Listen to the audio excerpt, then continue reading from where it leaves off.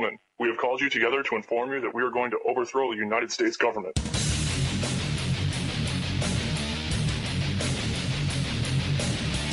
you still think that jet fuel brought down the World Trade Center? Does anybody else see a problem here? If the government has nothing to hide, why are they so afraid to answer a few questions? Thank you, ladies and gentlemen. Well, as you know, my name is David Wynn Miller, but I punctuate my name. George Washington, Thomas Jefferson, Abraham Lincoln, Benjamin Franklin, all punctuated the name same as I did. They were all 34-degree Master Masons. Now, I don't know if there's any Masons in the crowd, but I am a 92nd degree Mason. I know you've been taught that Masonry goes to 33 and 34 degrees for Grand Masters. The reason I'm a 92nd degree Mason is because in 1988 I broke the math interface in all 5,000 languages, proving that language is a linear equation in algebra. This hasn't been done in 8,500 years of written language. When I did so, I was able to unlock the 2/3 of all the words missing from all languages in the world, and I can write any sentence in any language, frontwards and backwards, with the same meaning. Once this was discovered, it completely, 48 hours after I published on the internet, I had 2 Secret Service agents from Washington at my front door going, "Do you realize what you've done? You've just disqualified every treaty, trust, and contract in 8,500 years on planet Earth." I says, "Well," he says, "who did you tell?" I says, "Everyone." I says, "I sent out 100 videos, 20 hours long, including a 100-page report on the entire studies to all nations of the United Nations and over 100 TV and news agencies around the United States." By doing that, I protected myself, because when you have a secret that is so profound that it would disqualify planet Earth, it would cause you to get shot. And at every seminar, by the end of the seminar, there's always a dozen people that walk up to you and say, "Why are you still walking around?" Well, as Pandora, destroyer of worlds. Now, you might think that that's a bad thing. The word destroyer, D-E means no, and stroy is contract. Of is an adverb which connects to a pronoun in front of it. P-R-O means no, N-O means no, and U-N means no. So the word destroyer is a no, no, no word. Of is an adverb, A-D-V. It's a modifier. Modifiers connect the pronouns in front of it and modify the verb after it. Modification is change, change is motion, motion is action, and action is verb. Therefore, the word world becomes a verb. Do you live in a world of verb, or do you live in a world of a fact? As you all know, the word world is a fact. But because it's the destroyer of verb, I destroyed the world of verb in all 5,000 languages worldwide on April 6th, 1988. And so with that said, how did this come about? Well, in 1980, I went through a divorce. And in the divorce, Judge Stanley Miller said, "You cannot be a father to your children." And he took away my children. I'm going, "Why would you do that? I've been a good father for 10 years. And he goes, "Because I'm a judge," he says, "and I can take away people's children just because I can." I says, "Well, that's sex discrimination. Under the 1964 Civil Rights Act for equality, I says, I'm going to prosecute you." And he says, "You can't prosecute judges." I says, "I beg the difference." I says, "I know what the law is. You swore to support the Constitution of the United States and the laws written by the United States Congress, Senate, and Legislature." I says, "That includes equality." I says, "If I don't have equality, that's discrimination." Pretty simple. So I prosecuted Judge Stanley Miller in 1980, and he was disbarred as a judge. 7 years later, Stanley Miller got reappointed again. 2 weeks later, after he was reappointed, I showed up in his courtroom, had him disbarred again 4 days later. 7 years later, 1994, got reappointed again. And I showed up in his courtroom 2 weeks after he got reappointed, had him disbarred a third time. 3 years later, he died in 1997. And never served much on the bench. Always was an administrator, but never a judge. As a result of that, when the judge took away my children, that violation that breaking of my heart put me on a path. That path was anger. You don't take away a parent's child. And the pain that caused, pain makes thought, thought makes wisdom, and wisdom grows to maturity. So as a result of that pain, I started studying. Now we go through 3 phases in life. You do not know what you do not know. Well, it's like putting your hand in fire. It looks pretty until you touch it and you get burnt. Well, you know what you don't know about why you got burnt. And I was aware of what I didn't know, so I had to study. And so because I studied, I learned about what the fire was. I learned about what the pain was. And from that, I then had knowledge. And when I had knowledge, I knew what I knew. And then I could become a teacher. In 1975, I became a college professor in Milwaukee. And I taught engineering and metallurgy, heat treating, and blueprint reading. So I've been a teacher now 75, so going on 38 years. I hold a professional license for college. I also have 3 PhDs and 535 college credits, 17 full-time years of college. Kind of got stuck in college. I really liked it. Worked 3rd shift nights as a tool and die welder, and I went to school full-time days. I had but to fill in my spare time because I didn't sleep, I went ahead and had a second full-time job, and that was in real estate, teaching underwater welding. I had my own real estate company for 26 years, besides doing law from 1980 to present time, 32 years. I have 80,000 hours of law experience. And I've done 2,500 seminars, including over 1,000 TV and radio live performances. I did the programs on 9/11 on national television on what really happened there. There's only a few people in the world that have my background and credentials about what heat treating is, nuclear science, string theories and quantum physics. I have a 200 IQ. I read 400 words a second in math codes. It's something that's acquired art. You can give me an inch of paper and of documents, and I'll blow through it in about a minute. And I'll be able to tell you exactly about how many mistakes are in it and what to do about it. The program today is going to cover many different aspects. So I'm going to go through the parts of speech, which I wrote up here. It took 6 years of my life to discover this. It isn't really what you think it is. And what they teach you in school is not what you actually, is actually what's going on. And this isn't to insult anybody, but all of you have a 2nd grade reading level. And it isn't just you, it's the entire population of the planet was instructed and through TV, radio, newspapers, and magazines to keep you in a 2nd grade reading level, because that way they could harvest the entire population of the planet. There's a few individuals called federal judges and chief federal judges at a state level that control what's called parsing, syntax, grammar, and the secrets therein. When I broke the code in 1988, I went to the United States Supreme Court and walked in there in 1989, and I says, I'm here to prosecute William Rehnquist, Chief Supreme Court Justice of the United States Supreme Court. Immediately I was arrested for threatening the United States Supreme Court judge and taken into a closed room. Well, when we got down in that room, I had 6 marshals standing shoulder to shoulder surround me, and William Rehnquist came down from up in his chambers to see me. And I says, I have your signed confession for treason against the United States people. I says, I've used parsing, syntax, grammar against your opinion since you've been in office. He says, okay, guys, you can all leave now. Mr. Miller and I are going to sit in this closed room. You've already frisked him. He has no weapons.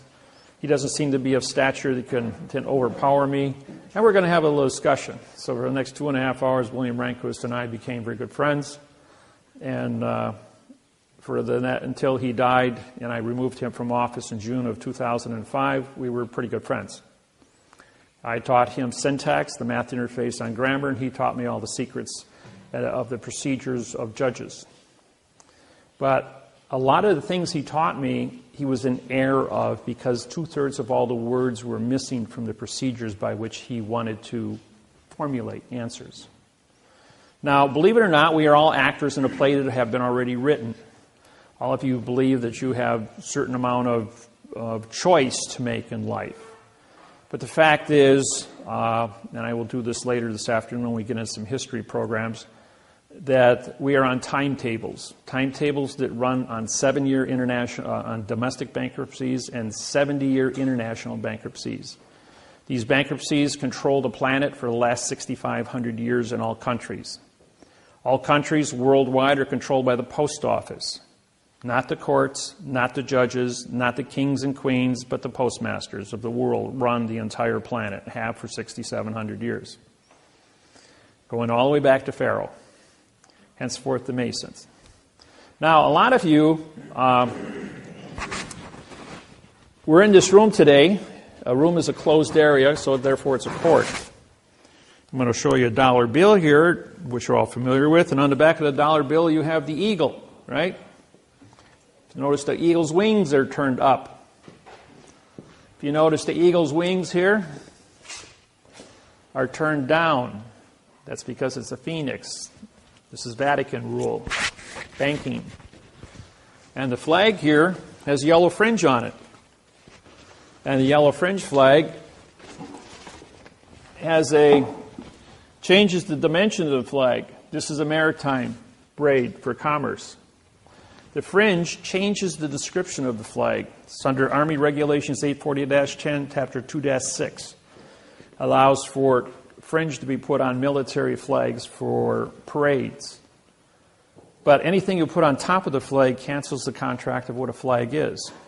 So even though you think you're looking at a United States flag, United, UN means no, and ITE is citizen. A no citizens condition of state flag. Controlled by Vatican banking. You're all under commerce. So who's the Vatican? They're postmasters. They work with Bern, Switzerland through the Universal Postal Union. On the 29th of September 2009, I did a seminar in Auckland, New Zealand. In that seminar, there were 90 Auckland tribal chiefs of the 1,200 tribal chiefs that live in New Zealand. I then made a statement that the post office since 1800 has never had a correct parse, syntax, grammar, law, rule, regulation, or code in any language with any people on planet Earth. As a result of that, 72 hours later, 3 days, the United States Postal Service, which since 2000 has had a quantumized postal treaty with myself and Russell Gould, my business partner, two of us make corporate. On the 27th of August, 1999, I sued the United States of America for the flag of the United States. I filed a new quantumized mathematical patent on the description of the flag of the United States, 1 to 1.9. And he used the correct grammar, called parse, syntax, grammar. As a result of that, on August 12, 1999, I owned the patents to the flag of the United States of America. And on August 13th, all flags had yellow fringe put on it because they had to change the dimension of the flag. Now, I don't know if you remember in 1968 when the astronaut, for those of you that are old enough, and I don't think there's a whole lot of you here that are old enough,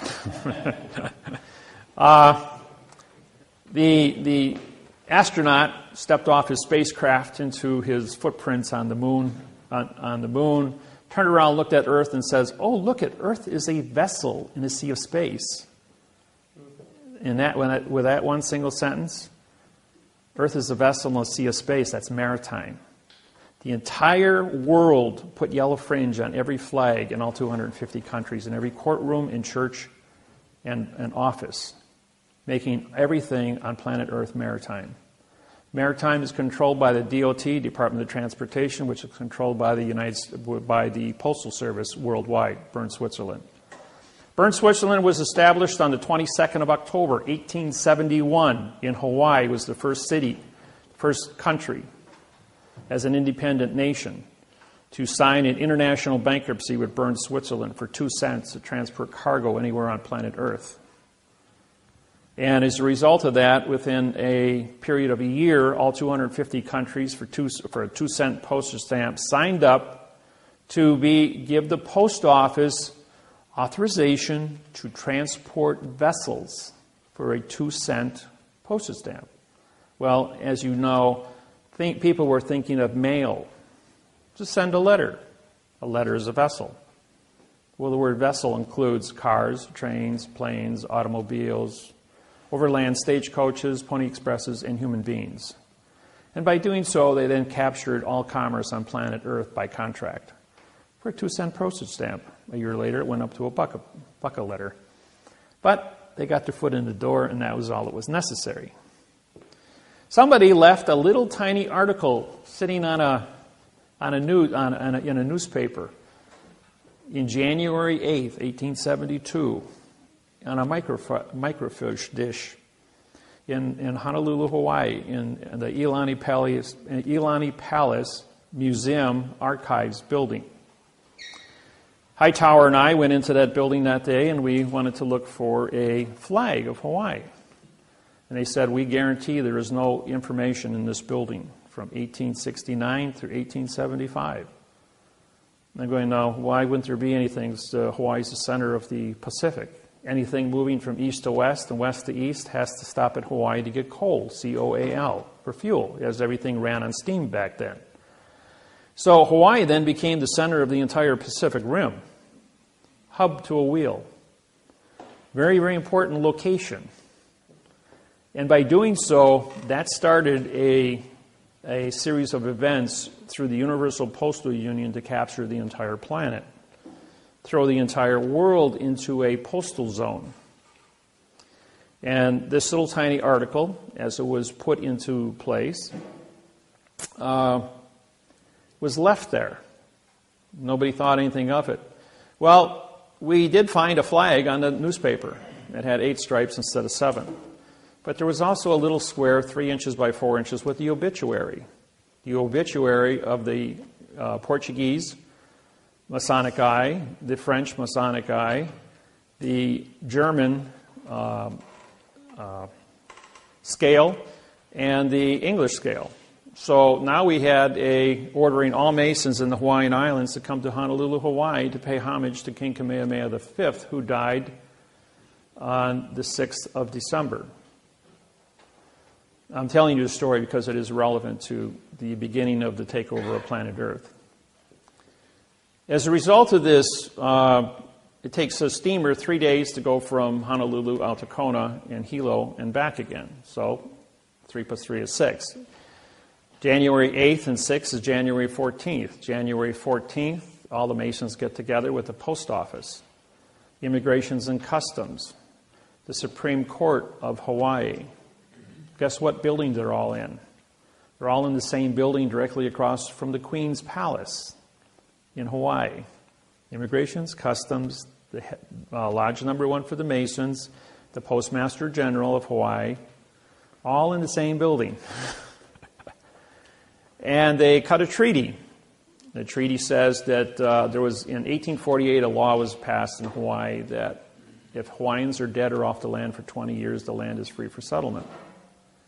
So they went ahead and the Masons signed this contract to take over the Hawaiian Islands. Now there's a law called the Rescissions Act. It goes all the way back to the Civil War. The Rescissions Act says that no law becomes legal for 3 days. And this 3-day notice, if you ever look at when contracts are signed, even when you all did your mortgages, either bought property or sold property, you couldn't pick up a check in your closing for 3 days. That's because of the Rescissions Act. That's Title 15, Section 1636 and 1639. Now, the Rescissions Act then went into effect on the 17th of January, 1872. Put a 20-year moratorium on it, and it's January 17th, 1893, when the United States took over the Hawaiian Islands. For those that don't know anything about the Hawaiian Islands, takeover. Except it wasn't the United States of America that took over the Hawaiian Islands. It was the military, and the military is controlled by the post office. It was the United States Postal Service that took over the Hawaiian Islands. Now, as a result of this takeover, the injustice that people were a victim of went out there and sued the state court. The state court says, we don't have jurisdiction. You're in the wrong place. So the Hawaiians then went to federal court. They walked into federal court, United States District Court, and the district court said, you're in the wrong place. We don't have jurisdiction over you. You're a sovereign people.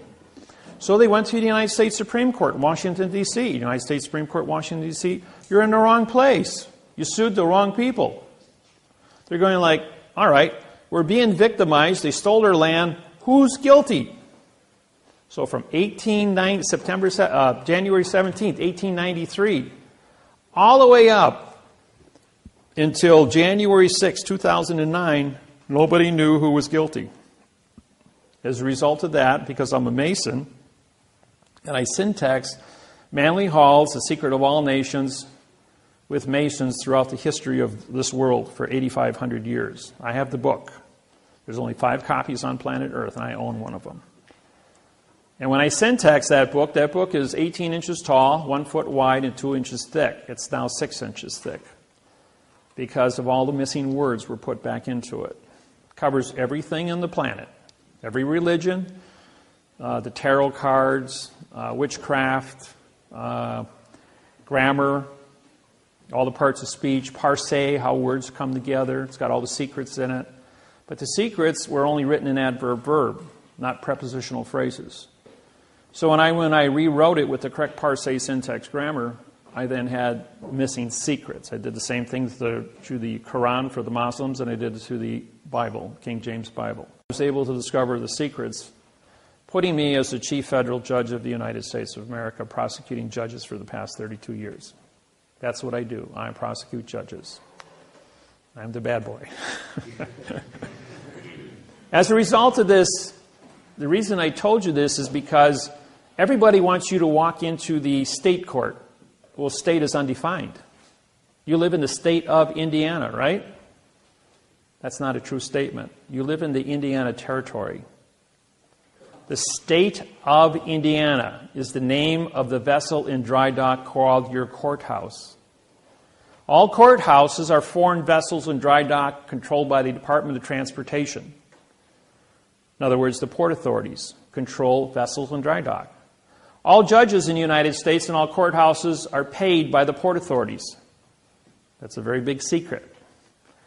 The port authorities are controlled by the DOT, Department of Transportation, which is owned by the Post Office, which owns the Treasury and the military and prints the money and pays the military to guarantee the value of the money. The United States District Court, United means no citizen. State is a condition of.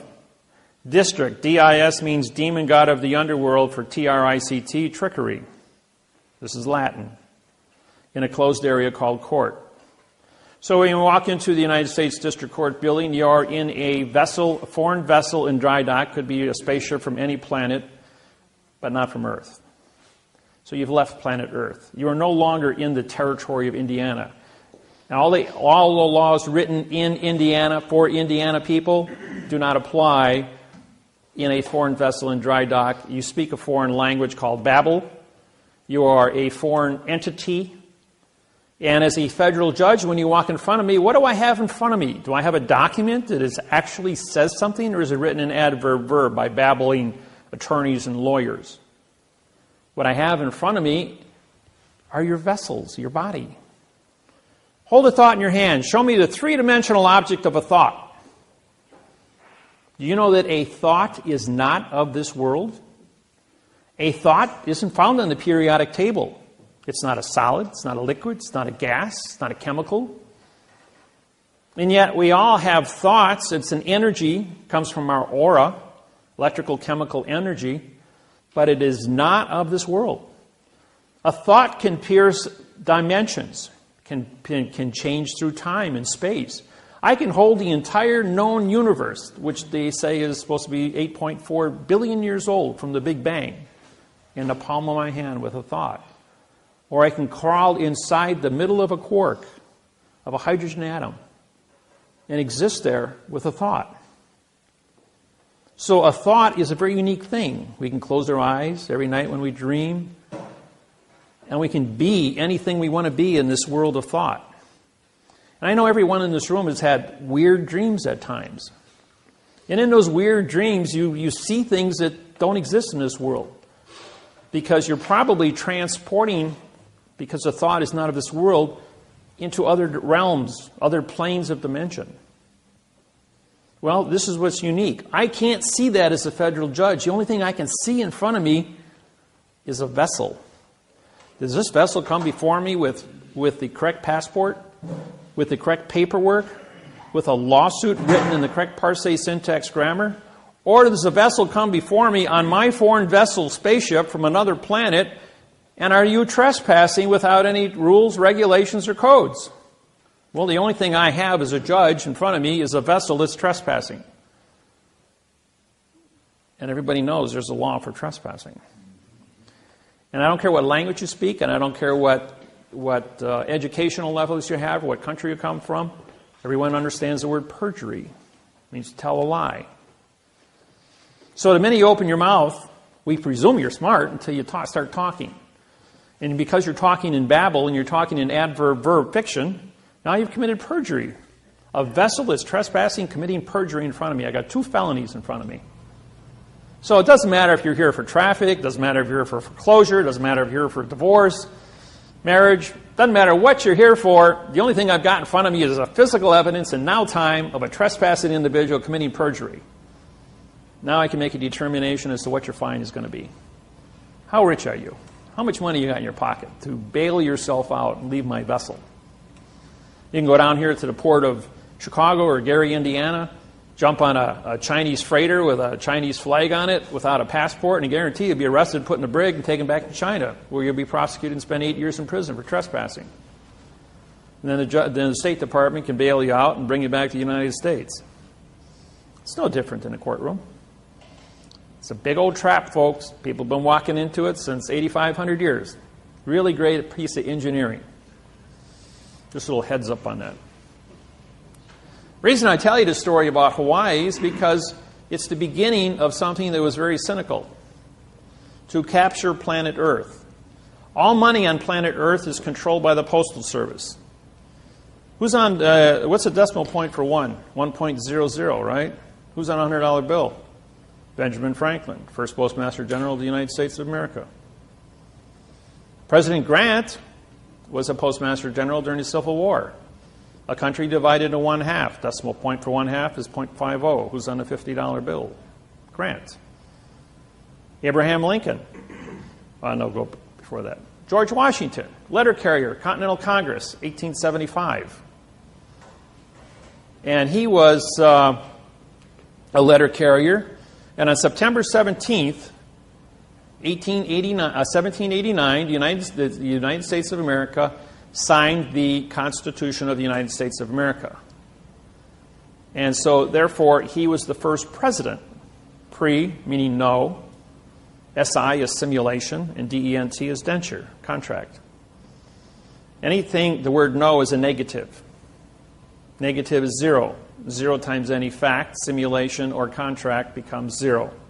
Therefore, the math interface says that a pre-simulation denture, better known as a president, is a person who only says nothing about nothing. Have you ever seen a president that ever made any sense? Okay. I know it's a joke, but it's a good one. Yeah, it's all played out in syntax. So the grammar that's used for modification is what they keep us down with, what they teach you in school. Now, lawyers and attorneys are all licensed to lie. They write everything in adverb, verb, adverb, adjective, pronoun, and pronoun, adverb, verb. They don't use prepositional phrases because they're not allowed to use a fact.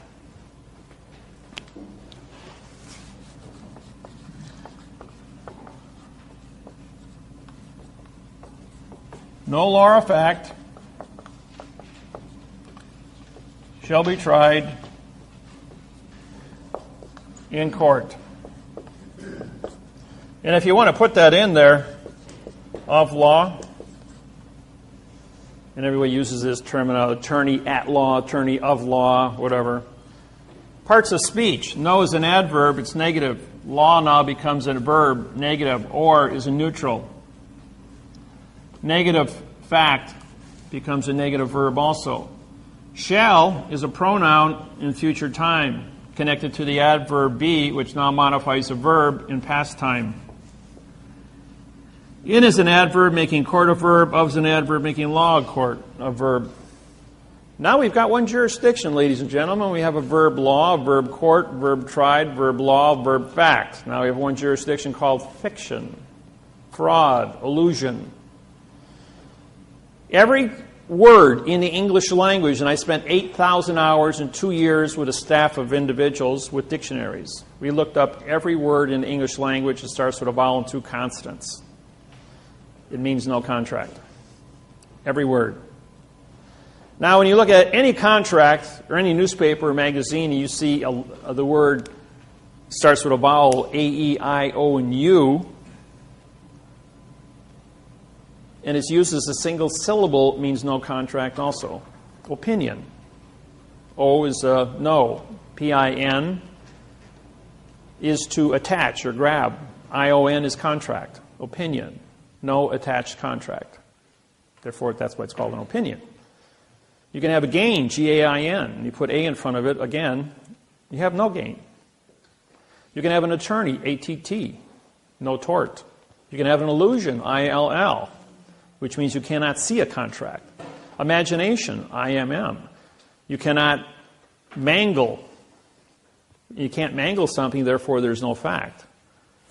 So the imagination, I-O-N, means contract. A-N-T, E-N-T, I-O-N-T-Y. Any vowel that appears in front of a vowel that ends a word means contract. It's a 2-letter contract. That's how you can tell these things. This is called parse, P-A-R-S-E, parts of speech. S-C is Latin for speech. P-A-R is parts. So what I did was I studied parse. I studied syntax. Syntax is how 2 words come together. And the word grammar is how a sentence is constructed. Do you know that all grammar, a correct worded sentence, only has 1 verb in it? The average sentence written by an attorney has anywhere from 3 to 5 verbs in it. Some sentences have adverb, verb, adverb, verb, adverb, verb. The whole sentence is written that way. There's not even an adjective or a pronoun, a preposition, article, or an effect. When you were in school, 5th grade, we studied prepositional phrases.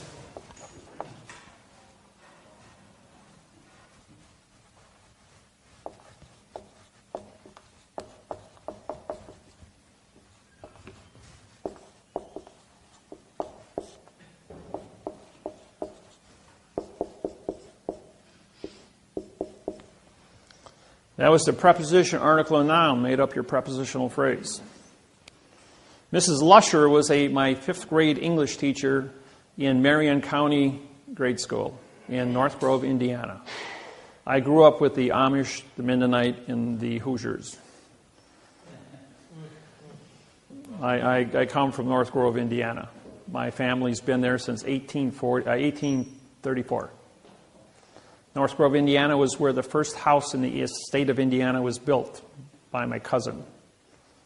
My fifth cousin's on my mother's side. But we came here from Pennsylvania. I'm Cherokee. My great-great-grandmother was full-blooded Cherokee, and my grandfather came to Switzerland in 1780. Settled here in North Grove, Indiana.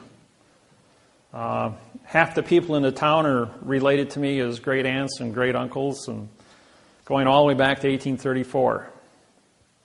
My cousin, who I played with in 1957, was born in 1838. She died in 1957 when I was 8 years old. 114 years old she was, living in the same house her parents built in North Grove, Indiana. Isn't that something? She's in the Guinness Book of World Records. This is one of the oldest people living. And I think she's probably one of the oldest ones in Indiana. And I used to work on the farms with the Quakers and the Amish here in Indiana, cutting hay and driving tractors. And I had my fun playing in the hay at harvest time. So I'm fully aware of the politics and everything. Mrs. Lusher, my English teacher, was my next door neighbor. We had an 80-acre farm with 40 pigs. We had 40 head of cattle, and we were farmers too. My mom and dad gave that a shot. We had six brothers and sisters, so big family. When we studied prepositions, pre meant no, position. An article, anytime you have a vowel and two consonants, ART, we have no ownership. So if you have no position and you have no ownership, you have a no-no. N-O is no and UN is no in Latin. Better known as the noun. So what we did is when we disqualified this in 1999, we had to come up with a brand new answer for a mathematical interface on grammar. So we did this. We had a position, dropping the word pre. And the word lodial is spelled L-O, which is location, D-I is original, A-L is contract. And if you have ownership, in other words, for my pen, for is a position, my is lodial, and pen would then become a fact. Now, if I just were to drop one of these two positions here and say my pen and drop the word for, or with my pen, and I drop the word with, and just say my pen, my becomes an adverb, and an adverb modifies a verb. Modification is change, change is motion, motion is action, action is verb. See, now ADV, vowel two consonants, modifier. ADJ, adjective, color, modifier. PRO, no, NO, no, UN, no. They gave us a lot of negative choices, all to go with this sentence here. When you graduate from judge school, you learn this article. You learn this. All judges, attorneys, lawyers, politicians all swear the same oath, that no law or fact shall ever be tried in court. And no is a negative. That's why the sign says no trespassing, no parking, no don't walk. And see, what the sign should read, for the trespassing on this land is with the fee of the $5,000. For the parking of the car in this space is with the fee of the $500. That's a performance contract. Everyone understands performance contracts. Now I have the Pizza Hut next to the Outback Steakhouse. Very popular places on Saturday night and Friday night. And the people came to my seminar from Pizza Hut. They said, you know, we've got 2 spaces reserved for delivery. And everybody parks in there. And my delivery guy's got no place to park. I says, well, put a sign up. For the parking of the car is with the crushing and melting. The sign next to it says, for the parking of the cars with the fee of the $500. No one ever parked in those 2 parking spaces again, except the delivery man. Problem solved, because everyone understands the performance contract. Now, here's another little quirk, point of information. Somebody impounds your car. You parked it where it wasn't supposed to be parked, and they towed it, put it in an impound lot. And the guy wants some $250 for towing and $100 a day for storage. Well, anybody that's in possession of your vehicle that doesn't have title to it is renting your vehicle. So you send him a true bill for renting your automobile for as long as he's had it. If you want to go down to the local courthouse, you can pull up a lawsuit by Avis Rent-A-Car or Hertz Rent-A-Car, copy it, and sue the tow truck company. Or if a police officer orders a tow truck company to remove your vehicle from the highway and he won't give it back to you, send him a true bill for for rent-a-car. Your car will be back in 1 day, maybe a couple hours. Works every time. Just a little plug there.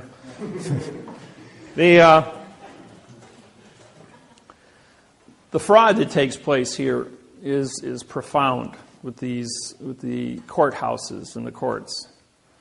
And people say, we're in court and the judge says, this is Judge Wasilewski, he says, David, after he took away my children in 1980, I went to trial 65 consecutive times, 2 weeks apart, under what's called a writ de novo.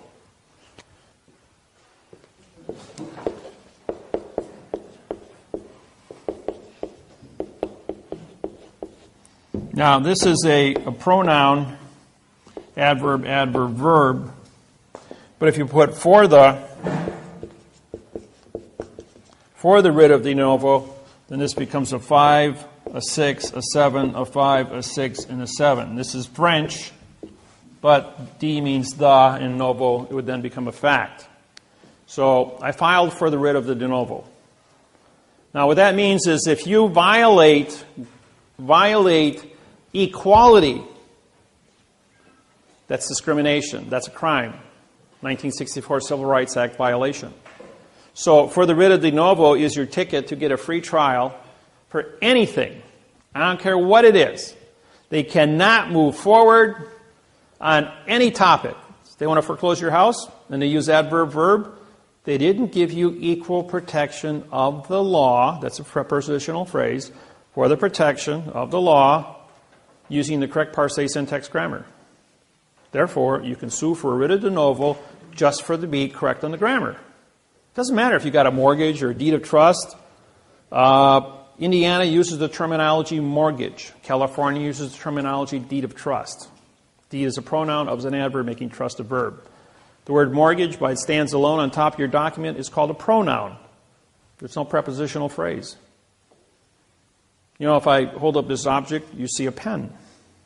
In Spanish, it's scribola. And if I hold this object about 5,000 languages, I'll get 5,000 different sounding effects to what it is. Does 2 plus 2 equal 4? How many of you think 2 plus 2 equals 4? All right, just all's fair.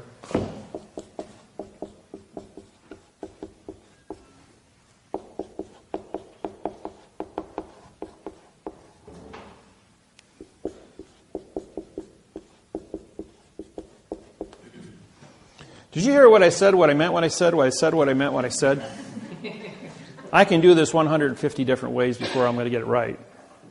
So don't ever presume what you think I said, because if my lips are moving, I'm lying to you. That's what a judge said to me. He says, all you got to do is prove it. He says, and in 8,500 years, Wasilewski says, no one has ever proved it. And I said to him, I said, I know what you said to me. You said to me, wait a minute. He says, you mean to say if I say yes, you're going to say no? He goes, yep. And if I say no, you're going to say yes? He says, that's right. And I says, all right. Does 3 plus 3 equal 6? He goes, yeah. He says, no one ever went to war over a math problem in the history of mankind. No religion, no political organization, no condition of state, no country ever went to war over a math problem. 2 weeks ago, President Obama and President Bill Clinton stood on a podium at the Republican convention on national TV. And the closing statement by Bill Clinton was, no one ever went to war over a math problem in the history of mankind, and we're doing it correct. That's an exact quote from all 2,500 seminars I've done. And by the way, I was Bill Clinton's counsel for the sex trial. Remember the phrase, for those that are old enough? The question was, what is sex? Bill Clinton goes, depends on what the definition of is.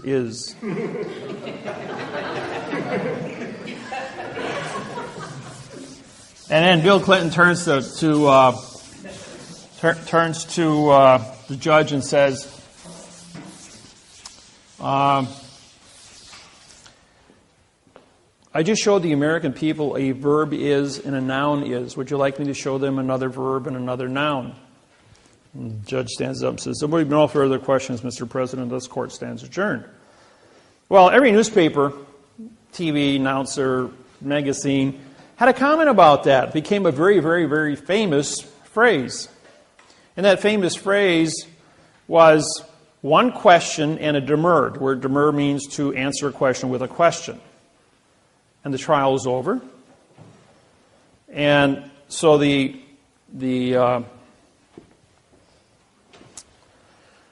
nobody knew what it meant. I knew what it meant. I was his counsel. Senator Bill Clinton says to me, Dave, he says, that worked really good. He says, but I got to go in front of Congress, he says, 2 weeks. And I can't take my lawyer with me. I says, well, you're a lawyer, Bill. I says, I'll tell you what you do. You remember the movie A Few Good Men with Tom Cruise and Jack Nicholson? You want the truth, I'll tell you the truth, but you can't handle the truth. Jack Nicholson won Best Actor for that phrase on the witness stand. And the movie won Best Picture that year. And what it was the... go back to the $1 bill again. A little history lesson here. Now, March 1st, 1997, I was doing a seminar in Los Angeles, California. And in that seminar, somebody asked me a question. What do you know about trusts? I says, well, what do you want to know? He says, well, I've got a trust here. He says, would you look at it? I says, sure. There's 40 people in the audience. Hands it to me. I says, well, this is garbage. He says, what do you mean it's garbage? I says, well, the parse, syntax, grammar is all wrong. So I went ahead and I took just the first paragraph and I syntaxed it, put it up on the board, told them what it meant. Then I wrote it in the correct language. 2 IRS agents were in the front row. Jumped up and realized that I just broke $40 trillion worth of trust held in the United States. That's 25 million trusts. As they hit the door, trying to get out the door at the same time to get to the payphones, because back then we only had payphones, they locked their shoulders in the door jamb, and it looked like the Keystone cops trying to get out of a phone booth. Well, everybody had a really good laugh as these 2 clowns were trying to get through the door, but what they were doing is trying to get to the phone first. And in the next 5 days, they harvested $100 billion in trusts across the United States under false and misleading statements under parse, syntax, grammar. I broke the world of trust. Well, what they did is when they took those $100 billion, they sold that money on Wall Street. The second week, they took another $100 billion and sold it. Third week, they took another $100 billion and sold it. March 1st, 1997, the United States stock market stood at 6,000. On March 21st, it was at 5,300. Dropped 10%, 600 points. So I called up the Postmaster General of the United States and I said, why are you guys selling your money? Why don't you buy .com stock with it? As the electronics, there's going to be the new phase of planet Earth for communications. The fourth week, when they took $100 billion, they also went ahead and they took the other $300 billion they just stole out of the trust industry and they bought stock with it, causing the stock market to jump 700 points in the fourth week. And they continued to harvest the trust industry, which was money that was not in circulation. And the stock market went from 5,300 to 14,200, all the way up to 9/11. And then 9/11 brought everything back down to 6,000 again because of the new terrorist bill and all that stuff. We'll get into that later. But going back to Bill Clinton, he says, how am I going to go in front of Congress here in 2 weeks? I says, well, you're going to hold up a $1 bill. Walk into Congress and say, ladies and gentlemen, before we get started today, I'm going to tell you the truth. He says, but you won't be able to handle the truth. Phrasing Jack Nicholson. He says, we're going to take you back to when you're 10 years old, 5th grade English. He says, first off, we have a line that goes around the money here. March 1st, 1997, I sued the United States Treasury under maritime law boxing. And that's why all your money today doesn't have any boxes on it. If you've... See the 10? It's got a circle around the 10. And the 20 has a circle around the 10. So does the 50s and 100s and the 5s. They're all the same. No more boxes except for the $1 bill. That's because there's so much Masonic information on the back. The pyramid has 72 stones on it. That's for 72, the rule 72 of banking. You take the interest first and you walk down to the principal. The all-seeing eye is Masonic. The capstone has never been completed because the process of discovery is always in motion. But going back to the beginning, it says the United States of America. Now, we all studied that prepositions were of, and the article was the. When you separate the prepositions, they all become adverbs. That means you have 68 prepositions and 38 articles. Together, you have 100 adverbs. So, the as an adverb now modifies united to be a no citizen. UN is no, IT is citizen. ED is in past time, which means you have no now time jurisdiction. It's also an adjective because whenever you put two nouns together called the United States because it's a title of a country, United becomes a fact and States becomes a fact. But when you put a fact in front of a fact, the first fact becomes an adjective, which now turns the second fact, and an adjective is coloring or modification, which now changes the fact into a pronoun. PRO means no, NO means no, and UN means no. The pronoun is now connected to the adverb, ADV, vowel two consonants, no contract.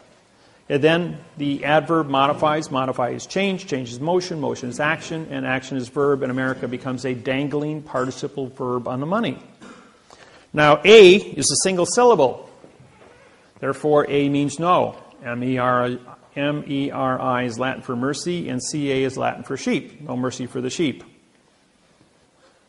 So we pay 65% taxes. But because America is the verb on a corporate instrument. Now we have two signatures on the money. Therefore, this is a corporate instrument. Corporations are under Title 15, Section 1692E, false and misleading statements. Carries a penalty of $25 million and 30 years in prison for every note published under Title 15, Section 78FF. Under Title 15, Section 1639A, there was no notification given to the United States population that the modification of grammar under Title 18, Section 1001, which is the fictitious conveyance of language, was going to be used on our Federal Reserve notes on our money. So to protect the fraud, we put a box around it. Anything in a box is an enclosed area and can't be considered. It was engineered, folks, not a mistake, engineered. Just like you build a space shuttle, it's engineered. If it's perfect, it works. Well, we had a perfect fraud. What's the first two little words over here? It says this note. It doesn't say for this note or by this note or of this note or with this note. It says this note. Therefore, we drop the preposition. This becomes an adverb making note a verb. Does this look like a verb to you? Misrepresentation.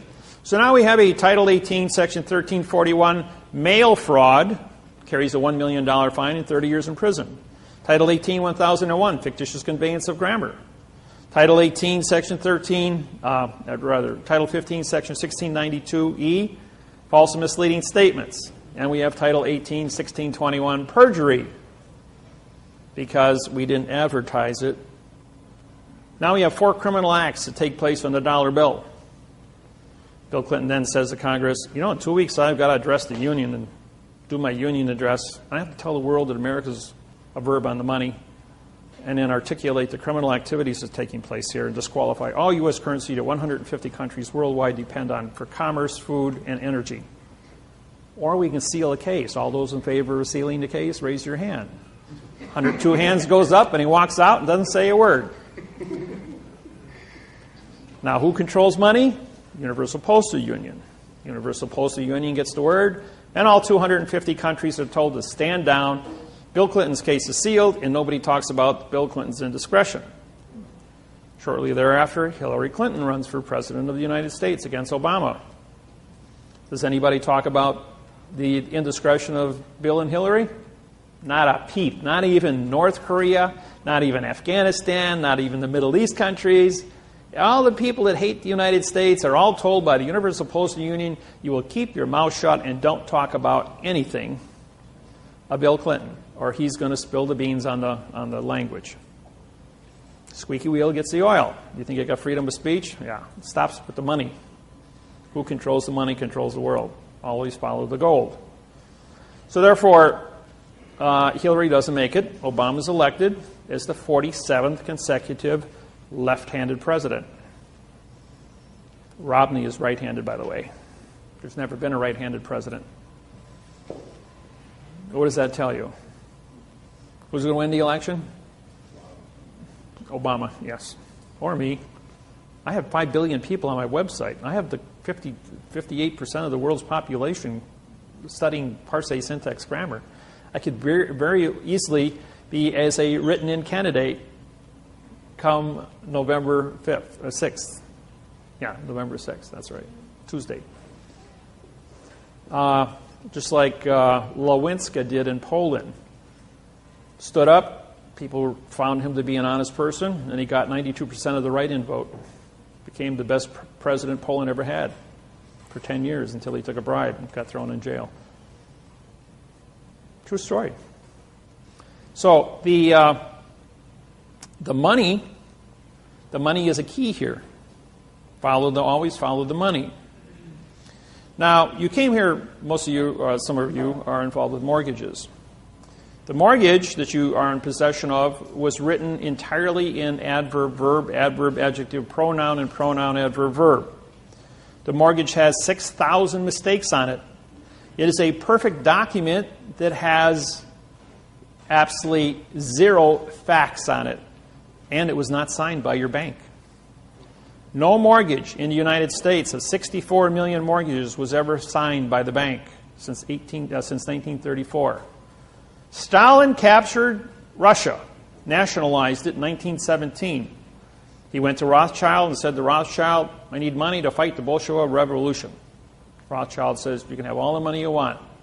Remove the article from your speech in Russian.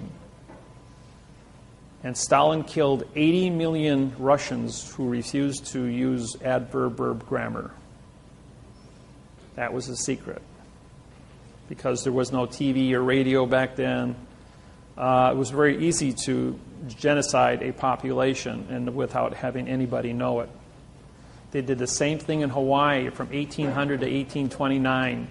38,000 Hawaiians had their heads cut off because the Hawaiian language has no vowel into consonant conception, and they use prepositional phrases.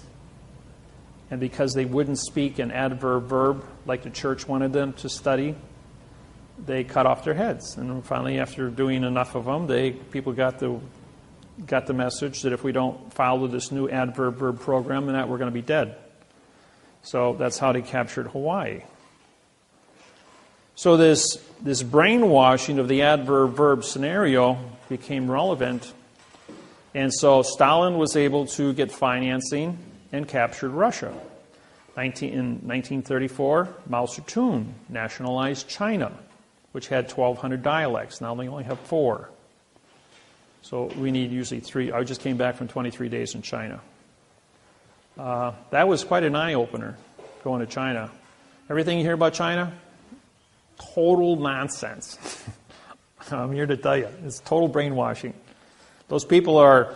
If I blindfolded you and dropped you off in China right now in the countryside, you'd think you're in Indiana. It's flat, all farms, people working, growing corn, wheat, barley, everything. Just they don't have any equipment. They're all out there working by hand. And they're pushing carts. They don't have tractors pulling things. Some of the bigger farms will use a tractor. And these tractors are pretty old. They're like 30, 40 years old. I didn't see any modern equipment anywhere, but I saw a lot of labor. They got 1.4 million people, 1 billion people. So they got plenty of people. But most of the country is either mountainous or desert, so there's very small farm areas. I drove probably 600 miles totally around China's countryside. When I got off the plane in China, I was met by a translator. As I have held an ambassadorship with China since 2002, as a result of with the United Nations and my plenipotentiary judgeship. So when I showed up in China, they met me as a returning ambassador to China, and I was put in the presidential suite at the Bird's Nest, which is the Olympic Village in Beijing, for 10 days with a chauffeured limousine at the state's expense. But then what they wanted me to do was syntax, their electronics program. So I took a 1,800-word patent on a new electronics cell phone. The new cell phone is transparent aluminum, 3 by 5 inch screen, 3D holographic. It has a 200 lumen video projector. And then when you set it down, it has pop-up AirTouch keyboard, just like Minority Report. Really state-of-the-art stuff. And it's not a 4 gigabyte, it's 1 terabyte. We're talking 128 gigs on a 20 nano chip to a terabyte for efficiency, memory. The 200 lumen is in high resolution Blu-ray, and it puts out a 4-foot screen. Set it down next to your computer, it talks to your computer, transfers all the information from your computer into the cell phone and puts it up on a 4-foot screen. It also has a 2-inch by 2-inch transducer, it's called a subspace transducer. It's a microphone, it's a speaker, and it's also an antenna. Has a 38-mile range, can operate 100 feet underground, underwater, can read minerals up to 100 feet underground because it works in subspace. Now think of the hydrogen atom. You have an electron and you have a proton. This goes into space between the electron and the proton. As you know, all objects that we touch are held together by atoms. Atoms run on electromagnetics. But this operates in the space between the atoms and the electrons in subspace. Therefore, it can transmit 38 miles between towers and also operates underground. So this is the next stealth technology. That doesn't exist anymore with this new technology. The military's had this for 12 years and has been declassified because all the other militaries in the world now have it, so they're going to make it available to the public. So this is going to be the new cell phones coming out. Even though your Galaxy 3 might be pretty special at the cell phone store, this next generation cell phone is going to be something else. It's going to be Star Trek material. And, well, you've got a really good patent here, right? Written in adverb verb. And I was at this meeting with 5 electronics firms that the Chinese government invited me to be there. We had the guy that developed the subspace technology back in 2000, Michael, and Joseph was a Nikola Tesla electronics genius. He built 4 of these Nikola Tesla coils. So bring these 2 guys together, and they got this great electronics patent. But an object, just like this pen, what's an object worth if you don't have a patent for it that's written in quantum language? They can be protected worldwide. So they brought me in because I'm the only guy on the planet that writes quantum. So we went ahead and we showed it. We brought in 2 university professors from Beijing and 1 from Hong Kong on grammar.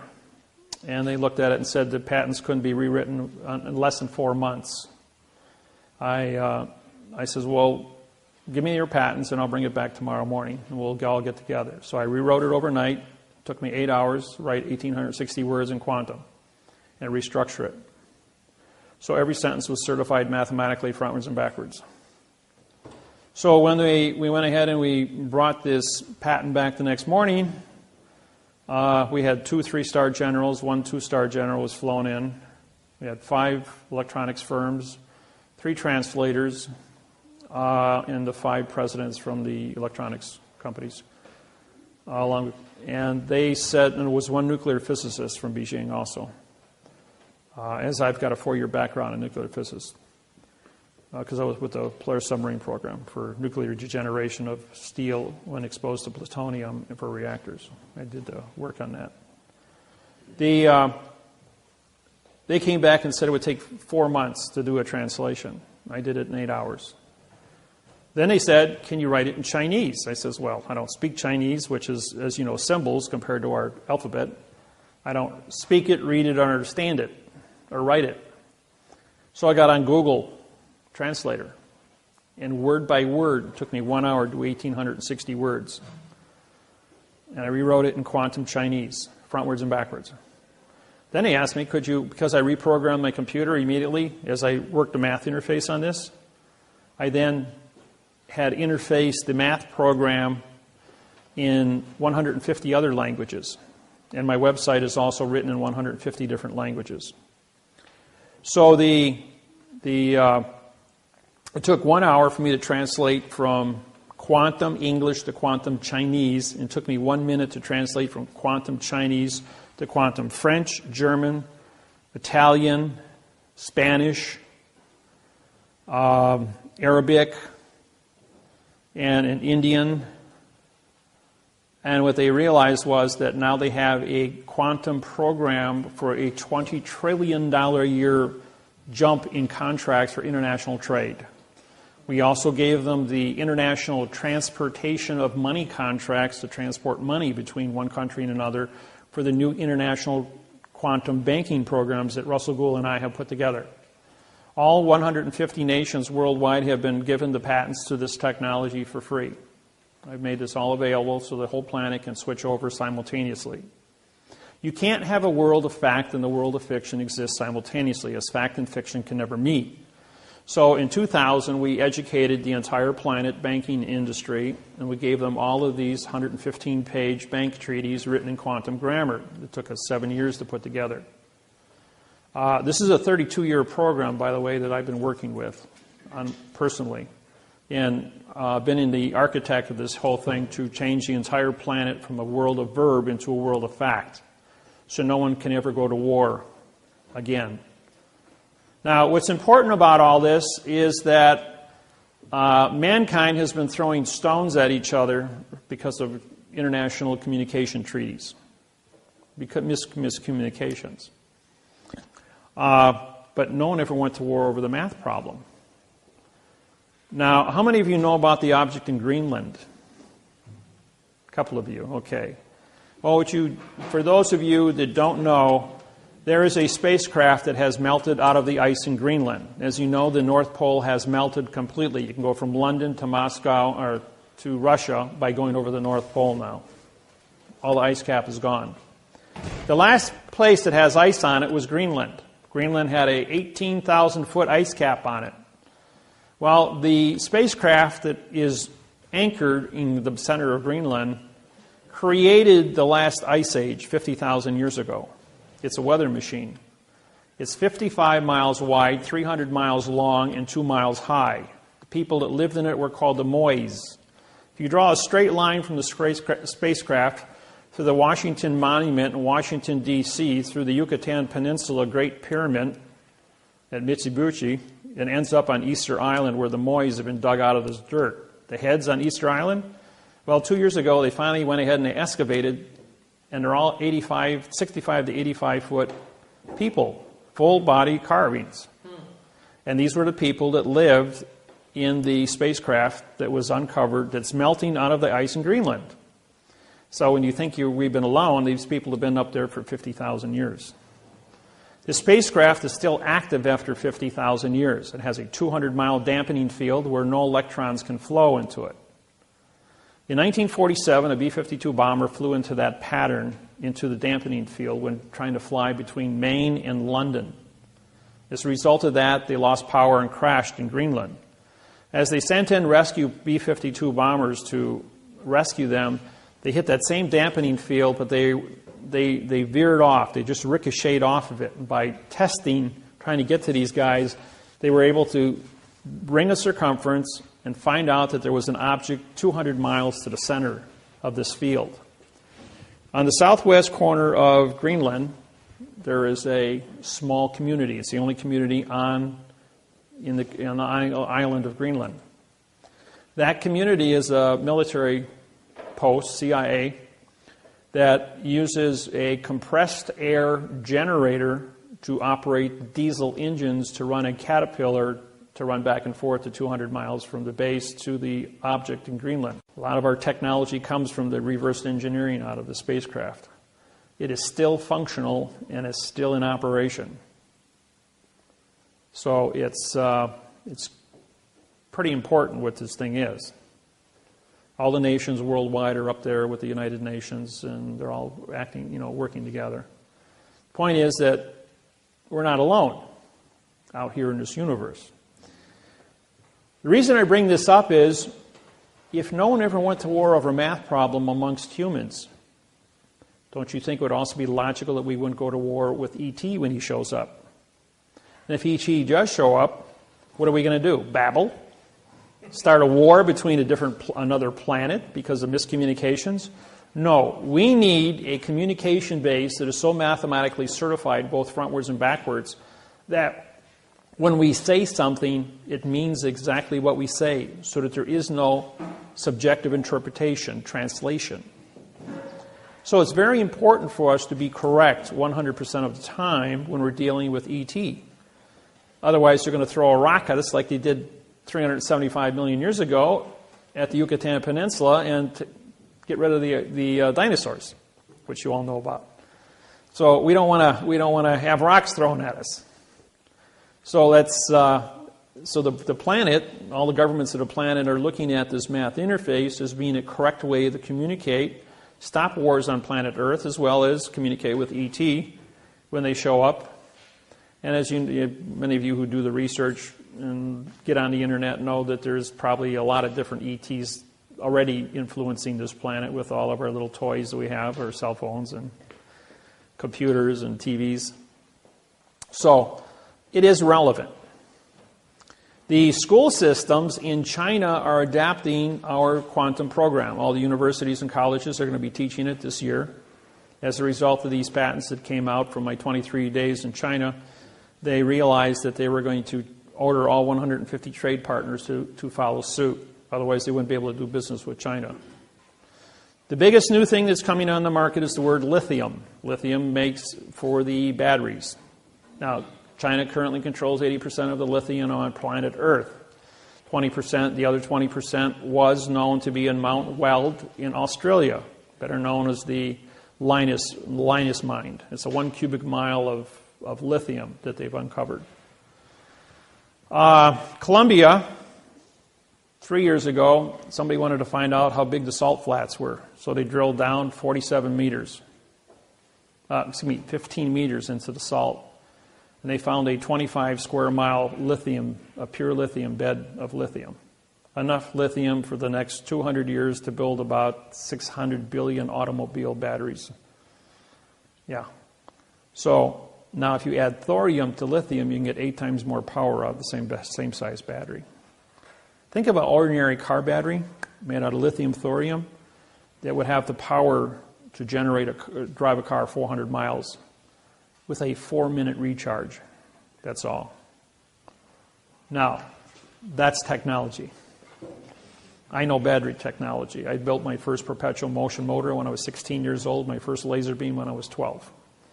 I've been on the cutting edge of weird, futuristic stuff ever since I was a little kid. And if you do enough research on me, you're going to find out that I was taken when I was 8 years old. I went into a UFO for 3.5 hours. They put a machine on top of my head. And whatever they did to me, they put all this information into my head. And why I've been able to build this program without any interruptions from anybody for the last 32 years. And I fielded over 100,000 questions at seminars. And I haven't missed any. So you cook up the best question you can think of, and I'll tell you the facts. I'll tell you the facts going all the way back 8,500 years and how it's going to influence all the cross-referencing with it. People go like, that's impossible. You can't know that kind of information. Ask me the question. We'll find out.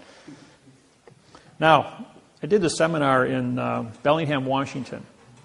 I had 86 people in the audience, and I told everyone, I says, I'm going to answer all your questions today. And one gentleman on my right side here, he stands up. He was about 75 years old. And he says, that's a pretty bold statement. He says, you don't know what kind of questions we're going to ask. So how can you say you know all of our answers? I said, tell you what, you be the official question counter. I says, and you count how many questions I'm going to answer in the next 2 days. So he went ahead and he counted, and at the end of 5 o'clock on Sunday, he stands up and he says, well, that was impressive. You answered 125 questions successfully, including history, and I agreed with every answer you gave. He says, I got two more questions. He says, who is God? He says, well, that's probably the easiest question I've been asked since I started this. Now, remember I said at the beginning of this seminar, what is a thought? Hold a thought in your hand. A thought is not of this world. Okay, everyone in this room studies this word God. Matter of fact, we have 5,000 different sounds of words for the word God. It's a very unique word. Now, you also, when you study God, you also study the devil, what evil is. So you have to, it's called perspective. You have to know what's good and you have to know what's bad. So you have an understanding of what choice is. Now, because you have choice, you can choose to be a good person or a bad person. Now, everyone in this room, you will read different books at different ages, at different times. You will talk to different people, your brothers, your sisters, your parents, your ministers at the school, at the church, teachers. And all through life, you accumulate information. The end result is we all have 1,000 separate definitions that we have accumulated to answer one word. So, and that word, God, because you all have 1,000 different sources of research to answer that one word, now says that God has created man's image. Image, imagination, creation, art. So each one of you formulates your own definition based on your own subjective interpretation of your own educational capacity, your own IQ. IQ is based on the amount of percentage of your brain activity that you use for thinking. To come to a conclusion, to stand in front of a mirror, look at yourself and say, I know who God is, based on these definitions. And no one, I don't care who you are, can tell you who your God is because they weren't there for your 1,000 points of study. And everyone in this room has a different 1,000 points of study and answer the same word. And you also have 1,000 points of study to answer the bad things. What is evil? What is wrong? What is a lie? It's called perspective. So we all choose to be good. We all choose to be correct. And we all choose to stand in front of a mirror and look at yourself and say, I know who God is. And I believe in that person. Or I believe in that entity. And that's the definition of who God was. And everyone in the audience applauded. Because who is it? It's your own subjective interpretation of what you understand that word to mean. Based on your ability to look yourself in the eye and say, I accept this to be the fact. And that's as simple as it gets.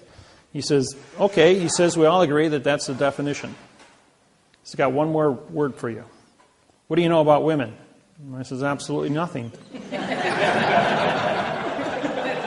He says, see, you can't answer every question. And 38 women stood up and said, that's the right answer. And all the and all the men in the audience applauded.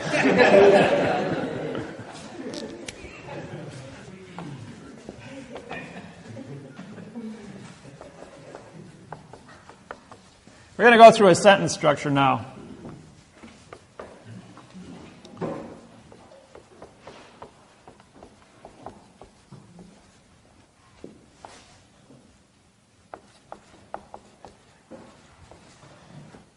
The first part of a sentence, we use the word for.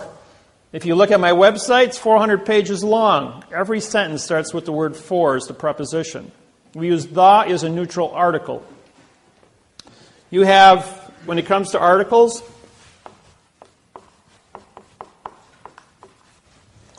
or what we call lodio,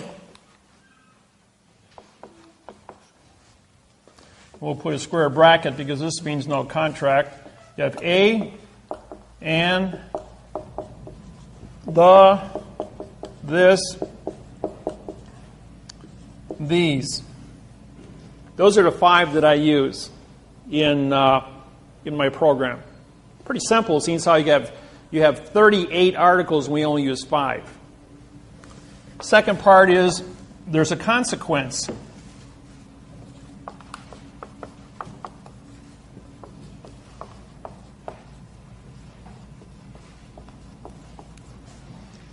Now, a consequence is a fact.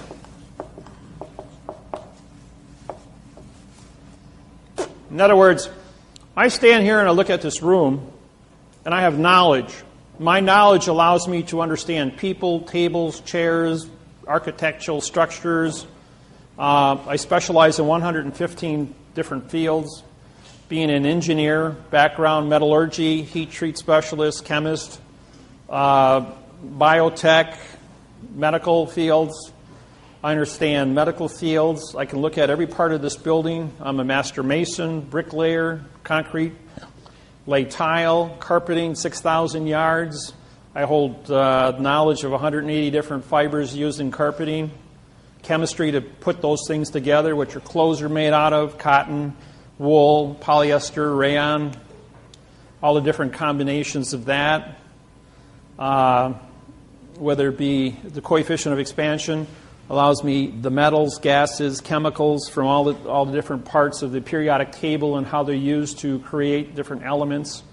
I was the cook for Chemtron electrodes, made super metals, stuff that never was ever heard of before. 1988, I wrote the math interface on all metals.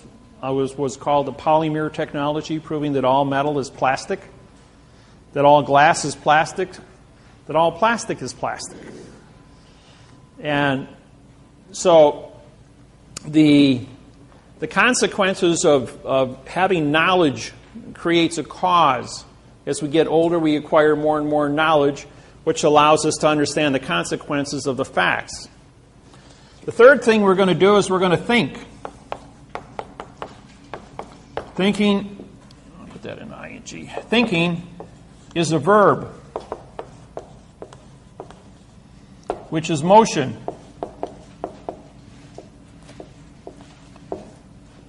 Now, running is not a verb. Jumping is not a verb. Driving is not a verb. And thinking, you have to think before you can do all these things. Order of operations, folks. You always have to follow the order of operations to have a legal contract. Even writing the sentence. Writing the sentence is not see the pen. See is a pronoun, the is an adverb, making pen a verb. That's a second grade reader. See the ball. See Jack run. See is an adverb, making now run to Jack to be an adjective of the word run, which is a pronoun, which means nothing.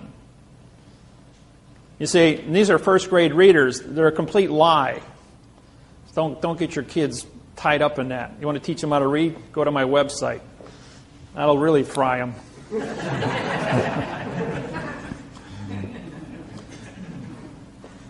4, when you think, okay, we look.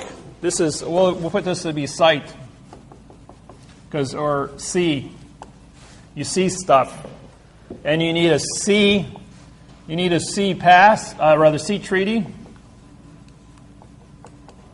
You need a sea pass.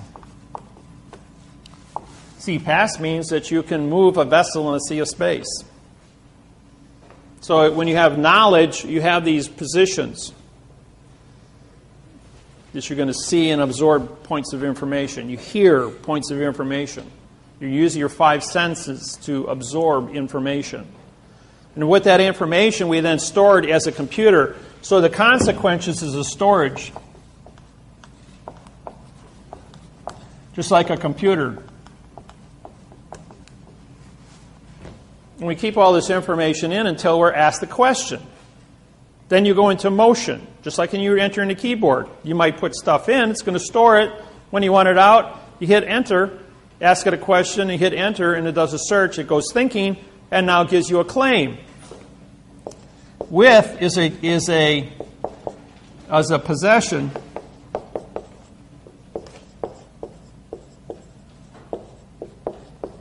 Possessive, which becomes your claim.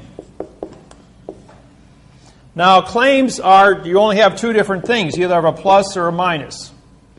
You're either going to have an award, not award, you're going to have a value. See, the word a means no award, W-A-R-D. Award. Now, the word award is because the contract is written in adverb verb, means you get nothing. You might get a future tense, futuristic Federal Reserve note. Or you might get a promise, pay to, in future time. which is a pronoun adverb scenario. But you don't have any now time facts. So therefore, with the possessive, you possess a claim. The claim has to be defined. So we're going to go here 5 of the contract. Now the contract has to be of the contract terms. Number 6 is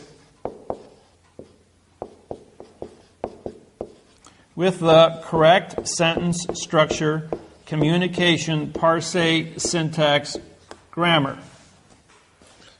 Okay, what does that mean? Well, there's a thing, you hear the word right, you hear the word truth. Truth is an opinion, by the way. Everybody believes in God, that's your truth, but that truth is based on your opinion of subjective interpretation, so therefore truth is an opinion. And O means no, and PIN means to attach, and ION is contract. So you have no attached contract because your subjective interpretation of your ability to communicate with any other individual is based on that other person's ability to understand what you're saying in the first place, which is babble. Because it's all adverb-verb scenario. Now, I may be talking to you in adverb-verb because that's the only language you understand. If I stood up here and talked to you and for this knowledge of this individual is with the claim of the correct parse, syntax, grammar, start using prepositional phrases, this would not jar well with your perception. And you'd kind of get lost. So it takes about 200 hours to adapt to this technology.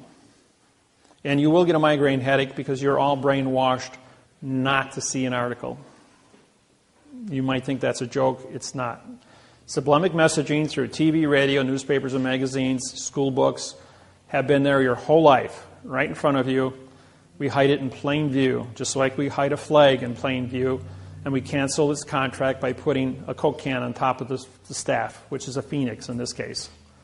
If the wingtips are down, it's a phoenix. If they're up, it's an eagle, which is postal. So you can either be under postal guise or you can be under the Vatican guise. Either way, you're under somebody's guise. G-U-I-S-E. It's not a disguise, it's a guise. G-U-I-S-E. Dis meaning no, guys. This means no, by the way. Finally, number 7 is by the author.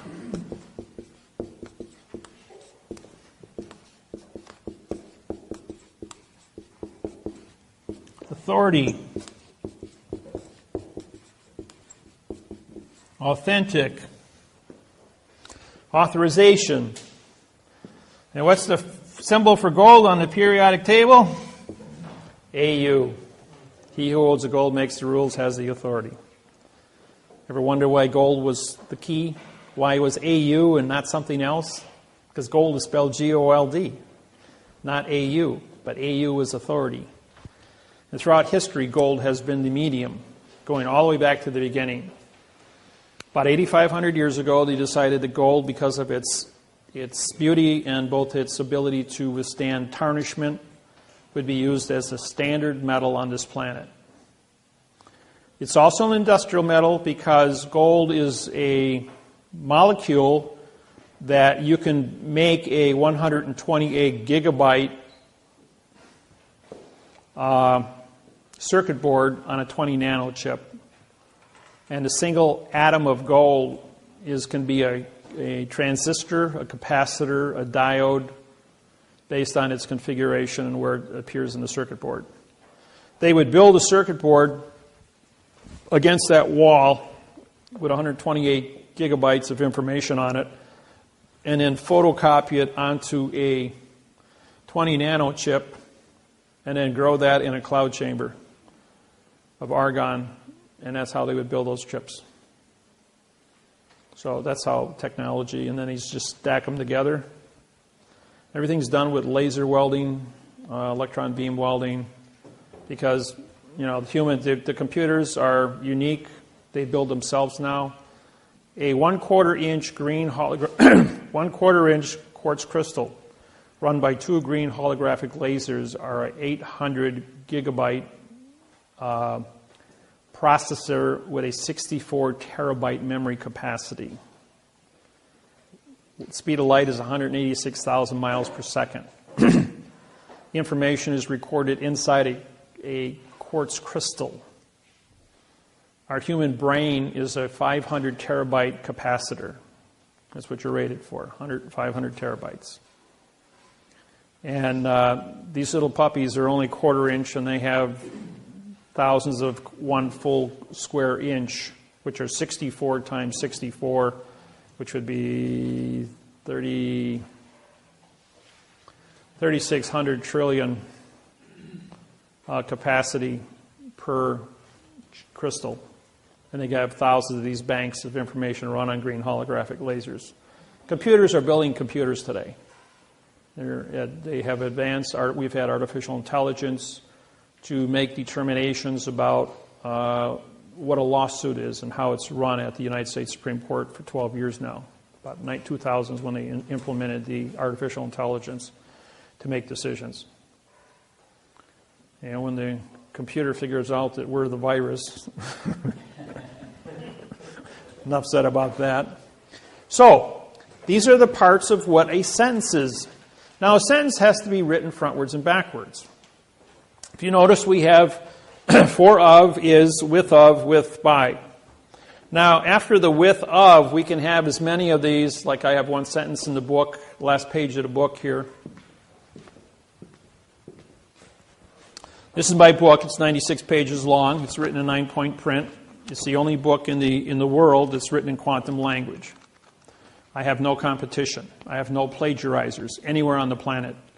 It's kind of unique to be one source of 8 billion people, and nobody's given me any competition. I have a monopoly on this thing, virtually.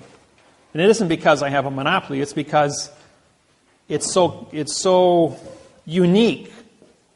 The condition of math, the condition of a fact in a world of 8 billion fictions is so unique that it stands alone, and there's no plagiarizing. All the judges, all the attorneys on planet Earth in all languages have been ordered to search history. Go into the archives of written history going back 8,500 years. Is this an original program? The answer was yes.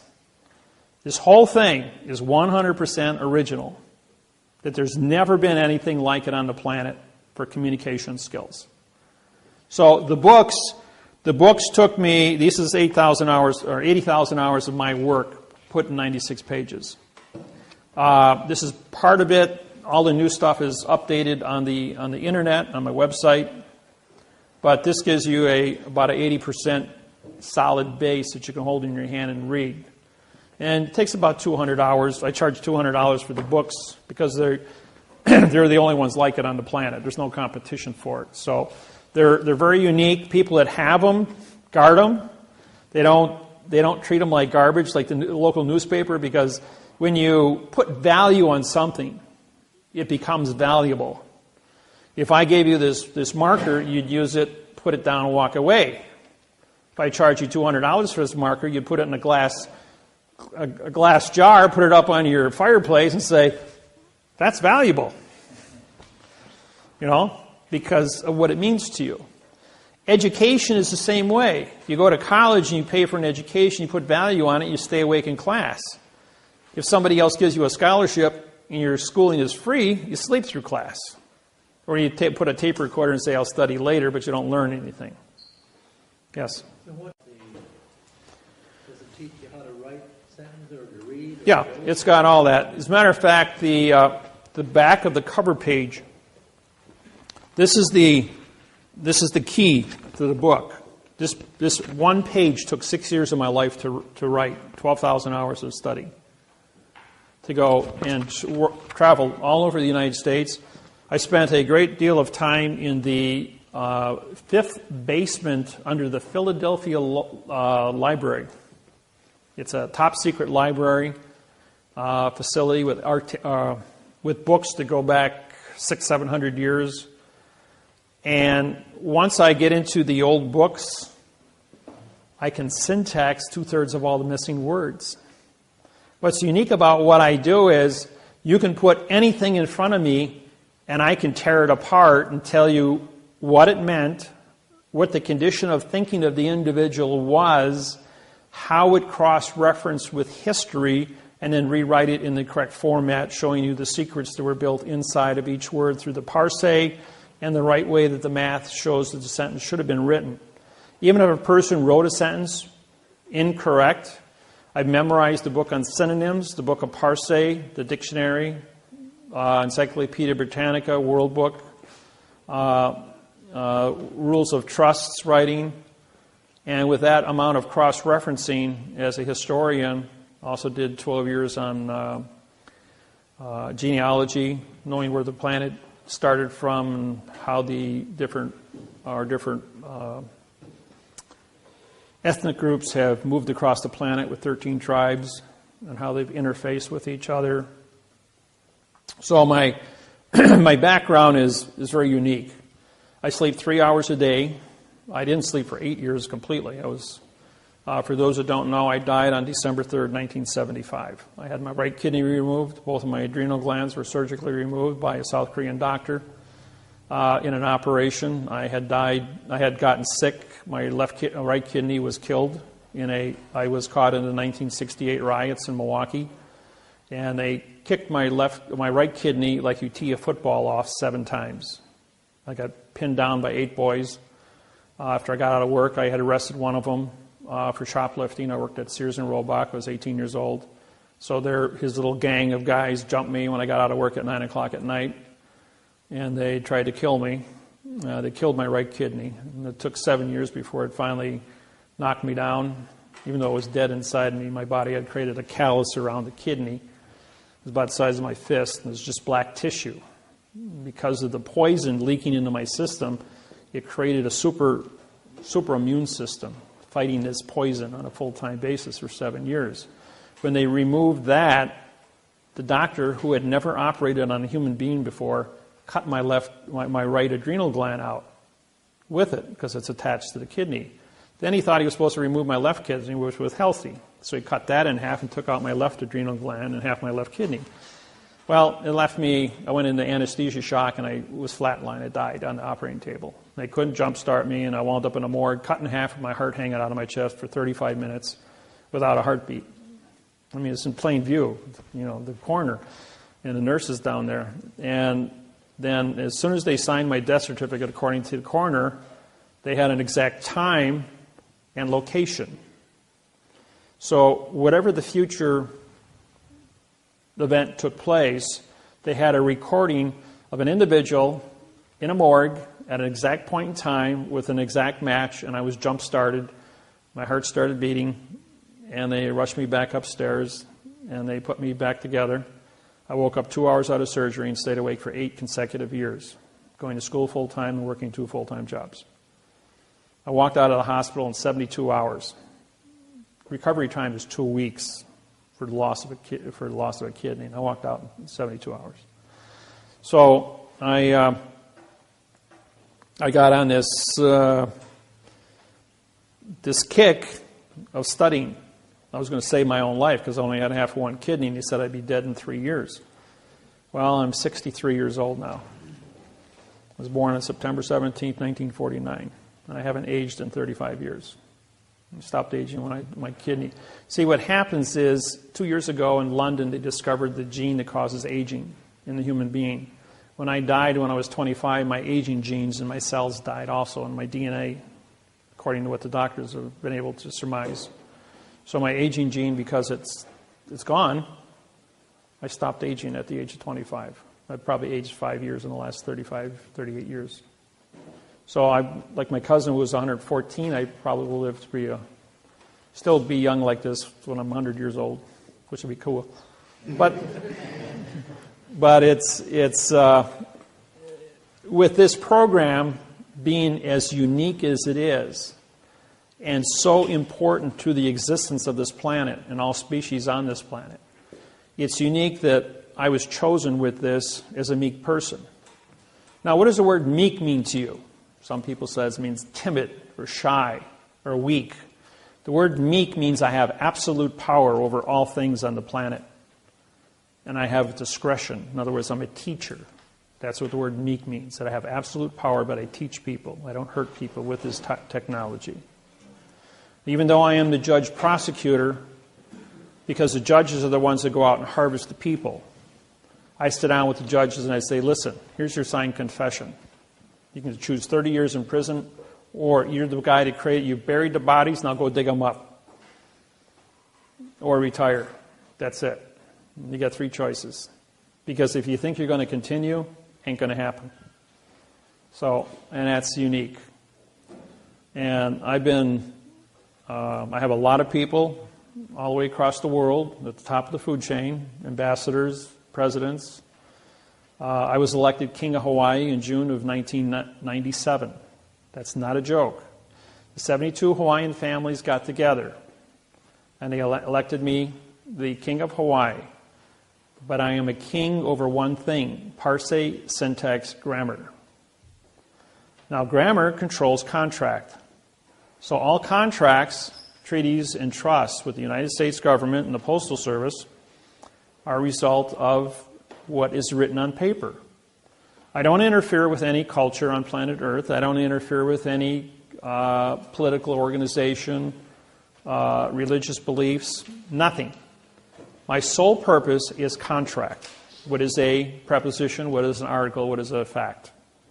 Or I should rephrase it. What is a position? What is a lodial? What is a fact? So, when I was elected king, I was a king of contracts. That anybody, any 2 people, any 2 tribes within the Hawaiian 72 tribes. Same thing with the 1,200 Maori tribes and the 3,460 tribes of Australia. I hold those positions also. That I was elected into a position and adopted by their tribal councils to be in charge of contracts.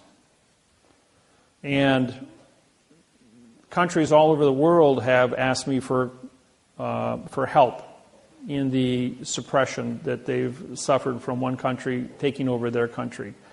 Take Ireland, for instance. In July, I did a radio show for the Irish Republic on their by internet radio. It was supposed to be a 20-minute spot, lasted 2 hours and 45 minutes. When I got off the radio, the next day my phone rang, and it was the Irish Parliament called me and said, could you write a constitution for us? And they said, how much time do you need? 3-4 months, they said. I said, how about tomorrow afternoon? He said, you're going to do a constitution for us in 1 day? He says, yeah. I says, I'll deliver it to you tomorrow. It'll be 59 paragraphs long. And I did. Overnight, I wrote him a constitution, supplied it to the Irish Parliament. They took 2 days to pore over it, voted on it unanimously, took it to the London Parliament, and London Parliament pored over it for 3 days. And in August, I think it was August 2nd of 2011, Ireland received their independence for the first time in 660 years from England. 2 days after that, Queen Elizabeth was on BBC announcing that all United Kingdom constitutions were null and void because I syntaxed them. She pulled my passport for New Zealand and Australia, so I syntaxed her constitution, disqualified the United Kingdom worldwide. When they pulled my Canadian passport, I syntaxed the Magna Carta. It was sold at Christie's of London for $6.7 million as a historical document with no value. When the United States Congress, Senate, Legislature, and Supreme Court gave me a hard time here a couple of years ago, I syntaxed the Constitution of the United States of America, wrote a new Constitution for the United Nations. And now the Constitution, the Bill of Rights, and the Declaration of Independence is going to be auctioned this year in Washington, D.C., because it's a historical document and it has no value. Benjamin Franklin was a triple agent, French attorney working for the English crown to capture the United States and give it back to England, which he was successful in doing through adverb-verb. When I did a seminar in Atlanta, Georgia, for 72 people, we had the senator from Georgia. He came to the seminar along with several Supreme Court judges from Georgia. I said to him, you guys had a civil war down here. And Grant went ahead and he and Lee got together and you guys signed a surrender treaty here. I says, a syntax that's written in adverb verb doesn't say anything. I says, the southern states are as independent as of a Confederate agency as the North is. I says, you guys were never conquered by war. This is Title 28, Section 1359 is collusion. You had a gun to your head to sign a contract. The contract was written in adverb verb. Both people had a second grade reading level. You don't have a contract. You know what happened the next day? The Confederate flag was raised above the Capitol in Atlanta, Georgia. Made all the newspapers around the world. And all the southern states put up the Confederate flag on top of the Capitol buildings. Florida, South Carolina, Georgia, Alabama, Louisiana. Everybody's going like, what's going on? It says, you can't surrender to a gun in your face. When the Constitution of the United States ended on November 2nd, 1859, the United States of America did not exist. The South was an independent country. They created the Articles of Confederation. Article was a pronoun, of is an adverb, making confederation a verb. That was a lie. So they don't exist either. It's an illusion. So their illusion versus the United States of America, of is an adverb, making America a verb. Illusion. How does two illusions create a fact? They don't. So therefore, everybody's still independent. And I spell independent, I-N-D, a vowel and two consonants, no contract. Because it's an opinion. So you got 8 billion people with an opinion about where you stand and who you are. So when they put up the flags, the United States Supreme Court came back and said, we don't have jurisdiction. And they were right. And they see, all these years, 150 years went by, and nobody knew what they were doing. Until I stood up and said, hey, the king has new clothes. And everybody knows the king has new clothes story. Question? I just want to go back to the book. I think on your website, I saw something referencing to some DVDs to study along with the book. All the DVDs from every seminar I've done since 1999 are on the internet. Free. Just type in David Wynn Miller videos. Anything you want. Facebook, MySpace, Twitter, Google, AOL, Yahoo. I can't even think of all the rest of them. They're up there. Gmail. And you'll get all the videos you want. There's 200 hours of different videos, seminars. There's the Facebook has got the 17-hour series from Australia. I went down there.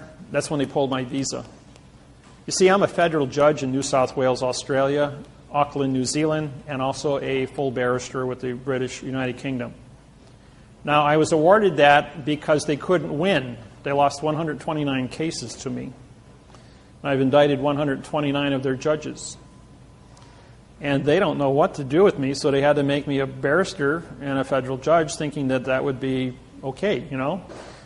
Well, the very last trial I was at, in the Land Environmental Court, the judge stood up 4 times and bowed to me. All of the lawyers coming and going in the courtroom during the time of the 1.5-hour presentation I put on in front of 4 TV cameras. I mean, these are the big TV cameras they had in the room there, which were broadcasted all over Australia to all the courthouses so that they could watch.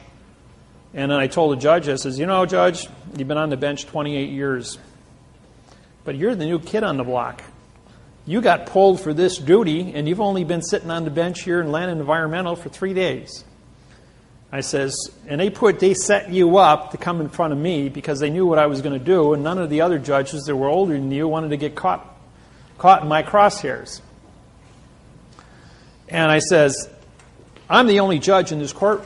I says, that seal you got behind you is a good cartoon. I called it a cartoon. The judge turns around and looks at it and says, yeah, it's a cartoon. The first day I was in court with these people, underneath the seal of all the courts, they have a ribbon. And the ribbon has words on it. Between the words, they have dots. Because it's a seal, a dot is used in 2 locations under syntax. On a seal, it's used as a prepositional phrase. On money, it's used as a prepositional phrase because of the restriction of space. So the dot between words, in other words, if I were to have a word here, if I put it here, it's called a period. But if I put it in the middle, that's a prepositional phrase. So if I did this, and I said for the possession, this would be for the width of the with the possession. Each dot would represent a prepositional phrase. And that's syntax, folks. I says, Judge, you're here talking to me in adverb verb. You're here filing paperwork in adverb verb, and yet your seal on the back of the wall says you are advertising syntax, which means you have to be correct. Otherwise, you're guilty of perjury by signed confession. I says, and I handed you a correct parse syntax grammar lawsuit, and I am the only federal judge, and I held up my oath, in Australia. I have the only correct written contract in front of you. I says, so I have the flag, I have the oath, and I have the paperwork, and the paperwork is the court, and I signed a stamp. Where's your signed stamp? I'm postmaster, banker, and judge of this courtroom. Judge stands up and bows to me. And after the fourth bow, he walked out of the courtroom, bowed to me backwards, surrendering the court to me as a chief federal judge of Australia. Then I went up to see the Supreme Court, and they locked me out.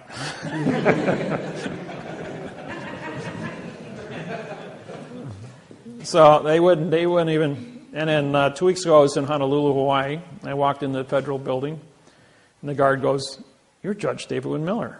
I goes, "Yeah." He says, "I got a flyer on you." He says, "You're not allowed in the building."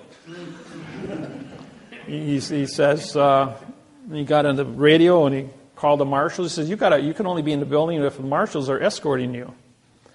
So I had 5 more, the guys that run the metal detectors, 5 more sheriffs come walking over. And they're all standing there in front of me with their arms folded. I says, "I must really be a dangerous person in your courthouse here." He says, "Well, you're here to arrest our judges." I says, "Yeah, I have warrants for 33 judges in your courthouse, signed by the United States Supreme Court and the World Court at The Hague. I'm the chief judge of Hawaiian Islands, federal judge." I says, "You guys are only district, which is demon god of the underworld for trickery judges." I says, "So you don't have any standing here." I says, "I've got the only standing." I says, "Not only that, you anchored your vessel, which is your courthouse building, on our island." He says, "I'm the elected king of Hawaii, and you've got your vessel anchored on my island. Do you have a drogue law?" That means to anchor. "In the correct parse syntax grammar to anchor your vessel on my island?"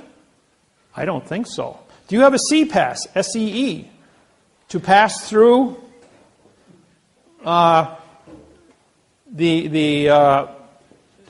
borders? Do you have a sea treaty, SEA, to move your vessel amongst the sea of space?" "You don't have any of these treaties?" It means you're trespassing. I says, "And I've got warrants for your arrest." So then 3 marshals come down. "Yeah, what are you doing here?" I says, "Well, I'm here to see the U.S. attorney here in the courthouse." I says, "I'm going to indict Judge Kobayashi over in Maui for treason." "All right, we're going to have to escort you upstairs." So I get off the elevator. There's 5 more marshals, 2 City of Honolulu sheriffs, and 2 City of Honolulu police officers, plus 5 rent-a-cops. So we got 14 people standing in front of me. That must be a really dangerous guy. "You're here we're going to have you indicted for harassing our judges." I'm going, well, first off, they're not judges. They don't have an oath of office. Number 2, I have warrants for their arrest. Number 3, all of you gentlemen standing in front of me don't have an oath of office to carry a gun or a badge. I says, I syntaxed it. I says, I have my oath with me. I says, and I was elected as the king in this, so I have diplomatic immunity. I'm a sovereign. I'm the only sovereign in the United States. I have my own country. My own country. And guess what the land of my country is? The land of the courtroom during the time of contract. No one has ever claimed the land of the courtroom during the time of contract. So every courtroom I go into on planet Earth is my country on planet Earth because I was appointed to me through the United Nations. where all 200 countries treated with me, saying, when you come into a courtroom, you are the senior chief judge under land of the contract, and because your contracts are written in quantum grammars, which creates the constitution of the land of the contract. The courtroom. And the courtroom is not a geographical location. It's paper, folks. The land of paper is the contract. Because the contract of the paper is not bonded to the room is just a point of convenience.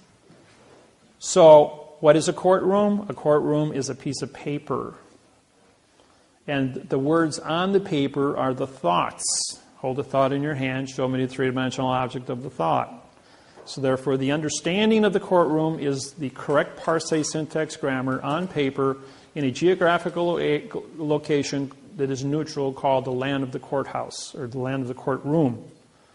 Now, let's say we were in court today, and every person in this room sat here in front of me with a different contract, one for divorce, one for trespassing, one for shoplifting, one for traffic, drunk driving, underage. and as a result of that, does your contract for traffic have anything to do with his divorce or his marriage or his trespassing? The answer is no. So each one of your paper contracts that you have is a vessel in a sea of space. And your name is on that document. Therefore, that is your bill of lading, your passport to be in the closed area called court. And the condition, the contract, the words on that document, if they're written in adverb verb, say nothing. Therefore, they're called art, A-R-T. Vowel and two consonants, no contract. How do you spell ink? I-N-K. I-N means no, K is knowledge. You have no knowledge because you put ink on paper in adverb verb. They've been advertising in plain view to all of us throughout your entire life. And just like all the pictures on the wall here, they're all in a box, which is called framing. And framing is a box under four corners, which is an enclosed area and can't be considered, so you can't be insulted by any one of the pictures or have any subjective interpretation as to the condition of what the people look like because they're in a box. The lawyers and the attorneys and this whole thing about syntax is in front of you every place you go and everything you do, all the time. The unique thing is that we are here, and I'm talking to you in real time, and we're all on the same plane, P-L-A-N-E. That means you can see me and you can hear me. Now, sheet of paper. I just disappeared. You can't see me anymore. I'm on a stage. Even though it's 0.02 of an inch thick, called a piece of paper, I changed my plane. I just disappeared. Now I'm on a stage. On a stage, you can't see me. You can't hear me. You can't be insulted by me in any way, shape, or form. It's only your subjective interpretation as to what you see and hear now. That's why actors, Federal Rules of Civil Procedure 44.1, all judges are actors. And they're on a different plane than you are. Therefore, you can't see them or hear them. That's why they're immune, because they haven't said anything or done anything. Now, who sits in front of the actor on the stage? The clerk of the court with the computer. Now, what do you see her do? The whole time the judge is up there with his computer screen. He's typing here like this. He's telling the judge what to do because she's on your plane and she's the puppet master and he's the actor being told what to do. So the clerk of the court, who takes the paper? Right. Who takes the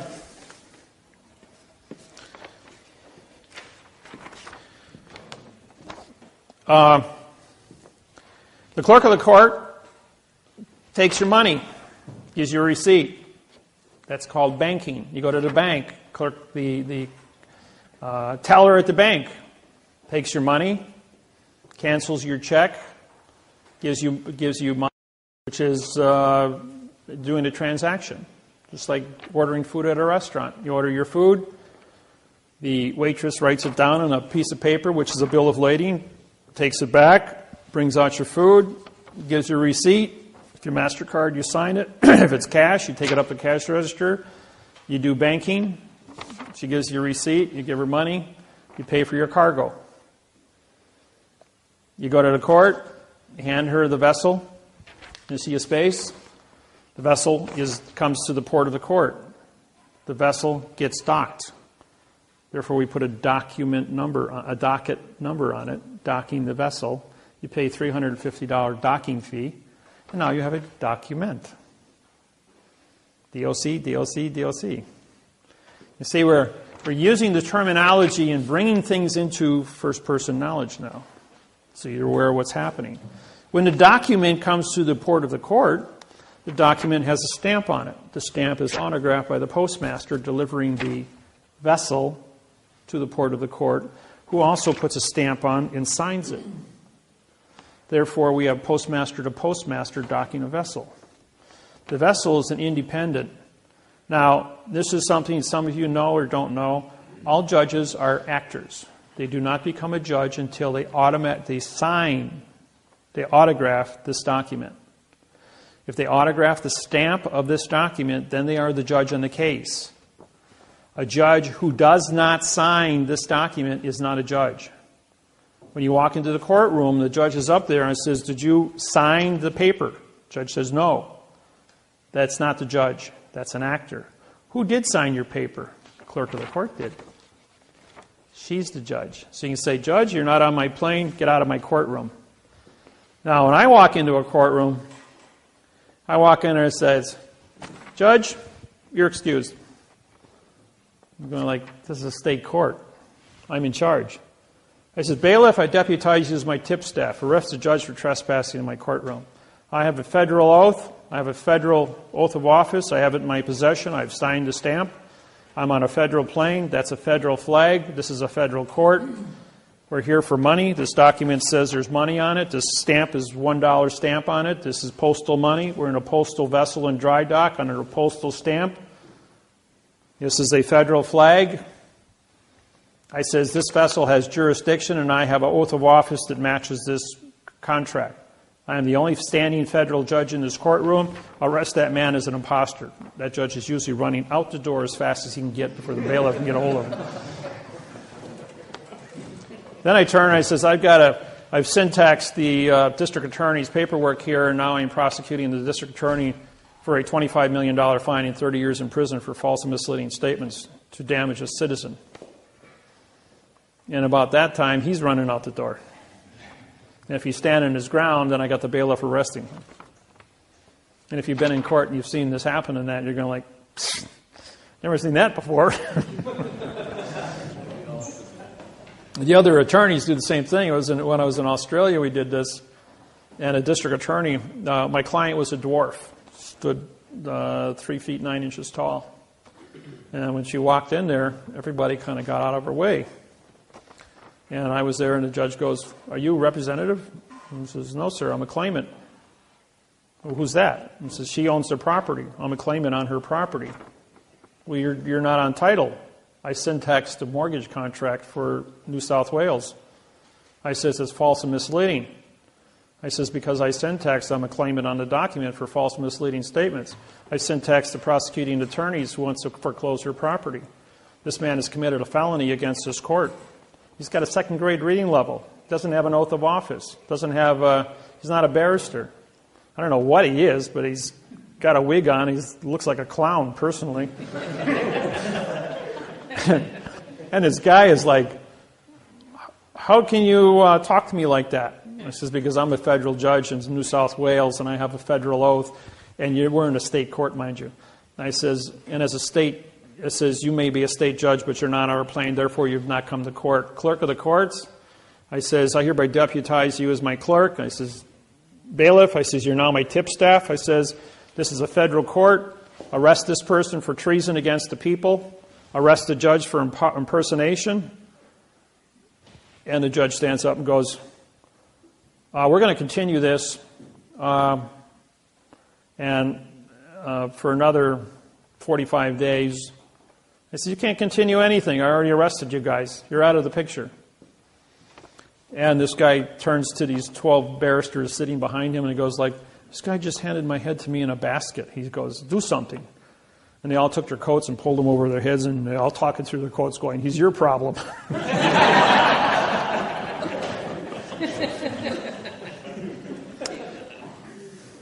When you file a lawsuit, this is just a copy of one of my oaths.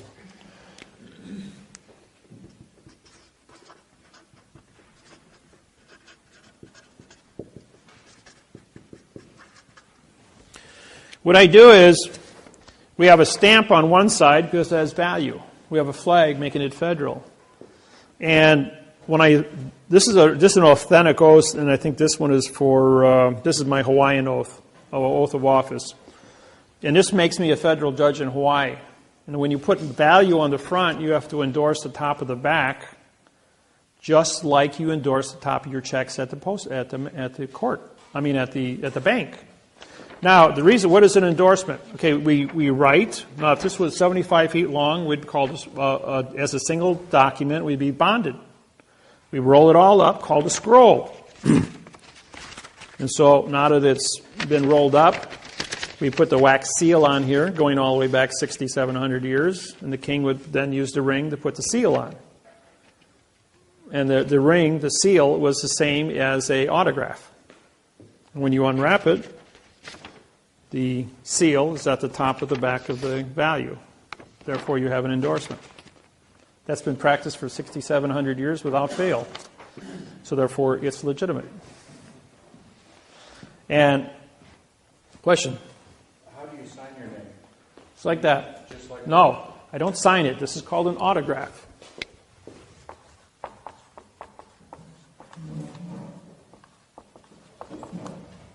Autograph. The colon is for the David-Wynn of the Miller family. My degree sign is because I'm a 92nd degree Mason. The Masons all over the world have said the Masonry stops at 34 degrees. How can you be a 92nd? Well, the different cities I traveled to, and I've been in over 1,200 of them, have challenged me, have come to meetings, have gone to lodges, and when the Masons and I get together, they bring their books. I have my books. I have Legenda, 1859, signed by me in 1859. And that's another story you don't know about. Yeah, your question? You mentioned the continuance of 45 days that the judge wanted to do. It reminded me of a question that I have. I just happened to be in the Kanazawa County Court one day as a just spectator. And it was a different setting. There was a couple of attorneys on this side, or one attorney on this side, and then their high-powered clients. And then there was an attorney on this side, and another guy in a suit and tie. And for some reason, when the judge walked in, they were all prepared to rise. He goes, "No, just stay seated." Did he have his robe on? Yes. Okay. By the way, the robe means I'm mourning justice. What does it mean? He's in mourning for justice, because justice is dead. In this conversation, you could kind of tell they all did this on this inside track. And the one attorney asked for a 90-day continuance. 45 and 45 is 90. And then the judge goes, "Well, if I did as I wanted to, I would continue it for 122 days. And they all laughed. Every one of them. Laughed? Yeah, it was like this big chuckle. They all knew what he meant by it, except for me. I didn't know what was going on. That's my question. This was on September 6th. The 122 days come, if I count all the days, comes out to January 6th, 2013.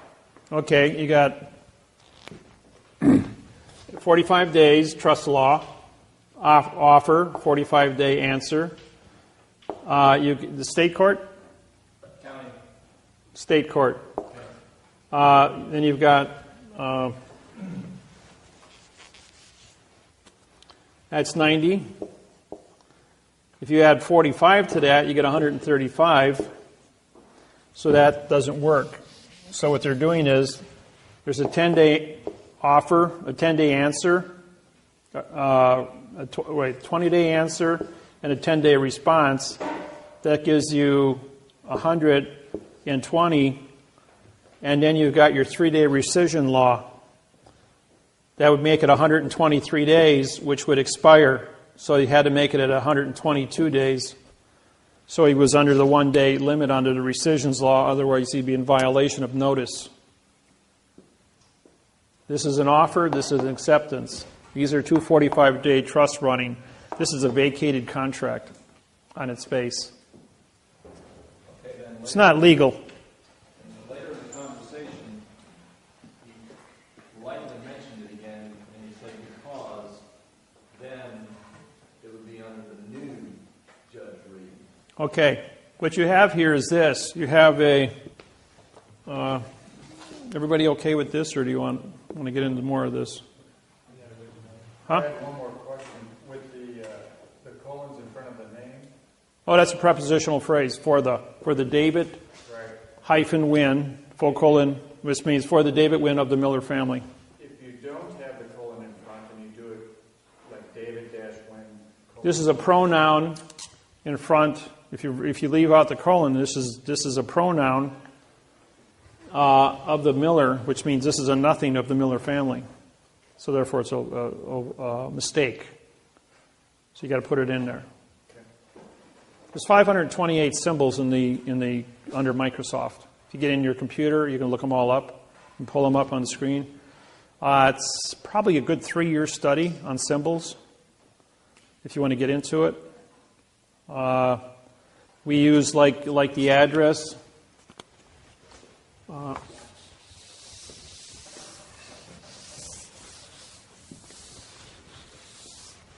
Like my address in Milwaukee.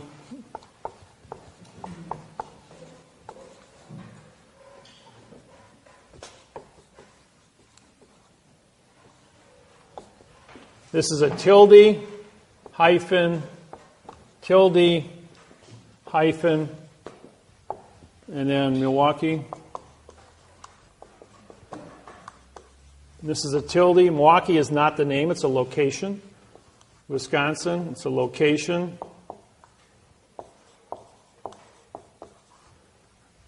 And you put tildes. Tilde means location. Anybody want to correspond with me and by letter or mail me things? That's where you send it. David Wynn Miller, 5166 North 63rd Street, Milwaukee, Wisconsin, 53218. That's my address. What would happen if you put a hyphen between the tilde and Milwaukee? Would that be wrong? No, you don't. Not here. When you start, you just use your tilde. Now here would be, this is a comma hyphen tilde. Microsoft will also give you, will say this is correct. If you drop off the hyphen, you're going to get an underlining, which means you're using the wrong symbolizations. So you got to have a comma. Now, when you write the state, this is a letter, this is a number. These are two different entities.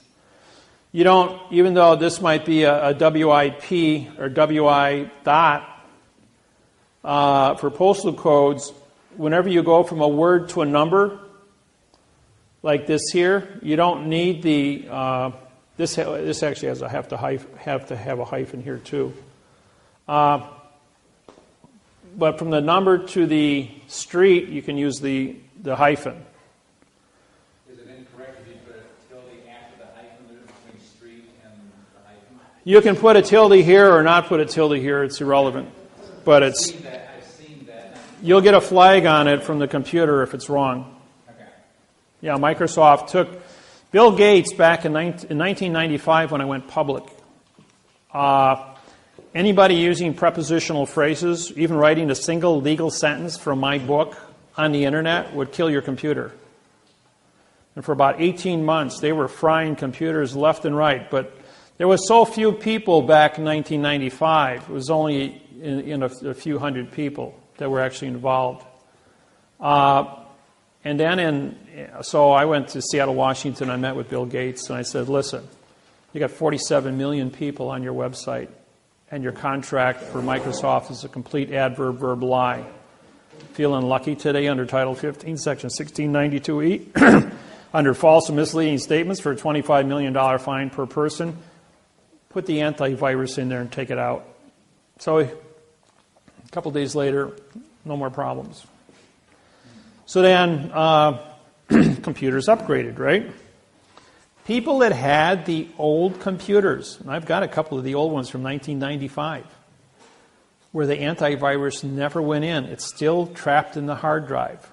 If you plug it into a new computer, it'll kill it. It'll actually start on fire. I'm serious. And some of the old computer hackers go, that can't happen. So they fried up 2 computers going, we ain't going to take your new one and cook it. But there's a few of the old dinosaurs still laying around with that old virus, that old secret virus laying in it. But nobody uses 95 computers anymore. I got the old 86 processor yet, someplace in my basement.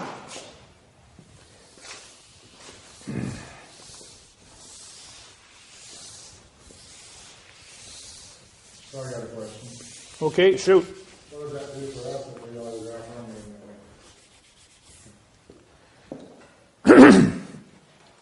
Well, as soon as you autograph your name in that manner, it says that you've been exposed to this technology.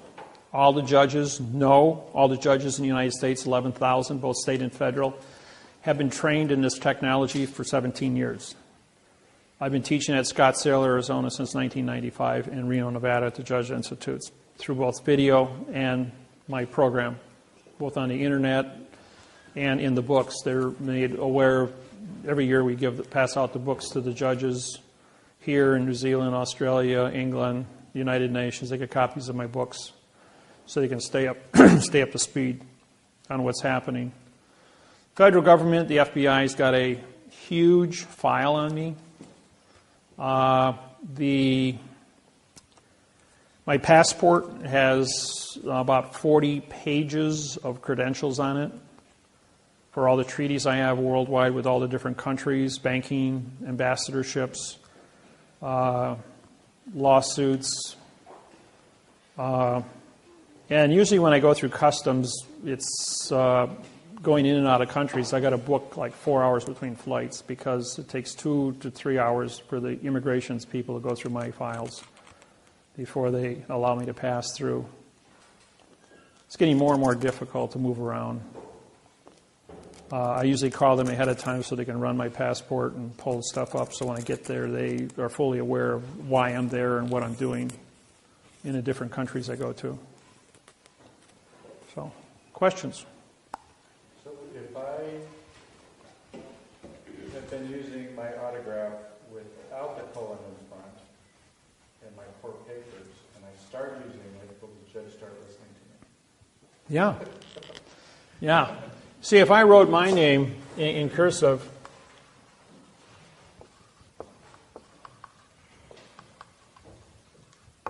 like that, the word cursive,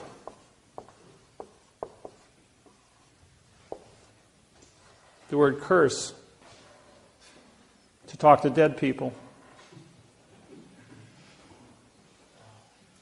And this is an adjective pronoun. This is also classified as italic, which means it's removed from the paper, so it's blank. So when I autograph my paper, I should print it like you have done? Correct. You do it like this. Okay, so But if you're not a Mason, don't put the degree sign on there. I do that. But they're fully aware of that. So my autograph should be printed upper lowercase. Everybody should be printing. This was taught to you. When I was a kid in school, they cracked my knuckles with rulers because I would write what I would write correct. They made it mandatory that everybody use cursive because they wanted you to disqualify your contract by using cursive, by dead language. And then they've got this one.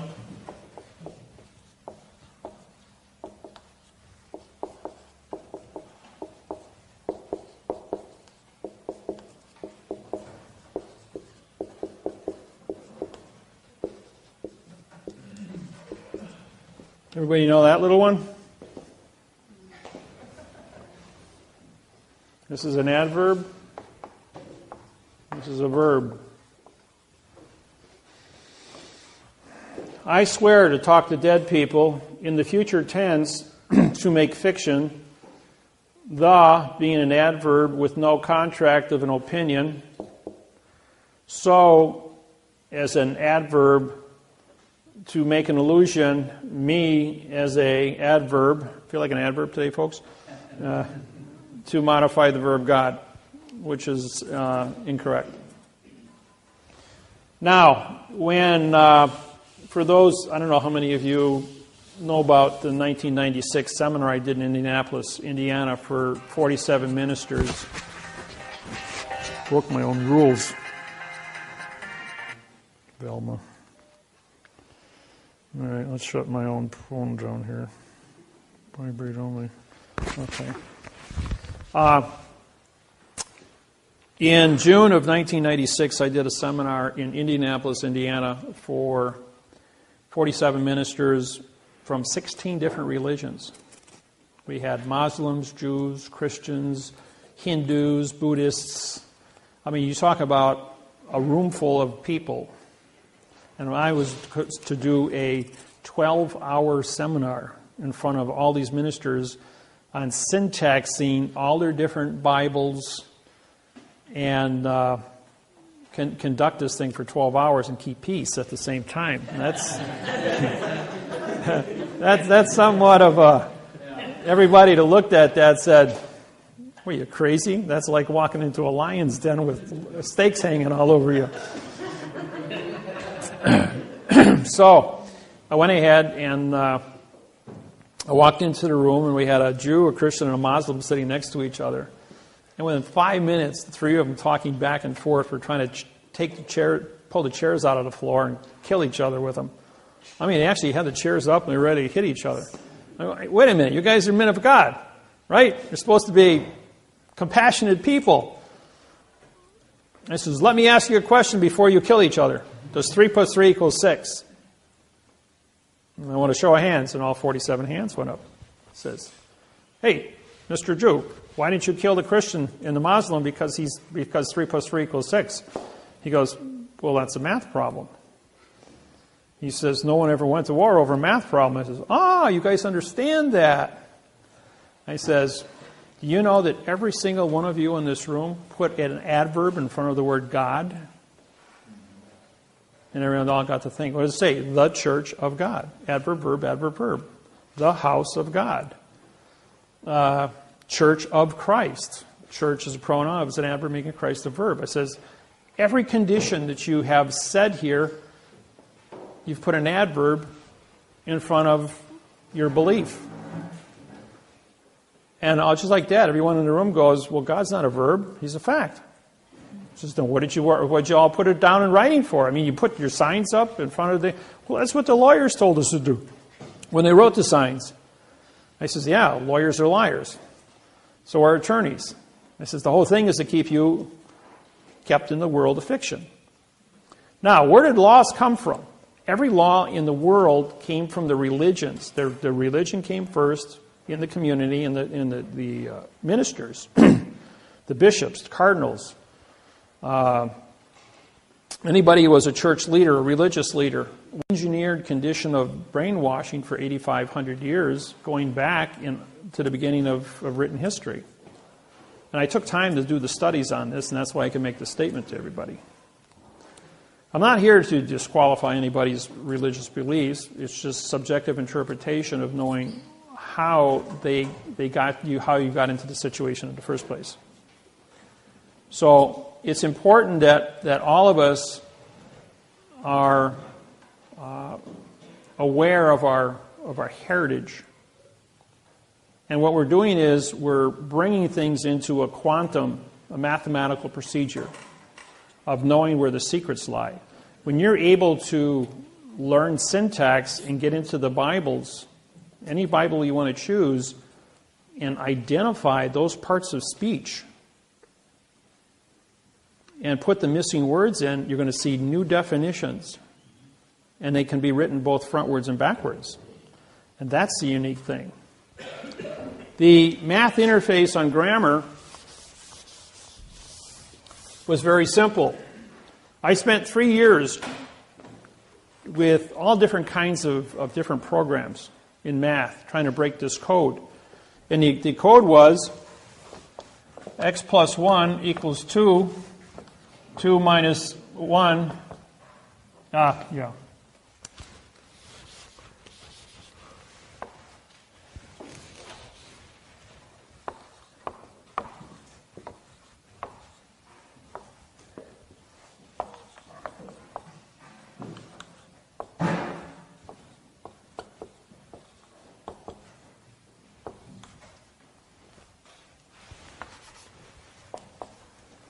So you got x plus 2 equals 3, 3 minus 2 equals 1, 1 equals x, x times 3 equals 6, 6 divided by 3 equals 2, 2 equals x. In other words, we add, subtract, multiply, and divide to find out, by doing math backwards, what the secret is to correct the math. And no one ever went to oral math problem because they said we just do it backwards and check your math. That was pretty simple. So what I have in my hand here is a pen. I throw that pen up in the air. The motion of thinking didn't change this fact. So motion, and the courts always want you to file motions. But they change the facts with motions because what they're doing is they're modifying the facts with adverbs, creating verbs. But the verb, now they want to say the pen, does an adverb making pen a verb. They want to take this article and change it into something that's not. Therefore, you commit perjury. So if we go back to this problem here, if we have a fact here at the beginning, and we have a fact over here, we have a fact here, and we have a fact here, this must be a correct program. The thing that appears in front of a fact is a conjunction, which is and or. Those are the only two conjunctions in the English language.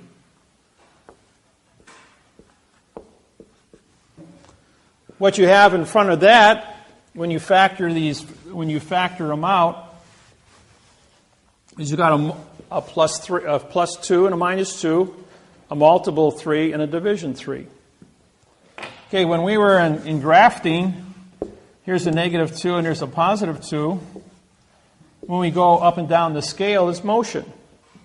Therefore, we assign the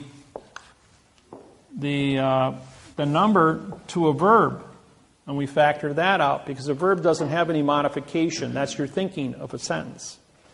What is left is add, subtract, multiply, and divide, which are opposite operations, better known as the preposition or the position. What is a position? A position means we will use we're going to have a contract first before we get started.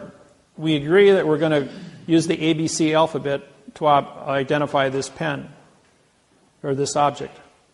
With the ABC alphabet, we're now going to take this object and we're going to spell it pen, P-E-N. What is the pen for? The pen is for writing.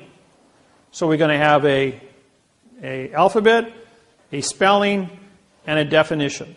Therefore, we know what the position of this object is. Now, who owns this pen?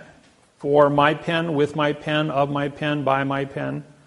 You say, now I can go ahead and identify this because of lodial positioning of ownership, which we used to call the article.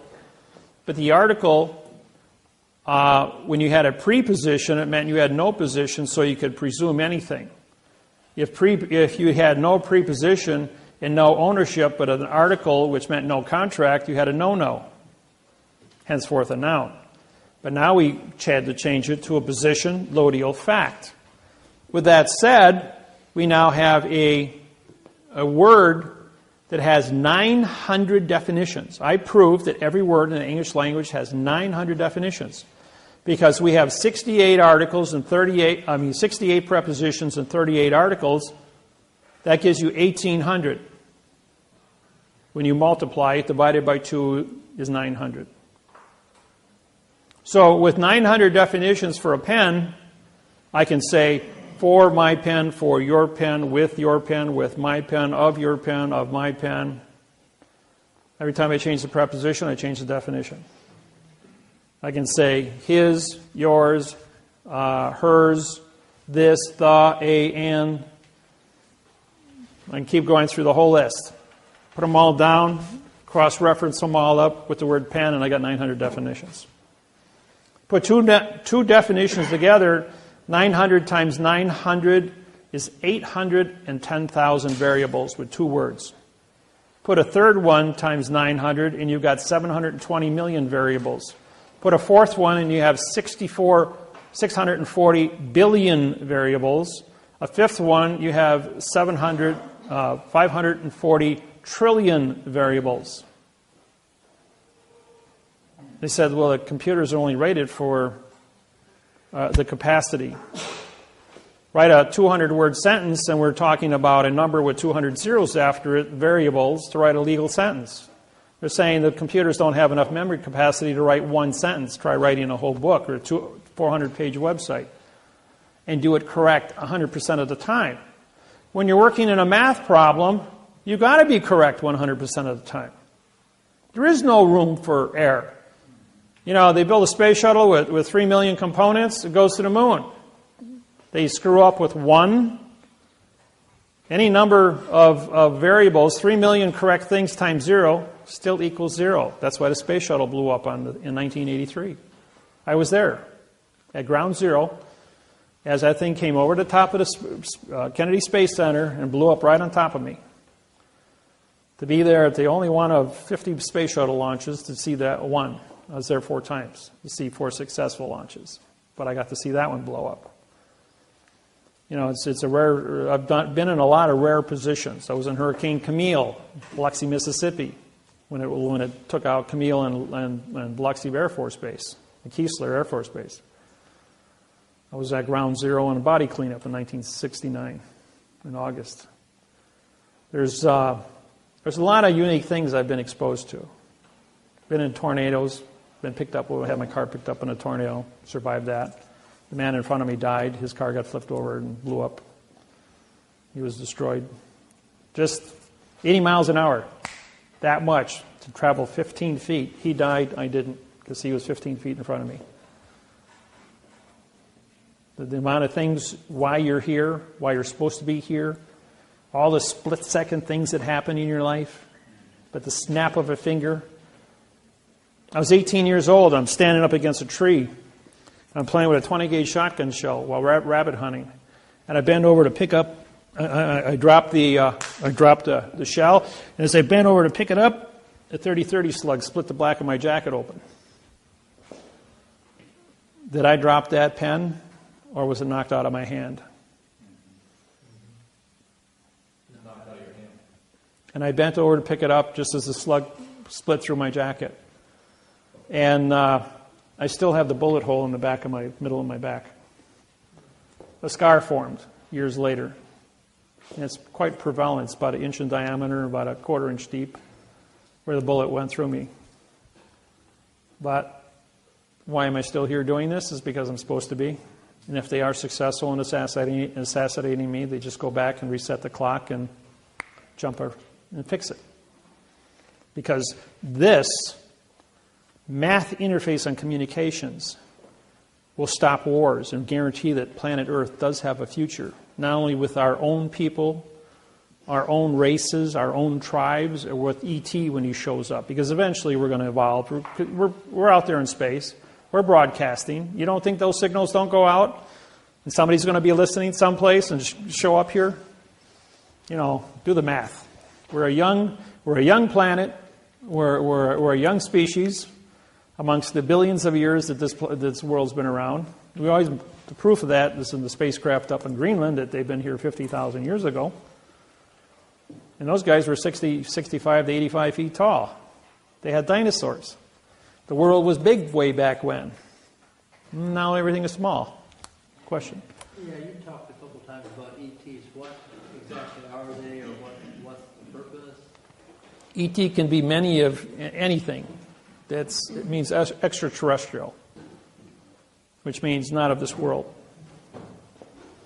And, you know, there's been millions of sightings worldwide of spacecrafts, right? Even a couple weeks ago, opening night of the Olympics. Anybody watch that on TV?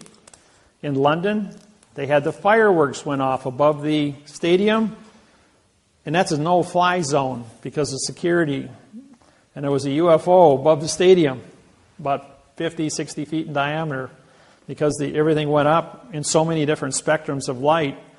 It was cloaked, had a cloaking device, but because of the amount of light frequencies from the explosives of all the different fireworks, chemical light, it illuminated the spacecraft above the stadium.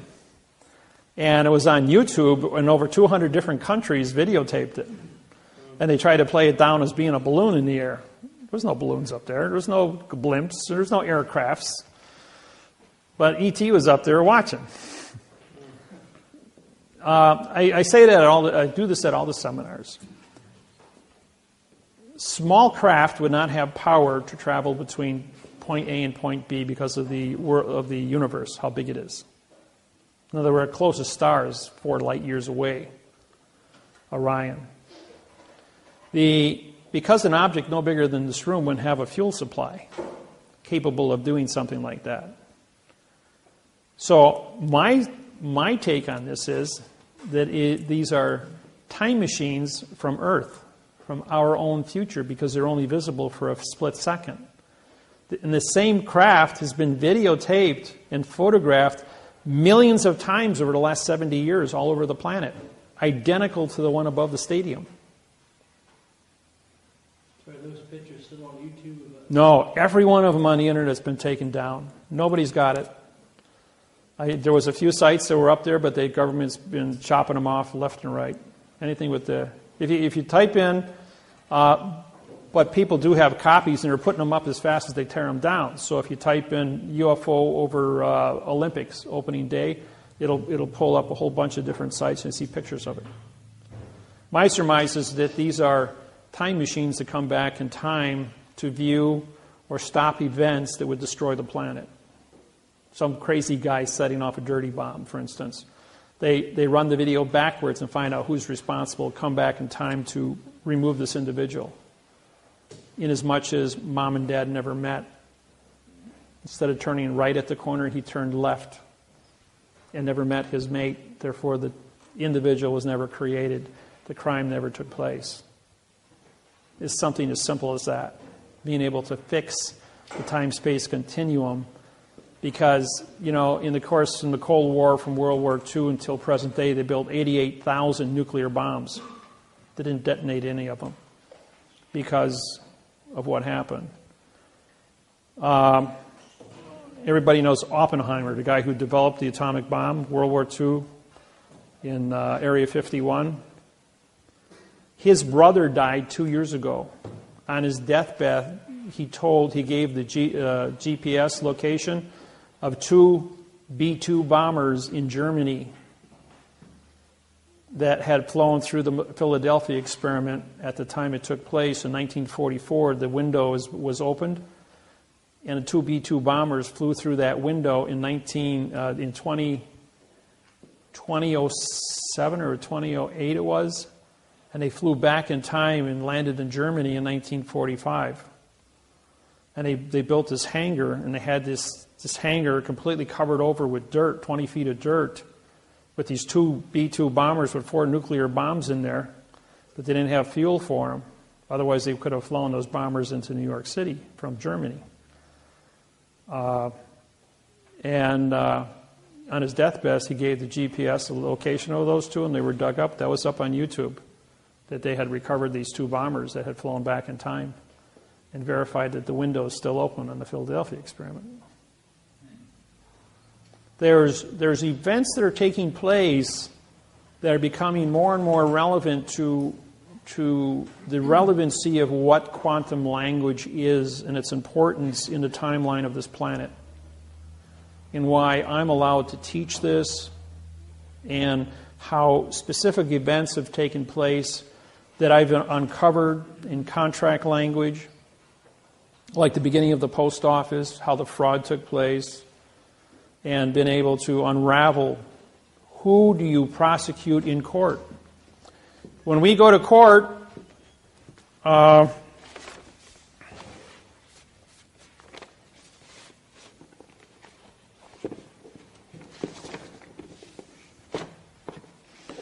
this here is a federal lawsuit that I wrote. This deals with, this one is for, this is the International Maritime Organization. Russell Gould and I put this one together. But this is a document contract, federal postal court, federal court venue document. It's postal, folks. We have federal flag and a federal postage stamp. This is a federal court we're suing. When this goes into this commission under maritime law, this is the court. This paper is. And when it's filed at the Maritime Commission, this was filed creating this vessel in a sea of space to be the court. They have to come into the understanding of the syntax within this document and say, all the Maritime Commission officers have to say, show me your correct parse, syntax, grammar, oath of office. Show me the correct parse, syntax, laws, rules, regulations, and codes that allow you to do and capture the things you capture. We have rewritten your lawsuit or rewritten your charter in the correct parse, syntax, grammar. And we are now forming a treaty with you through the Document Contract Postal Vessel Corporation. That's myself and Russell Gould. Yes? So if you taught this stuff to them, you mentioned in 2000, why are they still going on in their fiction? They're only advertising the fiction to you as the population. Why?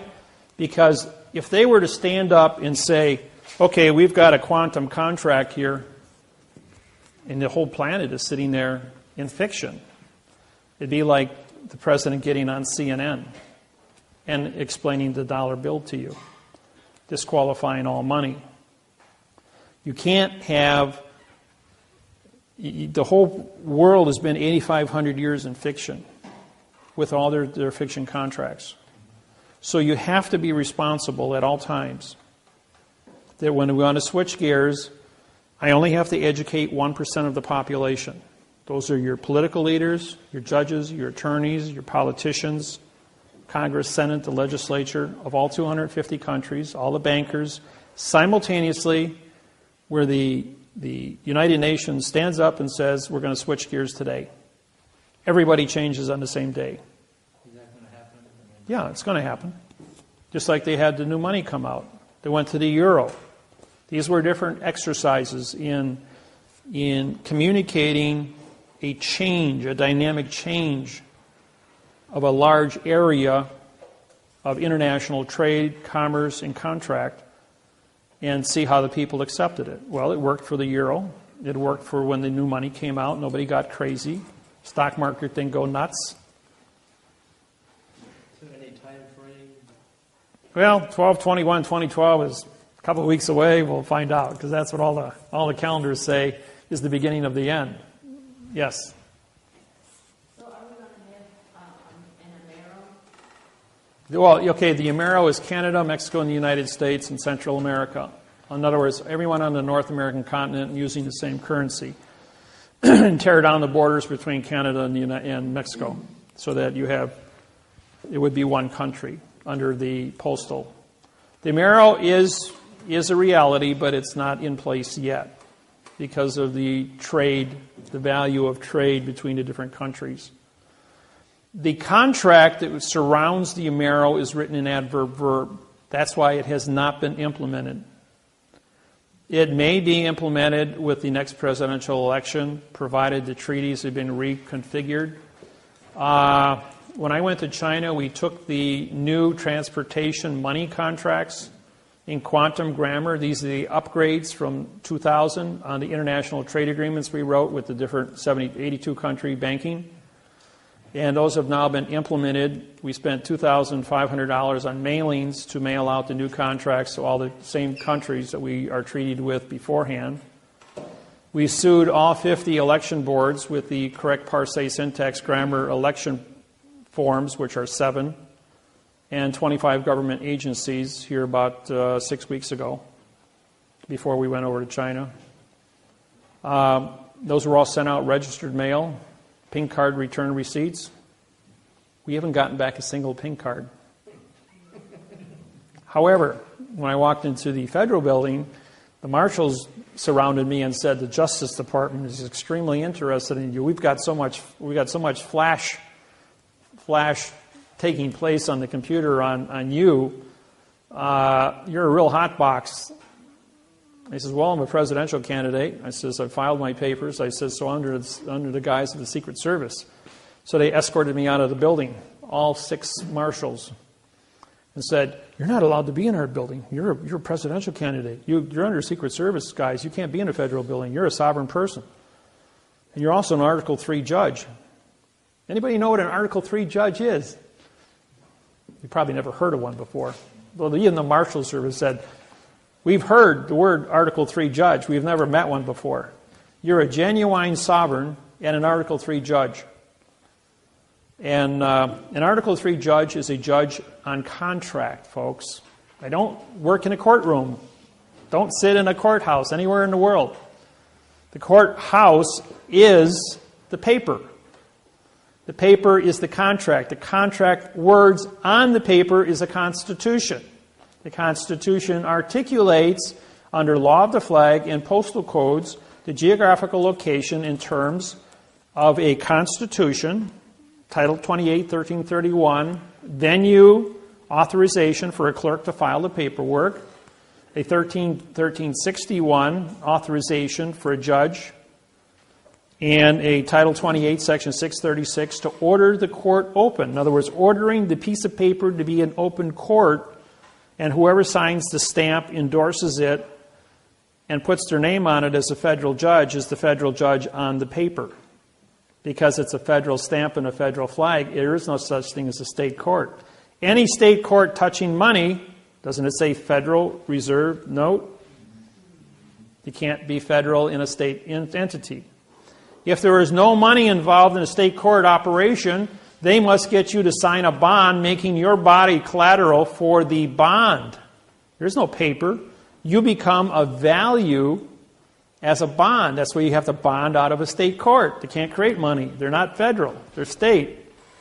And the courthouse is a foreign vessel in dry dock. So you've left Indiana territory, and now you've entered the condition of an illusion who makes you bond yourself.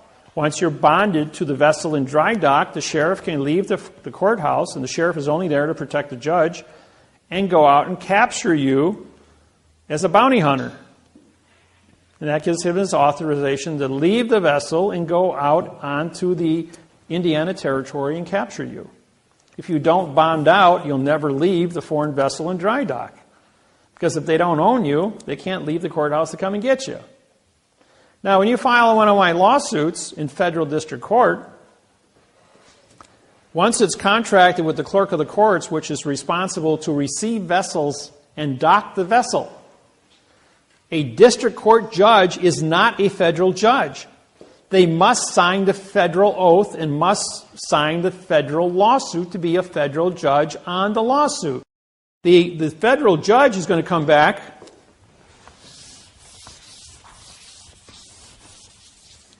Federal judge is going to come back, and here's your case number. It's 12 CV 123.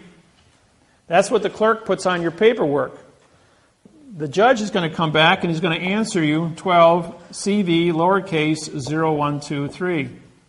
It's a different case number. Or they're going to come back and say C 12123. That's another case number. Then they're going to come back CV 120123. Lowercase CV 1200123, 12 uppercase CV 0123. These are all. Then they're going to say, "Well, this is the case number here." No, all these are different case numbers. Now, if you had taken one of these and put them as the key to get into your computer, you think that any of these are going to open up your computer except the correct one? Same thing is true when you go looking for the case number at the courthouse. They punch that in there. They're not going to find your case number. Then they're going to say, well, you paid $350 for this case number, and they dismissed your case under this one. Or the judge sent, come to court with this number. The lawyer filed this one. The lawyer answered back to this one. The judge dismissed your case with this one, and they want you to come into court to arbitrate this one when this is your original number. Okay, once your original number is filed, we run 45-day trust law and 3-day rescissions. Once those 48 days go by, you have now a document, contract, a fault document contract claim. 4 words. Writ of the fault document contract claim. We filed the lawsuit. We filed the correct parsé syntax grammar. We took the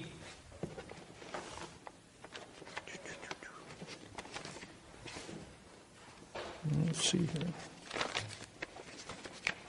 There it is. This here is your deed of trust to your property here in Indiana. And we identified every single word by placing a number on top of it. All 6,000 words. So we couldn't, if we take this document and write the word adjective on top of the word red, we wouldn't have enough space, right? So we use the number 3 in place of it. When we do numbers, you can read 300 words a second when it comes time to correct this document. You know that? Just takes a little bit of practice, and all of a sudden, like, you're aware you can read 300 words a second in number codes. The mind can comprehend 10,000 thoughts a second. So doing 300 a second is just, once you get used to it, it's a breeze to blow through contracts and read in number codes. Question? Does this stuff have anything to do with our birth certificate being fraudulent or... Okay, birth certificates. When you are born, the United States government allows you 45 days under trust law, and on the 45th day you're declared to be a dead person because your name on your birth certificate is non de guerre. Okay, on that 45th day, they then take your birth certificate and sell it to the Internal Revenue Service and issue $1 million worth of cash to go into your account. Why do they do that? Because they need money to account for your wages, medical expenses, automobiles, buying houses, and then accumulated interest to pay for your retirement at 65 through 100. If they don't put $1 million in cash into a numbering system as a value for the energy of your life, there would never be enough dollars in the system to support the entire planet's operations as the population expands. This is a good thing.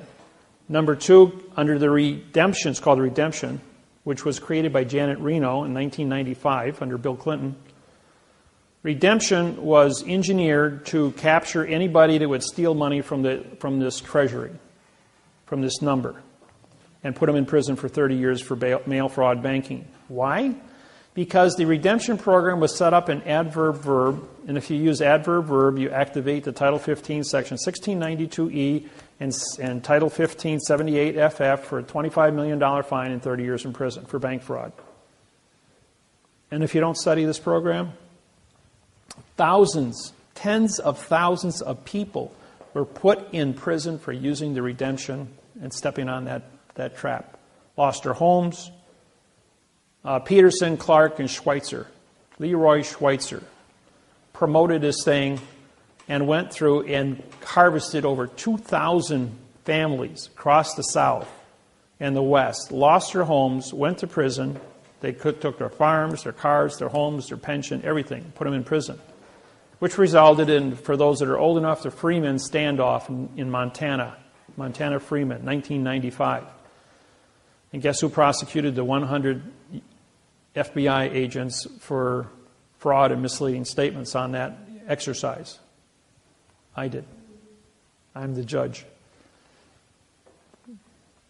And now the same U.S. attorney that was involved, went up against me in 1995, is involved with the Kansas case I'm involved with on a foreclosure. When my name popped up last week, she went ballistic. She says she lost that case in 1995 and it was a burr. You know where burrs go.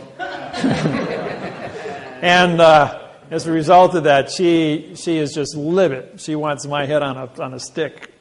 I'm going, well, have fun. I says, well, first off, you got a second grade reading level against my 28th grade reading level, and I'm going to have you for breakfast. So it's just a matter of a couple of weeks before we file the indictments against her. Question. What happened to the Freeman Schweitzer?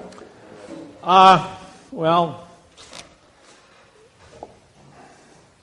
here's the state of Montana. Here's where the Freemen were held up. Here's Billings, Montana, and I was right here in Cat Creek. Now, when I showed up in Billings, I got off the plane, and a gentleman met me, and he says, "Come on, we're going over to my ranch." Well, I had corresponded with this man several times. When I got to the ranch, there was about 20 guys with shotguns. And he said, "You're going to stay here and write a lawsuit at gunpoint, and you're going to write this lawsuit to get these guys out of trouble up here." Well, it took 5 days to put together the lawsuit to do it. Then I went on the radio to do a radio show in Billings, Montana about parse syntax grammar and how the fraud works. The FBI, 5 minutes after we started broadcasting, blew up all 4 radio stations in Billings, Montana. So we called another radio station 200 miles away, and we sent out the broadcast, went out on Republic and Christian radio worldwide as to what was going on. 38 miles south of the compound, there is a limestone quarry, 125 feet deep. Some of the other free thinkers, I guess you could call them, freemen, witnessed 2 105 howitzer cannons being moved at night down the country road very quietly. And they set up 2 120 millimeter cannons in the quarry. They then evacuated everybody within 5 miles away of the quarry because they would hear the blast of the cannons when they were fired. The idea was to shoot a shell 20 miles up in the air under a full moon and have it fall down on top of the compound, blowing a hole in the ground 100 feet wide and 50 feet deep, saying they had explosives and blew themselves up, hence solving the problem. In 1820, the area, now Lewis and Clark showed up here in 1834 on the Yellowstone with Sashagowean. In 1820, an Indian treaty was cut up here with the French. The farm of the freemen had never been ceded into the United States of America, was a whole in the United States of America under Indian treaty. And this was purchased land. When everything got conquered, the Treaty of 1820 was overlooked. So the freemen were sitting on sovereign territory, not part of the United States of America, outside the jurisdiction. It was a whole in America. That's why the FBI came from Puerto Rico. 100 agents were deputized, not of the United States citizenship, and surrounded the compound, but couldn't go in. They couldn't trespass onto a foreign country because they didn't have a permit to be there. These are some of the secrets that you people don't know about, and as a federal judge, I have classified information about all this because I handle lawsuits for all this stuff. When it was exposed that the cannons were here, it was my job then to get word to the freemen. The senator from Denver, Colorado shows up, and he took 9 of my cassette tapes in about grammar and gave it to the freemen. After playing the tapes, they said they realized that their whole entire position and the way they were thinking was a lie. They realized that their treaty, even though they were sovereign within this little hole in the world, was also a lie because the treaty was written in adverb verb and didn't mean anything. And they were also told about the 2 howitzers, that if you don't walk out before dark, you're not going to walk out anywhere. We're going to put a hole in the ground here. So they surrendered. Now the senator, when he went there from Colorado, we had a button microphone on him. Looks just like a regular button on a suit, but it was actually a nickel-sized transmitter with a 300-foot range on it, tied to another mic to a recorder, spy, like a spy camera. And we have him on tape in his voice stating that, I don't care about these people, I'm just here for the show. He says, I'm here to make sure that they all get blowed up. And yet, on TV, he made a statement that he was there to try and help them get out of here. He was there to orchestrate this thing. What is Denver, Colorado? You got Cheyenne Mountain. Cheyenne Mountain is closed. Cheyenne Mountain in 1995 was active, but it was closed right after this. And everything went up to Mount... what's the name of it? They pulled Cheyenne Mountain out, and everything went up to... there's another mountain about 30 miles away. NORAD headquarters were moved over there. I forgot the name of it right now. But anyways, the mind control programs by the Air Force are also up in that same location. In each one of the shootings at all the high schools that took place, also these students came out of, including the last one in Arizona, their parents were affiliated with this here, and those kids were all part of the brainwashing program. And the minute the kid goes brainwashing grammar, you type in the word grammar, up pops 20 million websites tied to David Wynn Miller. And so they tried to hook me up with this whole thing. As far as the Freemen go, they then, when they saw the tapes on grammar, they realized that the FBI had no correct grammar. There was no correct anything. So they threw up their arms and said, okay, take us. And they've charged them with 200 counts on 45-day intervals. And each count was brought to them in adverb verb. The statement is, we are here to participate with the correct sentence structure, communication, parse, syntax, grammar for the avoidance of the perjury. Show us your laws, rules, regulations, and codes with the correct parse, syntax, grammar so we can avoid perjury. Case dismissed. Wait another 45 days and bring one more charge. They've been in jail since 1995. I think Peterson died already, so did Clark, and I heard Schweitzer just recently died. All in prison. Whatever, out being released because they were always waiting for trial. That's how that happened. But the military, as far as these things go, oh, by the way, the senator from Colorado, I missed my plane. I got bumped to another plane in the emergency road. I sat right next to the same senator. I had the tape recording in my hand of what he said in secret to the FBI about killing the Freemen. And we played it on the radio worldwide. When he landed in Denver, Colorado, he was kicked out of the Senate. And I played it for him on the tape. And we had the worst turbulence of the 1,400 flights I've been on in the last 17 years. It was the worst turbulence I had ever been exposed to on a plane. And he got up in this turbulence and got out of and changed seats to sit someplace else because he knew who I was and what I was doing and what my position was of getting the Freemen to surrender.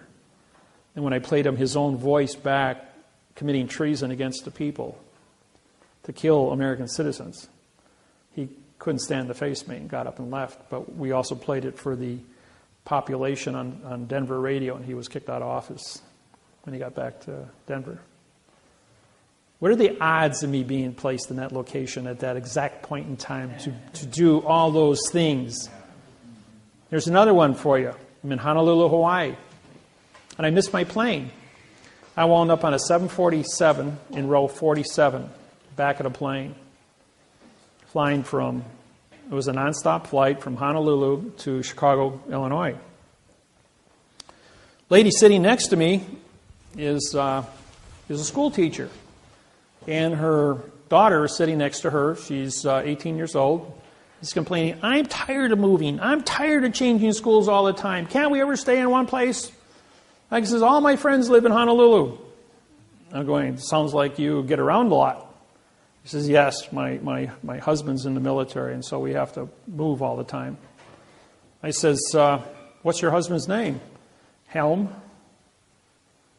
Admiral Helm. The Helm Pacific Fleet Task Force aircraft carrier. Harvey Helm. And this is the wife of the admiral who's just been assigned to the Joint Chiefs of Staff in Washington, D.C. 3 days earlier. And she was going there to join him and enroll her daughter in a Florida school for girls. And she's an English teacher. Well, Mrs. Helm also has a son in the Navy, assigned to the Palestine-Israeli conflict in Europe. And he's over in Europe right now, and this is when Palestine and Israel were shooting at each other. Things were really heated up. Well, Admiral Helm was being transferred from the Pacific Fleet, from the Helm Task Force, to the Joint Chiefs of Staff. What is she doing sitting in row 47 on the back of a 747 with me as a federal judge? Well, the man in front of us is Secret Service, not realizing that Mrs. Helm, we're this far away, speaking quite loud, and he hears this. All of a sudden, he collapses and says, oh, I'm having a heart attack. So the stewardess clear off the row directly behind us of 5 seats and relocate the passengers in other rows. The captain gets on the PA system and says, ladies and gentlemen, we need heart surgeons, or any heart surgeons on board, 400 people on board the plane. Well, they had 3 heart surgeons on board. So they all came back to the row, and they're all standing there looking at this guy, and he's complaining of having a heart attack. The captain comes back, and he goes what are you men doing? He's having a heart attack. Service him. He says, we don't have a contract. He says, you don't seem to understand. I'm the captain of an airship in international space. I am the chief cook and bottle washer of this place. You guys will service him or be locked in the brig. So the one doctor goes over and kneels down and takes his blood pressure and pulse, 110/70, pulse 72. Sound like anybody with a heart attack? Sound like a pretty healthy man to me. He pulls his guy down. I'm looking through the seats, and he whispers something to him. He perks up, and he goes running all the way back. Ladies and gentlemen, we're going to have to stop in Los Angeles, and there's a medical emergency, and drop this man off. So we land at the end of the runway in Los Angeles. The whole entire plane is surrounded by black SUVs. 7 guys in black uniforms with no markings on come on board. 5 take the immediate seats behind us as the other 2 guys carry this guy off the plane, and we proceed to Chicago. Who were they? They were military Secret Service to guard Harvey Helm's wife, Joint Chiefs of Staff. Somebody screwed up big time.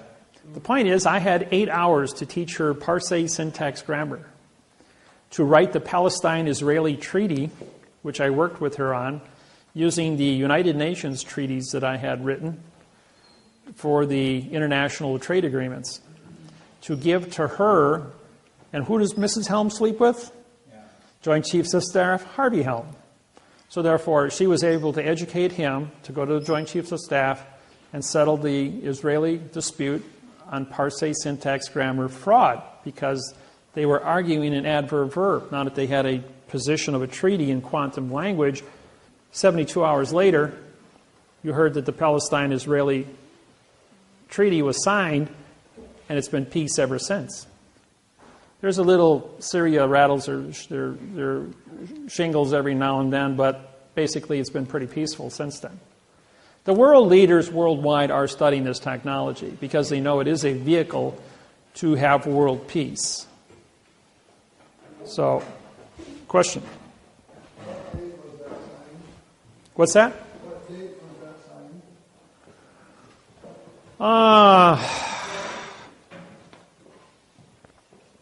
I don't know. I've been doing this for 17 years. I couldn't tell you which day. You can probably pull up Harvey Helm on the internet from the Admiral Helm.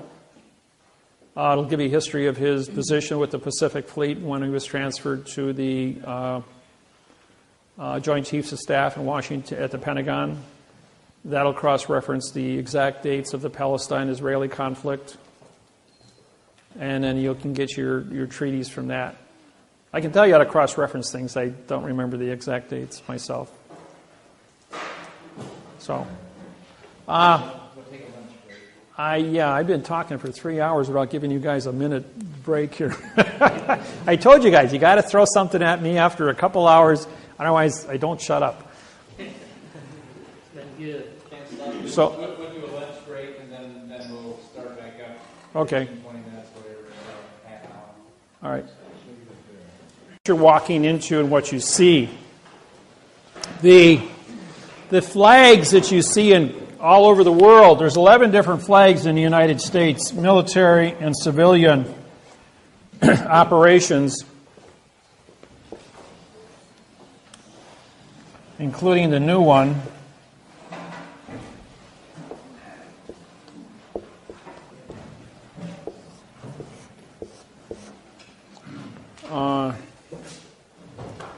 And there's another one. When President Obama on election day was elected, if you look at the pictures on all the newspapers across the United States, you saw this flag hanging behind Obama. It's a New World Order flag. It has a circle of stars, a blue square field, and it's 1 to 2.25. They also had another one with 50 stars, 1 to 2.25. That was the United States Treasury flag. The flag that's 3 by 4 with a blue square field is a military boat flag. All vessels in dry dock on planet Earth, like your own personal house, the school building, these are all vessels in dry dock. They should be flying a 3 by 4 boat flag. The flag over here with yellow fringe on it, see if I can. This is a 1 to 1.9. I recognize this is old. This is a very old flag, by the way. When you take the flag and you fold it like this, corner to corner, and then you take it and you put it up here to the corner, it should only have one stripe showing, which does. So this is a 1 to 1.9 flag. By putting a fringe on it, you say that the contract for the United States of America, or the better known as the Constitution, has been captured by the yellow fringe, which is the court flags, maritime law. It says your contract is null and void because they put a phoenix on top. So the wingtips pointed down is a Vatican banking phoenix. Wingtips up is a your postal eagle. I call it the postal chicken. The acorn, as you see, the acorn is for military parades. It's a military symbol, ACC meaning no contract. The spear is for military court-martials. And the ball is for military advertising and military recruiting. Henceforth, you have it in front of the post office with the ball on top. And inside the post office, you have the eagle on top because the post office is postal. Henceforth, you're in the postal building, but outside, it's where you sign up for the draft. Everyone you turn 18, you've got to sign up for the draft. You've got, 90 days after your 18th birthday, do so. The 3 by 5 flag is a military flag with a blue square field. It's used for parades. The reason that they have this flag, not the 1 to 1.9 flag, is because of the weight of the flag would hang down, whereas in a marching at 3 miles an hour, the wind would catch it and it would be aloft because of its weight. The 1 to 1.9 flag I now hold copyrights to as the correct sentence structure, communication, parse, syntax, grammar flag, recognized worldwide, both in black and white and in color, red, white, and blue. The 3 by 5 base flag has a 3 by 4 field, and this is for military bases. The ones they sell at Walmart are 3 by 5 with a blue square field. That is a military flag. And when the the sentence runs like this. When they come looking for your jurisdiction, what flag are you flying? And if you've got a military base flag outside your door, don't be surprised if the military can go ahead and set up camp in yours, because you've given it military jurisdiction to start with. When you have my flag on my business card, and of all things, I forgot my business cards today. I've only got, I think, 5 of them here with me. 5 or 6 of them.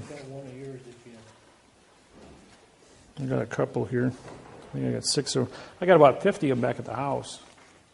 So, what we're going to do is, huh? No, not raffle. Now these cards, I'm sorry I forgot them. My business cards are like get out of jail free cards. You put these on your driver's licenses and you get pulled over by the cops. They take one look at it. On the back of the cards is the procedures to prosecute judges and attorneys and police officers. They take one look at that and they start reading it and going like, oh, he belongs to that group. This group is not allowed in the courthouse. They won't give you a citation.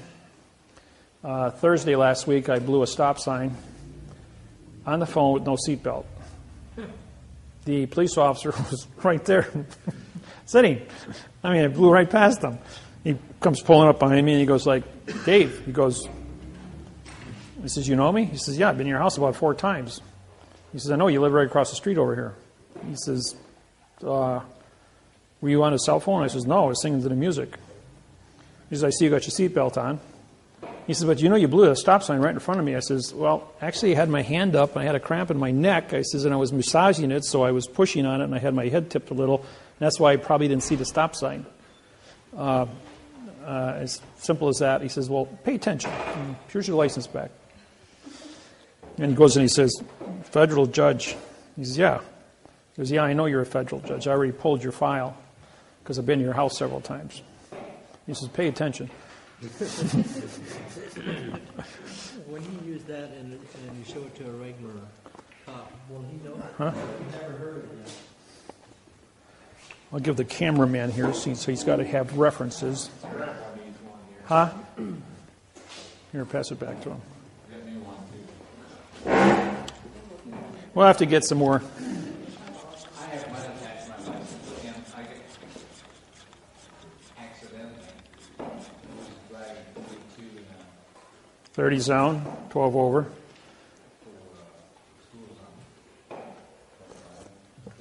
Oh, 25 school zone, yeah. That's public safety violation. So he looked at it. I said, are you sure you want to do this? After he brought the ticket back, he ordered me out of the car. He yelled at me. And I said, wait, am I under arrest? And he said, no. I said, am I free to go? He said, yes. I took the ticket and left. See, now, if you would leave your vessel, you're a captain of your vessel. If you leave your vessel and stand on the street, then you're a vagrant. And therefore, you were under arrest. I was not about to get out of my car. One of my students called me up the other night, and he says, I got a ticket, Dave. Can you make it go away? I'm going, how much was it? 87 and 55. That's 32 over. That's public safety violation. He says, all the cars were driving that fast in L.A. on the expressway. And I says, he singled me out. Still public safety. You blow a tire at 87 miles an hour, and you're going to be so much scrap metal rolling down the highway, taking everybody else out with you. I says, no, I ain't going to stand by that. I just said, I'll see 150. Yeah, when it comes to school zones, you won't get... School zone is public safety. You've got to watch out for children because they don't pay attention. They run across streets. You tag a kid, I'll tell you what, they're going to throw away the key on you, especially if you're going fast like that. So, but this one here, I'm going to give you guys a history lesson in a minute. This one here is won the 2.25 flag. I went to Washington, D.C., and I had one of the 1934 gold certificates from China. This was on original clay paper with butterfly ink. And it was an original copy of a $500 million note. My surrender commission is $50 million for surrendering a document. Secret Service showed up and wanted to arrest me for passing fraudulent documents. I had 6 inches of credentials out of New York State Bank to verify it. He says, where's the rest of it? He says, there's $8.7 billion on this package. I says, well, it's in Austin, Texas. I gave him the address. Well, they surrounded the property and they got the guy with the rest of the notes. He wound up with 8 years in prison. As a federal judge, though, being at the United States Treasury, I says, I want a receipt for that. I says, I'm turning over United States government property to the United States government to be put back into the Treasury. The 8 officers of the United States Treasury all came into the room to meet me and to review the note, along with the 2 Secret Service agents, and they wrote me out a receipt for the note. He says, if this is legitimate, we owe you $50 million. So, 10 days later, I called back and I asked for each one of the individuals. They no longer worked there. The note disappeared. I think everybody took a commission, including both Secret Service agents, and they all retired elsewhere. But I never got paid. Then the guy says to me, where's your bodyguards? How can you transport this much money and not be captured? I says, you ever hear the word secrecy? It's the best fault in the world. So, I'm going to do a little history lesson for everyone, since how everyone has never... I go to universities, colleges, high schools, and you'll never see this in any of the schools taught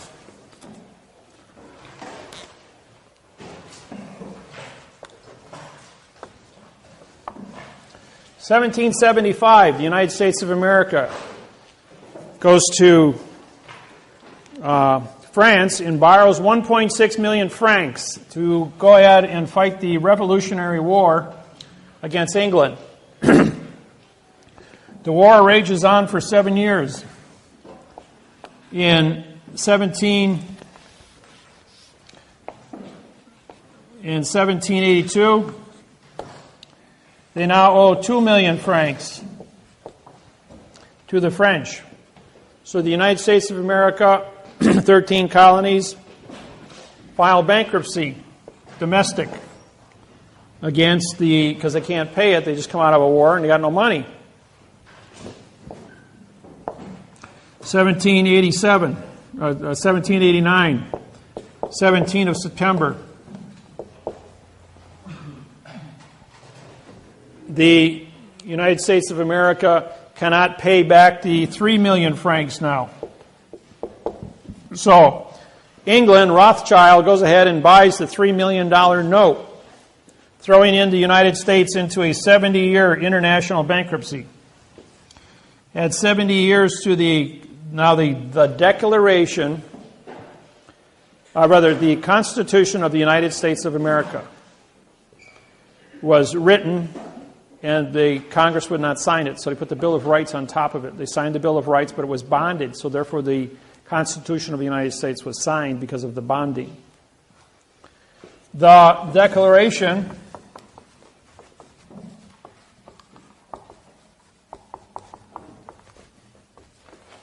of Independence.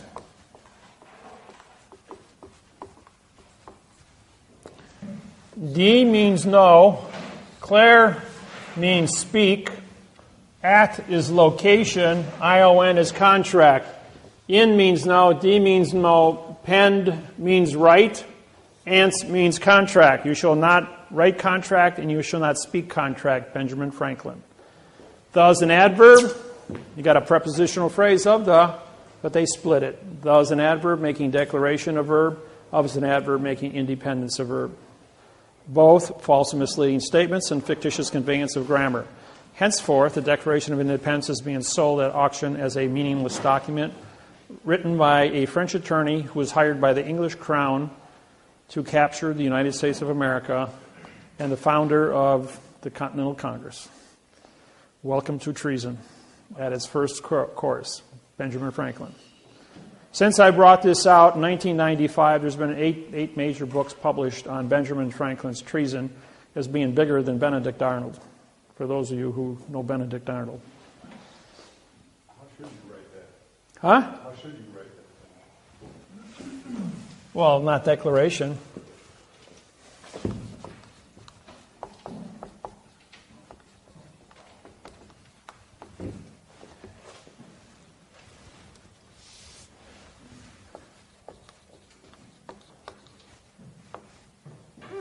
S apostrophe.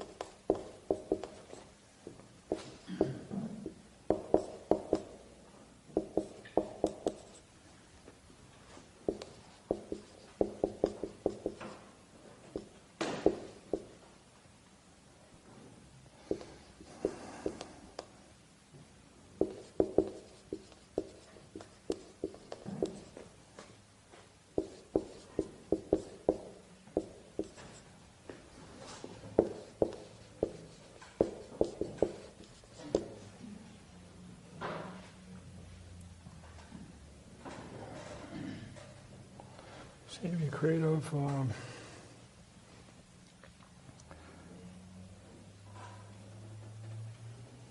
What's another word for improvement?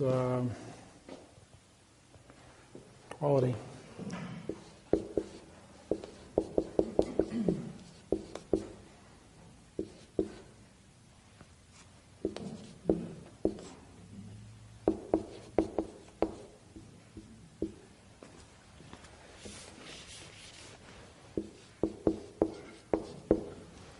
Something like that. For the people's knowledge of the Constitution is with the claim of the correct sentence structure, communication, parse, syntax, grammar, with the rights and freedoms of the creative quality of our lives.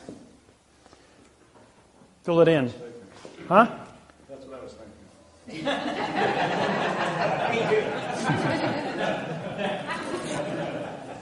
See, you throw me a question and I just cuff it off, how to be correct. I wrote the Constitution for the United Nations. I used the Constitution of the United States, Constitution of England, France, Fiji, Australia, and Hawaii. Took the best of all of it, quantumized it, and the Constitution of the United Nations. And I wrote a new 59-paragraph Constitution for the United Nations and was endorsed by all 200 countries.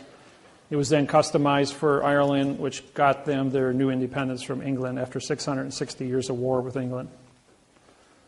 And it only took 72 hours for me to do that. So, if you need if you got a question, I got an answer to an impossible question, and syntax will give you that information. 70 years. 1859, September 17th. Now, if we add no law becomes legal for 90 days from September 17th, plus 45-day trust law, you got the bombing of Fort Sumter in 1860. And the South breaks away from the North. Oh, yeah, there's also a 3-day rescission act. So you had to follow timelines. These timelines were set up 4700 BC, giving a rough estimate. So it's been 6,700 years running. And these timelines have never changed. The Civil War starts. Add 70 years, 1859. 1929, November 2nd.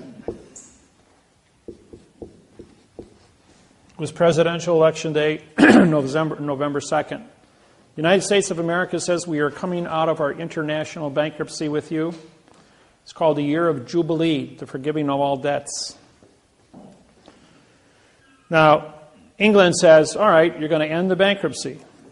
5-day rule applies. We have to give a 5-day notice to all banks and credit unions that we're going to close the banks and credit unions on November 2nd. That was posted on October 29th. Anybody remember that date? Stock market crash threw us into the Great Depression. The dollar went from $1 to 10 cents in value globally. Same thing happened when Russia came out of bankruptcy with Rothschild. It went from $1 Russian to 10 cents Russian. So they had to cut down half the Black Forest in Russia for fuel, pull out all their gold, silver, oil, and timber. It took them 10 years to get everything up and running. When they turned off the money, they turned off the power, and everything ran on steam in 1989 when Russia came out of bankruptcy. And therefore, everything froze solid. It was the wintertime when they came out and broke all their turbines because it was all water operated, and everything froze and broke. So their whole infrastructure was destroyed.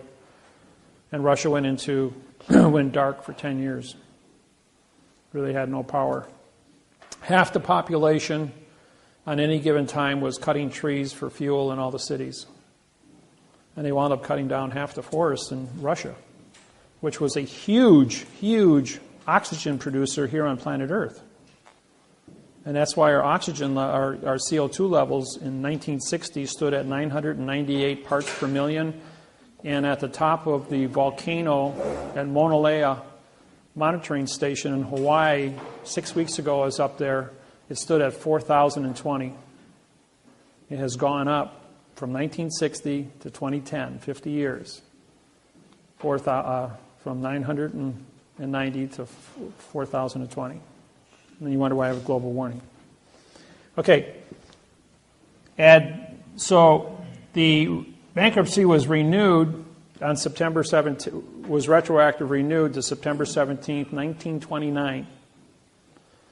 Because you have to add 45-day trust law to September 17th, and you get November 2nd. Ever wonder why we have the first Tuesday in November 2nd? Because it's 45 days after the Constitution of the United States international bankruptcy was signed on September 17th, 1789. Add another 70 years, and you get 1999, November 2nd. Just happens to fall on that date. The president on November 2nd, 1999. Those of you that are old enough and remember, we counted ballots, as no law becomes legal for 90 days. Because there was no law in the United States, the bankruptcy, the IRS does not exist for 90 days. The United States government does not exist for 90 days. The United States military, under the Universal Postal Union, was ordered at DEFCON 2 with their finger on the nuke button. We were at 1 minute to midnight for the end of the world. If anybody if China or Russia launched an attack against the United States when we didn't exist, they were going to go to nuclear World War III. That's how close we were to the end of the world. So for 90 days, they had everyone count ballots. Watch the left hand while the right hand took care of business.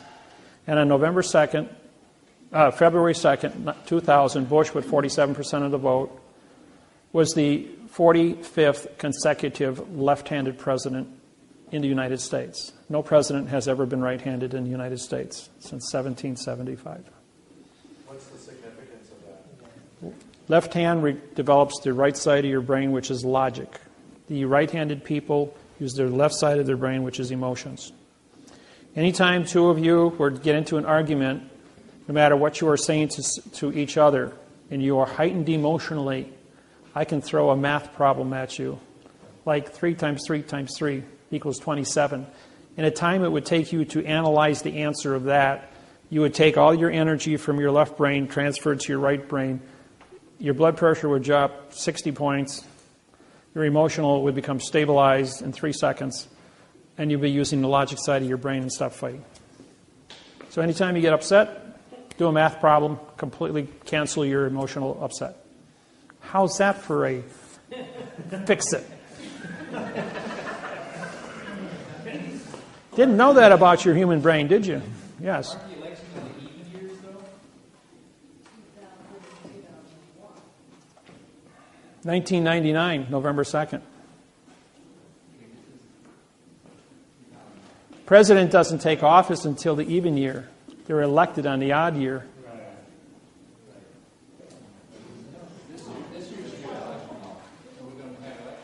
It's 2012, yes, but the president doesn't take office until 2013. No, 1999, November 2nd, was the end of the Third International Bankruptcy. There was no election take place that year. I mean, the election took place, but the president wasn't appointed until the 2nd of February 2000. And Bush was reinstated. This was Bill Clinton. Bill Clinton said on November 2nd he would be the last president of the United States of America. On the 2nd of February 2000, the United States of America Corporation took over. The democracy was dead. The Constitution expired. So what's the law of the land now? You're a postal employee. You carry postage stamps in your pocket. So where does the UCC fall in? UCC is copyrighted by England, has no effect on the United States. If you use copyrighted material from a foreign country on a foreign vessel in dry dock, you're babbling because you don't have a copyright release. Only attorneys and lawyers and judges have a copyright release from England. That's why they joined the bar. If you're not a bar member, you can't practice in a foreign vessel in dry dock. So how do you capture a foreign vessel in dry dock? You don't. You create a court within a court. In other words, when you file a lawsuit with a stamp on it, it's a postage vessel. The postage vessel, when the sentence structure says, this is the document because it came to the dock, received the docket number, and is now a document. Document contract. 2 or more people make contract. There is 2 people, your claimant and a vassallee. Document contract, postal vessel. Postage stamp on a piece of paper is vessel. It's federal, so it's a federal court venue. The word jurisdiction, people, means opinion. Don't use the word jurisdiction. Why do you think you have a jury? A jury, J-U, means no law, and R-Y is contract. It's a no-law contract. The word judge sits on a plane different than yours.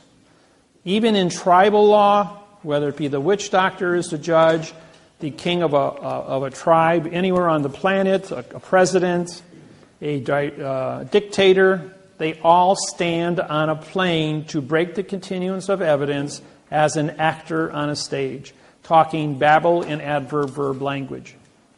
Therefore, you go into an auditorium, you see a person on a stage, they are under contract to perform, you buy a ticket, which is a contract of your opinion. Your opinion is on stages. Your stages, here's the plane of the stage, and then you have your seating going up. This breaks the continuance of evidence with the stage, and you are only witnesses or opinion entities watching actors on a stage. No different in the courtroom. So the only way to engage and have your rights or whatever you're trying to do... Engage means no contract, ING. To gauge when you go in there. And that's a correct word. You do gauge a situation. Gauging means to analyze, to look at the knowledge of your environment. You're gauging the difference between right and wrong, good and evil. You're gauging the conduct of what the actors are, ACT, no contract people, because they write everything in the courtroom is in an illusion. And I'm going to put a courtroom up here in a minute and show you the tricks and the traps that are going to happen inside that. So when I go to file a document, or a doc. No, it's a document. Okay. Do I put my stamp on that document? Yes, and you sign it, making you the postmaster and postmaster, banker, and judge authorized to transport the vessel from the street into the vessel in dry dock. You send before you walk into the courthouse to dock your vessel, you mail it registered mail to yourself. Your vessel has now been registered with the post office, which is controlled of the port authorities, which licensed the courthouse to dock its vessel on planet Earth. In the event that you are the postmaster now signing the stamp to carry the document into the courthouse, you are the letter carrier and postmaster authorized to transport the vessel to the clerk's office, and you can't be arrested as a letter carrier delivering the mail to the courthouse, even though it's a foreign vessel in dry dock, because you're already the post office, which controls the port authorities, which docks the vessel. So you have a higher authority. You're like the senior judge of the courthouse. Little secrets. Did they still stamp that document? Yes, and when they stamp it, they make contract. Absolutely. I sign every federal district court stamp. I sign over the top of it, capturing. Ask for it back. Absolutely. You sign all yours and say, they all have to be conformed. Give me that back. I'm going to sign my name over your stamp, and you sign your name too, clerk. And you usually have to have 5 copies. So do I send 5 copies? Actually, 7. They get 2. You keep the rest, 5 back. Okay, so I mail 7 copies to myself? No, just the one. Just the one. Just to get the serial number. That's all you want. It's a registered serial number. Okay. Then how do I have a copy or You keep the registered serial number. You're going to mail it to yourself. You keep the envelope. Okay. Got it. Okay? If you have one copy that's sealed inside there, it's always sealed inside there. If it ever comes to I'm not jumping the gun, but are you going to just go through all of these? Yes, I'm going to go through all the procedures on it. Yes. She told me that she can't let me have the document back once she stamped it. All of them are stamped, and if you sign the others in front of her, they all have to be conformed. If her copy is not conformed, then she has an illegal copy. She doesn't have an original. If you sign across their stamp, you have the original. She has to take possession of that. But she said, I cannot give you this document once I've stamped it. No, that's because they don't want you to be legal and become the chief judge of the courthouse so that you're in charge.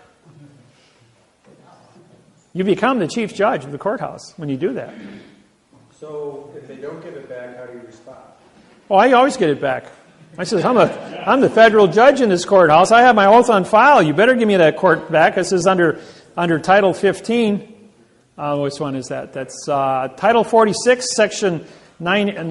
I just tell them I'm the judge? 946.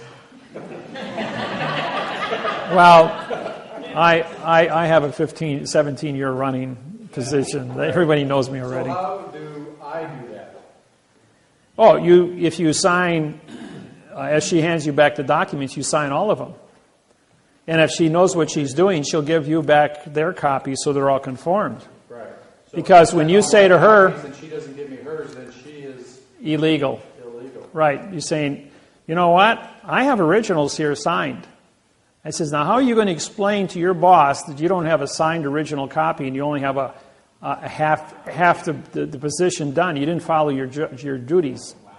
And that's what I'm wondering is the enforcement. Now, under Title 18, Section 641, folks, misappropriations.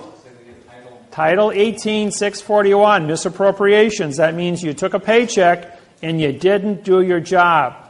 That's misappropriation for not doing your job. That's a 10-year, $10,000 fine, a $9,000 fine, and 12 years in prison. Under another title slide of the same, comes under 946 instead of 941. What was the title number? Title 18, 641 through 665 is the misappropriations rules. You can pull it up on the internet and go through the whole thing. Yes. So does that mean when we took for the mortgage for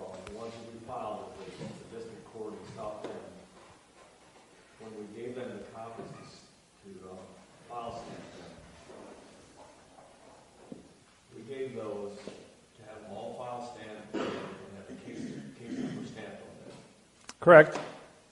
And then we took ours back, and they kept theirs. Correct. So, was that correct, or did we... No, they have their 2 copies, you have your 5. But in front of them, you sign or autograph your name across their stamp. And when you autograph your name across their stamp, they have to give you back those 2 to autograph also. Otherwise, they're not in conformity. And that makes you in contract with that building, with that vessel being docked.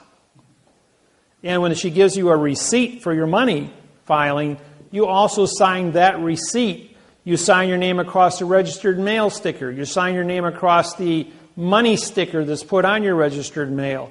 You sign your name across the stamp. Anything the post office gives you, you sign your name across, autograph your name across it. Not sign, but autograph across that stamp. And if it ever comes to push and shove where you got to walk into court going, I'm a federal judge, I'm federal postmaster, I've signed my documents. I have the physical evidence in my possession that goes with this. This was docked at the post office before it was ported with the port authorities. The post office has jurisdiction over the port authorities.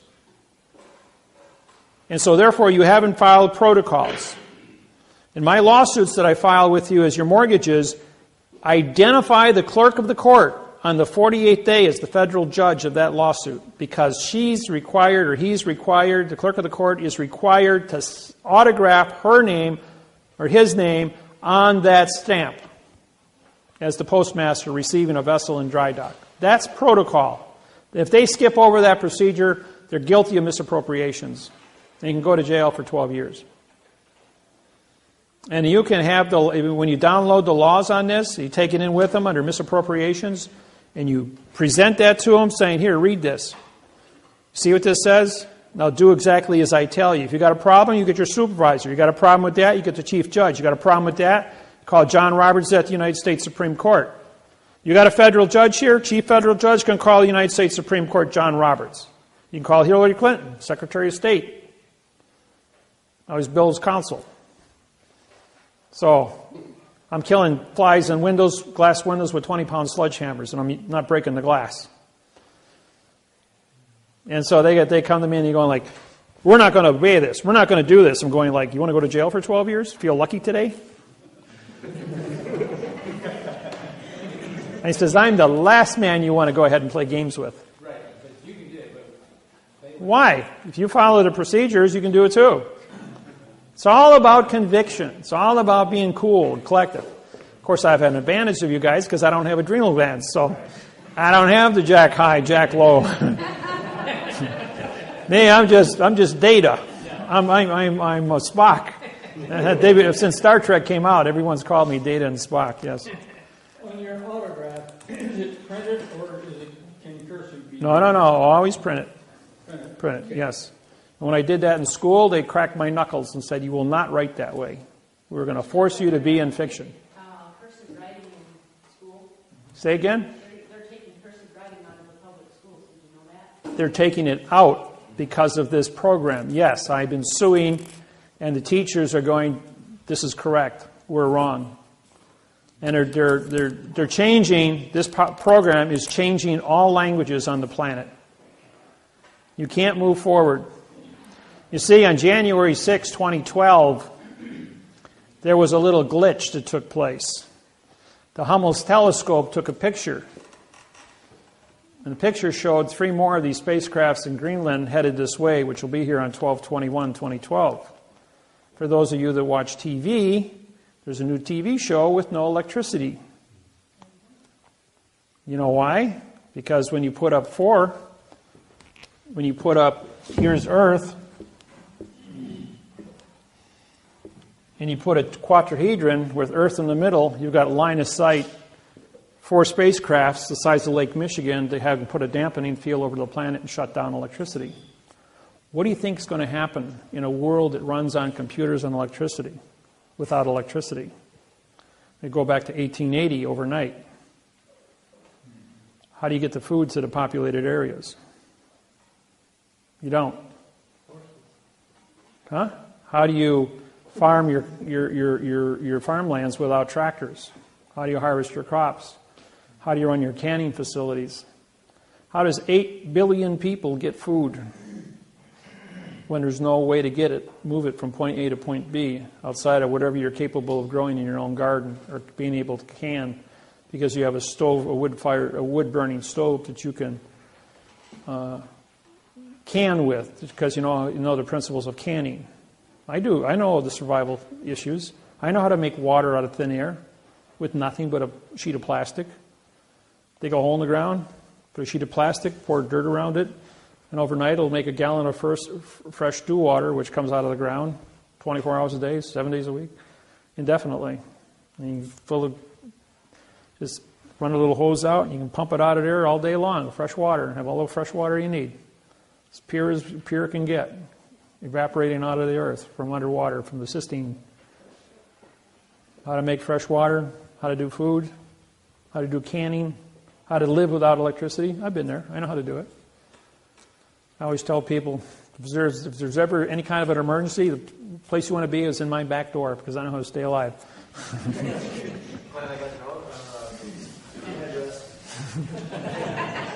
Well, what's nice is I got Lake Michigan only walking distance from my house, and that's a big lake. I got my own boat. Had my own boat building business for 8 years until the oil embargo took place in '73.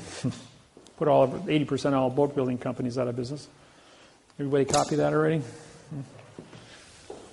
what's going to happen December 21st? It'll be the first day of winter.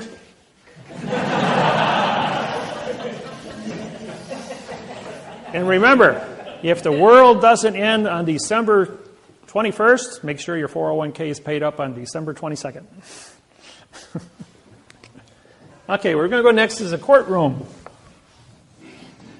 I missed that. What was that about the 401k? I said, if the world doesn't end on December 21st, 2012, make sure your 401k is paid up on December 22nd.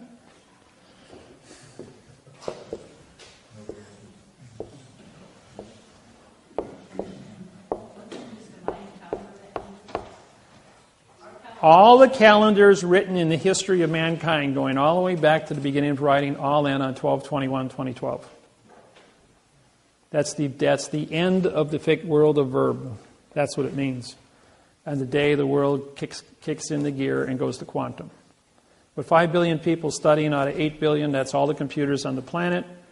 Obama wants to push this through. The Chinese are pushing it with 150 trade partners. I believe that there's going to be some kind of an announcement maybe on that day. Which you're going to turn on the TV, get on the internet, and there's only going to be one thing you're going to see. My program, study, you got so many days before we're going to switch gears, and the world's going to change into quantum. Simple as that. So, that's just my opinion. What's that?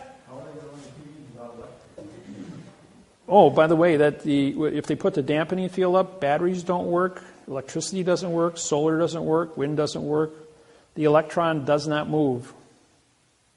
Where's the dampening effect coming from? Dampening field is an EM field. Just like an EM pulse will take out electrical circuitry, closed circuit information. Okay. The program on what a dampening field does, it stops electricity for electrons from moving. What would that? Who would be executing that dampening field? What does that come from? The four UFO spaceships in a quadrahedron, which is a four-sided triangle with Earth in the middle of it, line of sight. What source is them? Why are they doing that? Where's that coming from? Well, they were here 50,000 years ago, so they created the last ice age. Now, the people that leave that spacecraft, like if you go from Greenland, Washington Monument, Yucatan Peninsula, and Easter Island, it's a straight line. They're on straight lines in nature. If you go from the Lexer Pyramid through Memphis, Tennessee Pyramid, it intersects as a straight line with the Lexer Hotel in Las Vegas, Nevada. A sphinx, a pyramid, an obelisk. a sphinx, a pyramid, and an obelisk. A sphinx, a pyramid, and an obelisk. If you have time,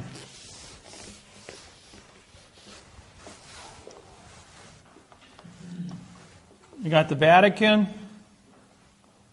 No. You got Egypt, the pyramids. This is North Pole, by the way. You've got the Vatican, Greece, at the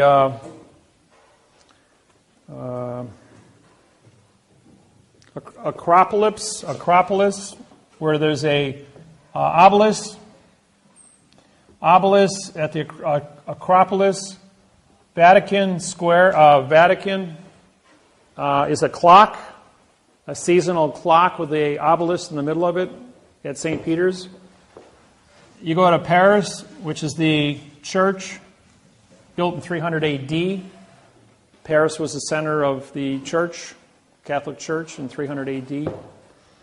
From there, you go to the to London at the Masonic Temple, where they have the rose line and the obelisk and the glass pyramid. You go from there to Washington, D.C., where you have an obelisk, and you end up in Las Vegas, Nevada. Straight line looking down from the North Pole. Then if you take planet Earth and here's our natural Earth axis. Here's a spacecraft in Greenland, 12/21/2012, direct line with the North Star. What are the odds of that happening on 12/21/2012? What's their purpose for doing that on December 21st? Well, this is a 50,000-year-old clock, and it goes off on 12/21. You put 3 more objects here, and you got line of sight, dampening field. No, wasn't your question why the straight line, like all the... There are no straight lines in nature. This is the timeline of Earth. From the 4700 BC to Las Vegas, Nevada, and the building of the Lexer Hotel with a 2 million candle light, 2 million candle power. The Lexer Hotel is a radio transmitter. It's especially designed, and it went off with all the pyramids on planet Earth simultaneously. When they turned it on, they all set up a harmonic resonance that sent a radio signal out into space 1,000 times more powerful than they thought would happen when they turned the one on. It activated all the pyramids that were built to resonate a frequency within the triangle of what it is. The pyramid in Giza is built like this, which is a diamond. The pyramid on the Yucatan Peninsula is built, this line and this line are identical to the square inch. They're 1,200, or they're, from the Yucatan to Giza, I think that's about like 12,000 miles away. They're both identical. Architecturally designed the same. Math, liars figure, but math doesn't lie. Math doesn't lie. I can tell you a few other little nasty little things that are happening.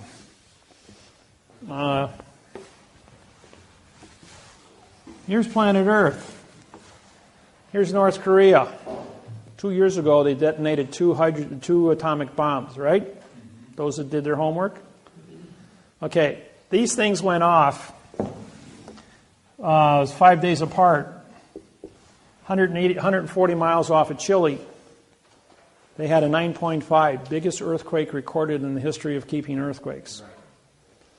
What they did is they set up a shock wave with the first one, which traveled through the earth, hit this line here, and then went like this, and through the magma created a 9.5 in Chile.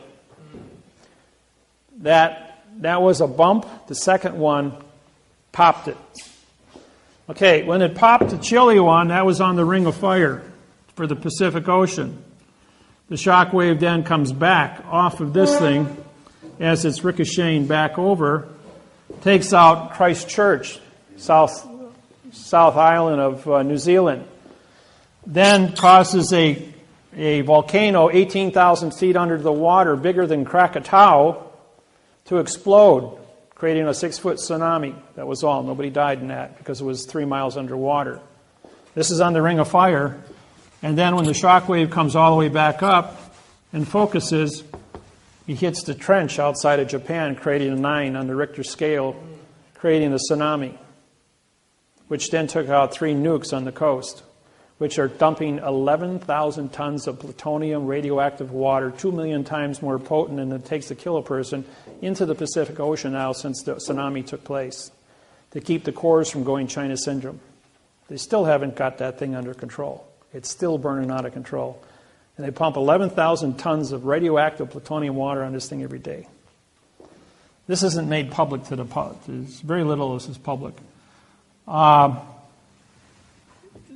Satellite photos in, I think it was April, showed that they're drilling a hole 27,000 feet deep. The first nuke put a crack in the earth. The second nuke was they were able to use the second atomic bomb to identify magma, shock wave through magma. They can target through a shape charge any country on the planet with a shape charge through magma. There's a no-fly zone over North Korea, so their Air Force is useless. But the magma, they can go anywhere on the planet through magma. This was an experiment in a country, the Chile, which is totally... Okay, when Chile got hit, Chile was raised 15 feet as the Pacific plate slid underneath Chile. When the magma came back, it raised the Asian plate 15 feet, including the island of Japan was raised 15 feet as the Pacific plate flattened out and moved underneath. And Hawaii, which is dead center in the middle, dropped 1 foot. Hawaii has a 40,000 cubic mile magma pool underneath it, which created and Volcano National Park cracked a hole 1 mile across and created a 1,000-foot wide pool of lava that rose up 8,600 feet from the base through the mountain. It then blew out a vent 60 feet in diameter at 8 miles per hour, moving magma into the south end of the island, pouring it out into the ocean, creating what's called VOG, V-O-G, volcanic fog, which is silicosis, fibers into the air. It's really, really, really agitating to your lungs when you inhale this stuff. I was there 2 weeks ago and I got a lungful of it. I was sick for 3 days. I was only 20 minutes in the fog. I was driving along and I got some in my lungs and made me sick. Anyways, the island dropped 1 whole foot. And this is all recorded on oscilloscopes that measure magma shock waves. Huh? All the Hawaiian Islands dropped? Yeah, the entire middle of the plate dropped, but it cracked open the volcano. And the VOG got really bad after that. Okay, they're drilling the second hole now, and they got a hydrogen bomb going into it. This is 100 times bigger than the atomic bombs. They found that as a result, they found a fissure in the crust of the earth in North Korea. And they're drilling a hole down in this fissure. They detonate a hydrogen bomb, and now we have a new math problem that shows up. Here's the 43rd parallel, North Korea. 43rd parallel, San Francisco. 43rd parallel, London. If they do a shape charge, and then from the top, it looks like this. Here's the North Pole. Here's San Francisco, and here's London, and London, and here's North Korea with a K. 120-degree angles. Liars figure, but figures don't lie. And on the 43rd, as a shape charge, they can bounce the magma at 120-degree angles and hit the San Andreas. Guess what happens when you hit the San Andreas fault? You got Mount Rainier, which is 40 years past due from its standard 40-year or 38-year eruption. You got Hood, York, and Shasta, all in a straight line, right on the Pacific. You can take Seattle and Portland, write them off. No place to go. The cloud from the 4 volcanoes would be devastating. San Francisco, that would be, you could write that one off. A tsunami would take out Hawaii from San Francisco in a 9.5 or bigger. It would take out Honolulu, which is at sea level, like 1 foot above sea level. And the shape charge going through the magma would hit the gates in London and flood London, taking out the subway systems. And then that would create a tsunami which would hit New York City, which is 4 feet above sea level, and take out New York City, Manhattan Island. And if they miss and they hit Yellowstone, then you got a super volcano 40 miles by 60 miles going off, taking out 2/3 of the United States. All one big dust cloud. So, I did this presentation for 2 3-star generals and 1 2-star general for the Russian military. For the Chinese military 6 weeks ago. The one general got sick. They had to take him to the hospital as soon as I got done with this. Somebody knew something. Now there's a side effect, and that's the secondary shock wave. Secondary shock wave takes out Hong Kong with 100 million people.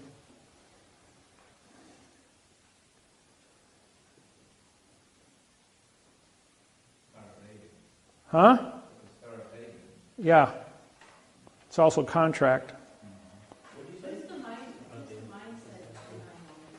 What's the mindset? Who is the mindset behind all this?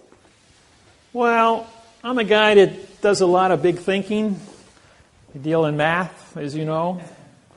And when I start doing math, and I start drawing pictures, I start tracking all the history of mankind, the whole thing turns out to be a big math problem of straight lines all over the planet called ley lines. Turns out that E.T. going back 100,000 years, and all these ley lines where cities are built on this planet, the 8,500 years of masonry, the book that I own, and all the secrets in 8,500 years of masonry that are written down, and now syntax and all the mathematical procedures are brought out through that syntax, all the truths that are hidden inside that book. And in knowing how to cipher all this stuff and bring out all the timelines and the facts. And the facts that I say are coming in the future versus the facts that are even certified through the book in the last 8,500 years. If it's been true for 8,500 years, then why wouldn't it be true for the next 6 weeks? And a lot of this stuff came to me on emails in just glitches, like somebody working at the NASA center that runs the Hubble telescope sends me a picture of 3 spacecrafts coming this way, and then it's deleted a few seconds later. And then I run the math problems on it and all the rest of the information. You know, anybody remember when Obama took the podium the first day he went to the Joint Chiefs of Staff? He walked up and says, "I didn't make this mess. There's only one president at a time, and I'm not it yet." And walked away. And that was it. Everybody's expecting some great speech. Fact is, he got a bloody nose. He got told about all kinds of things that are not included in the presidential election. What they say and what's going to happen behind closed doors about what's happening with this math interface and how it's affecting the planet. What E.T. is doing and how it's affecting the planet. All the different terrorist threats and how it's affecting the planet. All the UFO sightings, as well as the time travelers keeping order. Why we're still all here. Why this is allowed to move forward with no interference on a global basis. And when I'm talking a global basis, I mean 150 language translations from my website to be as big as it is, uncontrolled. And with the order that is being conducted from it, has been very architecturally designed so it doesn't scare people. And those that need to know, need to know. Those who don't know have no power to make an influence on it. It's only the world leaders that are in a position of needing to know things that are going to be told what is correct.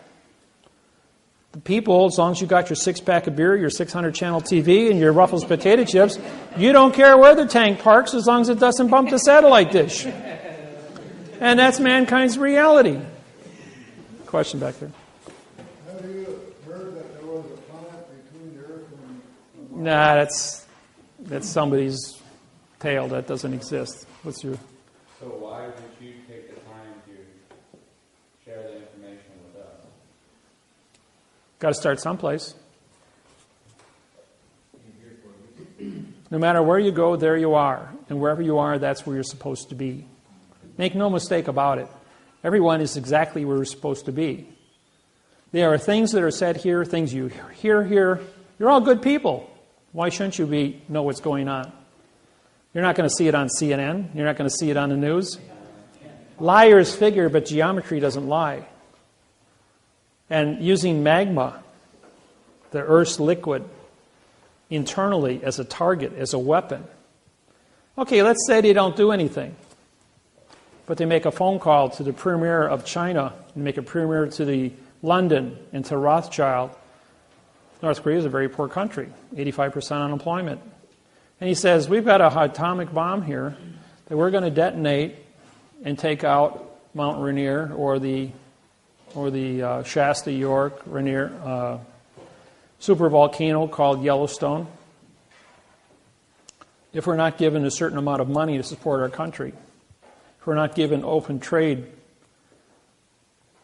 and use it as a blackmail weapon. Now they can't stop it. It's in place. It's 25 miles. It's 5 miles underground. All they got to do is push a button.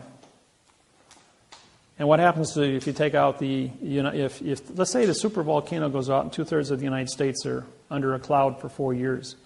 You got a black winter, no food, population after the end of 4 years is a few 100,000 people. Northern Hemisphere is completely devastated just because somebody pushed the button. Or the people from the future know who the button's going to be pushed, and those people are removed. There's always a point of control. There is a future. What kind of future is going to be is going to determine. It's relevant that mathematics become relevant because of ET, as well as Earth's own ability to communicate peacefully. So I go around and I teach seminars every few weeks, but these are recorded. Once this goes up on YouTube, there isn't going to be 40 people here watching. There's going to be 40 million people, 400 million people watching the same presentation on YouTube in a couple of weeks. And there's nothing like a math problem which can't be disputed, because if there's one thing everyone in this room does agree on, it's a math problem. And liars may figure, but figures don't lie. And there's no such thing as a straight line in nature. So therefore, somebody has engineered something that it's not supposed to be. And if you engineer something, then you better be pretty responsible for, if you screwed it up when you engineered it, you're going to be fingered at.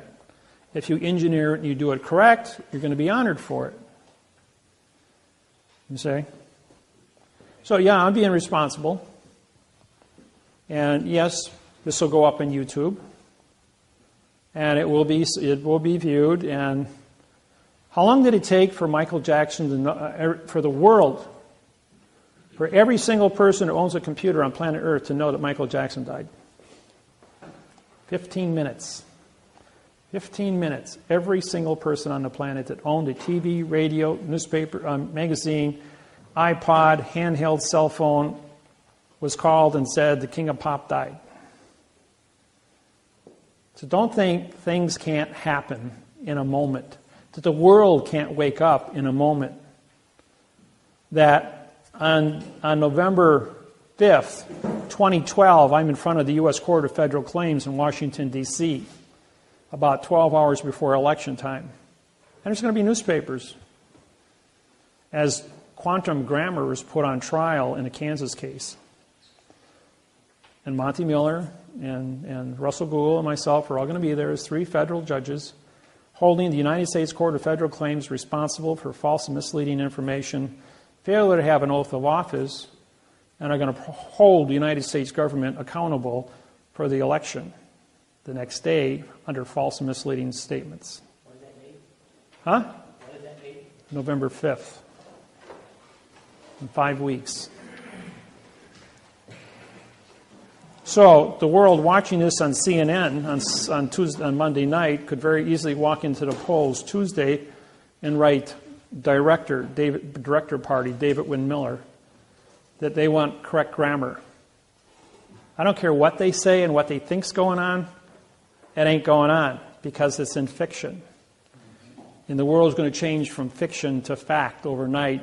And by December 21st, the world of fiction will be made announcement on the world in all languages that this stops today, that we fix it. No more wars. You can't bring an argument to another human being if you're going to talk in verb. Get your contracts right or go home.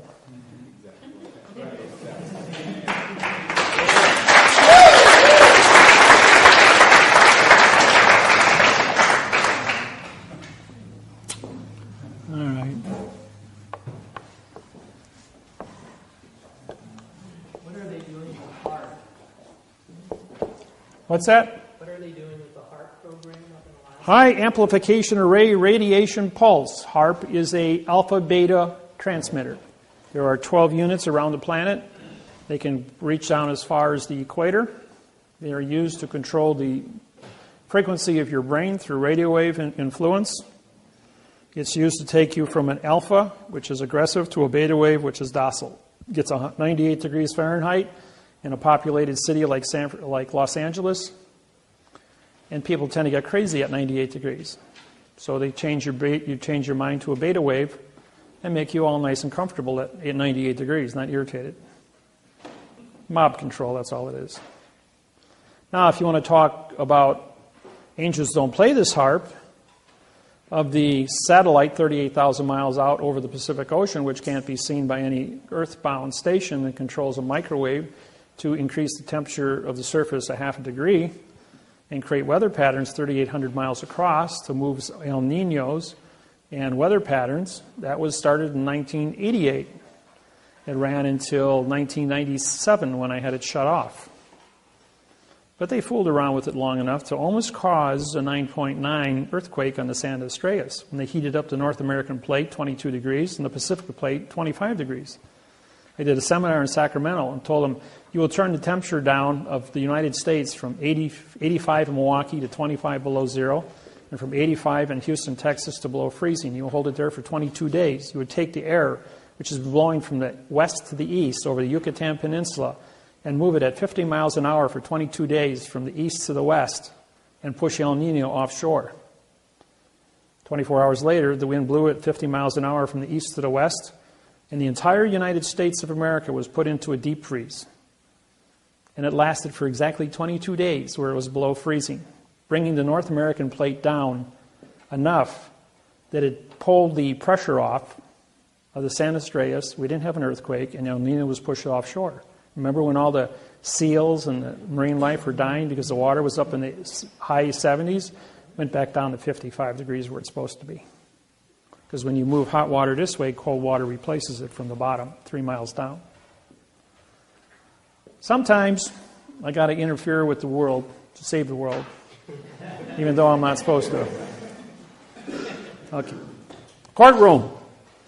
Courtroom's divided into planes. P-L-A-N-S. E-S.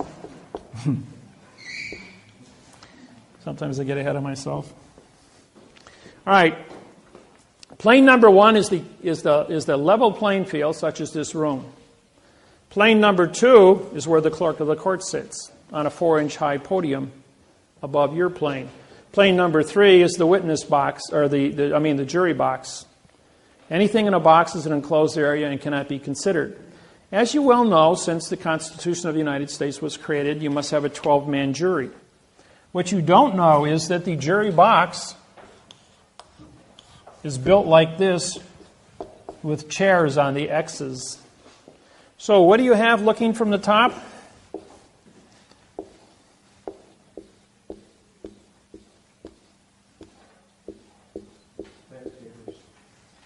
You have 2 petite juries of 6 people each, which is illegal. The continuance of evidence of the peanut gallery are divided. So the jury is in a box, and JU means no law, and RY is contract. They are a no-law contract of an illusion.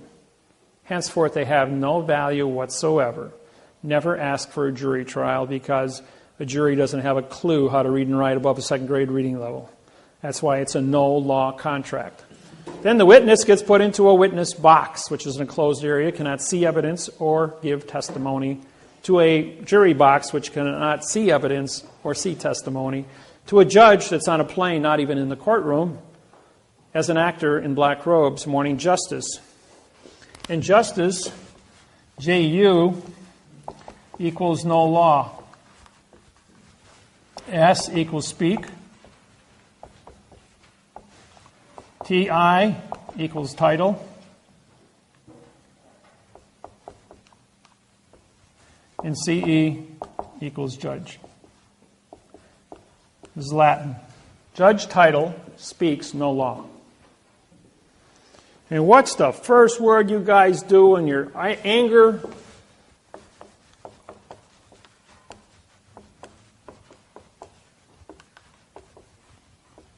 There is a location. That's a positive word. Is a positive word. No is a negative word. Law is a dangling participle verb. So what happens? There is plus and plus, now pointing towards no to be positive, making law a negative, because no is still a negative. So therefore the word no law or fact shall be tried in court. By your own confessions, people, you go, there is no. There's no such thing as a no. Because you can't perform a negative condition of performance. But if you say there is no, what do I have in my hand? Nothing. You just made nothing a fact. Now I can prosecute you with nothing. Well, you just walked right into that trap. Don't feel bad. No one's ever gotten past it. Everyone steps in the trap. Let's see how close up attention you are.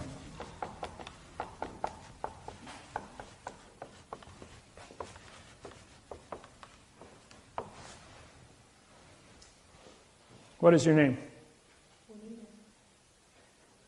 No. I'm a judge. I said, what is your name?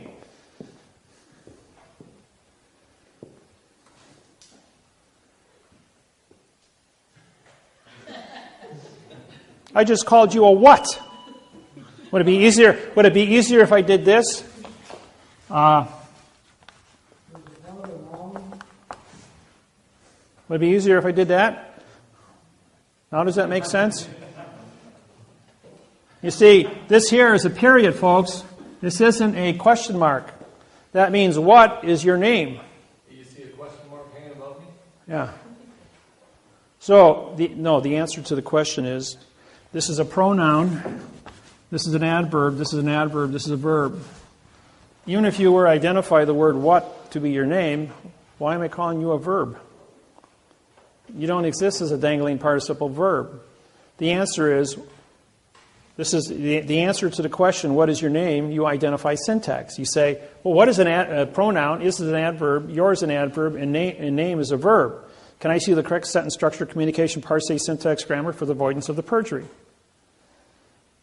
The judge is going to go, okay, case dismissed. Please leave the courtroom. Bang, just like that. Don't care what you're there for. Because the traffic citation, anything he's got to say to you is a lie. You can always tell I'm lying to you. My lips are moving.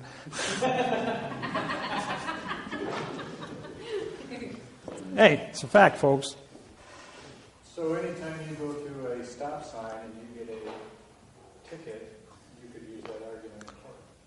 Well, actually, I won a case. I said, Mr. Police Officer, would you please come up? He goes, yes. He says, you testified that I went through the stop sign. I said, you just... You just said I went through the stop sign. I says, what does a stop sign look like? So 8 sides, painted red and white, made of metal. How do I occupy the same space as a stop sign? How can I go through it? As 2 objects can't occupy the same space at the same time. This is a fraudulent statement. And this is a pronoun, adverb, verb, adverb, adjective, pronoun. Can I see the correct sentence structure, communication, parse, syntax, grammar for the avoidance of the perjury? Judge goes, you can't go through a stop sign. And yes, that is a correct statement. And yes, this is a fraudulent statement. And you committed fraud under Title 15, Section 1692E and Title 18, 1001.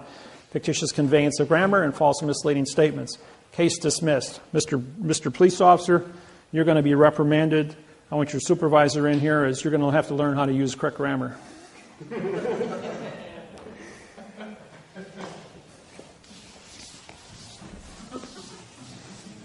You see, these are all tricks and traps, little things that are hidden in plain view right in front of you. And all the little things that go on right in front of you that you don't even understand.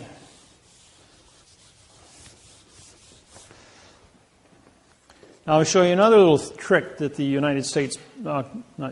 Universal Postal Union Bern, Switzerland. Do you know that all wars on planet Earth are orchestrated by the post office? Post office controls all money in all 250 countries. World War II was not an exercise in a world war as per se. It was an exercise in population reduction of 200 million people. And that's all it was. The planet was not ready to support 8 billion people in 2012. If World War II didn't take place, we would have hit 8 billion people in probably 1970, where there wasn't technology or production capabilities of feeding, so people would have been dying globally in mass units. Millions of people would have been dying at a time from starvation rather than having a controlled issue. If the plague of 1525 or 1535, something like that, which wiped out half the population of the planet, didn't take place, we would have hit saturation way back in 1800. And then there would have been a mass destruction. When I was in, it was in high school. I think it was 11th grade. About 17 years old. We did an experiment. Took a 4-ounce potato, put it in a 2-gallon fruit jar with 2 fruit flies. In 30 days, we had 50,000 fruit flies and no potato. On the 31st day, we had no fruit flies and no potato. The point is, you can expand out of existence all at the same time. You can go out and go fishing, which, if anybody's ever done this, and you put like 30 bluegills in a 5-gallon pail. And in 1 minute, all 30 bluegills die of suffocation. At the same time, they're all gone. When the oxygen runs out, they all perish. Well, the same thing is true with the things that are happening on this planet about what orchestrates. So we're going to take you back into history, to Hawaii, which is a cause and effect. 1848, King Kamehameha makes a proclamation that if Hawaiians are dead, are off the land for 20 years, the land is free for settlement. And being Hawaii is the center of the Pacific, it's very important. In 1800, the population of Hawaii was 2 million Hawaiians. In 1829, there was 34,000 Hawaiians left alive. In 34 years, they all died from whooping cough, tuberculosis, typhoid, smallpox, measles, mumps, chickenpox, all of our childhood diseases. As the Hawaiian Islands were isolated, Cook shows up in 1789, comes back in 1800 with Bishop. And because the world knows that Hawaii exists and they start sailing there, they bring all the diseases of Europe and the United States, and in 34 years, 99% of all Hawaiians are dead from genocide by germ warfare. And so the Hawaiian population is so small, based on its size, that there's King Kamehameha, in 1848, nationalizes the entire island under the Bishop's Trust, putting all the remaining choice lands into the Hawaiian Kingdom. Now, 1/3 of the Hawaiian Islands was given to the Philippines, 1/3 to China, 1/3 to Japan, because they were the dominant population at the time in the Hawaiian Islands. And in the Hawaiian Islands themselves, the Hawaiians kept all the choice farmlands. With that said, China declares Hawaii to be part of their country. Japan declares Hawaii to be part of theirs, and so do the Philippines. The United States took over in I'll get to that in a few minutes. The United States Postal Service shows the Universal Postal Union, better known as the UPU. If you want to go and study this, upu.com is what you type in your computer, Universal Postal Union, and you can get a history lesson off of Wikipedia, which will show you what's going on. Some of this stuff was never made public. I uncovered it, and quite by accident on the 6th of January, and was able to certify how World War II was conducted. In 22nd of October, 1871, the Hawaii files bankruptcy. Now, under the words of damage, no damage becomes legal, and under maritime law of commerce, which falls into the maritime salvage claim, Title 46,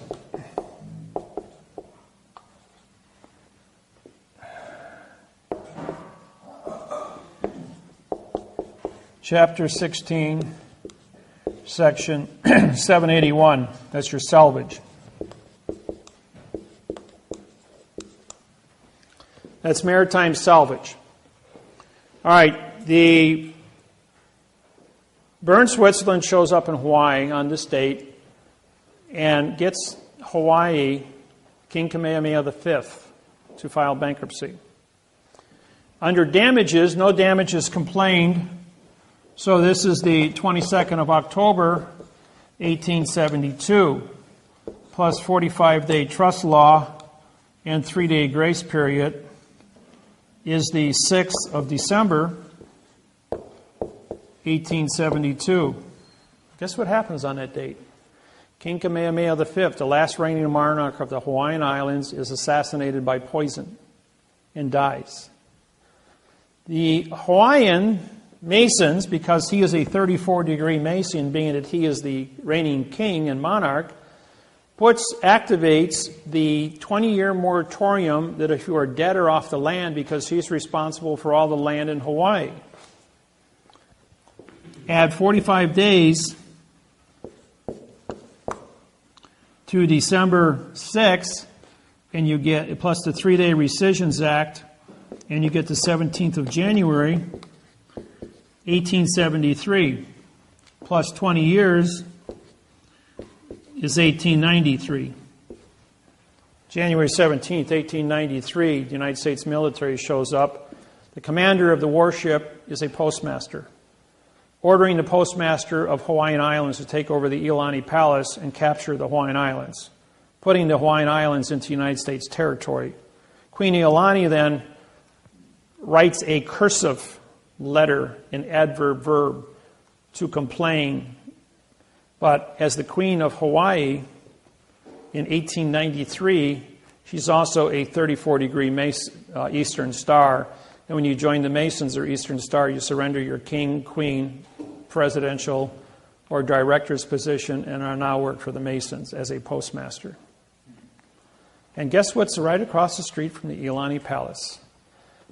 Postmaster, Lodge number 1 for the Masons, the Post Office of Hawaiian Islands, Immigrations, Customs, and the Supreme Court of Hawaii, all in the same room.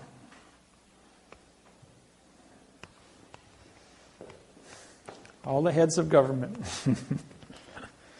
So, I looked at this and I'm going like, all right, here we have 45-day trust law 1-year damages was vacated. 45 trust law and 3-day grace period allows them to assassinate him. Plus 45 days and 3-day grace period allows them to take over, plus the 20-year moratorium, capture the Hawaiian Islands. All done by timetables. Now let's work backwards from this. As we know, that bankruptcy is a 70-year international condition, plus a 45-day trust law. If you add 45 years and 3-day lemon law, you get 7 December 1941, bombing of Pearl Harbor. The Japanese post office declared war on the United States Postal Service in Honolulu, Hawaii. It was a postmaster-to-postmaster war. Only post office vessels, which are all military planes and military ships, carried the mail between the United States and the Hawaiian Islands. The Hawaiian Islands was under military control from 1893, under the United States Postal Service, folks, not the United States government. The government is the post office. The President of the United States, pre-simulation denture, appoints a Postmaster General who controls all branches of government, CIA, FBI, police, fire, every branch of government, Homeland Security, Department of Interior, Department of Forestry, everything on planet in the United States is controlled by the post office. The post office in all other countries is also controlled by, controls all branches of governments. The directors, the presidents, the kings, the queens, are no more than puppets working for the postmaster. Because the postmaster controls the treasury, who prints the money, controls the military, and that's how the world runs. You want a new world order? It was established on the 22nd of October, on the 22nd of October, 1871 was a new world order. It was set in motion by the post office. New world order has been here for 140 years. So everyone talking about the new world order to take over, it's been in place for 140 years until I showed up and there's a new sheriff on this planet and he's taking care of it with syntax. And that's how it works. And the whole world has to change. Now, what is my position?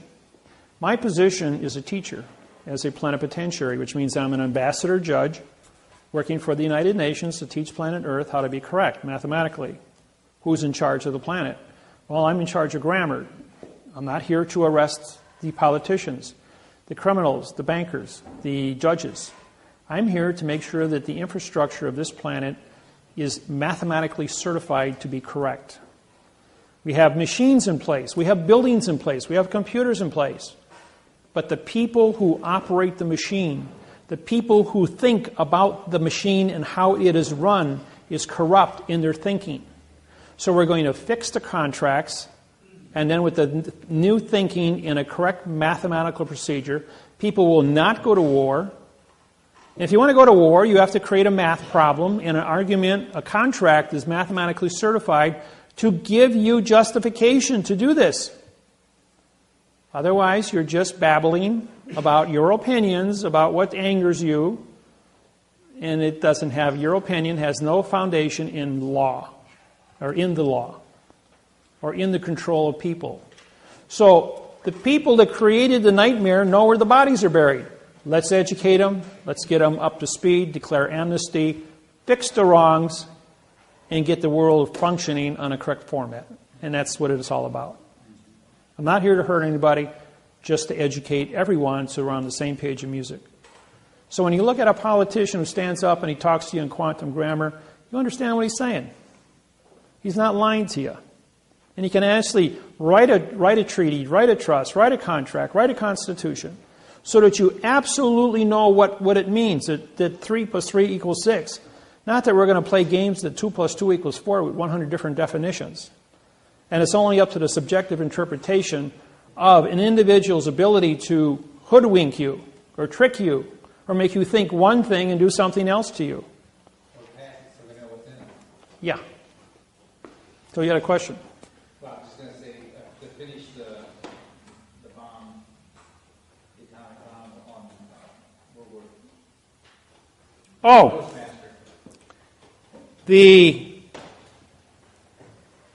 the world, the United States, was allowing Nazism to take place and would not get into World War II. So The post office allowed the President of the United States, Roosevelt, knew this timetable. He knew that the Japanese were going to bomb Pearl Harbor on December 7th. 1 minute after the international treaty, which was signed, but he was 90 minutes early. The people, the Japanese pilots who were in the planes, because the rising sun is their symbol, thought it would be poetic justice to hit on the rising sun. But they couldn't bomb until 8 o'clock and the sun came up at 6:30.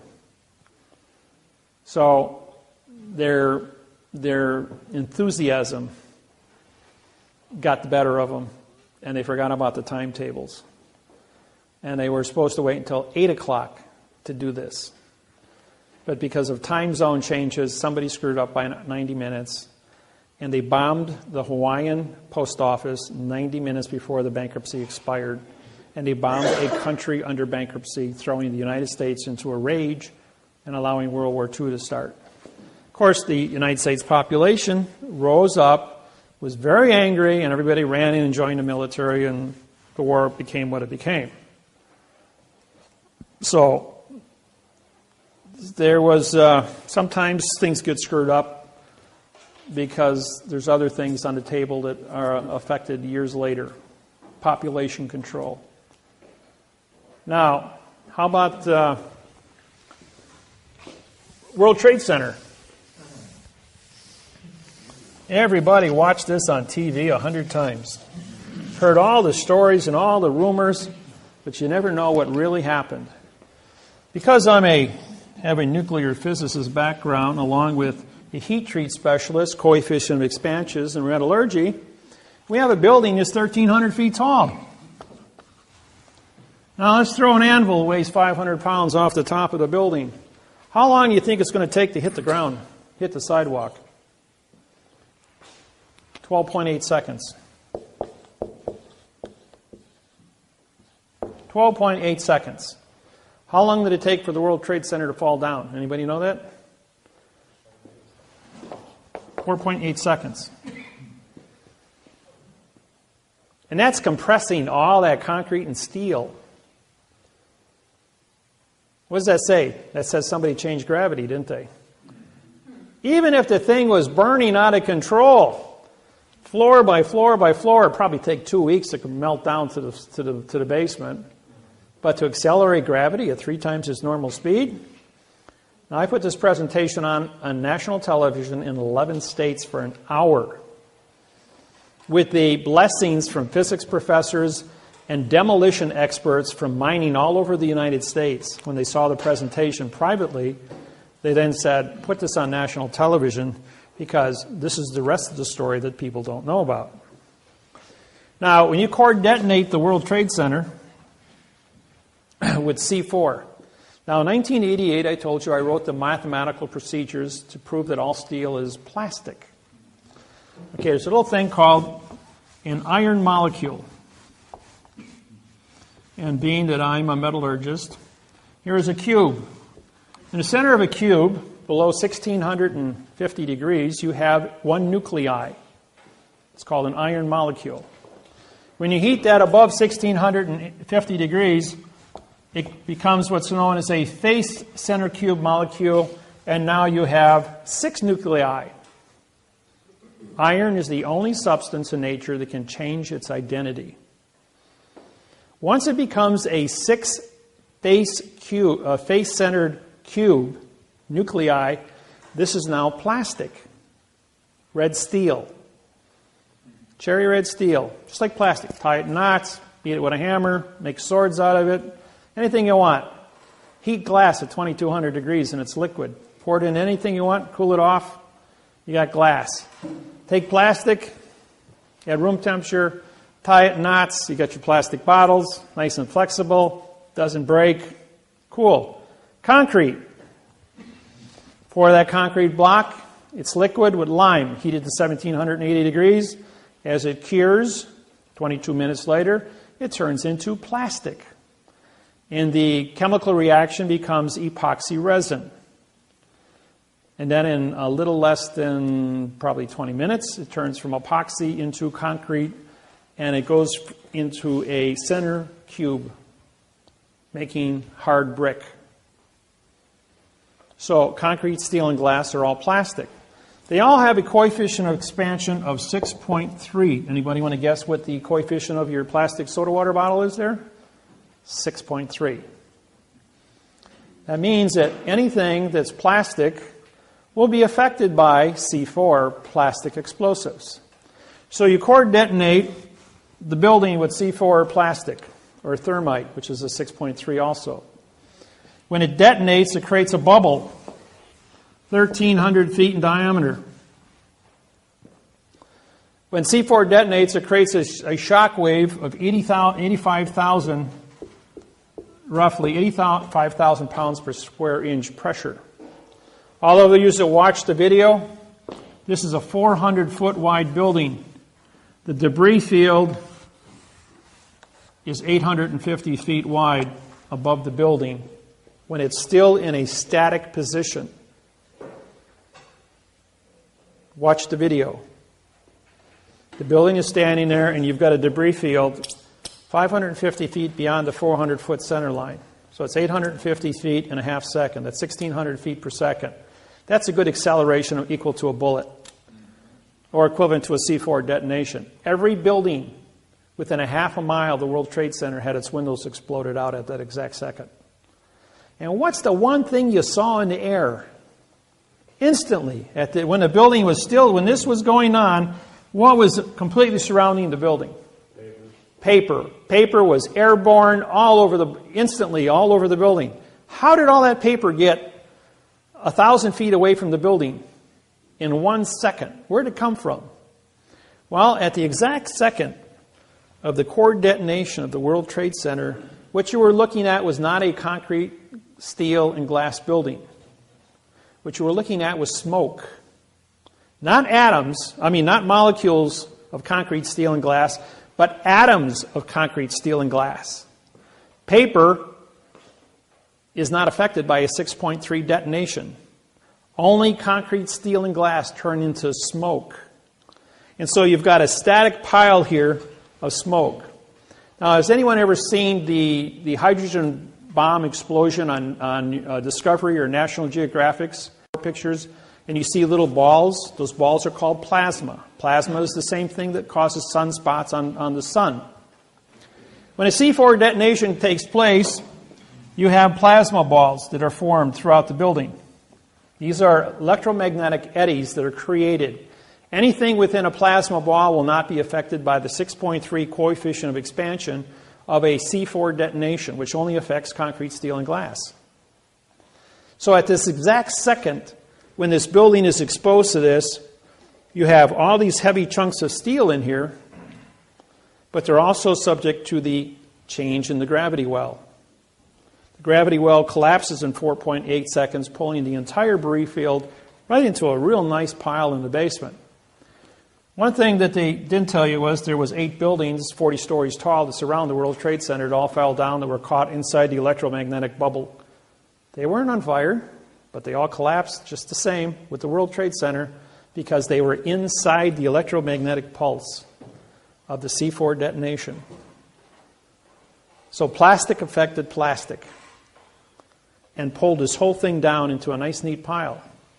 Now, if you look at the video, you'll see that here's Long Island, here's the World Trade Center, and here's a big white cloud of asbestos.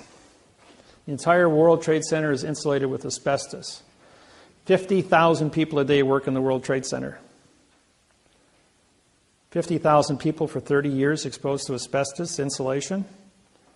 Anybody want to guess at what the lawsuits would be worth over a 30-year period?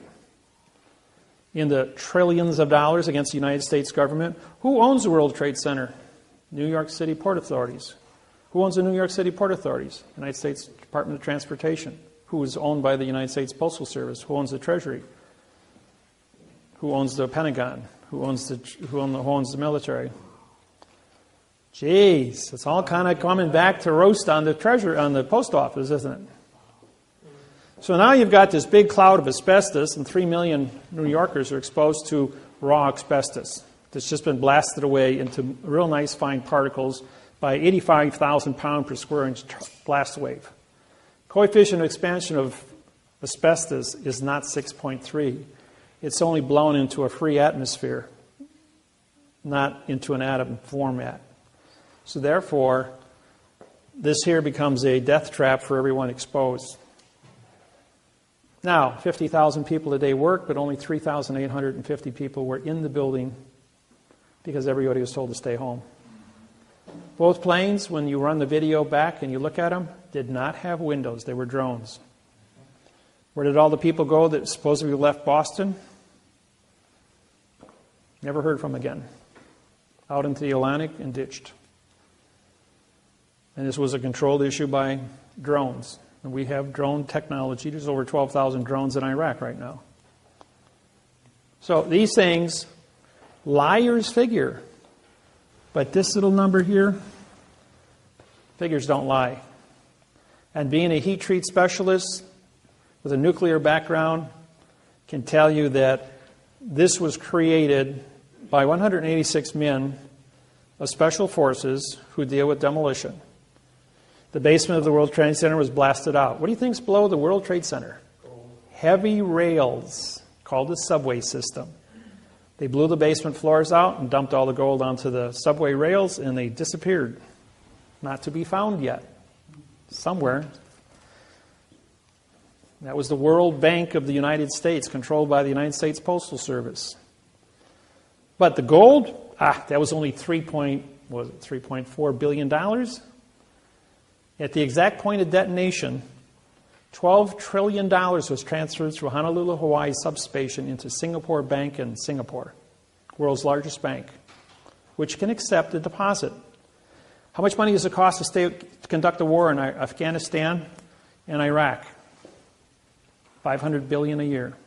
There's a 22-year supply of money to keep the war going in the Middle East and keep us in Asia.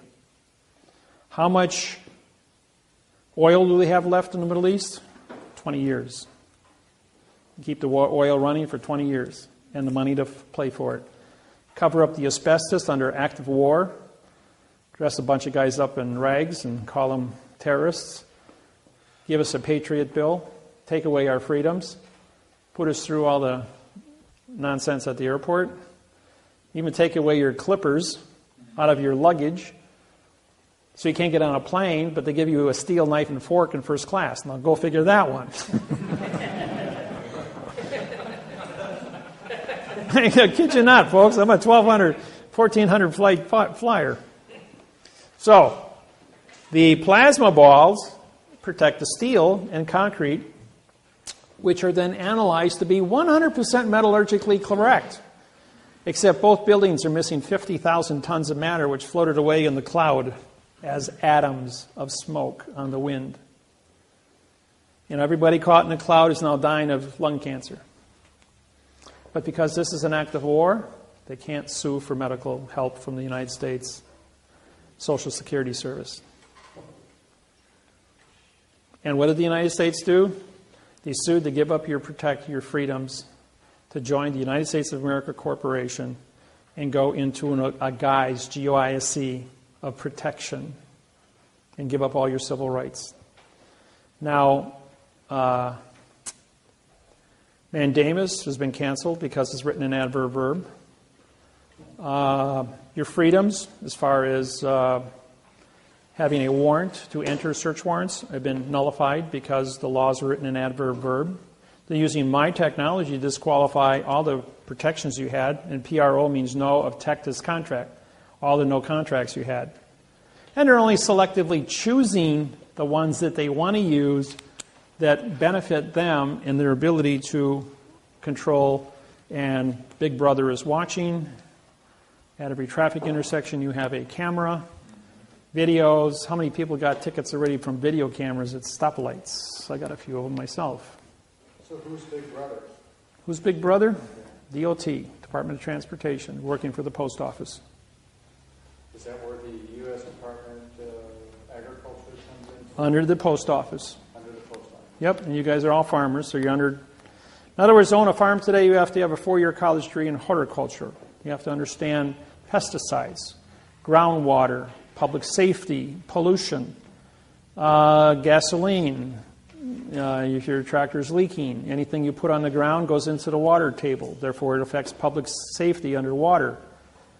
I used to own a 40-acre plot of land, and I bought it because I was going to harvest the topsoil, which was worth $7.5 million on my 40 acres, until I took a course at the DNR in Wisconsin and found out that this was the first line of defense to supply water to over 10,000 homes within 100 square miles of my land, as that was the headwaters of the Mud River.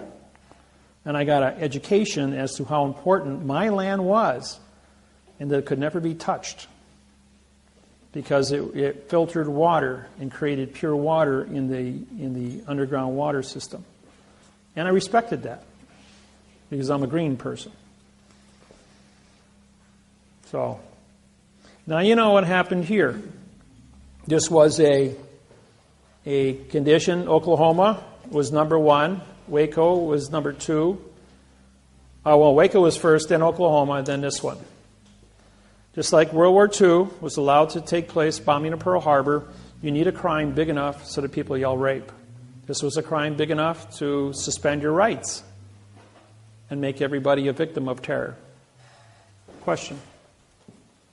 Hiroshima and Nagasaki, was that a control too?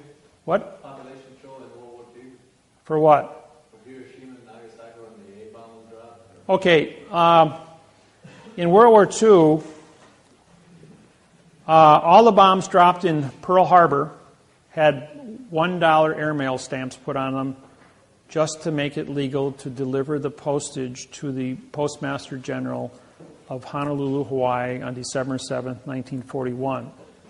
In 1945, a $1 airmail stamp was placed on Little Boy and Fat Boy and delivered to Hiroshima and Nagasaki airmail just to make it legal. And I have the video at home that shows the Postmaster General of Honolulu, Hawaii on signing his name across the $1 postage stamp, just like I sign my name across the $1 postage stamp on my lawsuits, just to make it legal to deliver the mail. All the bombs that were unexploded, and I talked with one of the survivors in Honolulu, Hawaii, who had a 500-pound bomb dropped and split a tree in front of his house. And the bomb had a $1 postage stamp on it when I asked him about it. He goes like, yeah, it was a $1 Japanese postage stamp signed right on there. He says, thought it was kind of peculiar. He says the Army Corps of Engineering came out and defused the bomb, took it away. But it did have the $1 postage stamp on it, he said. And he was an eyewitness. So, yes? What is the significance of the $1 versus, let's say... There are no fractions in federal law. Everything is a whole number. That's your answer. So you can't use a 2-cent stamp? No. You must use a $1 stamp or above. Must always be a whole number. Now, that's a good question. I'm going to switch gears here a little bit. When you read, now, you've been exposed to fiction grammar, but there's another thing that you don't see. It's called character spaces. All things went to computer now.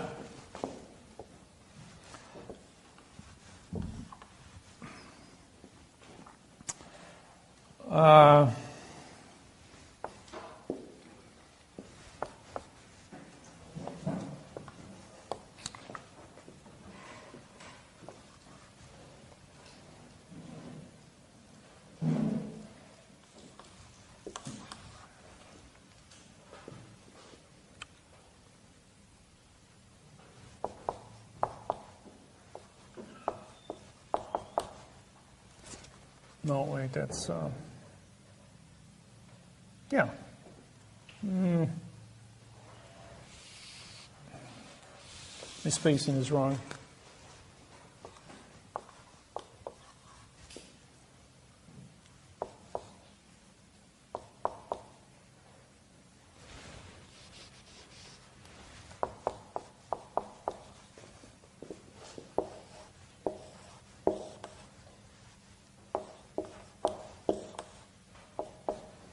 Okay, you're looking at a computer, and each one of these represent a character space, okay? Now there's a rule in syntax, it's called the double space rule. If you are two spaces between words, you break the continuance of evidence. Okay? Now here you're going along, you got space, space, space, space, 1/10, full space. This is actually two spaces now. So when you say, I saw the cat, this is an adverb, verb, adverb, verb. But there's two spaces missing here. So therefore, this is just a two-word phrase, and this is a two-word phrase. It's not four words. So therefore, watch your spacing. We have an attorney in Petersburg, Alaska, who uses 4 words, single spaced, 3 words, double spaced, in each sentence for 22 years. Last year, I caught him. We went back and looked at everything he wrote in 22 years, all identical. 4 and 3 on every sentence. Never wrote a legal contract in his entire life. And he was the prosecuting attorney and working for the city in Petersburg, Alaska, never lost a case. But then again, he never had a correct case, and so him and the judge were in and on together. Therefore, it's a conspiracy. He knew what he was doing. Exactly. There was no mistakes there. Wow. When I take your mortgage contracts and I identify all the parts of speech in 15 pages, and I show that there's not a single prepositional phrase, that this is a document with 5,000 syntax wrong words and 1,000 words that mean no contract, and therefore you have 6,000 mistakes and 5,000 words. This is like building a space shuttle to go to the moon. It's an engineering exercise on 64 million mortgages. When Lloyd's of London got a copy of this, they canceled 64 million title insurance policies in the United States. If I'm blowing smoke, then what's the world doing canceling the United States contracts across the board, shutting down the mortgage industry? And as Pandora, yes, I'm responsible personally for the entire collapse of the mortgage industry and why all of you are probably in foreclosure right now. What does Bernanke's deal with $40 billion per month? $40 billion, that's nothing. But is that tied to this mortgage, to the syntaxing thing? No, he's just trying to put a Band-Aid on something, saying we're going to buy up all your bad paper.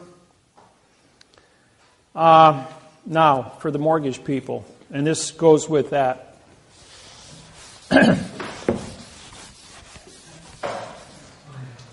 Here's how the plan works. We have a document that's a fraud.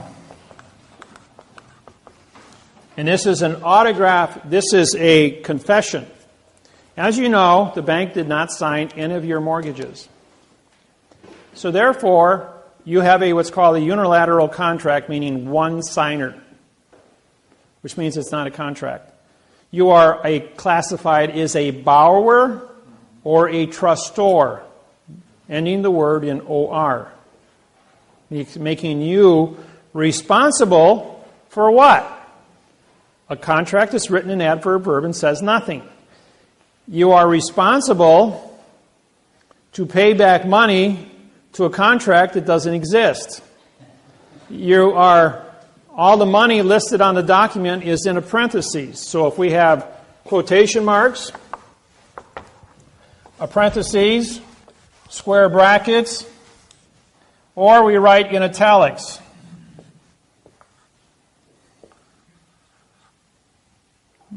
Kind of bad.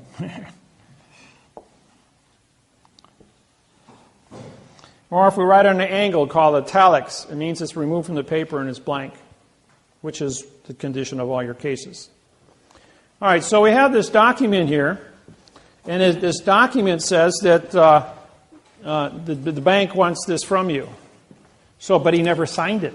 So can I prosecute this individual? Well, I don't have a victim yet. You guys have become victims, but only after the fact those that are all current in your mortgage payments, you still are sitting on bad paper, but nobody's taking responsibility for it. You've paid, kept your mouth shut, the bank's kept their mouth shut, and you just keep paying. Well, that's cool. Your credit rating reflects that you have made a promise to give something back to somebody else, and you've kept your promise. It's just like a handshake. There's no written contract. This is not a written contract either, until I stand up in front of the court.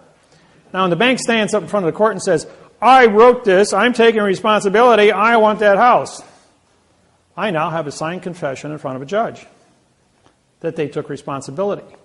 Now, it's my responsibility under Title 42, 1986, as a federal judge, to syntax this document and find out what it really says. What it really says is that false and misleading information, fictitious conveyance of grammar, perjury, and deprivation of rights under coloring of the law was now a condition of criminal activity under Title 42, 1986. While engaged in criminal activity under Title 42, 1986, he had knowledge because there's 6,000 mistakes without any kind of modification. In other words, it's a perfect fraud.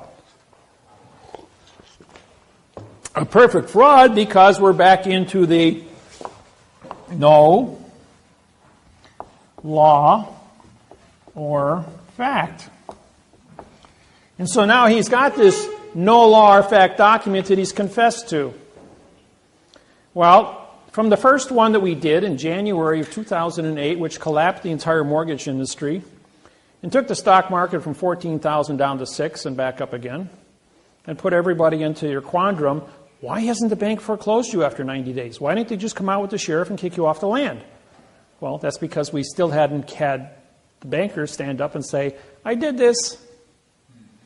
So when he did that, he now had what he did was on the 90th day, he filed a Title 46, Chapter 16, Section 781 salvage claim on your land.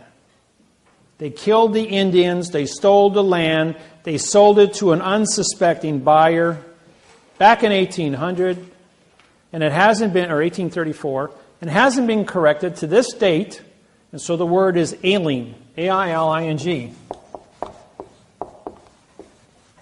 Comes from the word failing, with a square bracket around it.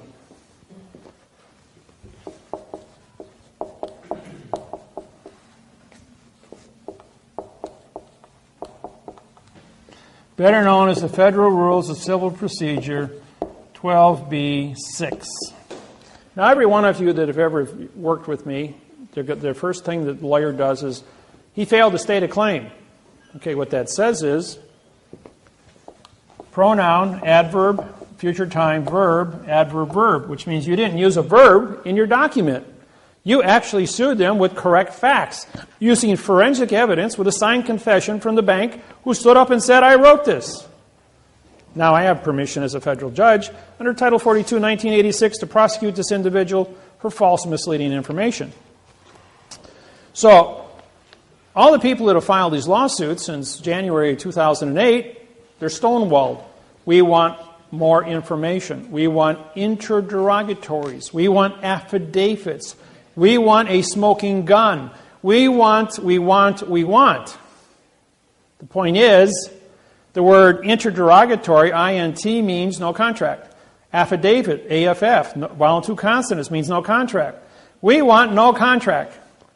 We want you to participate in nonsense for 3.5 years of no contract to keep you into a verb fiction.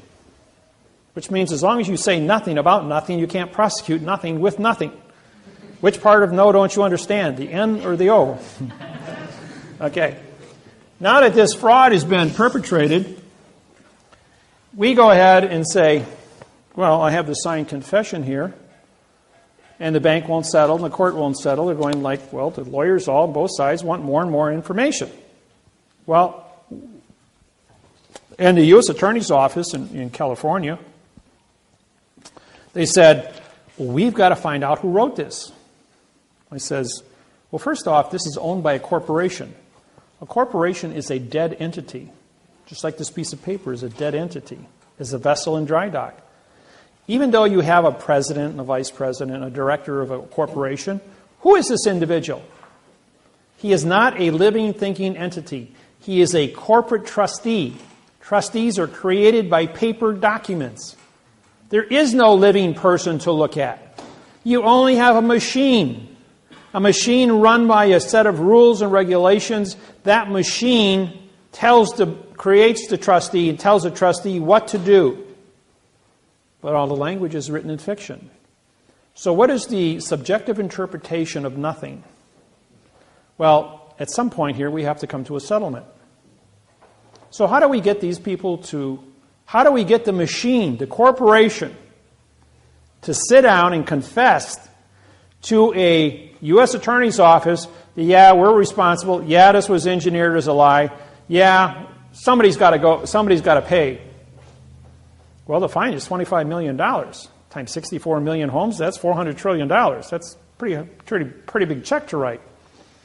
The United States Treasury is $17 trillion in debt.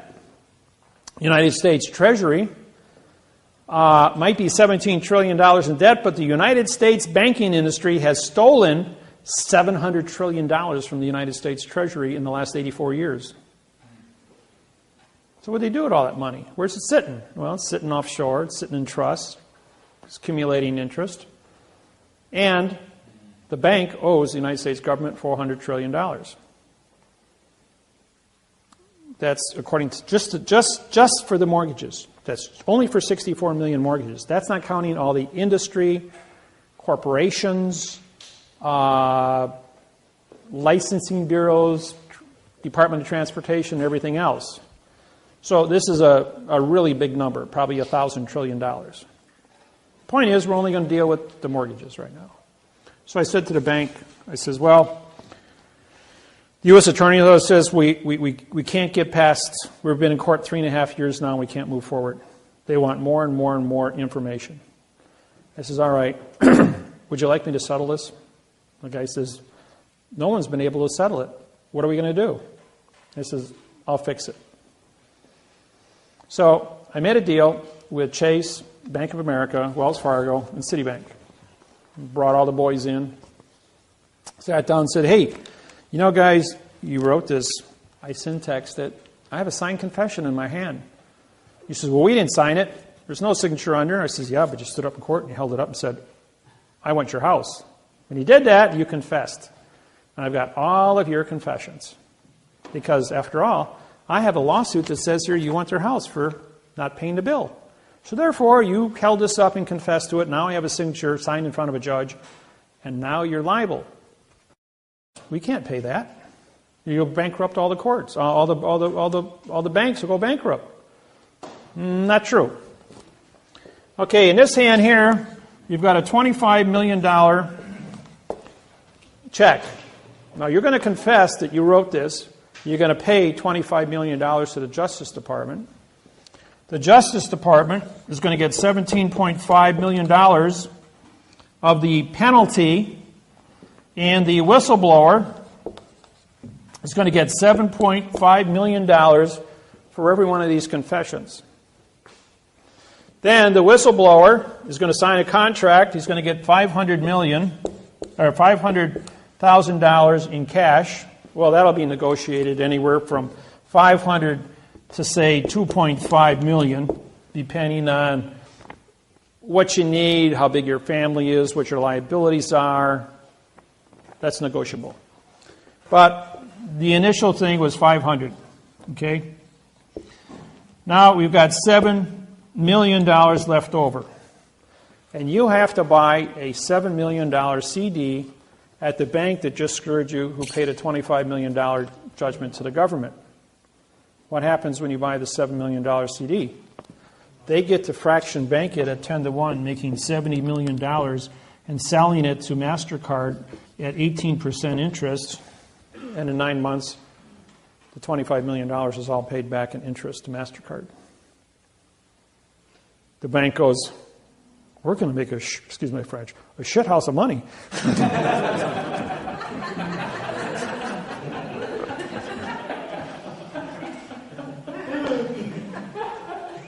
And the bank, 10 days later, walked into Kamala Harris's office and said, we got a check here for $26 billion. We'd like to settle this lawsuit. And all the homeowners get paid.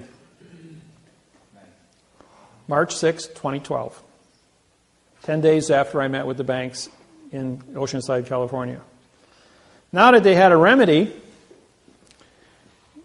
the banks, Kamala Harris got $19 billion. The United States government immediately took $7 billion, stuck it into the Treasury in the state of California.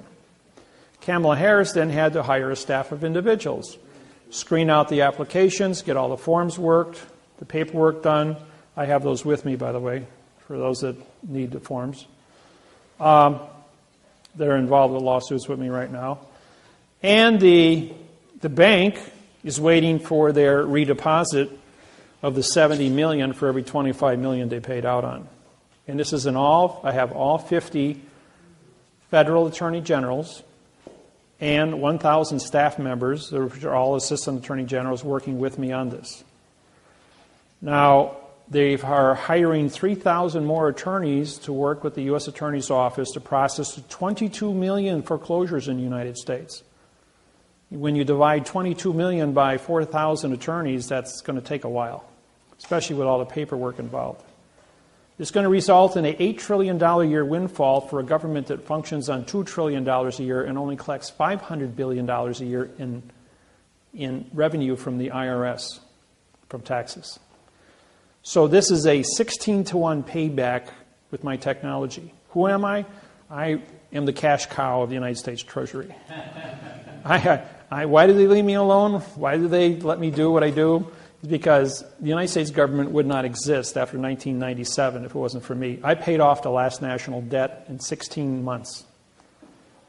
They were $8 trillion in debt. They not only paid it back, but on November 2nd, 1999, we had $6 trillion surplus in the United States Treasury, entering the third international bankruptcy. And so now, as of last week, we were $17 trillion in debt. With this technology, it's affecting everything. And every single lawsuit, yesterday, Bank of America wrote a check for $2.46 billion for false and misleading information on the wording for the contract for the Bank of America Employees Pension Fund. Biggest single settlement in the Bank of America in the United States pension history. But that is trivia compared to the 25 or the 26 billion that was written in California to settle the cases, and the 74 billion that has currently been paid out to date on the $400 billion lawsuit, which is at the New York Securities and Exchange Commission for false and misleading information to sell bad mortgages to the Securities and Exchange with a second-grade reading level. Henceforth, this document. But under the Clayton Act, they're going for 4 times damages of $1.6 trillion against the banks. This is just the first 1%. 1% of the 22 million cases that are out there. There's a 3% bottleneck in the United States court system. It will take 30 years to go through the 22 million foreclosures. That's why they've hired it. They want to bring this down to 10 years instead of 30 years. Question? I'm just curious on you mentioned $7 million going to the CD. You get the interest off it on a yearly basis besides your 5. Just like you win the lottery, you get the interest from the lottery for 20 years. The state keeps the initial chunk of money that you just won, $300 million, and you get the interest off it. It's more money than you can spend within reason against paying for all your toys that you would fantasize for any individual. And it keeps, really isn't any money around out there. Everything's got to be working. Interest is a working condition of money. So every time they have a problem, they come to me saying, here's the information, sort it out. And it takes me just a couple seconds because I've been doing this since 1997 when I issued new money in the United States. So does that go on indefinitely, or is there a time frame that will stop? There will always be a condition of foreclosure. There will always be people in bad luck. There will always be, the new contracts, however, have to be written in a new parsé syntax grammar. I'm referring to the $7 million CD that I get personally. No, that'll be just a 10-year contract. That you'll have a one-time payout at the end of 10 years. That'll give them a time to, they may bill out MasterCard at, I think it's currently is 14.6%, giving you a 7% commission off of that. 7 times 7 is 49, so that's $500,000 a year for 10 years on top of that, and then a windfall of 7 at the end, which would be reasonable. The bank makes $70 million off the top of that at a 10-to-1 fraction, where they're only paying you paying you the face value of 7, but actually collecting on 63 million all the interest.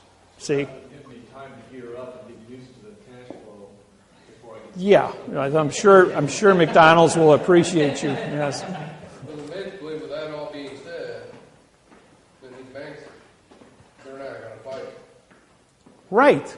In other words, the banks will say, "Oh, you finally caught me. Okay, yeah, I confess. No prison, and we're going to go ahead and negotiate this plan. You guys win. The federal government gets $17.5 million. They win. The IRS, now, everyone, you're entitled to your minimum wage, $8 an hour. You work 8,700 hours a year on your property to guard the home and the farm. At minimum wage, that's $87,400 a year for the husband and the wife. Anybody on title? Times the amount of years you've owned the property. And under the Clayton Act, it's 4 times that. Then your down payment on the property, if you refinanced, the value of the house you put up for the refinance is the down payment times 4. So it's not a $500,000 property. It was refinanced at 7. The $500,000 value that was refinanced now becomes 4 times at $2 million.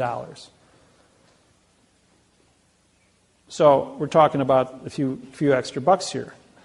Okay, this is taxable income. This goes to, you have your caretaker fees. Then you have 4 times your damages. Now the Rescissions Act stipulates under Title 15, Section 1636A, that you must give a 3-day notice that you're going to engage in a false and misleading mortgage contract with only one person signing. That didn't happen in all 22 million or 64 million foreclosures. And the Title 15, Section 1639A stipulates that if they didn't stop and correct the mistake within 3 years of the mortgage refinance, that they are liable to return all the interest to you since the first day. And under the rescissions, under the Clayton Act, you get 4 times the interest paid in. Those you can pull off your IRS forms that you filed with the taxes. These numbers are then calculated by you.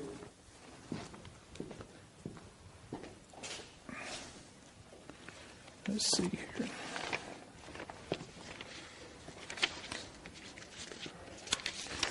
And this is the form that the United States government created. Well, it's not the real form. This form was originally written in adverb verb.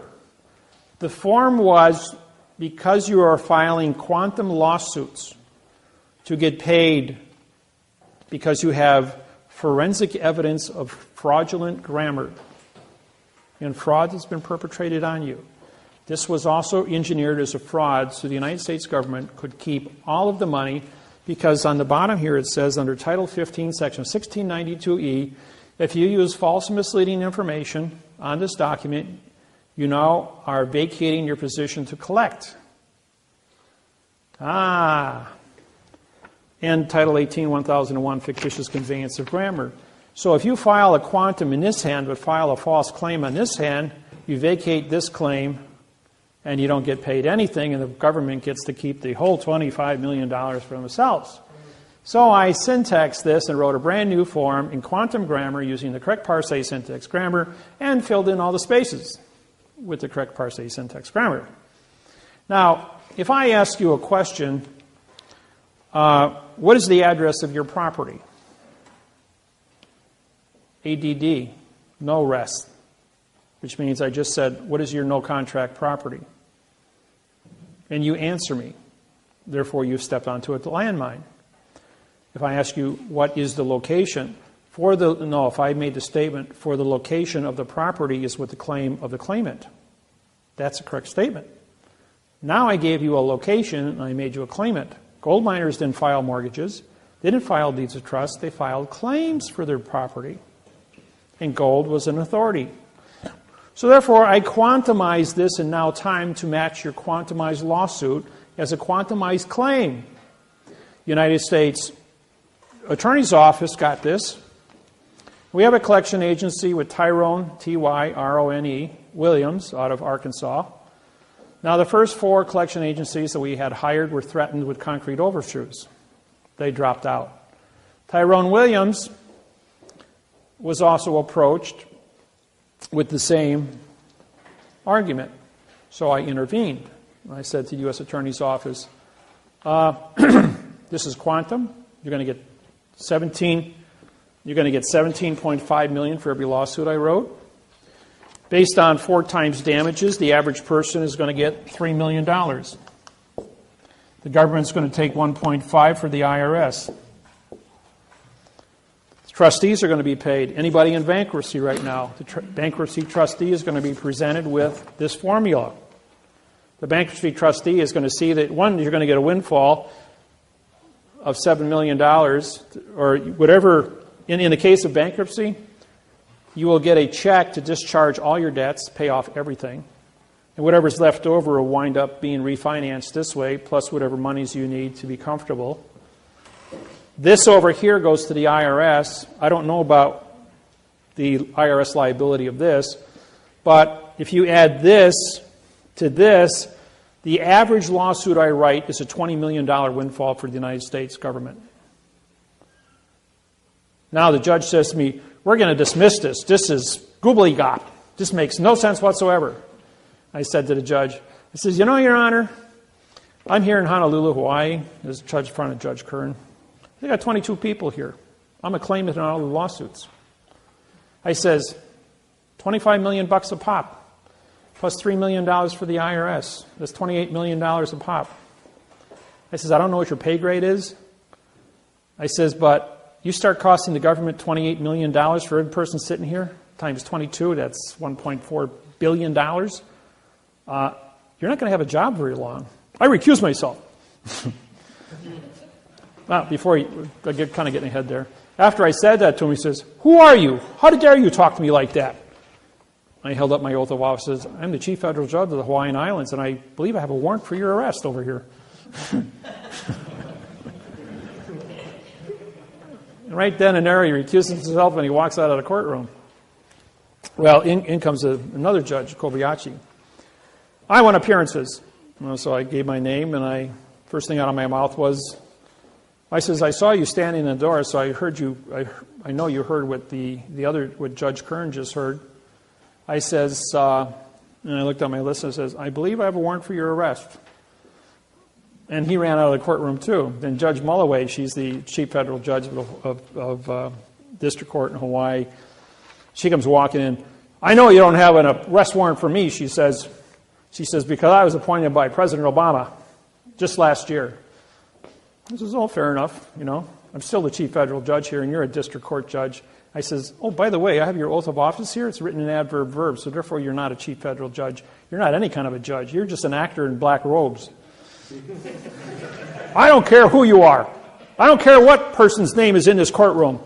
If David Miller's name is on there, I want you in this courtroom on April 12th, 2012, at 9 o'clock in the morning.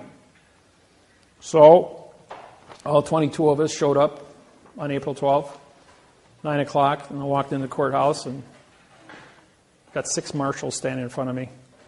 Judge Miller, do you have your credentials? I says, yep, here's my oath of office, here's my warrants. Are you here to arrest our judges? I'm going, no, I'm just here to go to court. I've got a 9 o'clock appointment upstairs.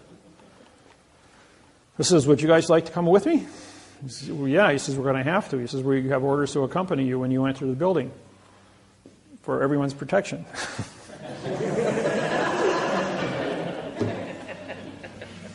He says, who are all these other people? I says, oh, they all were ordered to be here, along with all the attorneys and all the mortgage companies. He says, well, you're the only ones here. What's this all about? I says, I put a 15-month freeze on all the foreclosures in the Hawaiian Islands. And 5 of the 6 marshals were in foreclosure. They all shook my hand going, oh, thank you for not having us kicked out of our home. So they were all in my, I said, would you guys like to come upstairs with me? So we all tiptoed upstairs in Kern's office. We go walking in. And Judge, as soon as I walked in the door, Judge runs out of the courtroom because I got a warrant for his arrest. And I walk up to the clerk and says, well, we're here. Where's Mulloway? He ordered us to be here. And he says, oh, I'll go check. Runs in the back room. There's a whole bunch of screaming going on back there. The clerk comes out all red in the face, and he goes like, the judge has ordered the courthouse closed and ordered his courtroom closed, and everyone is ordered to vacate the building. I says, well, where's Judge Mulloway? You got to go down to the clerk's office and find out. I says, well, the judge just ordered the courthouse closed. So the 6 marshals and I, we go down to the clerk's office, and I have a order opening the court up, ordering with me. I was prepared for all this. I walk to the clerk, says, I'm ordering the courthouse open as chief federal judge. He stamps it, signs it, and I sign it. I said, by the way, where is everybody? Well, the phone's over there, go call. So I called the chief judge's secretary, and she picks up. She says, all the judges in the courthouse are on a plane flying to San Francisco. Judge Kern is the only judge in the courthouse, and he ordered the courthouse closed, which is illegal. Can't shut down the federal government. So right then and there, I says, all the judges committed treason, vacated their posts, and left the country because they're in international space. So now we got a new complicated lawsuit that I'm putting together. So every time I show up in Honolulu, it's World War III, it's... So these forms were critiqued so that they match your quantum lawsuits, so that you have... I've taken all the precautions necessary so that your language is correct. I took all the boxes off the paperwork, so there's no boxes. The only thing, when the judge, when somebody asks you a question, like, what is the location of your property? Well, you have to have all the words defined, which is in the lawsuit. You have to have your name and address to be legal as far as understanding what an ownership of location is. That's in the lawsuit. You have to have a cause and effect as to why you have ownership and why the bank doesn't. That's in the lawsuit. Because possession is 9 points of the law, and no one ever gave you a legitimate contract, and you've been the caretaker, trustee, and guardian of the property, which puts you on it, and there is no contract. And I mean the word no is an adverb, making contract to be a verb, which is an adverb fiction. So there is no paper in existence on planet Earth that says you do not own the property as being the original settler on the property. As the American Indians, even though we know the military moved them off, didn't have writing. They didn't have treaties.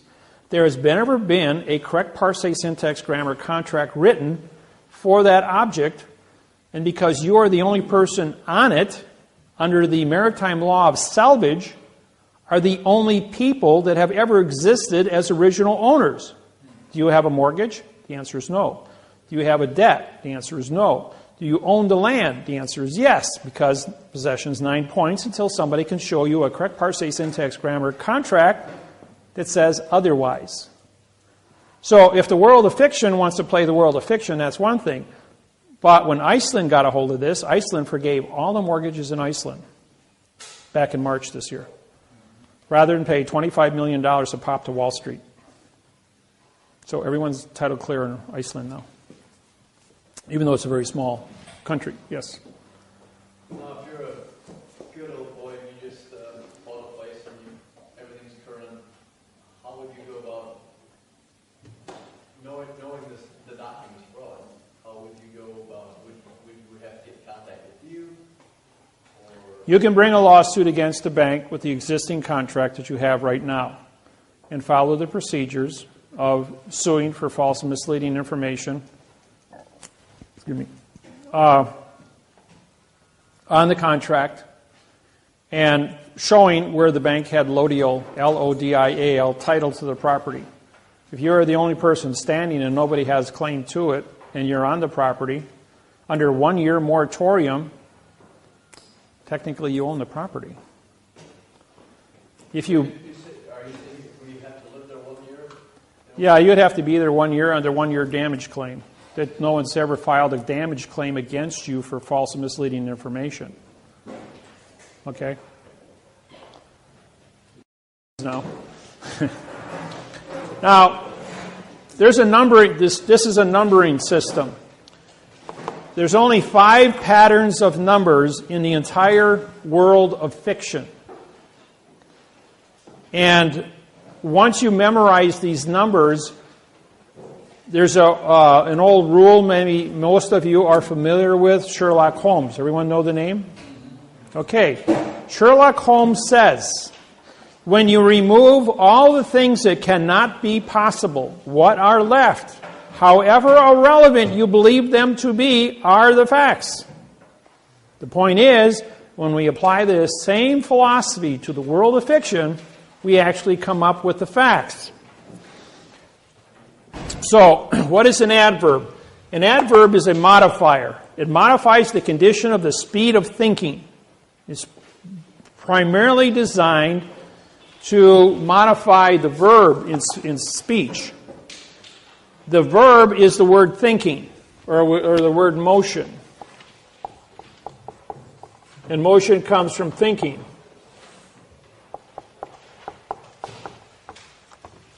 So the adverb is a modifier of speed. Now, when you modify something, you change it from its origin. Well, if it's not origin, it's perjury. Simple as that. If it is not the fact, and you changed it, that's perjury. I don't care what language you speak, I don't care what country you come from, 8 billion people understand the word perjury. And so you've told a lie because you've created an opinion.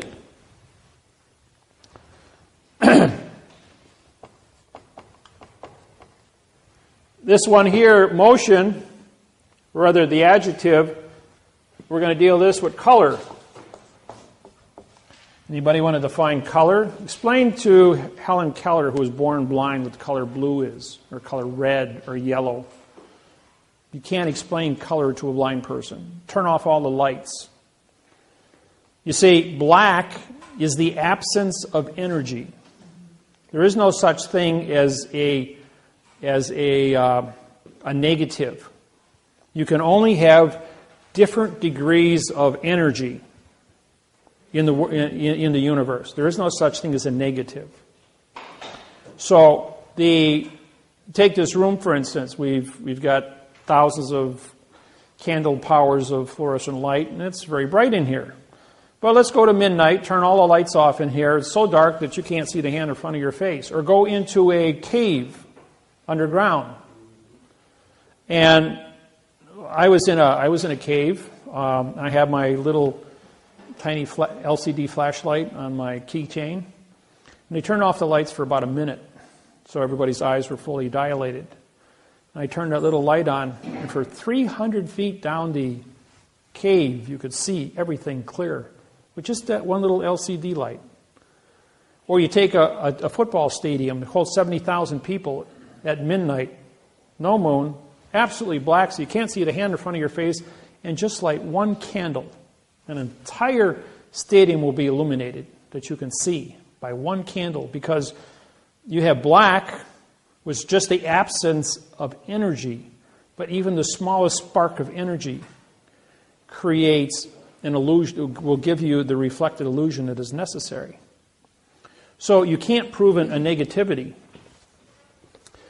The adjective, ADJ, means no contract because the IVE is contract.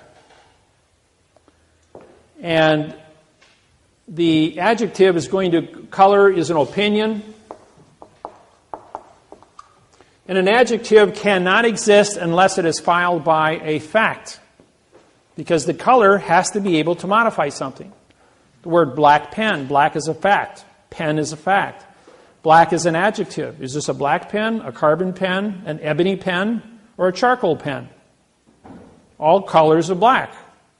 I have a black jacket on, or it appears to be black, but actually when you put it against my black pants, it's actually a black blue. Just one hair off of black with a little bit of blue in it. So, but when I put the black against my shirt, it looks like a complete black and white combination. But when you put it against another shade of black, you're going like, well, there's some blue in this. Just a little bit, but it isn't black. So there's 1,200 shades of each shade of color. And there's an infinite amount of colors, so how do you argue color? Even an individual, the pigmentation of your eye and its ability to see color and the amount of oxygen you have in your blood, or how many red cells or how many white cells, will affect the color of your blood that goes through your eye and affect the shade, where one person will see burgundy and the other person will see bright red. Another person will see green or brown. My friend Lyndall is colorblind. I says, can I have that red pen? She says, I'm colorblind. I can see a brown pen. Is that the one you want? So she could only see brown. And I thought to myself, wow, a beautiful bouquet of flowers. Bucavalias, for instance. Beautiful purple flowers. She only sees as gray and white. You know, she can't appreciate all the colors in the world. And I said, what a handicap, you know. So the adjective must always appear in front of a noun, but then, or a fact. But then when you put an adjective in front of a fact, it becomes a pronoun. Because this is modifying the fact, and now it's a no, no, no. P-R-O is no, N-O is no, and U-N is no. So pronoun has been modified into non-existence. The position is an alphabet, A-B-C. We're going to spell the pen using the alphabet. We're going to spell it P-E-N. We're going to give it a definition for the writing. Look, in any dictionary it says a pen is used for writing. It's used as a noun. However, I take a pen and I hold it like this. I now have a stabbing instrument. And I stab somebody with it. It's carrying a concealed weapon. Carries a 10-year prison sentence for carrying a concealed weapon and 10 years for assault with a deadly weapon. Or I make a fist with it as a stabbing tool. It's your volition. If I hold it like this, it's a tool for writing.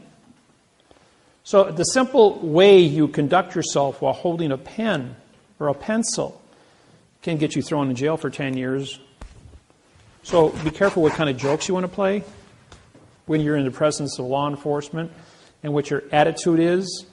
If the government wants your farm, they can charge you with carrying a concealed weapon and throw you into a quandrum of illusion, get you to sign off and turn over your farm to the government, which is a foreign vessel in dry dock, and all of a sudden you're sitting on the street going, what happened to me? I was writing a check for 1 minute, and next thing I'm guilty of an assault with a deadly weapon in a bank with a ballpoint pen. What kind of nonsense is this? See how easy it is? My buddy, he's an electrician, gets pulled over. Cop sees a piece of copper, 1 inch in diameter, with tape wrapped around the end of it. So I see you got a club in the car, carrying a concealed weapon. He goes, no. And he says, well, I'm going to charge you with carrying a concealed weapon because you have a club in your car. He says, I'm an electrician. I just got done wiring a 600 amp, 600 volt circuitry system. It runs a 1 inch wire. And that's the end that we put the tape around and connect our rope to it, and we pulled it through the line. When we got it on the end, we just chop it off, and I'm taking it to the junkyard to scrap it out. I'm going to charge you with carrying a concealed weapon, $2,500 fine. And he goes to court, and they sue him for $2,500. And he calls me up, and I intervene, and he gets his refund back, and they drop all charges. Just because I said, can I see the correct sentence structure, communication, parse, syntax, language for carrying a concealed weapon? Oh, doesn't exist. Well, then how can you charge somebody with something that doesn't exist? Give him his money back. By the way, it shut down Adams County for 3 months, that little sentence. Because the man who charged him $2,500, the real judge walks out of the courtroom. His brother-in-law is a plumber. He's in the hallway. And I followed the judge out. I'm just standing there, got my suit on, look like an attorney. And the judge goes to us, hey, put my robe on and go in there and take $2,500 off this guy. And put him in jail for 30 days. So the brother-in-law, being a plumber, puts on his robe and walks in there and says, I'm the judge, give me $2,500. You're 30 days in jail. And the sheriff arrests the guy and puts him in jail. I make a call down to the chief judge at Federal District Court, in Madison, Wisconsin, and I explained what happened. And they shut down the county. Half the people got fired that worked in the county when they found out nobody had an oath of office. None of the judges, none of the clerks, none of the police officers. I mean, it was a complete rout. Don't think because they're public officials that they're legal. There's a movie that just came out a couple of years ago at Demsall, Washington, where he's a drug dealer. When he blew the whistle back in the 60s, 60% of all the police officers in New York City and Manhattan Island were arrested as co-conspirators for drug dealing. 60%. Huh? No, Serpico is a different one. A lot of people went down on that one also. But this is where a drug dealer turned state's evidence under the False Claims Act. And Compton is the second largest county in the United States, next to Los Angeles County, was taken over by the Crips and the Bloods.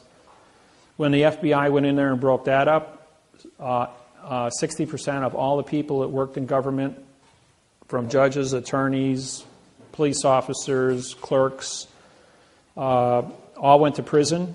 And Compton was under the jurisdiction of Los Angeles County for 8 years before they were able to reform a government. Don't think it can't happen. Yes? So what can we do when we have a county sheriff that has the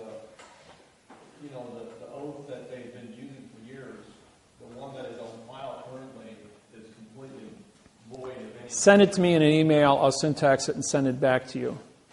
In Hawaii, we have 92 judges. We syntax all 92 oaths. When the Hawaiian kapunas walk into court, they hold up the oath and say, "You have false and misleading information. You're not a judge." We have the clerk's false and misleading information.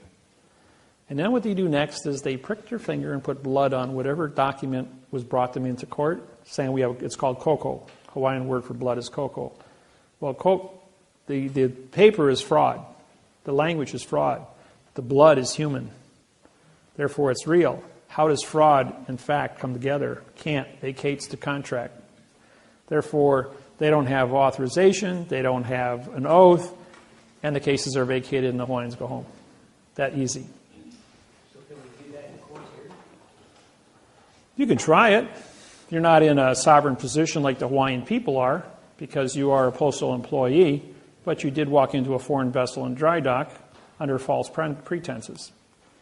So it's easier to take the paperwork that's generated by the state in fraud. If it exceeds $21, now becomes a federal crime under false and misleading information. A lot of times, like in March, I was in Honolulu and I sat in on Kern's court.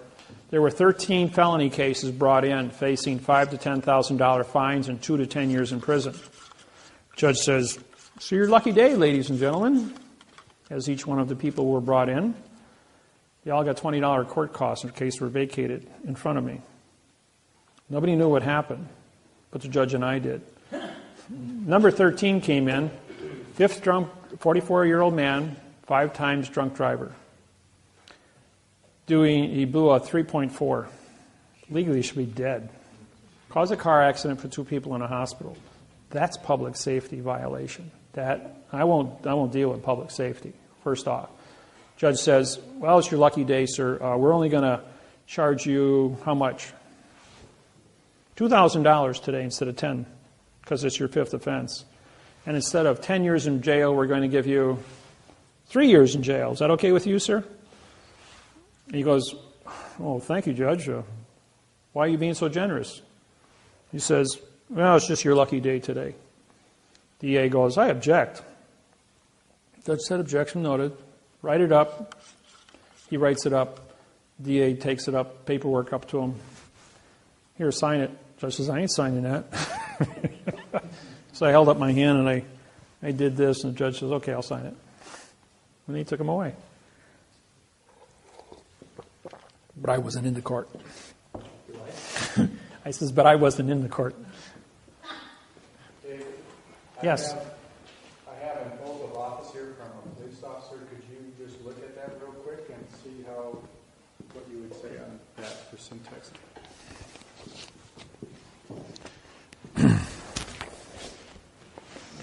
I'll even put it up here on the board. It'll be a good lesson for everyone here. Meantime, you can ask me a few questions. How's that sound? I got a question. What Paul was referring to on the oath of office for that sheriff, Yeah?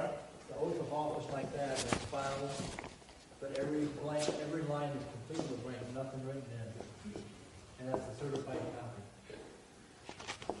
We're just going to use this as the person's name.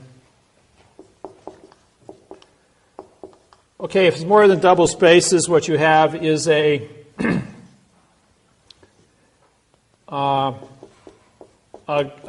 group of pronouns that are on the paper. There's no legal sentence called grammar. Now this is we're going to use these dashes to represent character spaces.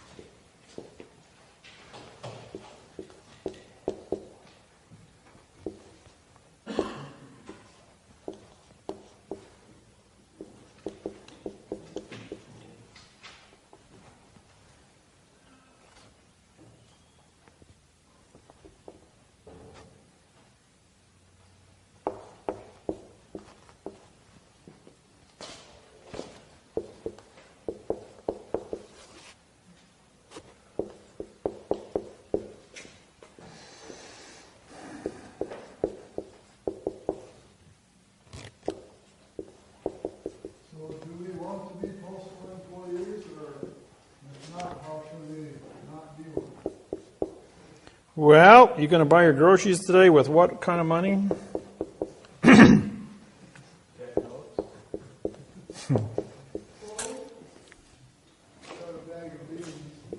Well, if you want to go, you go ahead and barter.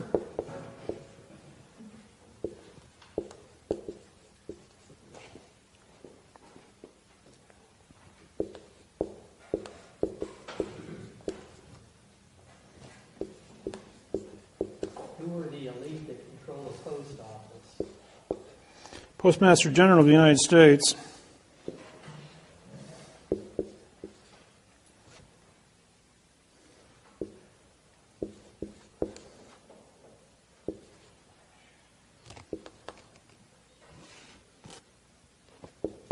Wouldn't it be better for you to run for Postmaster General than President?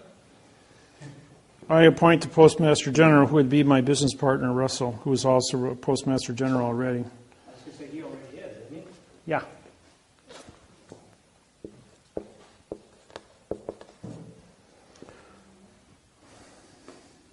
So how do we vote for you in Paul? I'm a write-in vote under the director party. Is that listed? You got to write it in. Yeah, to write in director also. Yep.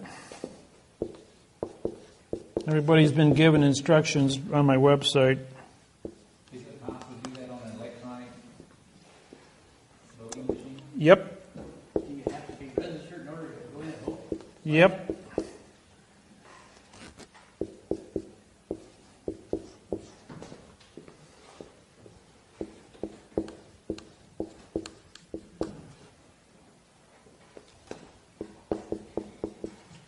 The Constitution of the United States no longer exists, so therefore it's irrelevant. State of Illinois is a verb. I'll just take that. All right. This is a I, comma, so this is a pronoun for. Having is a pronoun modified by the bin. Now we have three character spaces, which results in a zero here as a dead continuance. And then you have a pronoun appointed. AP means no, point, and ED is in past time. So you have three violations on a word that should be used as a condition of state, now meaning nothing. To is a adverb in future time. The is an adverb. Office means no contract as a verb. I mean, this is an adjective. Now, the reason this becomes an adjective is because there's a two-character space break between police officer and the word of. So there's a 1, 3, 4.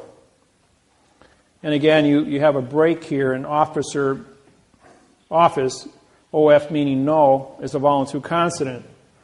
Then in is an adverb. Rather, there's a double space here again. So in becomes a pronoun, the is an adverb making city to be a verb, of is an adverb making Wheaton to be an adjective of in, which is a pronoun, the is an adverb making county to be a verb, of is an adverb making DuPage, an adjective of aforesaid. Now, aforesaid, af means no, and F-O-R-E also means no. So we have a double no here of the word said, which says nothing. Do is a pronoun modified by the adverb solemnly, which then modifies the verb swear. Or, in the word affirm, which means no contract, as a pronoun, comma. That I will, that is an adverb, that is a pronoun, I is an adverb, will is an adverb, support is a verb, the is an adverb, and then it was the Constitution of the U.S., so that would be a verb, the adjective, pronoun, adverb, adjective, pronoun, and united means no citizen. Where's my prepositional phrase, 5, 6, and 7? That's a $25 million fine and 30 years in prison. He's carrying a gun and a badge without authorization of an oath of office. That's 12 officers, I have. Yeah, and that's exactly what you've got. And when I do this, just like when the marshals surrounded me in Honolulu, I said, you know, guys, I got a signed confession of all you guys. You all are facing 25 years in prison as organized crime running the government. Is the reason all these oaths are irrelevant or wrong because the corporation took over the United States government in that time? They have to maintain a condition of zero. The word comes from the word alien, remember? Alien means corruption from the beginning. We killed the Indians, stole the land, sold it to an unsuspecting buyer. Simple as that. All right, because they were corrupt in the way they conducted themselves, took over this country, bastardized grammar for 8,500 years, they have to have one condition of contract. And that contract must be in fiction at all times. You can never prosecute an individual for nothing. You can never prove nothing. You can do nothing wrong with nothing. So, which part of no don't you understand, the N or the O?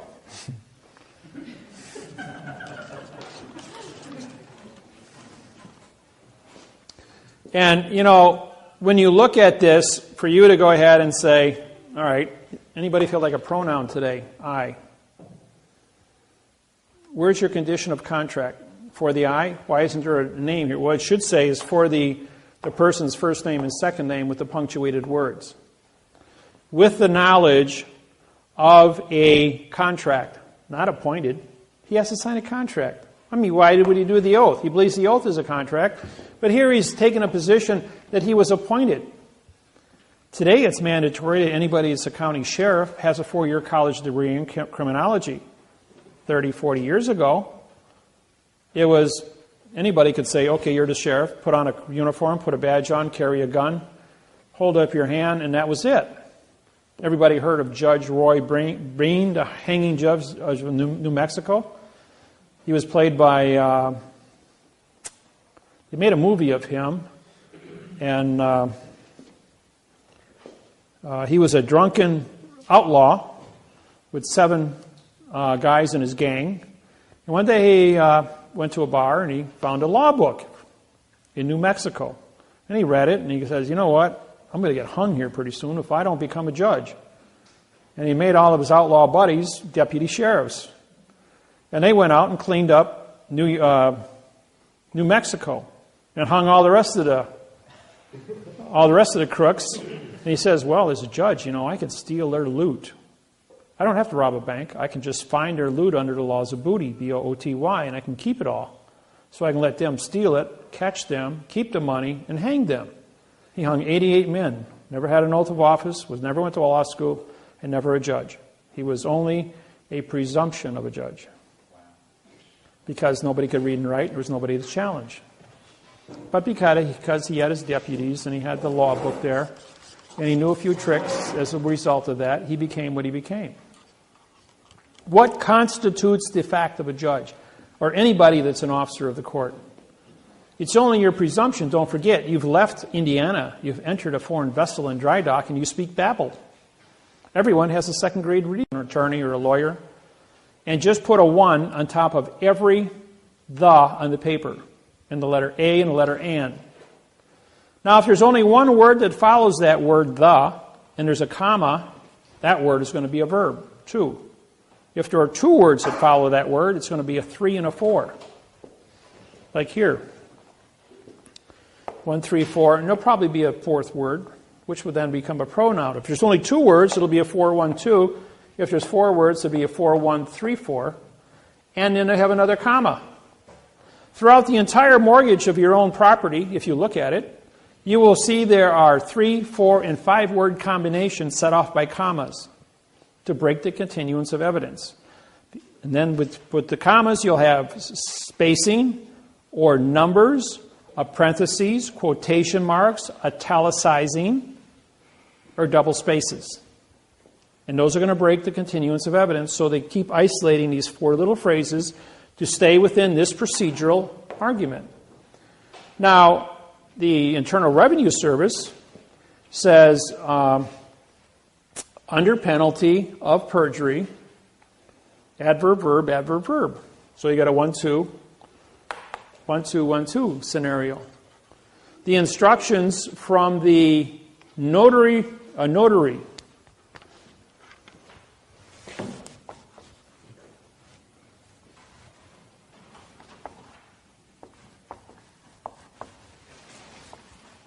No contract.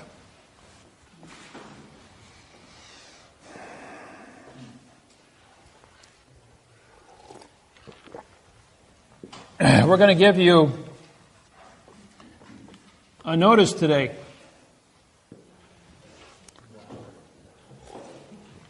Which is not ice. We're going to give you a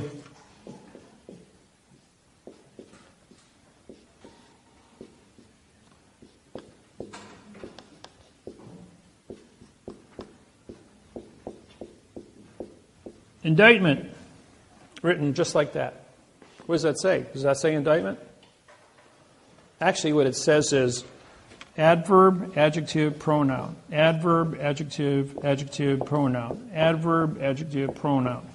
Because it's an underlined space, underlined space, underlined space. That's what it really says in syntax. It's called parse. Your vowels are used as adverbs. The consonants, if you look at all the letters in the alphabet, all 26 are nouns because they are the letter that identifies that section of the alphabet. Therefore, they are a fact. But when the fact is used, followed by put in front of another fact, it's an adjective pronoun. But if it's a letter and it's a single vowel, A, E, I, O, and U, it becomes a adverb. The adverb modifies the adjective, which modifies the pronoun. 1, 3, 4. 1, 3, 3, 4. Henceforth, you go back up here. 4, 1, 3, 4. Or 1, 3, 4. 1, 3, 4. The patterns are always used. They have never changed from the Constitution of 1775 to present day. The Magna Carta, when I syntaxed it, 1215, written in adverb, verb. The foundation of the English Empire. In World War II, Nazi Germany sent 250 stormtroopers into London, into the Historical Archive Center to destroy the Magna Carta, thinking if we do that, London would lose all credibility on the planet. They were met with 350 British crack stormtroopers. 250 people died in the battle. The Nazis were captured. The Magna Carta was protected. And when I syntaxed it, it destroyed it and was sold at Christie's of London for $6.7 million. And London lost all their hold including their constitution, on all countries worldwide, and therefore became a little island with no resources, except the North Sea's oil drilling right now, and that's about it. So in London, for the last...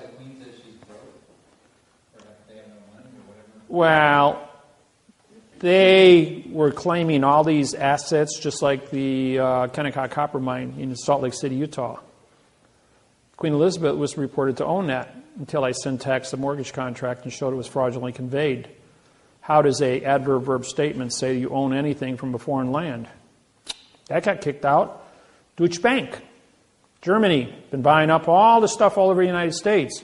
Syntaxed their mortgage contract. Now they're facing every contract they have in the United States with false and misleading information at a $25 million a pop fine.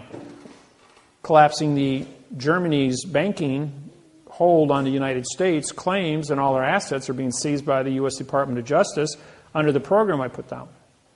Yes? Going back to oaths, there's 3 specific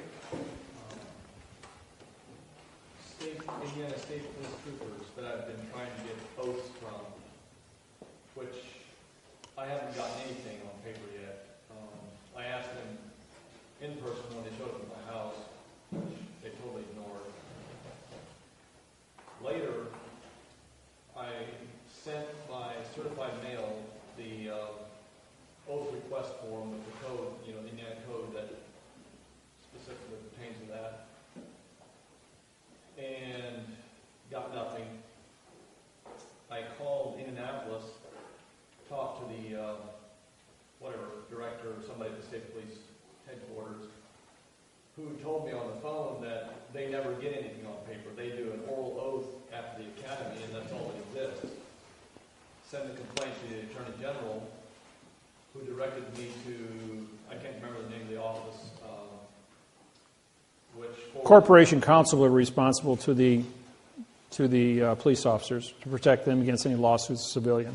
Okay, they sent me a complaint, an official complaint form, which I filled out for each individual one and sent it back to them,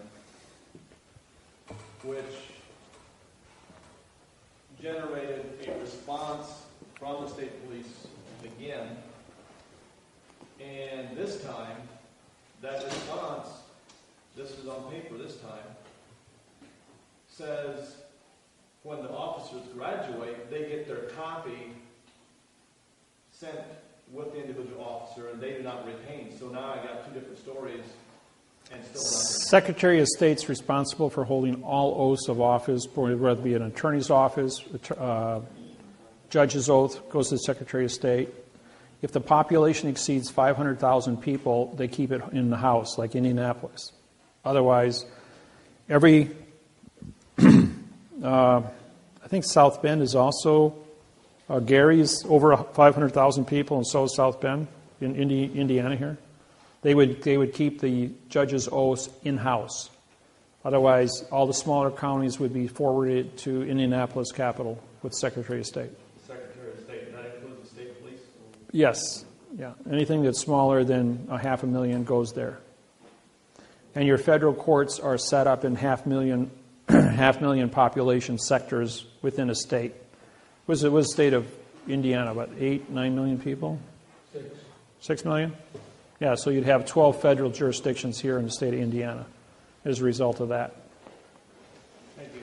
Like you look at Los Angeles, 40 million people, you got 80 federal courts in Los Angeles County alone. I mean, every couple of blocks you got a federal courthouse. And but Judge Pregeson, Dean Pregeson, is the chief federal judge for Los Angeles, and I had him fired for 2 years along with Douglas, his clerk. And his father, Dean Pregeson Sr., I haven't checked in the last few years, but I think he's still alive. He should be about 92 now. He is the senior master mason for the state of California and the senior federal district court judge for all the judges in California. And I'm the chief federal judge over all the district court judges in California. Because I'm the only judge in California that has a quantumized oath of office. Everybody else has got stuff that looks like this, an adverb verb. And yet the judge says to me, Dave, he says, We know you're a judge, and we know we have your senior position. He says, but we got guns and clubs. What do you got? You got a ballpoint pen. Everybody knows a pen's mightier than a sword. I says, yeah, you know what? I says, you can lie all you want. He says, but 3 plus 3 still equals 6. Now, how many of you have seen the movie Matrix?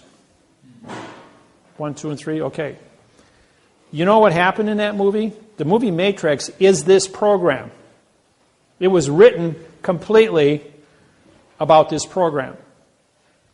This program's been around since 1988. And Matrix is a story of Neo, who wakes up from the illusion, can see fiction, and goes after the machine. The machine wants to kill the humans because the human condition of thinking is flawed. But what kills both humans and machines? Viruses do. The machine can't fight the virus because the virus can multiply itself exponentially and get inside the workings of the machine.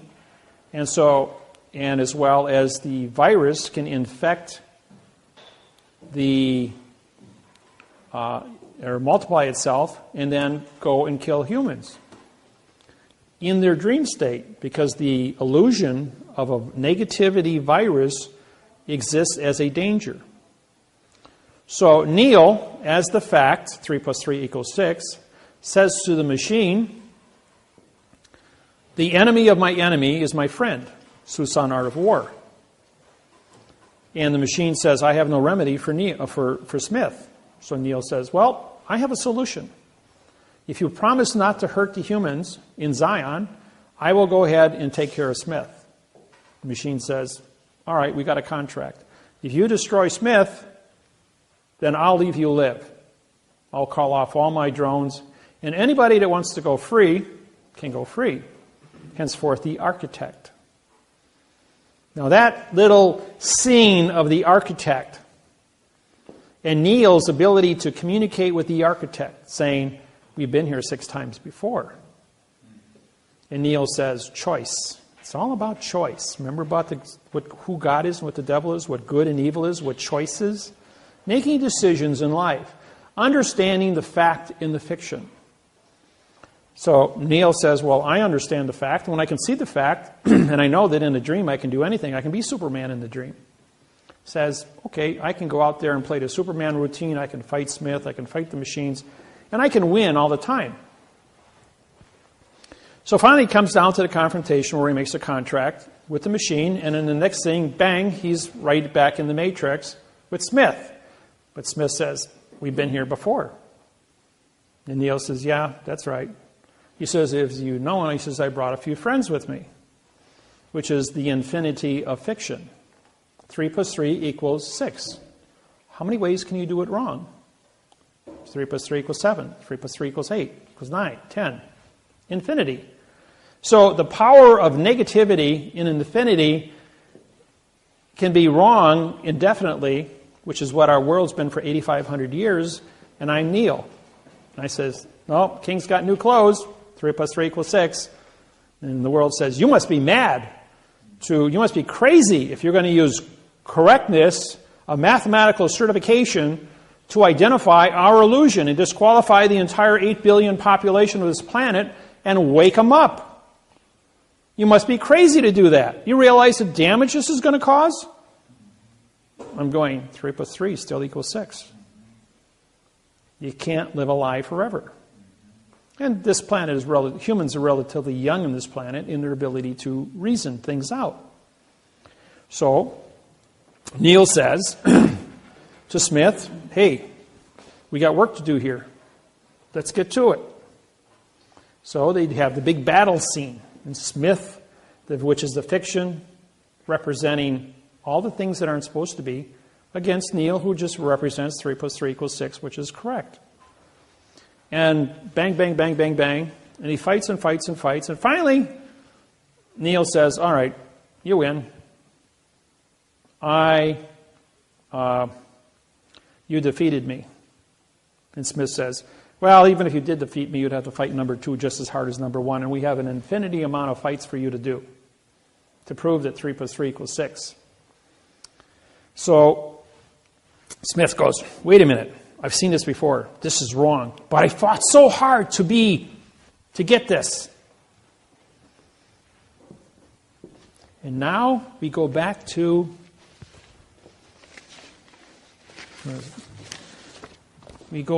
Smith, the mortgage contract. Sometimes you have to learn through stories, okay? We have a mortgage contract here, which is Smith, and I represent Neil. And the mortgage of fiction says, I'm going to conquer you. So what does Smith do? He absorbs, he touches Neil, and he turns him into Smith. He says, there, I've conquered you. 3 plus 3 equals 7.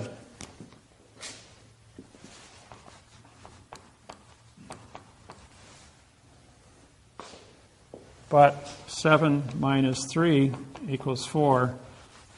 And 4 doesn't equal 3, so therefore, wrong. Boom. Smith number 1 blows up. Smith number 2 jumps in. I got a better answer. 3 plus 3 equals 8. But 8 minus 3 equals 5. And 5 and 3 don't add up. Boom, number 2. And at the speed of thought, the billions of Smiths that existed, infinity of wrong is destroyed. And like Sherlock Holmes says, when you remove all the things that can't be, what is left are the facts.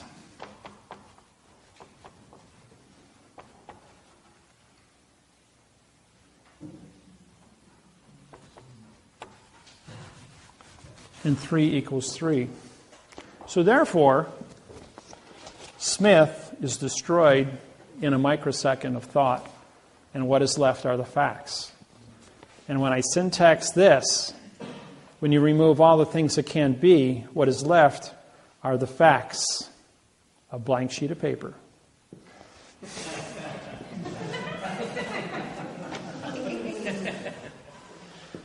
And who stands with lodial title at 9 points of the law of possession with no contract written in the correct parse syntax grammar to say you don't own your property? You get clear title. 900 homes in Chicago were then, on March of last year in 2011, June 2011, 900 homeowners were awarded $7.5 million each at an $8.5 million check written by Bank of America, given back their homes, and all expenses for moving in and out for 3 months were paid for by the Bank of America. It cost them $8.5 billion. And that's for only 900 houses. That was all over CNN. Yes? Brings me to a question that's been burning in my mind. Do you write a, I don't know what I want to call it, a document to secure the ownership of that home then, if everything else is fiction? I have quantum mortgages, yes. And when I wrote I had my own real estate company for 26 years. All the homes that I bought and sold, I bought them in fiction, but I sold them in quantum. The people that bought them in quantum, they looked at the contracts and this gives me a headache to read it. I got to hire a lawyer. So I went to a lawyer. The lawyer took one look at it and said, if you don't want to buy this home, I'll buy it. This is a real contract. This actually gives me lodial title to this property. And he says, I know the court can't take this away from me. I know that a bank won't touch this. I can pay for this property and have lodial title to this land. And they can never move it off of me. So what does that mean in terms of being taxed on the property? Taxes still pay for the policemen, the firemen. It's called bailment, B-A-I-L-M-E-N-T. It's a bailment manager. You will be the trustee of your property. No one owns property in the United States. You are only trustees. In other words, the guardian of the land. The people, right now, you're the last person standing on the property. So the new information that you're going to get will identify you to be a factual trustee, but show me a second trustee who has a better contract that is timely than yours to be who you are at this point in time and now time. I write quantum trusts. I write the only quantum trusts in the United States. They have never been broken. They've been taken into federal court and challenged. The federal court throws them out, saying you can't bring those documents here. We're a fiction. These are factual documents. You don't have copyright infringement capabilities of entering into these trusts. The trusts are factual holding trust, they do not. You can't do banking with a quantum trust. You can have a second trust if you want, or do something with an ordinary checking account. But a trust is no more than a holding position of a quantum mortgage, a quantum contract on your land, to describe it. A quantum trust is a trust that identifies you to be a trustee, and you are instructed to do specific duties within the confinements of that trust as far as management goes. But you can never enter a world of fiction with a quantum trust, because fact and fiction can never meet. People who want to buy trusts from me, I will not sell them a trust if they don't know quantum language, for one thing. And if they think they're going to use it for something that's not legal, I'm not also going to give you a trust for that. You don't have any amount of money you can give me. I'm financially independent. I make all the money I need. I'm financially set for life. I can't be bought, sold, traded, or anything else. I've had lawyers walk up to me with a suitcase with $2 million and say, here, go on vacation. Stop bothering us. I'm going like, I day trade that. I said, I've lost that in a day. That don't mean anything to me. I don't have adrenaline, so I don't get emotional. Yeah. So what I hear you saying is that I can't use this quantum trust to interact with the banking and the... No. Can I hold other objects other than my real estate property? Let's say if you have any object that you wish that is paid for in cash that has no adhesive contract in fiction due to somebody else, you can create an identity of that contract and put it into the trust, like personal belongings in a household, for instance.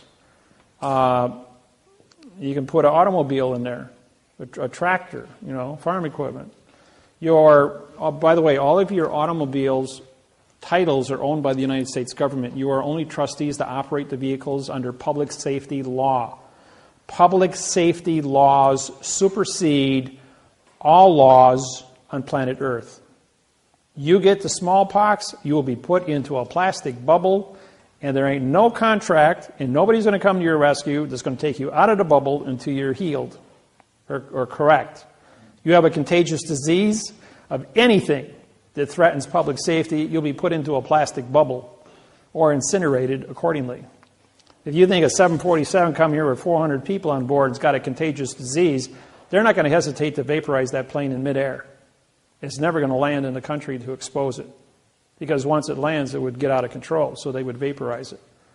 Public safety has #1 billing. 1.5 million people die every day of starvation. The world knows it. Can't do a thing about it at this point in time. Now, if they implement a Nikola Tesla coils, a 6-foot coil produces 200,000 watts of electricity, can be placed on top of every wood telephone pole in America, giving us about 100 times more electricity than this country is capable of using.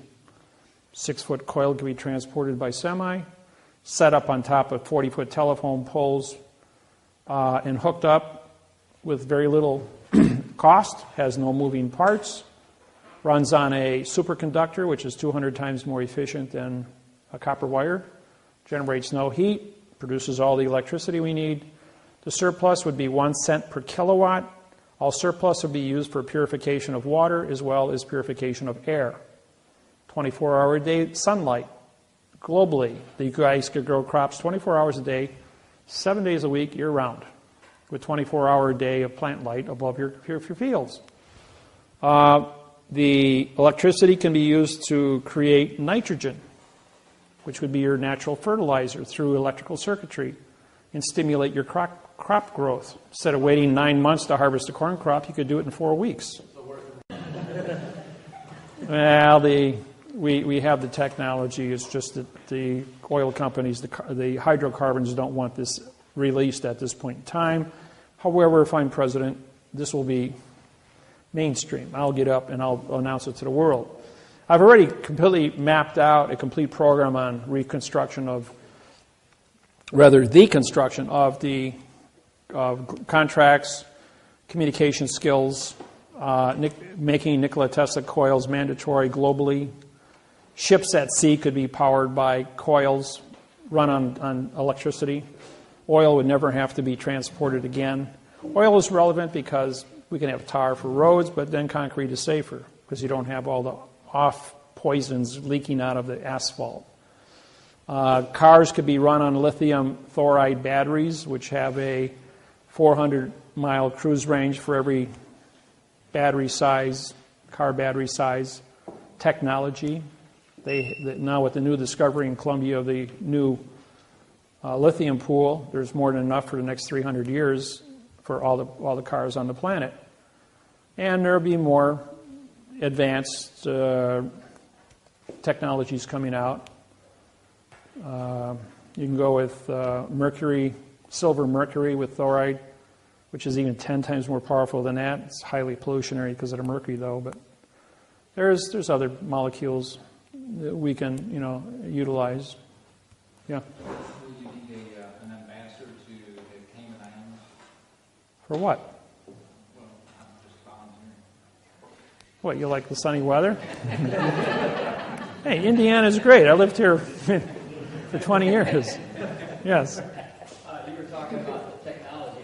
I was listening to Russell Gould the other day. He was talking about if somebody has technology like that, to come to you guys, if you guys can help bring that out to mass market. So, yeah, we have people that have developed, like Bill Martz up in Canada. Miller is his name, Bill Miller, in Canada, Edmonton, Canada, developed a perpetual motion motor. And this goes back about 10 years ago. And I walked into his shop along with 20 of my other students from the seminar. He invited us over to his house, and he showed us this motor.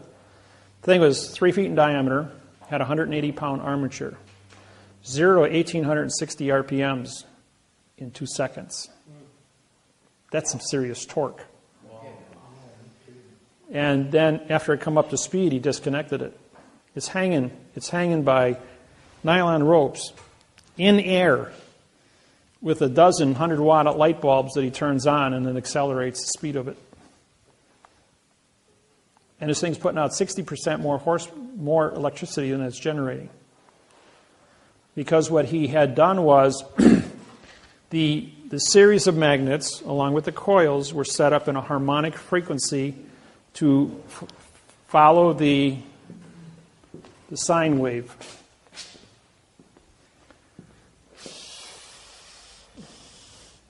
You guys okay with this? Yeah. Okay.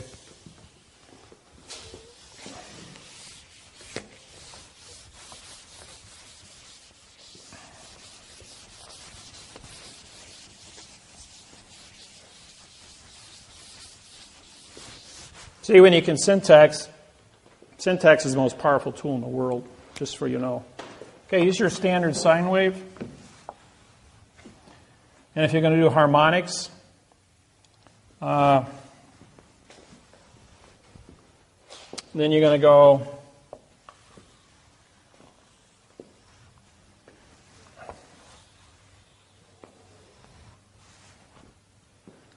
see, this here would be your 44,000 cycles per second. This is the electromagnetic pulse from the sun, based on the nuclear explosions from the sun. And we're showered at 44,000 cycles per second. And this one here would be 22,000.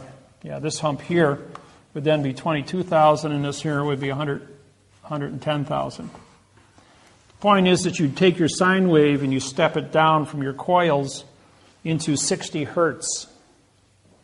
And then as you step down your cycles, you increase your amperage and bring it down into a usable voltage. So you have a primary, secondary, and a harness power, which you cut off in substations.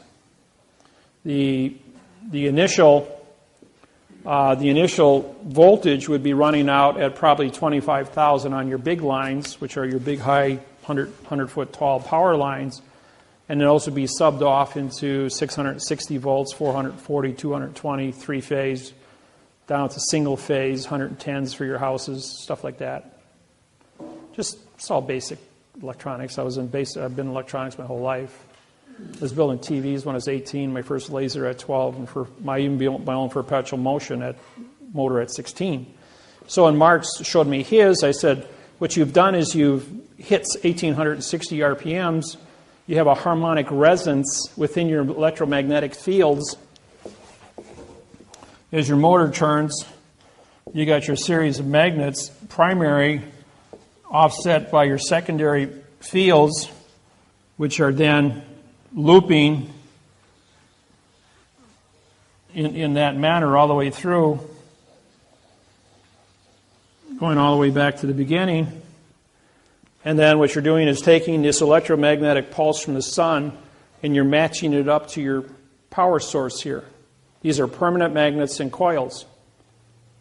And these were only ceramic magnets. If you go to rare earth magnets, which are 5 times more powerful, I've got one at home that's about the size of this little middle of the pen here, and it picks up 3 pounds. Just give you an idea how powerful some of these little tiny magnets are in rare earth. And so he's using rare earth magnets set off by these high, these are superconductor coils. This isn't copper, it isn't silver, it isn't gold. These superconductor coils are what's called a eutectic metal that is 60 times more efficient than a gold winding. If silver is 60, I mean, if copper is a 60 on 100 factor, and silver is a 90 and gold is 100, then a superconductor would be 3,000. Generates no heat, and it's really efficient using this technology as the loop, matching this up and harnessing the 44,000 cycles per second. This is in a motor scenario. The other one in coil is just taking the coil, capturing it. So you take electricity flows at 95,000 miles per second. Speed of light is 180,000 miles per second, exactly twice that. Here's the Milky Way galaxy. We're out here. Here's the center.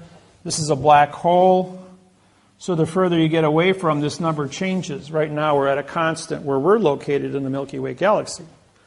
This is all understanding astrophysics. But you take 95,000 miles per second divided by 44,000. So 44 goes in 2. So each winding of the coil has to be 2,000. This is in miles, and this is in frequency. So you got 22,000 miles has to be divided into whatever hertz you're going to be running. So this would be, if you're going to run a 60 hertz, which is above frequency, but you probably want to be in the 660 range hertz, divided in there. So you'd have about a 30-foot length of wire for each coil. And then you link those together to create the main coil to produce the frequency. A 12-inch diameter coil, about 8 feet tall, would put out about an 18-foot spark at 25,000 volts per inch. And you could stand in the middle of it like you see Nikola Tesla. And I got Joseph, he's my buddy, he's built 3 of these, and he's standing there with 18 feet of sparks coming out of his body. Pretty cool. But they're all high-frequency sparks. But still, this is the science that goes behind it and how you work out the math on it to build a coil. Once the coils are installed with no moving parts, you guys could heat, cool, run your cars for 1 cent per kilowatt, which would be free electricity. No more hydrocarbons, no more pollution. 24-hour-a-day lighting. The population is at 8 billion. For every one born, one has to die of starvation based on our current ability to create food. With this technology, you will have 24-hour-a-day of plant light to grow unlimited amount of plants, up to 100 million people on the planet, to feed them, using airborne horticulture towers, which run on mineral sprays into the roots. All the roots are exposed to mineral spray atmospheres with 24-hour-a-day ultraviolet lighting, which would produce, in a room like this here, you could make as much food as you would in 40 acres of land using this technology with 24-hour-a-day of sunlight energy. With this technology, be basically free food. They do it at Disney World, at Epcot. They've got a whole center that's dedicated to these sciences. If you've been down to see it, that's really, really cool. The Chinese are doing it all over the place in China because of their food population density. So technology exists. They just got to apply it. Question? Also, could you raise more food if you would use genetically modified seed? Yeah, Monsanto's got all that stuff going on in their chemtrails out there, which is made out of aluminum oxide, which creates a special condition in the soil which only their seeds will grow. And that's to control the food, because you control the food, you control the people. And every time you look up and you see all those chemtrails, all your commercial airlines have 5 to 7 little tubes that stick out at the end of the wing. 2 of them are sprayers to keep the chemicals in the toilet area of the plane, because nobody wants to go digging around in the toilet. And that's where you do the change out. When a plane lands, they take out the old pollution, they put in the Monsanto chemicals, and then they spray it out from the wings when you see a plane going over. When a plane goes over and leaves a little trail behind it about 1,000 feet long, that's just vapor because of the temperature change at 65 below zero with jet fuel, and that's gone in a second. If it's a chemtrail, it's there permanently because it's a hard chemical of aluminum oxide. Yeah, there's about a week ago, I've never seen so many, what was it, about a week ago? In the morning. I mean, they were, as long as you could see, they were. Now there's all over. now there's a second side to this. It's true we have the chemtrails. But if ET is here that is unfriendly and the chemtrails are a specific type of spray that creates an environment that is harmful to an invasive species from another planet that cannot exist within this chemtrail field, then they're doing it as a global defense mechanism, not alerting the people. It might come out sometime in the future, but right now the cover story is it's aluminum oxide used for controlling the food and the planting scenarios of the world. The other second story would be the ET issue, creating an environment that doesn't taste right, so that ET can't invade the planet. I mean, we've been sending out radio signals for 75 years now, so somebody's out there looking. So there might be some good side or bad side to it. Question? Talking about ETs, where did we come from before we were here, or before we are here? Your mother and father, of course. No, it's. I can't answer that because I wasn't there. And that's the correct answer, by the way. Next question. I have a question about where did you get your information about the world existing 110,000 years? I wasn't there. Who said it existed 110,000 years? Well, I thought you said, earlier you said about 110,000 years ago or something like that. No, I said 50,000 years ago we had an ice age, and that's where the carbon dating comes from the spacecraft up there. That's all I said. As far as we had dinosaurs, and we know 385 was it 385 million years ago when the asteroid hit the Yucatan, took out the dinosaurs, created a fireball that went around the world because it ignited the hydrogen and oxygen atmosphere. There was a lot of methane back then too. Dinosaurs make a lot of methane. Well, are those dating methods accurate, and how do they know that? Oh, it's in layers. It's in layers of the Earth. I have one of the largest megalodon shark's teeth in the world in my collection. The biggest one I know is at the Smithsonian Institute, which is 6 1/4-inch shark's tooth. I have a 5 3/4-inch shark's tooth from a 330-foot long megalodon shark with a bite radius of 18 feet. The ceiling is only 12 feet. So we're talking about a mouth that could take, it would be from this wall, from this divider to that wall, big around, and the teeth are all just shy of 6 inches apiece, and they're all razor sharp, and this is a 99% pristine tooth. It's got a little tiny chip about the size of a head of a pin on one side of it. And The tooth was found at 11,600 feet in Denver, Colorado, or actually Central City, Colorado, at a gold mine. And it came to me through the Denver International Airport, through a collector.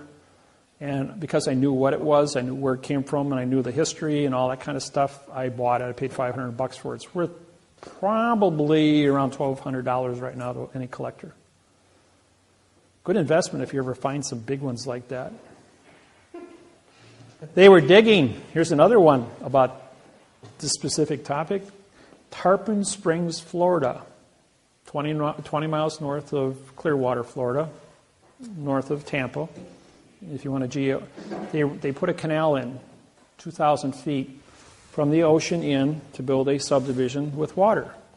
When they got back about 600 feet into the canal, they hit a cache of over 900 teeth that were 4.5 to 5 inches. And these teeth were all worth about $500 a piece. And the workers got paid more money for the shark's teeth in that cache that they found from one shark than they did in all the money to build a whole entire subdivision. So, and you go down if you want shark's teeth, you go to Naples. And Fort Myers is where people dive for shark's teeth. And they get 2 or 3 inches shark teeth. They're in the sand. You can sift for them. As divers, about 20 feet of water. Sharks have been going there for millions of years and dying and leaving their teeth behind. Yeah? Back to the chemtrails, what will be done south, clean it up. Coils. Of course, we've got to find out what the cause is. And I guess only the president and a few other men in black know about things like that. So when you become president, who's going to teach us this stuff? Or who's going to teach the people? Oh, I will. I'll get up on CNN. I guarantee I'll have a world audience. Of course, you put this video up on YouTube or MySpace or Facebook or whatever. The world's going to see it anyways. So, and every time we do a seminar, they videotape it and they throw it up on the internet. So there's plenty of stuff up there to study from. Yeah. What's going on at the Denver airport? Denver International Airport, for those who have ever been in Denver International Airport, that little puppy's made out of Kevlar. That's the roof. Looks pretty, don't it? Except it's all jointed, so it can all collapse and be flat on the ground. Now, underneath the Denver International Airport is a 1 cubic mile holding facility for 860,000 troops. It goes down in the mountain, and that's why there's a complete zone of about 6 miles completely surrounding the airport. And that's controlled by cameras and all kinds of other little surprises to protect that facility. And that's why it's way out in the middle of nowhere as nothing. They want to use that. They want to move the White House to the center of the United States, which is Denver. And Cheyenne Mountain, right now is a museum, but Falcon, that's it. Fort Falcon Mountain is where the new Cheyenne Mountain enter of SAC is existing. And they want to move our government into that location because of the safety. Right now, you can bring a submarine in under stealth right into the Potomac, and it's like 1 minute, you know. Everybody remembers the 4.5 or 4.7 earthquake in South Carolina? That was a 20 megaton nuke that went off underground about, I want to say 1,500 feet underground. That was and when they detonated those 2 nukes up in North Korea, same seismograph. Look at all the seismographic history of every nuke that was ever detonated underground. It's all the same number. They were moving one underground, and it went off. And it was just an earthquake, and it shook Washington. Yeah. Back to you about running for president. Said the last 47 were left-handed. Yep. I've seen you writing right-handed. Oh, boy.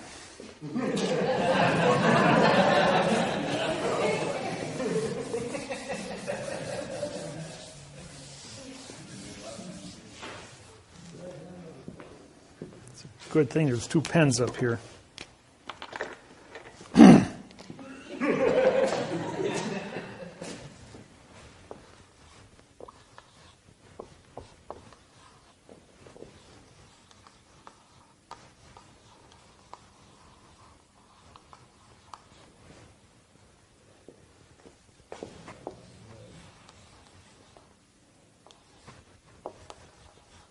I got a little trouble with those bees yet. Come on, Dave. Get your head together. Think.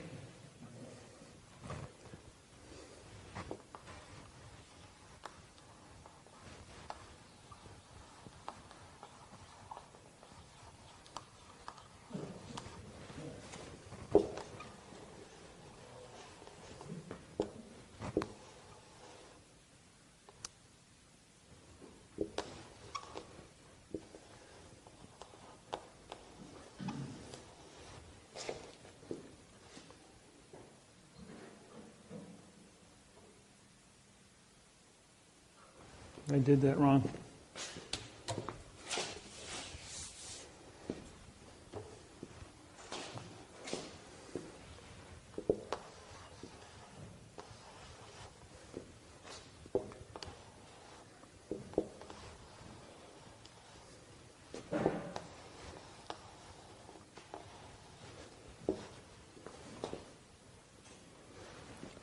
Why are you writing, person?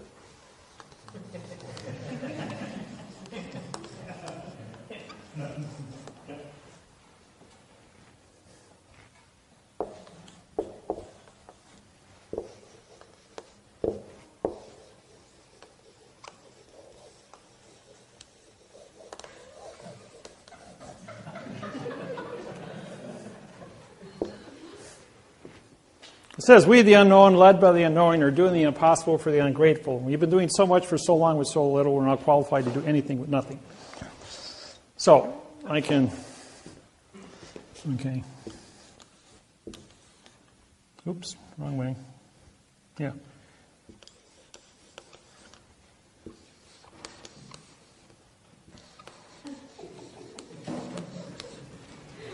Okay?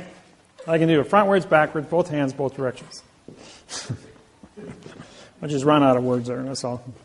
I got to do it in cursive, though. I can't do it upside down yet. I'm working on that. That was. I had a guy in Salt Lake City who came to me and says, "That's good, Dave." He says, "But I can do it upside down too." And he did it frontwards, backwards, both hands, both directions, and he did it. Then he started doing it all upside down. I'm going like, I got to stand on my head to do it upside down. Can't do it that way. Okay, why did all this happen? Okay, why am I ambidextrous like this? Well, it's because, like I told you, I died when I was 25 years old. They took out my adrenal glands. What happened next was, they said, you can't be alive because you don't have adrenaline. I'm going, okay, I'll buy that. Why are we having this conversation then? He says, your blood chemistry came back with 60 times more endorphins than you should have in your system, which makes me jacked happy and calm 24/7, right? Well, the endorphin of amino acid is the same one that used for the brain as food. So my neurons started multiplying because they had 60 times more food than normal. And my IQ exponentialized itself from 140 up to over 200 now, and it keeps going up all the time because of this super amount of food for the brain. And I'm always calm. Then you go ahead, and they said, why can you do that? Well, what happened is when the neurons started multiplying, they grew together. The movie Phenomena with John Travolta, where he has brain cancer of a fibristic cell, fibristic cancer. Well, my brain started growing neurons to a point where my two hemispheres grew together, so I have one brain. I see left and right simultaneously. I read 400 words a second, math codes from right to left, and I read words from left to right, and I syntax at the same time.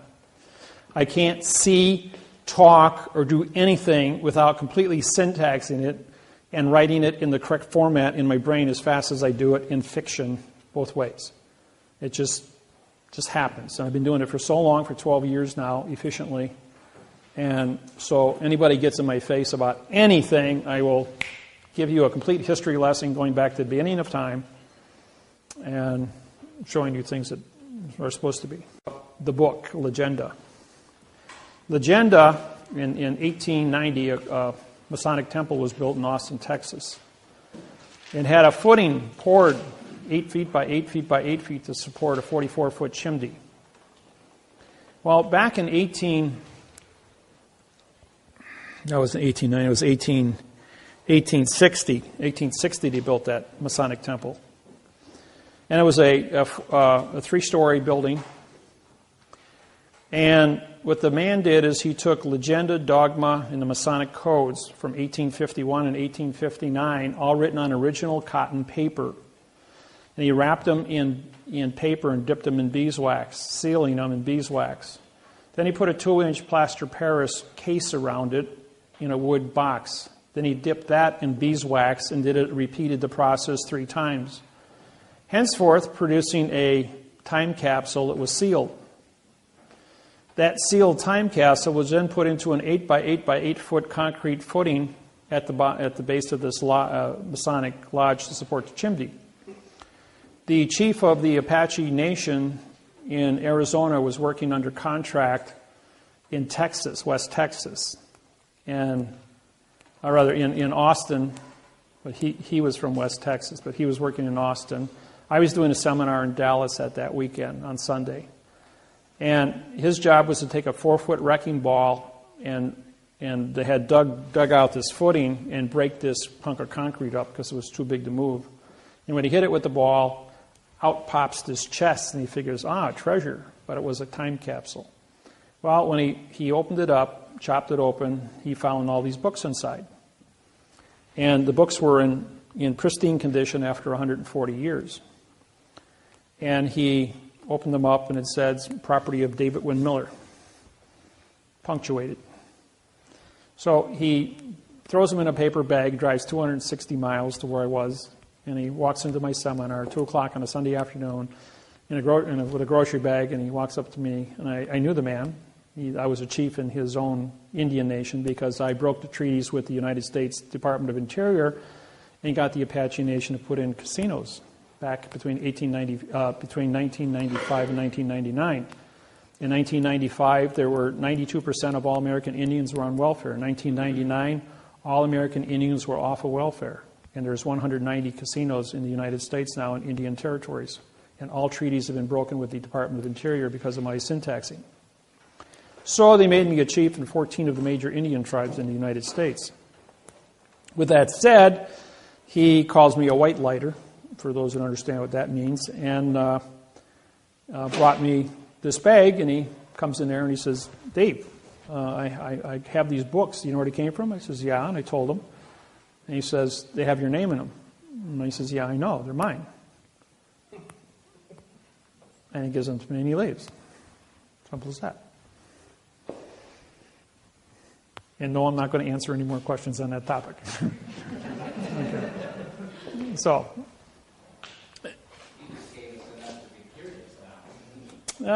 curiosity goes forever. You just put food on the table so it's not eaten. Yeah, well, ask me your questions. We'll go back over here again. When we disqualified the preposition as being no position, the article being a word of no contract, which gave you a no-no, we now realize that they had mistaught all of us what prepositional phrases were.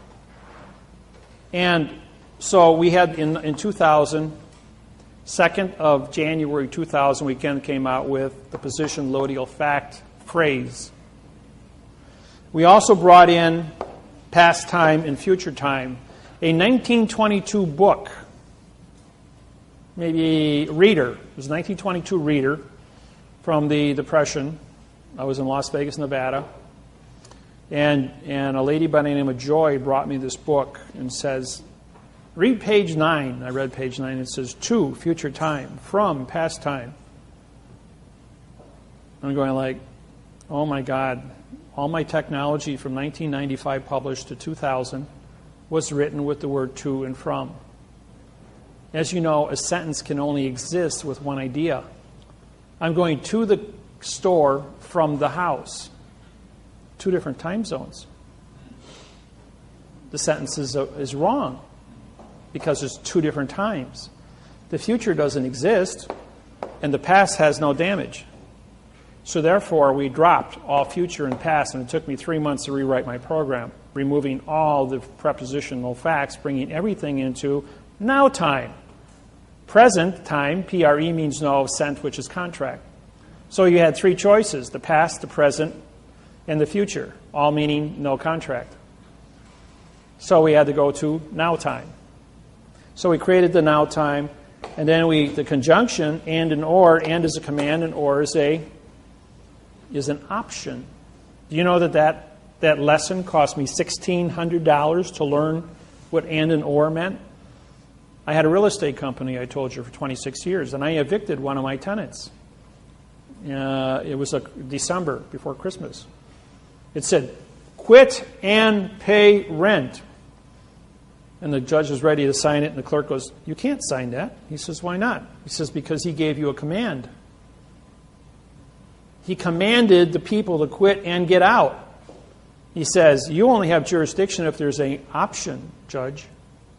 This is the clerk telling the judge. It must say quit or pay rent. Now, if the or doesn't act within a given amount of time, which is 10-day notice, then the judge can sign an order for the sheriff's department to go out and evict the individual. He says, that's right.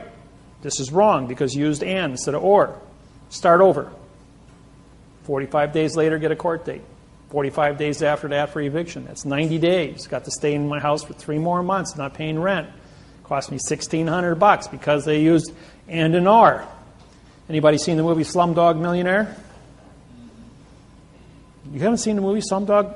I strongly recommend, won the Academy Award that year. Rent it at the video store and watch it. It's a story about a boy from the age of 6 to 18 in India. It was made in India, filmed in India, and he got on a game show. It's a true story. And in this game show, he answered every question correct to win 1 million rubles, or 1 million US, which was 20 million in rubles.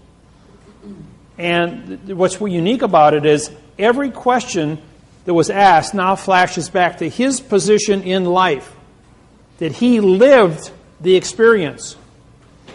He knew the correct answer because he was there and lived it. And that's what's unique. And he won the money, and he became a hero throughout India. Won an Academy Award, and he's done like maybe 10 more movies since then where they've all been really, really great movies. I mean, this is 5-star quality. When I heard it, people told me to go see it. Well, I want to see a movie from India. Well, I've seen it 4 times now. It's probably one of the best foreign movies I've ever witnessed. And for acting, quality, and it's a true story. Myself, I'm the same way. I have been in court. I have written the lawsuits. I have made the mistakes. I've been through all these stupid things, all the landmines that you can step on, I stepped on and survived to stand up here and say, don't go there. Don't do it. When I write a lawsuit for you in quantum grammar under the document, contract, federal, postal, vessel, because paper is a vessel, federal court venue, don't go into the United States District Court and talk to these people. They are a fiction. They are a foreign vessel. You are not in Indiana. You are in the Indiana territory. Stay in your territory. In 48 days, we will file a fault judgment because if they don't sign the contract, I have a contract to dock my correct vessel as the correct court, as the correct judge, and the clerk of the court now becomes the correct judge. In the event that clerk will not sign the correct document and be part of that, it goes to the U.S. Attorney's Office, goes to the Attorney General's office, who then will prosecute the case under the False Claims Act for forensic evidence. You'll get your money. Then it goes to your labor, goes to Tyrone Williams in Arkansas, who is working with the Attorney General and the IRS as our collection agency, because they want their $1.5 million for every lawsuit I write. And we're going to pay out next week on these. So this is a real thing that's really happening, and we have cooperation from over 1,000 attorney generals across the United States, both attorneys and assistants. Yes? Did I hear you say next week? Yeah, I was told last week Monday that we got 10 days till payout, which is next week. So, if yours went in before March 6th, you'd be in that group. Okay. The ones that we filed were dated for the last 3.5 years, which were settled on March 6, 2012 in California. And those are the groups that are being paid out right now. And they have a continuous rotation now that each one of the quantum cases that comes in is a signed confession. The bank's already confessed that these are legitimate, so they will be paid as fast as they come in or negotiated. Yes? I have a couple questions on our, for one, the mortgage fraud suit. I think you indicated that we were supposed to, initially, is to send that to ourselves, registered mail, to get the corporation number to get it. Your corporation number was sent on your fault judgment. It's already been filed for you. I did it. Everybody that has cases in here with me, your cases have already been filed registered mail. I have your serial numbers. They're in my book. If you don't have a copy of it, if you physically do not have a copy of it, I have it stuck in my book. Okay, yeah, ours was blank. Right, but you would fill those in after the fact. But I have copies of those already and they're registered. Okay. So, yes. Go back to the mortgages. It doesn't matter what state you're in? Or... All 50 states are the same. All 64 million mortgages in the United States were set up by the banking industry to be a fraud, established in 1934 to be harvested. When the year of Jubilee ended, anywhere from 6 to 9 page documents that were used prior to that were all null and void. And in the 2nd of February 2000, a new contract was issued by the United States Department of Housing and bankers from the post office and was standardized throughout the United States. There are variables between private investors and the industry and the National Banking Association. There's a slight variables. They had to follow the same criterias, but I have 38 different copies of banks that I've done. So what's happening is I've syntaxed all of the 38 different mortgages. They take about 40 hours apiece to syntax. And then I match them up to make sure that everything is, and it's already been recertified by college professors and university professors and U.S. attorneys' offices all over the United States, as this guy knows what he's doing. This is a math procedure. This thing cannot be defeated. It's been tested in 150 languages in every country of the world. It's been proven to be an original program from A to Z. The website, my books, all original, no plagiarizing. I know of 3 people that tried to plagiarize and charge people $1,500 to come to a seminar to mimic my website, talk about the videos on my website, and then sell postal badges to people for $2,200, thinking they wouldn't have to pay taxes. Within, I would say, 8 to 12 hours, upon doing a seminar for this, the FBI was notified because my students are always watching. And my students are everywhere. And when I say everywhere, I mean it literally. And it's almost impossible to get through a gauntlet without bumping into one of my students someplace who's going to immediately pick up the phone and say, "Hey, Dave, we got a guy here that's identified himself to be you or plagiarizing you." And because you call me on this cell phone, my cell phone, you're talking to the FBI. Anybody calls me on the cell phone, you want to talk to a judge, just call me on the cell phone. The FBI will record it, immediately transmit it within a few minutes to the federal judge responsible in that case, and he will be brought up to speed that I've been notified that now he is on my list of people to pay attention to. And you might go to court the next morning and find out your case has been vacated, that you're not going to jail for whatever reason you went to court for, and it's hands off. Get away from this thing as fast as possible. We have too many people that don't know what's going on to harvest. It'll be nice and easy, but if you touch this guy, you touch his students, he's going to drop a nickel on you, and you're going to have a problem. Yeah. Okay, I have another area of concern. I don't know if you recall this or not, I had originally when you did the suit for me regarding the charges in the local court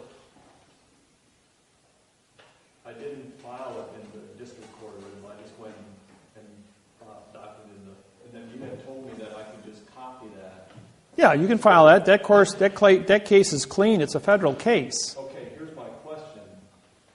Do I literally just copy everything, or do I have to apply a new stamp and Oh, no, that you have to do. You have to put a new stamp on any new thing. Do not photocopy postage stamps. Postage stamps are legal money. You get caught photocopying postage stamps. That's counterfeiting. That's serious. So don't do that, please. Just for your own public, for your safety, because then you're going to be. The government makes photocopies and they keep it electronically held in the computer, but that's Title 18, Section 1343, mail fraud, wire fraud, to copy a lawsuit and put it into a computer. They have to maintain my lawsuits bonded together as a hard copy paper in the chief judge's vault. It's not even allowed to be filed in the record room. You can go file and come back tomorrow and say, we don't know who you are, you weren't here.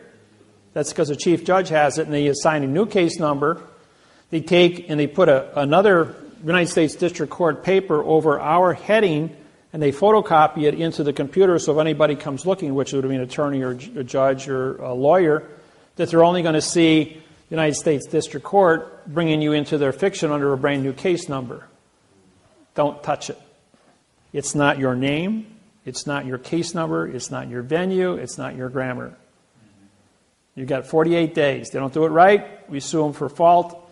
Done deal. Attorney General takes it because they're getting $20 million a pop off of these pocket money. So they're not playing games. They're going after the people after the fact. And all of a sudden, like that judge, all of a sudden, you don't work here anymore. Where'd he go? They don't want to advertise that judges can be prosecuted or are going to disappear into the woodwork because of false and misleading statements, because they don't want the criminals, the real criminals, the drug dealers, the bank robbers, the murderers, to know how to get out of trouble. Okay? I don't do those. Yes, go ahead. You had made a comment earlier. When we get these stamps, when we file the claim, yeah, we're supposed to sign it right over the stamp? We'll use your autograph, yes. What happens if we didn't do that? Well, I did it. I'm the federal judge on your case, so I have the authority on there. But as far as personally, you should autograph that stamp, making you a postmaster, banker, and judge of your own claim to bring it to the attention. So whatever documents you still are in possession of at home, autograph those. Fingerprint is a notary. Do not go to a notary. That's a fiction. Use your index finger or your thumb. And that is your notary on your autograph, like what you've got there. He was talking about right here, signing right here. Is that what we should sign? Oh, across their stamp? Yeah. Oh, whether you do or don't, that isn't going to change your authority. Okay, yeah. Yeah, no, as long as you signed your postage stamp there, that's the legal one. Okay. Because that's not an imitation. I thought you was applying it to their stamp. I signed that stamp because I'm a federal judge, Okay. and I'll walk in there and say, hey, I signed your stamp. I'm a federal judge here, same as I am on my vessel. So I can trump their ability to move paper from one jurisdiction to another. Question? When we sign across the file here, do we have to take our ink in and I do. Usually when you're in front of the clerk, she doesn't have a stamp or don't have a stamp pad. We carry stamp pads when I go to court. take that in and use our fingerprint? If nothing else, lick your finger and do it. You got DNA, fingerprint, and autograph. That's a triple certification. Okay, that's another thing. One is an opinion, folks. So if one of you stands up and says something, it's an opinion. 2 is a certification. Now you got to be certified. That's legal. 3 is an authorization. That gets to move things. 4 more is a class action. You need 16 or more to bring attention to the Attorney General, which we have, I think we've got over 16 cases now in Indiana. So the Indiana State Attorney General can get involved. Right now, Kamala Harris in California is the Attorney General that is working with because she's got over 100 of these now. And so they were able to use a class action and go to the different banks and say, here's all the lawsuits The syntaxing on every one of them is identical. They may be 38 different banks, and the sentences may be A, B, C, D, E, F, G, and they may have moved the sentences around, but all the same sentences appear someplace with that exact phraseology. And when you do an overlay of the whole thing, we account for 99% of every one to be identical, but the modification of the grammar with the math codes, you can flip these things and read 300 words a second, and in 15 seconds go through a 15-page document and say, this has got 5,000 mistakes on it, and that isn't a mistake. That's not a misspelled word. That's engineered. And in 2 places of the document it says, false and misleading statements is a criminal penalty, and a misspelled word doesn't change the document. There are no misspelled words. The syntax is wrong in all 5,000 words. It's engineered. It's not a mistake. Now, there's a thing called the McNulton rule. That's M apostrophe N. McNulton. N-A-G. I think that's how it's spelled. It's the very first word under the letter M in Black's Law Dictionary, 4th, 5th, and 6th, 7th, and 8th editions. It doesn't appear before that because the McNulton rule came out in 1966, and Black's 4th edition was published in 1968. That's why it's in the 4th. If you've got anything earlier, it won't show up. Okay, what is the McNulton rule? It's called the right-wrong rule. The right-wrong rule means that if you have knowledge of a lie, perjury, false and misleading statements, or fictitious conveyance of grammar, and you do it, that means you're guilty. If you don't know you've done it, then you can't be held liable for it. Like a police officer standing up and say, I saw you go through a stop sign. But the way he said it, the grammar was wrong. So he doesn't understand syntax because he was never trained in it. But the fact that you went through a stop sign, if you can make an argument of physics, 2 objects can't occupy the same space, it'll get thrown out. But if you said you failed to stop for a sign, and then you rolled past the sign, or you rode through the intersection without stopping, using the correct grammar, then you'd be found guilty, okay? Because he's a professional witness.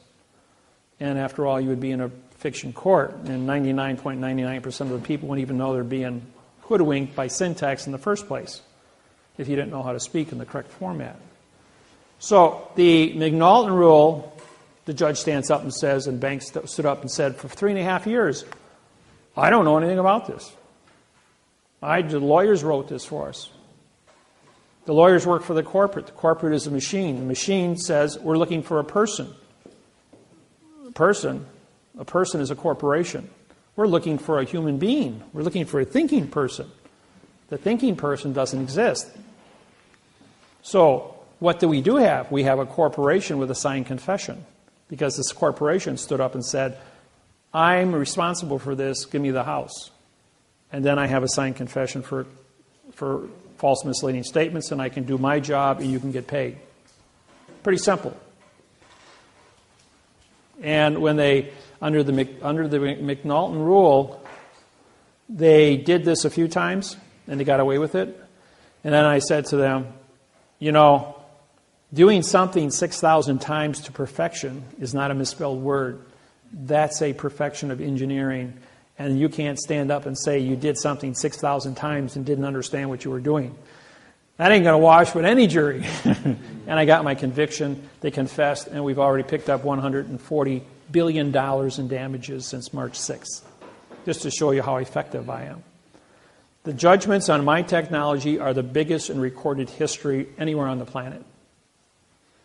And I'm the cash cow for the bank, for the government, for the post office, and for the people. Everybody likes me. Even the criminals love me, because they're going like, if I get into trouble, I'm going to call Dave. So nobody bothers me. I'll tell you a cute story once. This goes back about 10 years ago. I got out of a local watering hole about 6 blocks from my house, and I walked in there. I sat down and had a beer afterwards. About 2 o'clock in the afternoon. And there was a large rumbling outside, and in comes, it was 38 Milwaukee Outlaws, motorcycle gang. with all their chains and their leather and their knives and all their attitude. And I'm sitting there, and a guy walks up to me. He goes, "You're sitting in my chair." There's 200 chairs in here. Go pick a different one. He says, "You're outnumbered 38-1. I says, "No, I'm not." I says, "This is my chair. You go find a different one." So he pulls out a 12-inch Bowie knife, and he grabs my tie, and he puts it underneath there, and he says, "You an attorney?" I says, "No, I'm a federal judge, and I prosecute judges for a living." I says, "And you still go find yourself another chair." He says, "You ain't afraid." He says, "What do I got to be afraid for? You ain't going to do anything." I says, "All your frazzle," I says, "doesn't mean anything."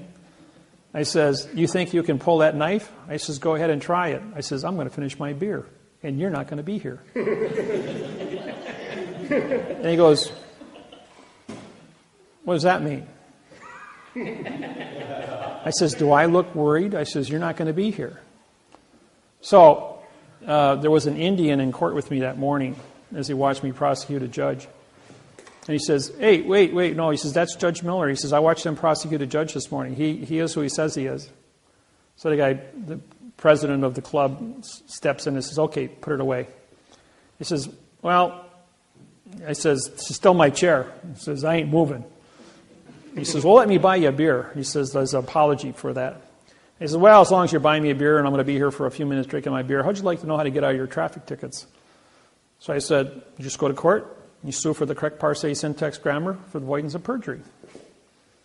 Boy, that like rang a bell in everyone's ears, and this guy picks me up, puts me up on the thing, and says, "Do a seminar."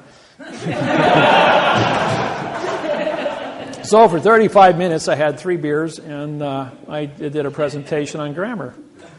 And the guy goes, "Here's my business card. Anybody bothers you, you just call me up. We'll break your legs." So, and that was the last time I had a run-in with those boys. And it's been pretty quiet. Nobody's ever bothered me. So, when it comes to court stories, I've got dozens of them. Yeah, go ahead. When we file for the second one, after you say after the 48 days, it's got to be 48 at least. Yes. 48 to what? What if you don't get on 48 days, like 50-something? Oh, you got a year to file after, so don't worry about, that's as fast as you can file your fault. You're going to take your quo warranto complaint and your fault document contract claim, and you're going to send it to the Attorney General to the attention of the Indiana False Claims Act Task Force. Sent in by a third party? No, by you. You only got to do the first servicing with an independent party for the quo warranto. After that, you can take care of all your own filings. You'll be given that form along with instructions of who to contact. Okay? So I've got all this covered. These forms just came out the 28th of August. Today is the 24th of September. So they've only been on the market for 4 weeks. So as I've been traveling, I've been in Hawaii and California and San Francisco, LA, San Diego, Honolulu, Maui, Big Island. I've been here in Milwaukee, But every few days, I'm in a different part of the world. I move around really fast. And the U.S. Attorney's Office, along with the Marshal Service, track me 24/7. And every time I walk into a courthouse, I don't care where it is in the United States, they already have my pictures hanging up that if this guy shows up, you will call the Marshal Service, and the U.S. Justice Department wants to sit down and talk to this guy. El pronto. So it's always a lot of fun, yeah. Speaking of walking to a courthouse, I have just want to know what I need to do, if there's anything I need to do ahead of time on my trial date, and how that process is going to work. You will not have a trial date for the document, contract, federal, postal, vessel at all. Okay, I'm talking about the... Bankruptcy? No, the other criminal side. Okay. The criminal, when that takes place, I'm a claimant on your case. I'm a claimant on all your cases that I've written. That means you can put me on the phone and I can testify by phone. My question to the prosecuting attorney is, can you produce the law, rule, regulation, or code written with the correct parsing, syntax, grammar for the avoidance of perjury? I've syntaxed the lawsuit. I've syntaxed the DA, the indictment. It's physical evidence that have been supplied to you.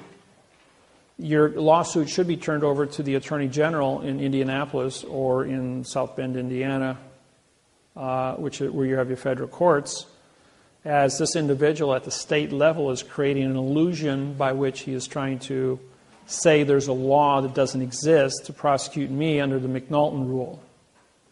And you invoke the McNulton rule under the right-wrong, showing why this person under Title 42, 1986, for knowledge of the correct parse, syntax, grammar, stop and correct his own paperwork to do it correct. If you have a complaint against me, then use correct grammar. Show me where the Congress, the Senate, the legislature, and the Supreme Court of the state of Indiana has created a law, rule, regulation, or code that is in the correct grammar by which I've violated. Doesn't exist. I'll tell you that right now. So don't pretend like you understand what they say. The answer to any question is, can I see that in the correct parse, syntax, grammar for the avoidance of the perjury? And I don't care how many times you got to say it. Do it for an hour. You got 50 questions, repeat it 50 times. Repeat that again. Can I see? Okay.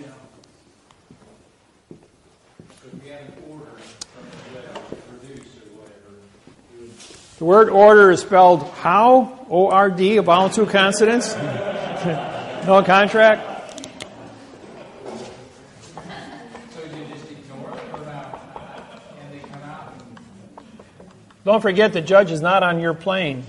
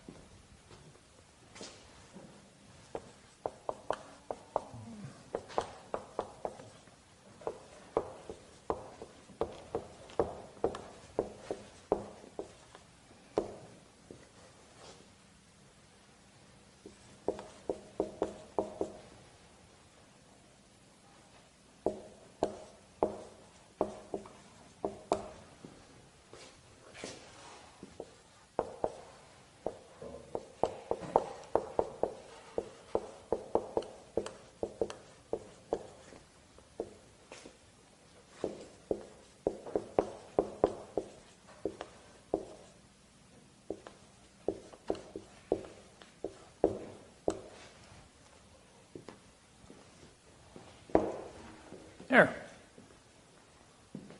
You can repeat that sentence to anything that fiction has to say to you, and in most cases will vacate the case within that one sentence. Even when they ask me for my name? We did that already. What is your name?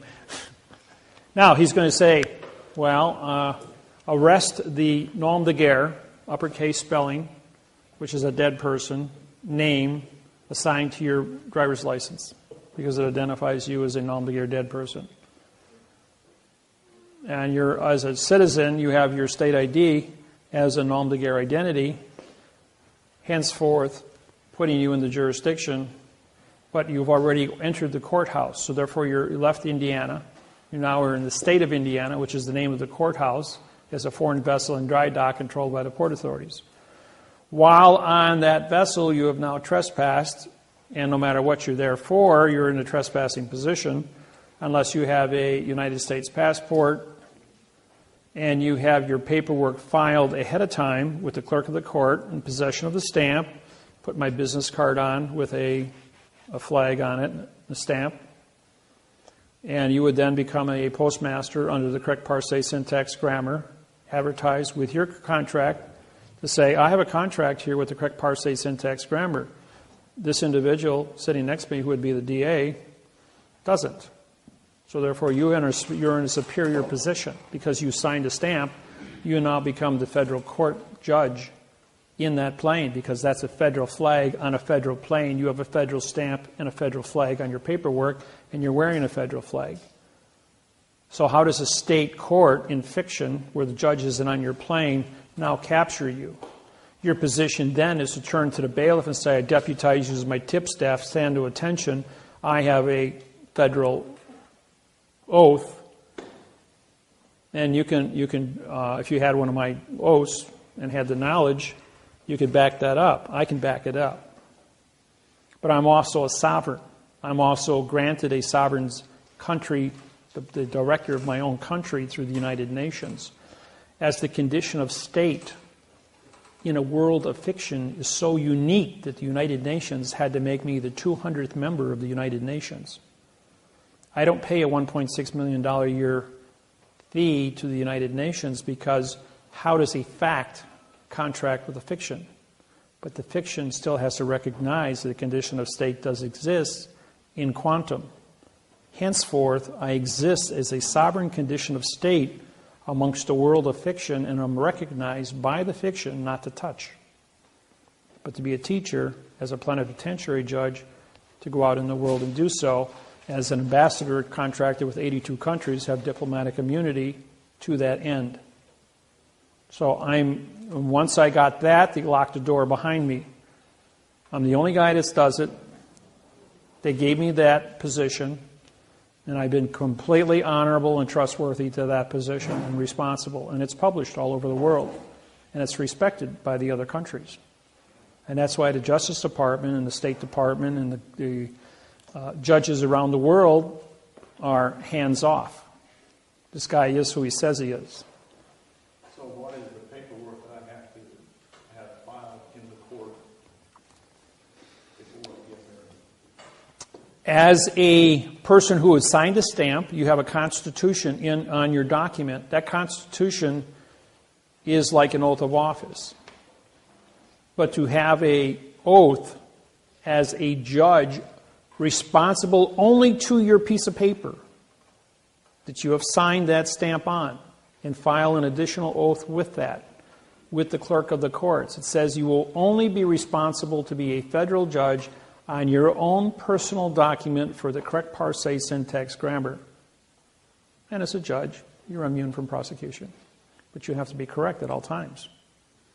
If you don't know what to say, don't talk an adverb verb. Say nothing. You've got your paperwork, speaks for you. 2 + 2 doesn't equal 4. If you write it on paper, I can see what it equals up to. But if you're going to get me into an oral argument with 150 variables, you ain't going to win. It's nonsense. So don't even go there. Or 4 + 4 = 8. FOR + FOUR = ATE. Or ATE and EAGHT = ATE. I mean, we can do this all day long. Did you hear what I said, what I meant, what I said, what I said, what I meant, what I said? Yes? So he would ask, so do you send the mail? If the judge would ask you, so what's your mailing address? Or is this your mailing address? This is conversation. This is conversation. So you'd say, for the claimant's knowledge of the facts, would you say that? Yes, exactly. That you're asking him, ask me a sentence that's in written quantum language. All the information is in the paperwork. And you can say, for the witness's knowledge of the fact is with the document, with the docked document in front of you. Because that is the court. You've given him written information. He's trying to get you into an oral argument. This is a case with a man by the name of George. This is in Los Angeles, California. George was having his home repossessed. And the district attorney had him in court 12 times in a year. Well, they brought me in on the 12th hearing. 47 people piled into the courtroom because I was there. And my contract with George was to vacate the case and give him clear title to his house. So George comes in, he gets before the judge, he says, I have counsel. And the judge says, okay, counsel, come up. I says, the prosecuting attorney over here has 110 pages. I've syntaxed all 110 pages. It says absolutely nothing. He's used false and misleading information, fictitious conveyance of grammar, and has committed mail fraud because he's taken a paycheck for committing this fraud in the first place under misappropriations. Judge says, you're correct. That document does say nothing. I hereby vacate the case. George, you have your house clear title. The court will not take it from you. And then the judge stood up, took off his robe, laid it on the bench, got off the robe thing, came down, walked over to the side door, a room about this size, opened the door up, turned around and says, hey, George, congratulations on your win. George is just still standing there. He says, let's do something different. He says, why don't we say that the paperwork that the district attorney did here, after a whole year now, is actually a fact. And he did everything correct. Will you agree to that? Is that okay with you? And George says, okay. He says, take his house. And walked out the door. And he stood there after he said the word okay in front of 44 people. And he goes, and you, meaning me, he goes, are you Judge David Wynn Miller from Honolulu, Hawaii? The one that prosecutes judges? I says, yes.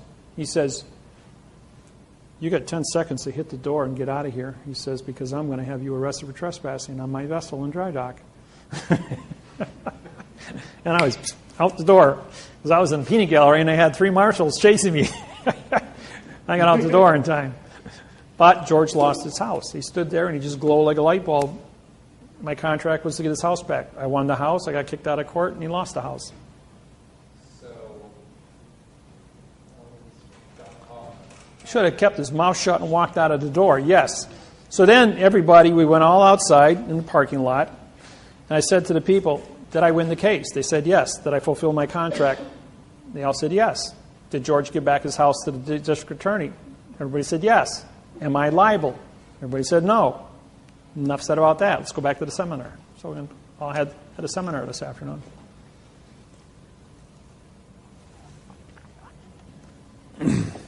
Another case, George. This is a different George in San Francisco. We go into court. This is a state court. George is he's there for illegal detainer, trespassing for the 3rd time on the property he was evicted from. He paid a $10,000 fine and was sentenced to 2 years in prison. This was the morning he was to report at 9 o'clock to surrender to the marshals. So he said, Dave, will you come to court with me? He says, I'm going to go to jail for 2 years. Is there anything you can do for me? I says, well, let's go to court and see what happens. So he presented me with a 6-page document for his illegal detainer and trespassing. I syntaxed it from the prosecuting attorney and wrote a Title 42 lawsuit, similar to the same ones that you that have mortgages are similar to, or like your own for criminal. That was the basis for this lawsuit. The judge, George, goes into court and says, Your Honor, I have counsel. When he was asked, anything do you have to say?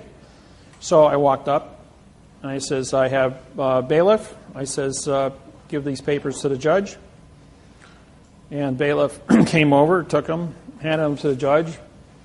Judge immediately stands up, looks at him and goes, this is a federal case. This is a state court. He says, you can't file these here. Take them back.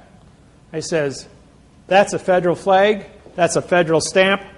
I hold a federal judge's oath on this plane in correct grammar.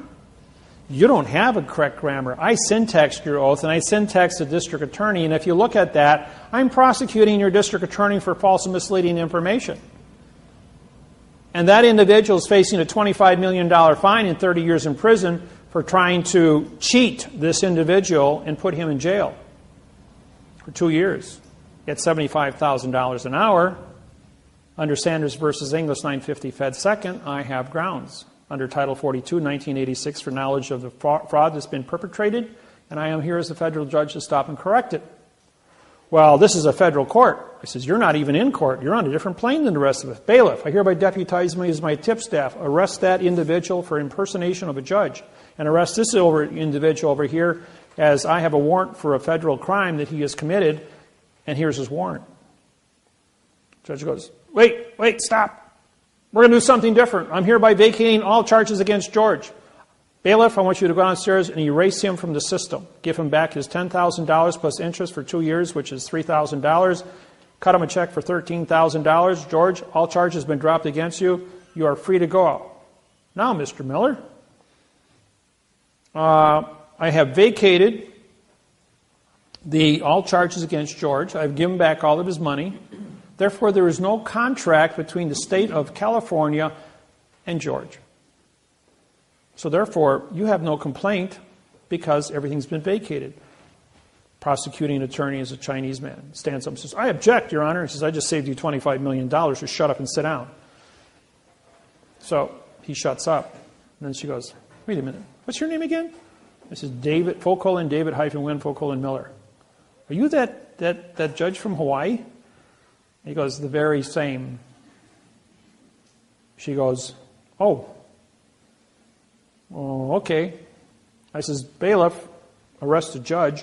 She took off and ran out of the courtroom. Meantime, the bailiff took George and went down. And then after she vacated the room, the district attorney just sat there like a bum. The bailiff took George and went downstairs and checked him out. So we're outside. About 20 minutes later, he comes out with his check for $13,000. Free man, didn't have to go to prison for 2 years. And he goes, I didn't get my house. I says, my contract was so that you didn't want to go to jail. My contract was to vacate all charges. My contract was to get your money back. Didn't I fulfill all my contracts with you? And I got 22 people there from my seminar that came with me and they wanted to watch me in court do this. There it was. He said, well, you fulfilled all your terms of the contract, made the case go away, George is free. He bought me a cup of coffee. Third case scenario, IRS, Miami, Florida. Lady comes to my seminar, she goes, can you do IRS? And she says, yeah, real simple. I've won over $10 million in IRS cases, about 12 of them to date. She says, well, I got to be in court tomorrow morning, 9 o'clock, in IRS court down at the federal building. Will you come with me? I said, sure, it'd be fun. So, being in Miami, I was on vacation, and I put on my surfer shorts, my surfer shirt, and my flip-flops, because I was on vacation. I go with her. And we walk into the IRS office, and the IRS agent comes in. He's 33 years old, by the way. And she says, she asked me, she says, what do I do? I says, well, give them all of your paperwork. Cooperate 100%. And the IRS agent says, are you an attorney? I'm going, no, I'm not an attorney. He says, do I look like an attorney? I said, I'm on vacation. So she says, oh, well, I want David to come in here with me. I just need some moral support. I'm kind of nervous about all this stuff. And he goes, well, okay, Dave, you can come in and sit next to her. So I sat there quiet for about an hour. Every time he asks for something, she says to me, should I give him the paperwork? I says, yes, fully cooperate. Well, the IRS was real pleased the fact that I was giving her moral support, helping the IRS get all the paperwork filed. He wrote out all the forms from 2004, 5, and 6, 3 years. After the paperwork was all filled out, 8 pages, she owed $38,000 in back taxes. So she then signs the forms, slides them across the table, and I says to the IRS agent, I says, mind if I ask a question? Are you an attorney? I says, I thought we discussed that already.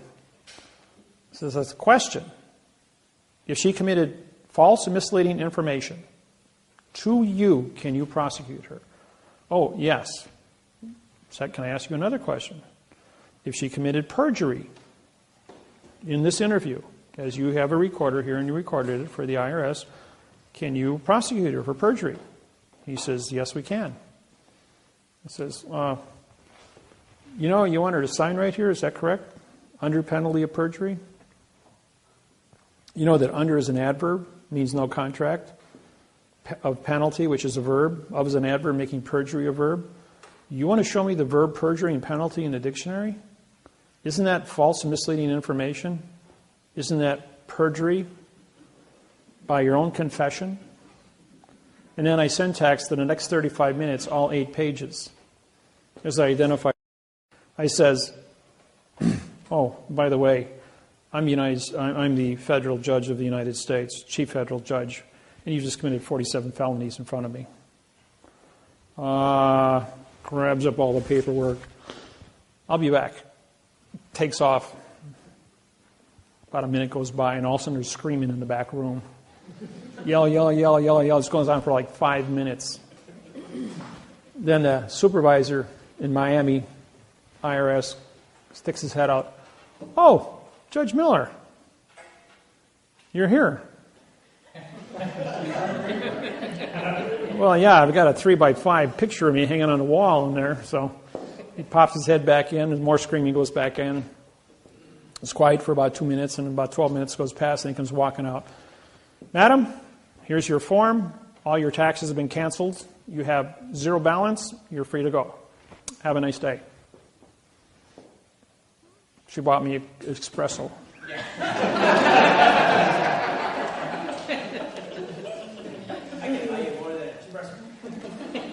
Tastes like mud. So, you say, I do a lot of stuff for fun. And anybody, I don't care. I haven't seen anybody that had a problem from any form of anything in the books of law that qualify, that I can't handle. I do not do murder. I do not do bank robbery. I do not do drug dealers. I do not do rape cases. I do not do public safety violations. You drive 40 miles over the speed limit, have fun in court, because I'm not going to defend you. I'm not going to say anything to assist you. That's reckless and endangerment of public safety. I don't touch any of those cases. I have an agreement with the government not to publish lawsuits on the internet because criminals would use them for the wrong purpose. And it, for that fact, would go anywhere. If you do have a case with me, I respect that you will treat it with respect. If I am on your case, I will sign and fingerprint, or autograph and fingerprint your cases. I will be there in the event you have a judge that will sign that document and be a federal judge, or one comes out of Washington of the 300 judges that are assigned to work with me out of Washington in your jurisdiction and orders me to court by subpoena, I will show up and I will testify and do a presentation in front of the grand jury. I was ordered to Michigan. After 7 attempts to go in front of a grand jury, I finally made it in front of a grand jury. And when I testified, we were probably 2 hours on the witness stand in front of the grand jury. And the Attorney General, who was cross-examining me, every single question he asked, I syntaxed and made an ass out of him. I mean, the guy was really beaten up by me on the witness stand. And then finally, I was on the witness stand, and he made a comment to the judge. I'm going, you're out of order. The judge says to me, Judge Miller, there's only one judge in the courtroom, and it's my courtroom, and I'm the judge. I'm going, oh, yes, okay. And then the judge perks up and says, you're out of order.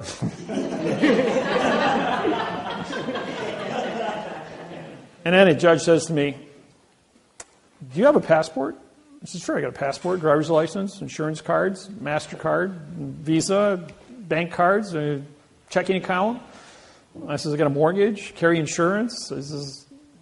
He goes, I thought you were sovereign. Well, I am sovereign. I'm allowed 2 identities. He goes, yeah, that's true. You are allowed 2 identities. I just tell you what, Judge, why don't we cut to the chase here? In front of the grand jury, it says, here's my passport. You're a federal judge. Why don't you go in the back room and contact the U.S. Department of Immigration and Customs and run my passport. I said, it's going to take you about a half an hour to go through it. It's about 38 pages long. He goes, there's only a couple of pages here. I says, run my passport. I says, then you're going to find out who's sitting in your courtroom. So he's gone for 35 minutes. He comes back and he says, Judge Miller, he says, I apologize. He says, here's your documents back. Very impressive. He goes, never seen anything like that before. 38 pages long it was, just like you said. And he says, Davis, he says, he's just made an ass out of you. We have no more questions for him. Judge Miller, you're free to go. Yeah. So what do I need to do to get you here for my court date? When's your court date? October 30th. October 30th? I'm going to be,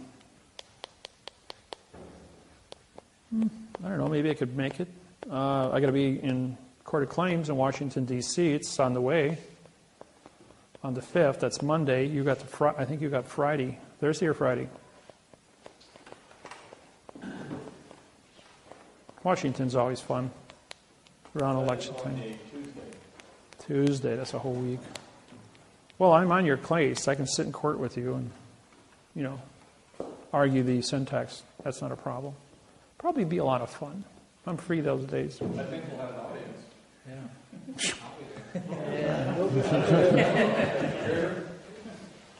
Yeah, I think we'll have an audience. There usually is standing room only when I show up. In Wisconsin, when I go to court, people come from 500 miles around to just watch a traffic case. You can't even get in the courtroom. Judge walks out in the court in the hallway and says, Miller, come on outside here with the DA. We're going to do it outside in front of here where there's no witnesses. And the DA's running down the hall. He won't talk to me. He won't talk to me. Except in quantum grammar. He won't. So is there a process for that, or are you just going to show up and... Well, let me know what your dates are and times. Okay. It's only about a 3-hour drive from Milwaukee. Is this okay for my badge? Yeah. Except that's the wrong flag. The wrong flag. Yeah. That's a 1x2 flag for one thing. Your blue field is 40-60, and from here I can see it's a 50-50. Okay.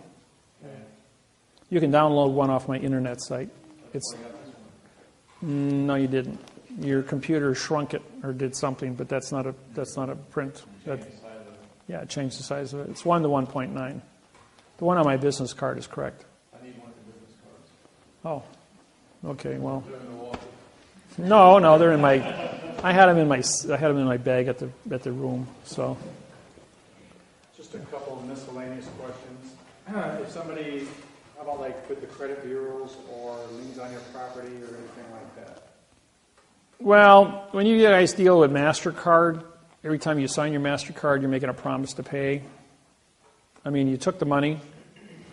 Now, here's a little trick that you don't know about. When you guys use MasterCard, it's earned income. If you discharge it in bankruptcy, the government will wait 3 years and come back and sue you for failure to pay your state, federal, and Social Security taxes on the earned income you discharged in bankruptcy. And sue you for 125% from the IRS, which you can't discharge. You think you were in trouble before you couldn't pay your bills? Now you're in trouble with the IRS. Will sell your home, cars, and anything else you own, and they'll come after you from that location. And you can't file bankruptcy against the IRS claims, especially with that position. Okay, so the syntax wouldn't work in those areas. The syntax works except when you file bankruptcy, you are saying, what's in my hand? Nothing. You filed bankruptcy against nothing. Why do you file bankruptcy? You file bankruptcy because you want to discharge a fact. Bankruptcy takes the nothing and makes it into a fact. Therefore, the fact is taxable. How do you think England captured New Zealand, Australia, India? Is because England figured out way back in the 13th century that if you file bankruptcy against an invasive people, take the Aborigines. They don't speak or read English. They only have picture writing. So, and their pictures articulate their land, their treaties, their boundaries, and there's 3,450 Aborigine tribes in Australia. But they got 10,000 gold mines. The country is a virtual mine of gold, silver, lithium, titanium, cobalt. I mean, it's just mineral rich. Radiation, radium for plutonium. Yeah, all of our nuclear submarines are refueled in the northern part of Australia as they go around the world because of our treaties with them. Australia is traded on the New York Stock Exchange as a corporate entity. Just so you want to know about that. The people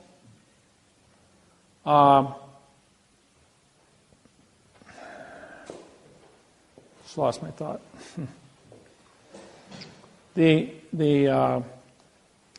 England went into Australia, genocided up until 1957. They had a bounty on Aborigine people that if you kill them, you got to pay the bounty. Imagine that. England was actually hunting human beings like they do deer and putting a bounty on them. Just like the movie with Tom Selleck.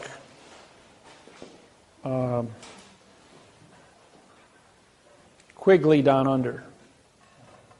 Good movie.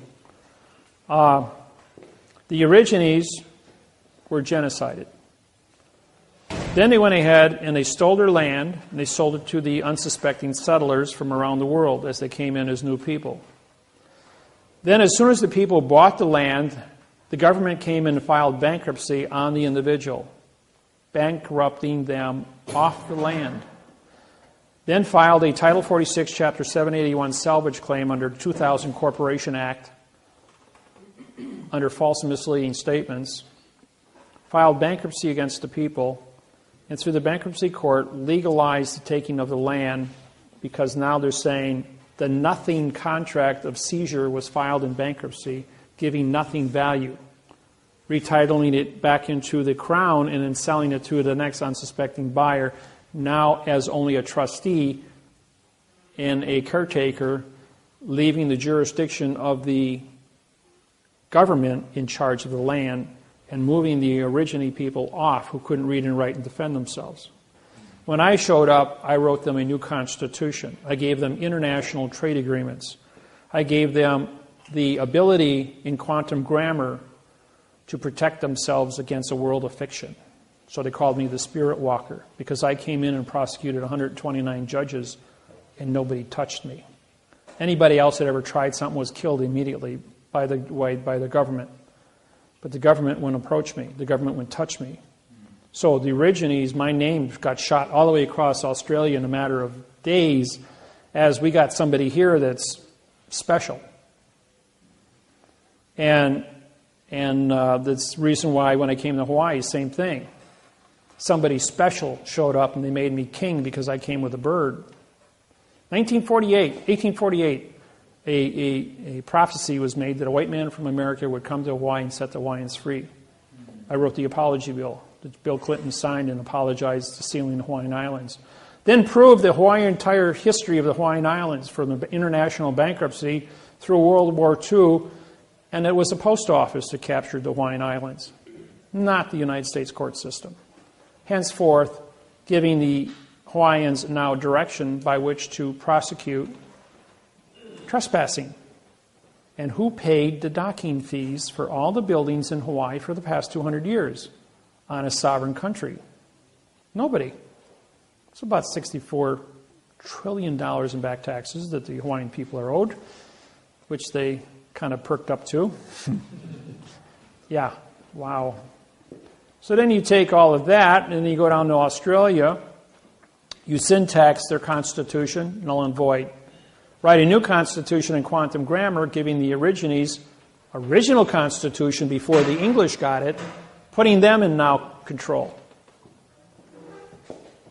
And then going in and prosecuting the judges where they're running out of the courtroom. They're standing up bowing to me as the chief federal judge of Australia and New Zealand.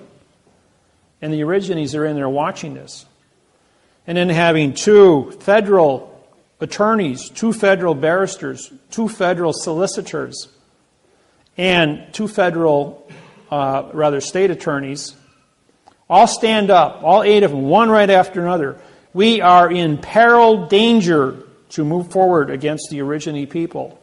As Judge Miller has explained to us as a chief federal judge here in in Australia, in Sydney, Australia, New South Wales, as to how much criminal activity we have done in closed chambers in the back here in the last 8 hours.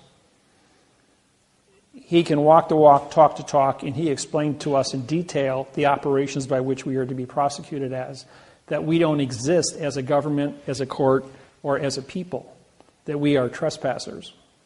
We hereby vacate our position against this origine who we want to sue. And that's been 4 years now, and he's still a free man, and there's been no activity. And that word went all over Australia. And I've gone to court 129 times. Every time I walk in the courthouse, it's like, bzz, Miller's in the building. Everybody's running and locking doors. Don't let him in your courtroom. He walks in here, and it's going to be hell to pay. Yeah.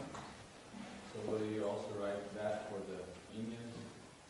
American Indians got the same thing through their treaties and now have 190 casinos on their properties. And guess what? The white man is losing money and they're buying back their own Indian lands with the white man's money. That's poetic justice. Yes. You were saying something about the bankruptcy. Don't do bankruptcy. Don't do bankruptcy. It is. I have a question. Don't think of how not to pay your bills. Think of how to make money and be more efficient. Learn how.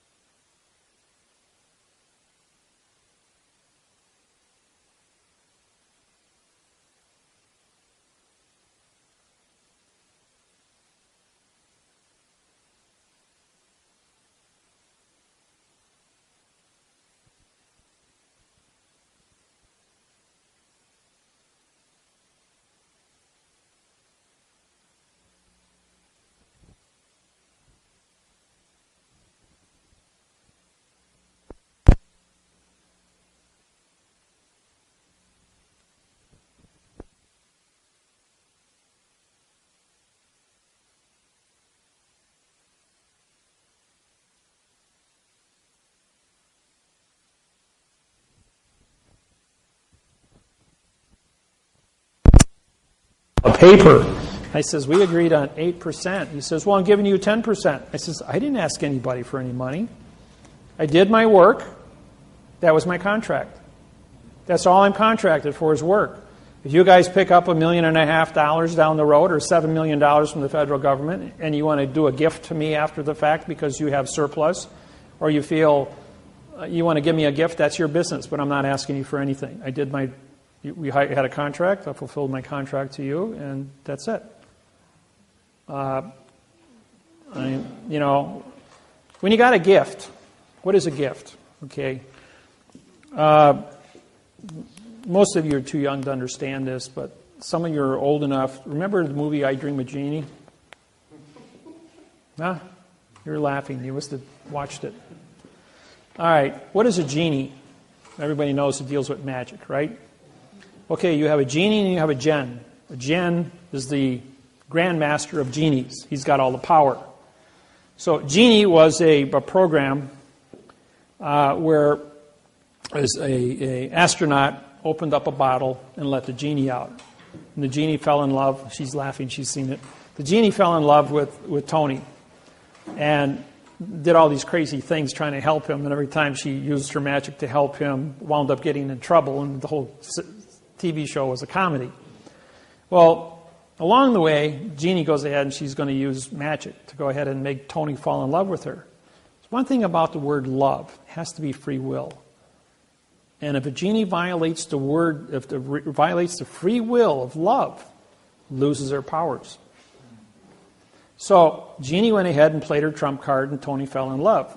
Well, Jeannie's dad shows up, the djinn, and says, you broke the rules. You got no power. So now she's back to an ordinary woman, living a mortal life, having to learn how to cook and clean and iron and do everything domestically. Well, at the end of the show, the djinn goes ahead and gives Jeannie back her power because she learned her lesson. So then I got to thinking about that. What would any of you do if somebody gave you power to snap your fingers and create things out of thin air? Give you absolute power over all things. What does that mean to you? Will you be responsible for power? Will you be a teacher? Will you acquire wisdom from this here? Or will you go out there and practice mischief? Well, I looked at myself in the mirror one day and I said to myself, could you, or will you make a contract with yourself, David, that if you were given the power, absolute power, will you be responsible for that? And I said, yeah, I can do that. But would you do that at the point of death? In other words, if you violate the rules of absolute power, which is the word meek, M-E-E-K, that you will be struck down and you will die without cause. I says, yes, I'll make that contract with you. And what I'm doing is I'm talking to the mirror. So the mirror is a reflection of the opposite. But when the opposite goes through your eye, it's putting your brain as the correctness. A correct image appears in front of your brain. So I made a contract with myself and with God that I will be correct if given the power to be correct, to fix it. And what is syntax? Syntax controls all the contracts on planet Earth. Parse, syntax, grammar. And so 7 years later goes by, and I die on the operating table. And I'm reborn. And my whole personality is different. My 6-year-old daughter walks up to me and says, you don't smell like my daddy. You got green eyes now. You don't look like my daddy. My daddy had hazel eyes. You got bright green eyes. You don't look like my daddy. You don't smell like my daddy. My daughter was estranged from me until she turned 16 and then never talked to me again until she was 28. True story. My other children are very close to me. But the point is, I did acquire the math interface on grammar, giving me power on grammar. Grammar controls all contract, and contract controls all topics on planet Earth, all money, everything. So what happened was I acquired the power over all things in all languages on planet Earth through the math interface of communications. So I made a contract, and I've always been honorable to that contract, and I was reborn again. So what did I get with the power? I get to have clothes, food, shelter, and travel, and have immunity, which I acquired through my diplomatic position of the United Nations as a sovereign, as a federal judge. But I'm always correct. And everybody walks up to me or goes on the internet and say, "You're not a federal judge. You're not part of the United States District Court." Well, a district court judge is not a federal judge. He's a district, demon god of the underworld for trickery in a closed area. That's what it means. I don't do demon stuff, anything. I am 100% mathematically correct in everything I do and everything I say on paper. And I am a federal judge on every document I sign, and that document is the court. And when we go into a scenario, we are correct in that court, and that judge is going to come off the bench, and he's going to sign that document, or he's not the judge in the case, and I will be that federal judge in that court in front of that individual, and I will tell him so. And if he thinks he's going to touch me, he's going to have a whole world of hurt come down from all over the world. And he already knows that. That's why they run out of the courtroom. Or they lock the doors. Or I show up in Honolulu, Hawaii last year. And everybody talks about this. I was ordered to go to court and testify. I went to court, and it was announced that all the courts in Hawaii and all the schools were closed because of the high wind alert. That they were afraid the school buses were going to be blown over. That court-appointed lawyers, attorneys, judges were going to be blown off the road because of the high wind alert. On that day, you couldn't knock a candle out with the wind. But I went to court with a whole parade of kapunas behind me. We got to the court, and the sheriff was standing going like, "The court's closed. It's Friday. It's declared a court holiday. There's nothing on the books for that. All the schools are closed, too. The whole state of Hawaii is declared a holiday today because of the high wind alert. It's all over the news, broadcasted all over the world." When you mentioned what is a gift, a number of years ago there was some deal going around called gifting. You pay so much. It's called Pay It Forward. They made a movie. And I decided, because they use scriptures to kind of smooth it over, and some people almost went to jail for it. I'm not sure it kind of quieted down all of a sudden. I looked up the word gift in the dictionary. Mm-hmm. And it had a number of different definitions, but the one I remember is, it said, "Your request is not my gift." No contract is a gift, is what it means. In other words, you don't have a contract to give anybody anything, but you look at the value of the situation. It's your own personal judgment to either participate or not participate. Okay. In order for evil to flourish, good people must do nothing. If you see a wrong and you intervene and you correct the situation, maybe it requires a financial gift to stop and correct a wrong, to give a person food, money, or hope, to educate an individual with certain points of information. That then becomes a gift. Knowledge is the most important thing on planet Earth. If I take a little slip of paper a half-inch long, a half-inch wide, and 2 inches long, what's it worth to you? It's a little piece of paper. You just throw it in the garbage. And then I write the 6 winning numbers to the lottery tonight at 8 o'clock, which is worth $300 million. Now what's that little slip of paper worth? Yeah. It's called points of information. Aflac. Paycheck. He knew that if he went back and changed time, the company wouldn't exist to pay him his paycheck. So what did he do? He knew what the 6 winning lottery ticket numbers were going to be when he came back. So he wrote them down and put them away 6 days earlier. So when he got there, he'd have a paycheck of $15 million. Kind of a cute ending to a great story. Point is, information is the most powerful thing in the world. If you study and you become proficient and you acquire the gift of syntax, you will know how to answer the questions and save people's lives and make a difference. I do it all the time. I do it as a parlor trick. Maybe 1 out of every 20 people actually pay me to do my job. The rest of them, you ask me a question, I just pop it off to you, have a tape recorder, and I'll give you all the answers you want as fast as you can. That recorder can record. Because if you try to write stuff down, I'm not going to repeat myself. If you want to get in a conversation with me, you better have a tape recorder running, because you're not going to believe what you hear in the next 5 minutes, because it'll take you a month of research to pull it out of the dictionary. Those that know me, those that have done business with me, know that once you get into bed with me, I take care of you. I answer your questions. I'm on the phone, available from 3 a.m. in the morning, all the way from 7 a.m. in the morning till 3 a.m. in the morning. 20 hours a day I'm there available, 7 days a week, 365 days a year. How many judges do you know you can call at 2 a.m. in the morning? They're just going to answer the phone and give you an answer to a problem. I'm there. I do it all the time.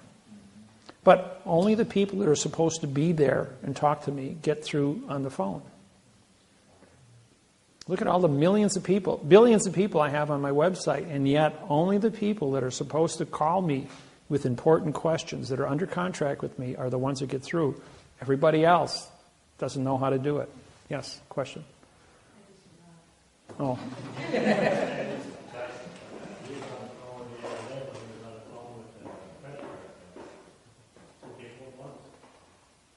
Oh yeah, I'll be on Skype and 2 phones at the same time while I'm day trading and syntaxing a lawsuit.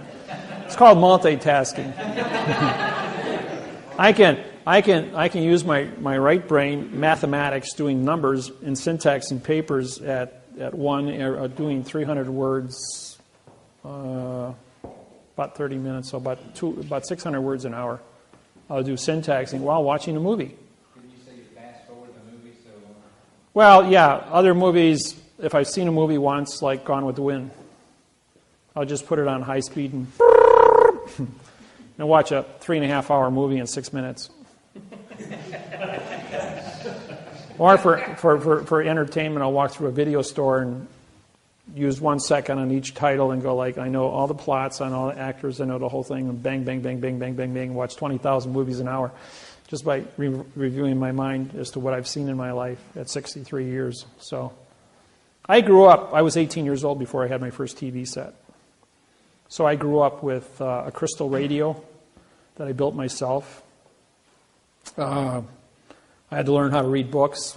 I used the library and library card catalogs. I lived in a library 40 hours a week, 7 days a week. And I did that from the age of 8 to 18. So I was an information junkie, studied to be a doctor at the age of 12, and at 18 I put it all away and became a welder. Metallurgy, engineering, heat treating, all the things that build the world, because I was a builder. Built my own homes, built my own car, built my own boats, built 3 cars, as a matter of fact, 3 Corvettes. I drive the only Lexan plastic bulletproof Corvette in the United States. Does 0 to 60 in 4.2 seconds, weighs 2,400 pounds, and is 380 horsepower. It'll blow anything off the line outside of a Cobra, which goes 0 to 60 in 4 seconds. But if I want to put a turbocharger on it, I could probably get it down to 3 seconds without too much trouble.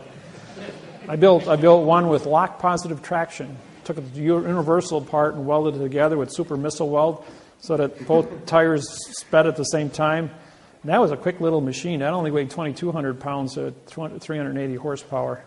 That was kind of dangerous, so I got rid of it. So sold it to a guy that does stock car racing. Yeah. You said your built like your Hiram William. Do you have his phone number and address? They're on the forms I give you. So, yes. There was a gentleman here earlier that wanted me to ask you why, or if your patent would supersede the U.S. patent, and why.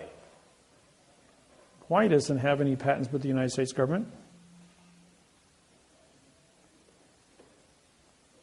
Is that what you're asking? Well, he just wanted to know. He wanted it to be on the video so when he come back and watch The United States government never had the correct parse syntax grammar to invade the Hawaiian Islands. Pearl Harbor was gifted in 1848 to the United States Postal Service by King Kamehameha I. That was it. Everything else in 1893 was an issue of coal, C-O-A-L. The Germans, the French, and the Portuguese all planned to take over the Hawaiian Islands 6 months after the takeover of the United States taking over Hawaii. They just beat them to the punch because the population stood by 1893 at probably 60,000 Hawaiians versus 3 million invaders back then. So, questions? If you become president, will you get the peace treaty signed between Israel and the Palestinians? Yes, Ron, I told you a story about Helm. That already was signed way back about 7 years ago. That's why there hasn't been any commotion there. They both are familiar. That was already signed. Yeah, that was already done in quantum 6-7 years ago. Even though the people are still making noise, those are satellite groups, but the people who originally signed that have not been fighting with each other because of the words. But then there's been the people who are involved with the original treaties are senior citizens, bad health, some have died. So the new people coming in are not familiar with the new terminologies, and so therefore they're drifting back into fiction, whereas they had quantum before. And if you don't take time to study, you're not going to be proficient. So every generation, just like ambassadors at the UN are traded off every two years. They were on a 6-year ambassadorship, and every 2 years, 1/3 of all the ambassadors in the UN are changed out. So from the time I got my ambassadorship in 1999, under sovereignty, I'm still hold that position because there's only 2 of us, Russell and I. All the rest of the people in fiction are changed out, but I have a lifetime appointment as a director of a sovereign country called Quantum Grammar. So that's where that stands. Yes? There are some of us without birth certificates and Social Security numbers. Is there a certain way to interact with the world? Well, if you don't have a Social Security number, it's pretty tough to get a driver's license or a passport. And because the world of fiction, you can travel anywhere you want, except the corporation of airlines, trains, buses, and automobiles are all controlled by Social Security. In other words, you have to have that number to move between point A and point B. As long as you stand still, nobody's going to bother you. It's when you want to go across state lines or federal, international lines, they want to have those points of information. Otherwise, I would recommend you send your identity, do a claim to life, mail it to yourself, registered mail.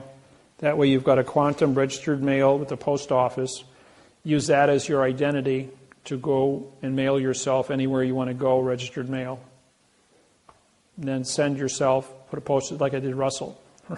My business partner, Russell Gould, is the only person in the history of the post office to be mailed from the United States out of Pennsylvania through Montreal, Canada, into Paris, France, and back to the United States, to Philadelphia, registered mail, by me as the postmaster, transporting him as registered mail to there and back in quantum language. They had no remedy for quantum language.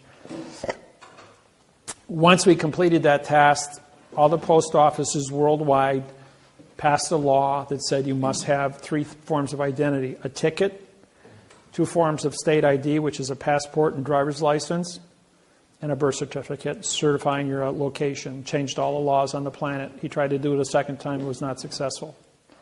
The U.S. Department of Immigration and Customs said, yes, you can go. We have no way to stop you. But the insurance company that controlled the United Airlines flight says, no, we will not insure you to get on our plane. You're not a dead person. Only dead people can fly on our airplane. In case it crashes, there's no liability. You must be a nom de guerre dead person on our plane. That's why all plane crashes never have survivors. Because they don't want people surviving. Otherwise, they'd sue you out of existence. For public, were secrets. And a lot of stuff was lost languages. Well, because of our syntaxing capacity, we were able to break the codes on these and put all the correct language in, syntaxing these. We had cardinals and bishops for 3 days follow us around as we told them all the secrets. After that exercise was done, we then wrote an international bank treaty for Cardinal Sedana, and we were awarded key masters as the first persons to ever write a quantum treaty with the Vatican. When we came back, we drove 2,000 miles through Europe. We then went from there to Bern, Switzerland, and met with the Universal Postal Union. From there, we went to Zurich and met with the German Bank of Germany. And from there, we went back to Paris. I have a passport, so I was allowed to fly out. But Russell was mailed there, registered mail. So the Postmaster General of the Universal Postal Union in Bern, Switzerland, and the Postmaster General for the United States in Europe both had to vouch for Russell. But that still wasn't enough to get him through security. They wanted a passport. When the head of the Charles de Gaulle Airport heard that we were there as key masters, he came down to interview us. The man who was in charge of the Charles de Gaulle Airport is the great-great-great-grandson of the Joan of Arc, who was a keymaster with the Vatican. Going all the way back, he's a direct descendant.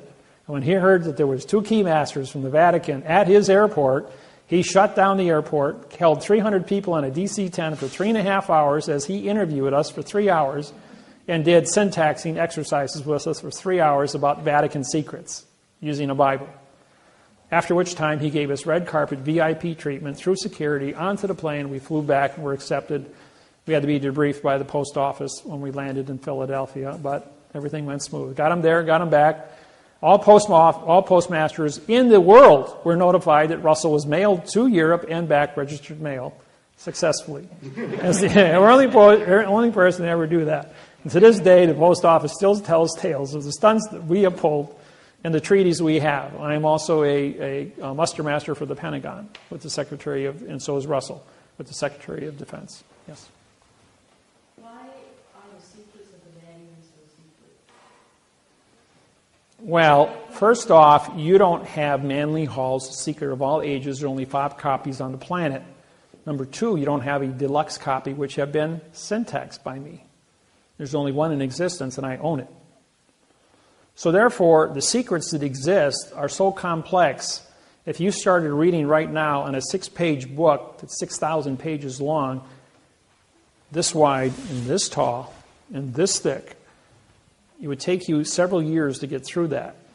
And you would also have a syntax background to understand what it says. Russell and I both do.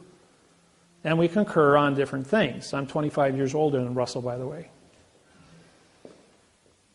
Go ahead. Is there a book of Enoch. I know what Enoch means, yes. But no, there's not a book of Enoch. It's a tale about a UFO. That's what Enoch means. It's a UFO tale. They made a movie called Enoch, if you want to watch it. Yes? Do you have with you claim of the life, like a claim of the life, birth, whatever? Yeah, it's on page 2. I would like to see one that's done. Right there, page 3 in the book. There's also the same ones on the internet. Just fill it out, put your picture on it, have your people autograph and fingerprint it, and you're done. It's called a claim of the life. Claim of the live life. What it means is that you have knowledge of what a prepositional phrase is, how to certify what a fact is. You've identified yourself, your mother, your father, and 2 other people with claims of the life have identified you to be a fact. That's all it means. You don't file a claim of life written with the correct parsé syntax grammar with the recorder's office or with the fiction government. Why would you file a fact with a fiction? It's an oxymoron. It's only for you to use. If you want to attach it to a federal lawsuit, and if you want to go to The Hague and file a claim of the life, take a lawsuit into the Hague, showing that I'm a live person who's been violated under a genocide or apartheid situation, then they would accept your paperwork. They will not accept any paperwork from an individual who does not have a claim of the life. People, you cannot file lawsuits at The Hague. The Hague is a branch of the United Nations. You must be a United Nations member who has paid your dues of $1.6 million a year, and you must be a country. Private citizens are not allowed to bring cases. The Blood Diamond case took 14 years to get to court. 235,000 people died under the Blood Diamond Civil War. And that's why the Blood Diamond movie was made. For those that haven't seen it, yeah. A break? 7:30. We're just for an hour?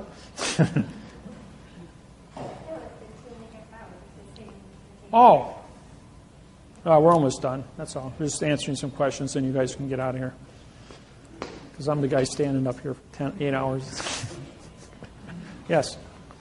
There's a Republic, they claim they filed with the Hague. Tim Turner is under arrest. He was arrested a couple days ago, by the way. He's in jail right now. Really? Yes, really. Tim Turner, means no public. A no public document written in adverb verb is nonsense. So he's trying to promote a negative condition of state in the world of quantum. Therefore, the U.S. Attorney's Office, or the federal attorneys, are now using my quantum technology to arrest any organization in fiction anywhere in the United States that would take money or mislead American citizens. They're going to shut down the whole thing. In May 1993, I went on the radio to do my first quantum radio show. In 6 weeks, 2,800 organizations in the United States were put out of business. There was only 10 organizations left standing. Today, there's only, I don't know, maybe less than a dozen that actually are still in existence. Otherwise, my technology has completely rolled across the planet, and anybody attempting to start anything up, do anything with IRS, or anything, redemption, straw man, UCC, acceptance for value, all nonsense, all being arrested under false and misleading statements. So this is the only program that's replacing the entire planet. Question? Fred and Nina Gutierrez. What? Fred and Nina Gutierrez. What does that mean to you? Fred and Anita. Nina. Fred and Nina? Around the countryside doing seminars. Set off debt, doctor. Set off debt. They'll probably be arrested shortly for false and misleading statements. I'm serious. I don't know anything about them, but if you show me, if you got a website, something I can look at, a piece of paper that they've written, if it ain't in quantum, or if it isn't in quantum, I should say, it'll be nixed like that. You mentioned also the UCC. It's copyrighted by England. It's private property. Right. So how does the UCC affect us over here in the United States? It doesn't, or isn't it still? Lawyers and attorneys work in a foreign vessel in dry dock. The foreign vessel in dry dock of the courthouse is the same in all 250 countries using the same UCC, only in the courthouse, only by judges and attorneys and lawyers. It does not apply to the civilian population anywhere on the planet. So using UCC 1-308? No, it's nonsense. It's all written in adverb verb means nothing. Right. Anytime you look up all the words that have a prefix or a suffix, they are in void, a violation of now time. If you're not in now time and you're not correct mathematically, you're not correct, period. Yes? I was just going to ask, as we go along and this technology gets revealed, we'll probably be told these secrets that have been held back for thousands and thousands of years. Well, I have 50 stars on my flag dealing with the 50 tricks and traps and procedures of correct grammar. They don't represent conditions of the states. They represent the conditions of operations. And so it's the operations that I've been bringing out and teaching to the people. And every time the government goes out and they cook up a brand new plan to think they're going to trump me, I just go ahead and pull another trump card out of my thing and I trump them. I've shut the United States federal government down 23 times, the entire government, courthouses, legislation, the Senate, everybody. So I'm a world icon. The whole world knows my name. I'm probably bigger than, when I went to Australia, the Immigration and Customs says, you're bigger than the president of Australia. You've got like 4 times more people on your website than he does. He says, who are you and what are you doing in our country? And so I pulled out all my gambling cards and I says, I'm here to gamble. I'm in your Texas Hold'em tournaments. And I pulled out my cash and I says, I have the cash to buy into the tournament. And I like to gamble. Just part of my entertainment. I know adrenaline, you know. I mean, it's got to have something to give me a little kind of buzz. Doing it to judges isn't buzzing me. Yeah. On one set of videos, I remember you mentioning hanging on a cliff. Yes, that was at Devil's Lake, Wisconsin. In other words, I'm a rock climber. I've climbed Devil's Tower already in Wyoming. That's a 1,200-foot face. It's as smooth as this wall here, with little tiny cracks going all the way up to the top. And get up before sun up, and you start climbing up that thing, and you get up to the top, sign your name, and you come back down on the backside, which is kind of easy. Or you rappel down the face. But I was climbing on Devil's Lake. It was 95 degrees out. I was on a cliff about 102 feet tall at Red Rock. And it's a smooth face. It's an inverted climb. It means you hang a rope off the top, it hangs 6 feet off the bottom, so you're actually negative climbing all the way up. You slip, you fall, you got your rope. Well, I was 10 feet from the top. And where my carabiner was tied off was 10 feet below from the guy who put it up on top. He had climbed down, but I was out of location. I went up the wrong crack. So here I am in a wrong location, and I had to disconnect. So now I'm on a 90-foot cliff after an hour climb, 10 feet from the top, and it's all smooth. All I got is a 3-inch crack in front of me. So I had to put my fist inside the crack and tighten it so hard that I could do a one-arm pull-up and do that hand over hand for 10 feet to get over the top. Otherwise, fall to my death. There was no way up, no way down except to go over the top. The rock doesn't care if you die. So you're there, and you have one responsibility. You either put away your pain, you put away your stupidity, and you tough it out. You get over the top. You pull yourself out of the situation. And when you get done with that, and you survive, everything else is nonsense. I don't believe that. And that's what it means to do something. Now, I've taught all my children, all 6 of them are rock climbers. My son and my daughter used to be teachers of rock climbing at Devil's Lake, Wisconsin. My son, Mark, he was climbing one day, and he had been instructing for 3 years. And we were up at Red Rock, and he had tied all the ropes off. I mean, he had done everything. And he was so busy doing what he was doing, he didn't pay attention. Put his carabiner on all nice, his harness, tied his knots off, and then he flew his foot out backwards to rappel down. Except the pile of rope was still 10 feet in front of him.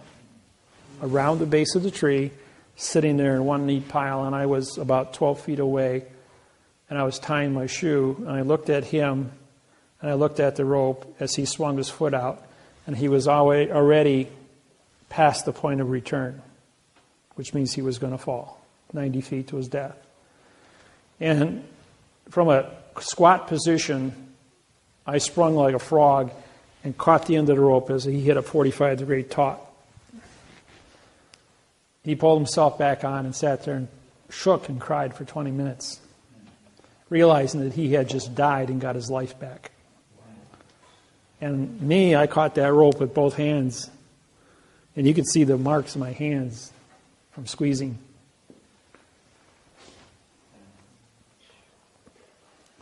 There are relevance in time, just like me dropping the bullet and avoiding things. There are some things that aren't supposed to happen. There are some things that have to happen.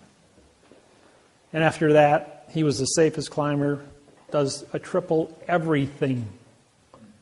Nobody touches a rope that he touches. He doesn't trust anybody or anything, but he is triple secure at everything he does now. At 18, he's now 38 years old, 20 years later. 8 years ago, he caught the edge of his foot on a roofing nail and fell 12 feet onto concrete off a roof. Crushed his left foot, which is now titanium, and crushed his left wrist, which has pins in it. And so he still roofs, but he wears a harness when he's up on the roof. And he's super, super careful. That was the second time he was careless. So he pays very close attention now, but he's in a lot of pain. The bones change, titanium doesn't. So, any questions? Yes? Oaths of office, if they're upholding an oath to the Constitution, which is not the Constitution, but you're saying just to the state, is that what you said? All right, I'll explain what that means. The judge says, I swear to support the Constitution of the United States. Correct? Correct. What does the word United States mean? United means no citizen, condition of state. He supports the Constitution of the piece of paper that is in front of him between two or more people. As there are two people that are nom de guerre names on a piece of paper. That piece of paper, which is the lawsuit, yours is traffic, his is divorce, yours is speeding. Doesn't matter what you're there for. Misconduct. Everybody's in court for something. You want to collect rents. The point is, every piece of paper in court is a different constitution of two or more people between him and the person in front of them asking for something. That's what it means. The word constitution means contract. So Has nothing to do with Washington. So how can, for example, the oath that I showed you of the police officer, how can I use that to my advantage to avoid something that's going on? Oh, real simple.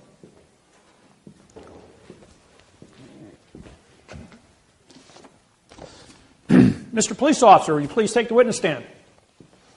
And he takes the witness stand. You take the oath of office and you hold it up. Is this your oath of office? Yes, it is. Did you write that?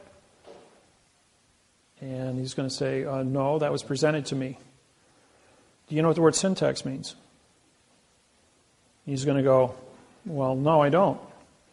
I says, you signed a document, but you don't know what grammar means. You know what the word grammar means? Do you know what the word parse means? Do you know what the word syntax means? If he answers yes to all three of those, then you're saying, then you understand how to syntax this document, correct? He's going to say, no, I don't. So you don't know what you're signing, which means you don't have an oath of office with knowledge. It says you're saying one thing here, but you're just testified because you don't know what you're doing. Your Honor, this man has just identified the fact that he doesn't have an oath of office. Now let's say, it says, did you go to college? And yes, I did. I went 4 years of criminology, took college in criminology. Did you study English in college? Yes, I did. Did you study English in high school? Yes, I did. All right, do you know what the word syntax means? Yes, I do. You understand what the word grammar means? Yes, I do. You understand what parse means? It's a French word. If you don't, I'll explain. It means parts of a word. Okay, that's fair. You can give him a hint. So now you understand parse, syntax, grammar. Is that correct? He goes, yes, it is. Did you write this? You're going to say, well, it's an oath that I signed. Again, do you understand what it means? He's going to say, well, yes, I do. Then if you understand what this means, did you modify your facts with adverbs and adjectives? Did you change the meaning of the syntax on this document by putting adverbs and adjectives in front of the facts? What's he going to say? Is that your autograph? Yes. He's going to have to say yes. He's going to have to say yes. He understands that he modified. Under false or misleading statements and fictitious conveyance of language and deprivation of rights under coloring of law, you just confessed to 3 felonies, and you signed it. Now, while engaged in criminal activity under Title 42, 1988, states responsible for all fees in this case. Your Honor, this man asked me for $525 fine here. The district attorney is a co-conspiracy with this here, as the two of them work together to ask me for a $525 fine. I'm invoking the Clayton Act for a 4 times damages. I want to check for $2,200 right now. This man just committed treason in front of me. And the state pays all fees. Now you cut me a check because I have a criminal confession by a police officer. Can you take that a step further? If the DA wants to prosecute, yes, but then the DA was party to it, so therefore it's a co-conspiracy. So he's guilty of 22 and he's guilty of 22. And the state's going to go, I'm going to vacate this case right now because I ain't paying no bills. So we can do the same thing with the attorney, though. Exactly. Which says nothing. And And judges. Well, not the judges, on the other hand, are not in the courtroom. They're on a different plane. You know, when I went through a divorce, the lawyer asked me for $1,700 worth of attorney fees for fighting for my children. He says, hey, Mr. Attorney, take the witness stand. Oh, I don't have to take the witness stand. Client-attorney privileges. So I didn't care about your client. I didn't ask you a question for that. I said, take the witness stand. You asked me for money. That's maritime law of commerce. You have to testify under maritime law of commerce. Judge Wasilewski goes, he's right. It's maritime law of commerce. You asked him for money. You've got to take the witness stand and testify. Well, his 8 business partners that belonged to his law firm all were sitting in the courtroom, all in a nice row next to each other to watch him take down David Miller and make him pay a fine, make him pay attorney fees. I asked him the same questions. Did you go to law school? How long have you been a lawyer? And his answer to each one of them, do I have to answer that, Judge? And the judge says, of course you do. If you're not a member of the bar, you're going to get kicked out of here. If you didn't go to law school, you're an imposter. Do you understand syntax? He goes, yes. Do you understand grammar? Yes. Is this your autograph? Yes. Did you write this document? Yes. Did you ask me for money? Yes. Did you modify your facts? Not your nouns, because they're no-nos. Did you modify your facts with adverbs and adjectives? Well, yes, I did. And what did they do? They modified. Therefore, you changed. And because you intentionally changed, is there any closure on this document for false, misleading information, for modification of the facts into verbs? Well, no. Well, by your own confession, you modified grammar under false, misleading statements, fictitious conveyance of grammar, and deprivation of rights under color of law. And you tried to extort money from me under mail fraud, Title 18, Section 1341. That's $1 million fine and 30 years in prison. You feel lucky today?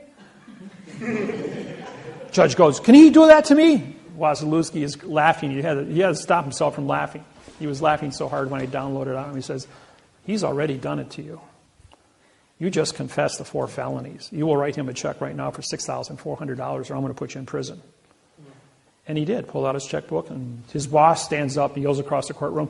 You're fired. I'm not paying that bill. And ever since that day, there has never been an attorney take the witness stand in my presence. They won't even let me in the courtroom. You said maritime law. Isn't maritime law connected with the UCC at all? No. Aren't you a vessel in a sea of space called Earth? That's maritime. Earth is a vessel in the sea of space, outer space. All things are maritime. And isn't that contract?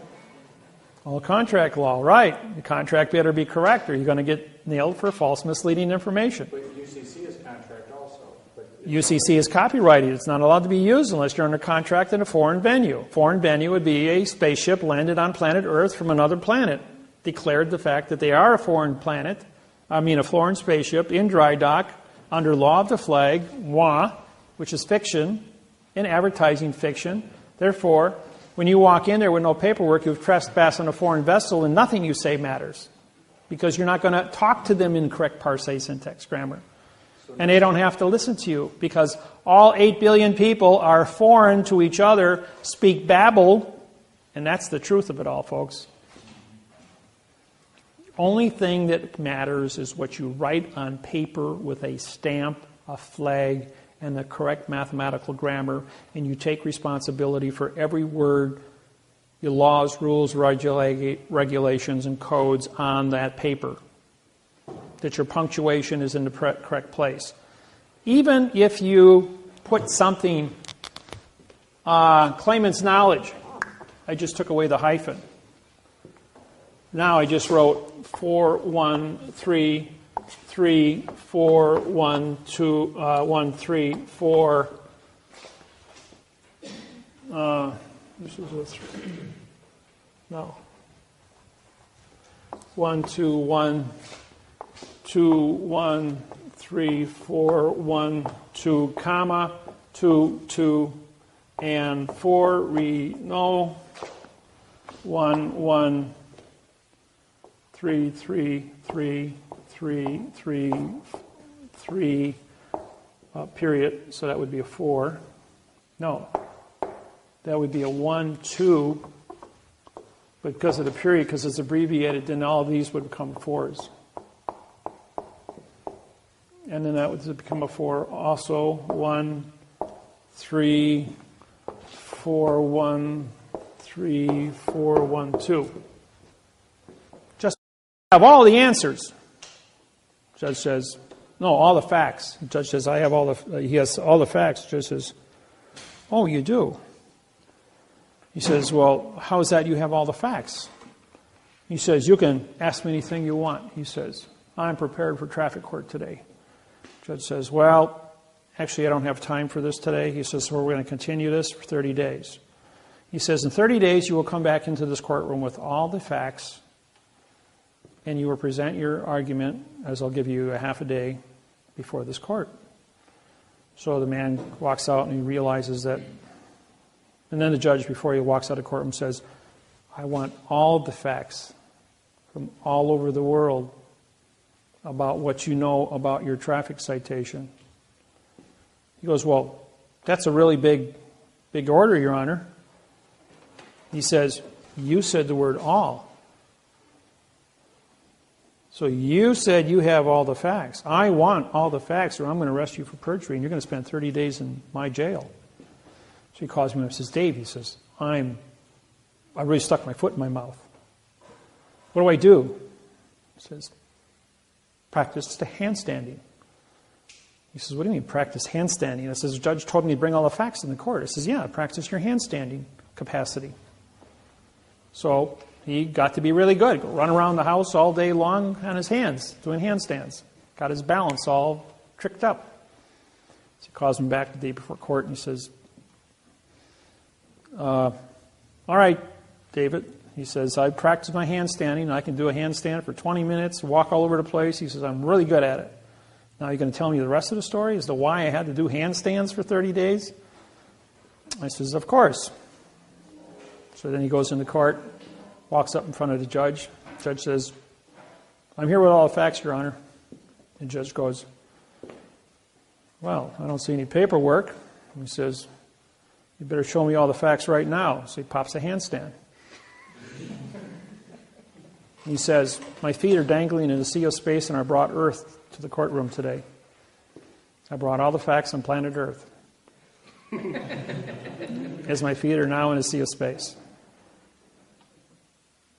After the courtroom got done laughing, the judge says, that was a trick question, and yes, that's a correct answer. Free to go.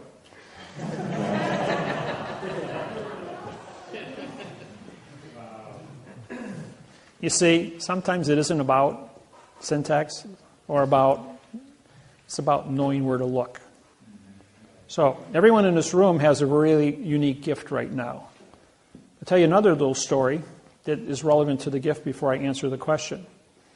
Man walks up, Ford, president of Ford Motors, Mr. Ford himself, 1952, holds his annual shareholders meeting. And people come from all over the United States for all the Ford dealers. And Mr. Ford is amongst all of his executives, and he's having a conversation. And finally, this young executive walks up, 31 years old, graduate, cocky little guy, and he walks up to Mr. Ford and says, Mr. Ford, I understand you can answer all questions. He says, yes, I can. He says, okay, I got a question for you. So he asked the question in front of all the people there.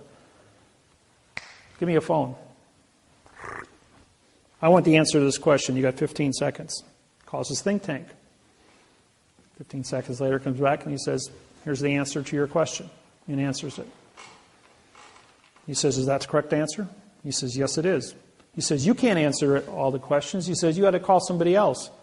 He says, is that the right answer? And the man says, yeah, that's the right answer. He says, I know where to look. And that's why I know I can answer your question. By the way, you're fired. For being a wise guy. Okay, what did I say that for? I said that because all of you here have a now have access to me. So therefore, if somebody presents you with a scenario, an argument, a document, anything, trick question, craziness, no matter what you think it is, say, hey, I got Dave's number. Call Dave. Ask me the question. Make sure you got a tape recorder. I will give you the answer.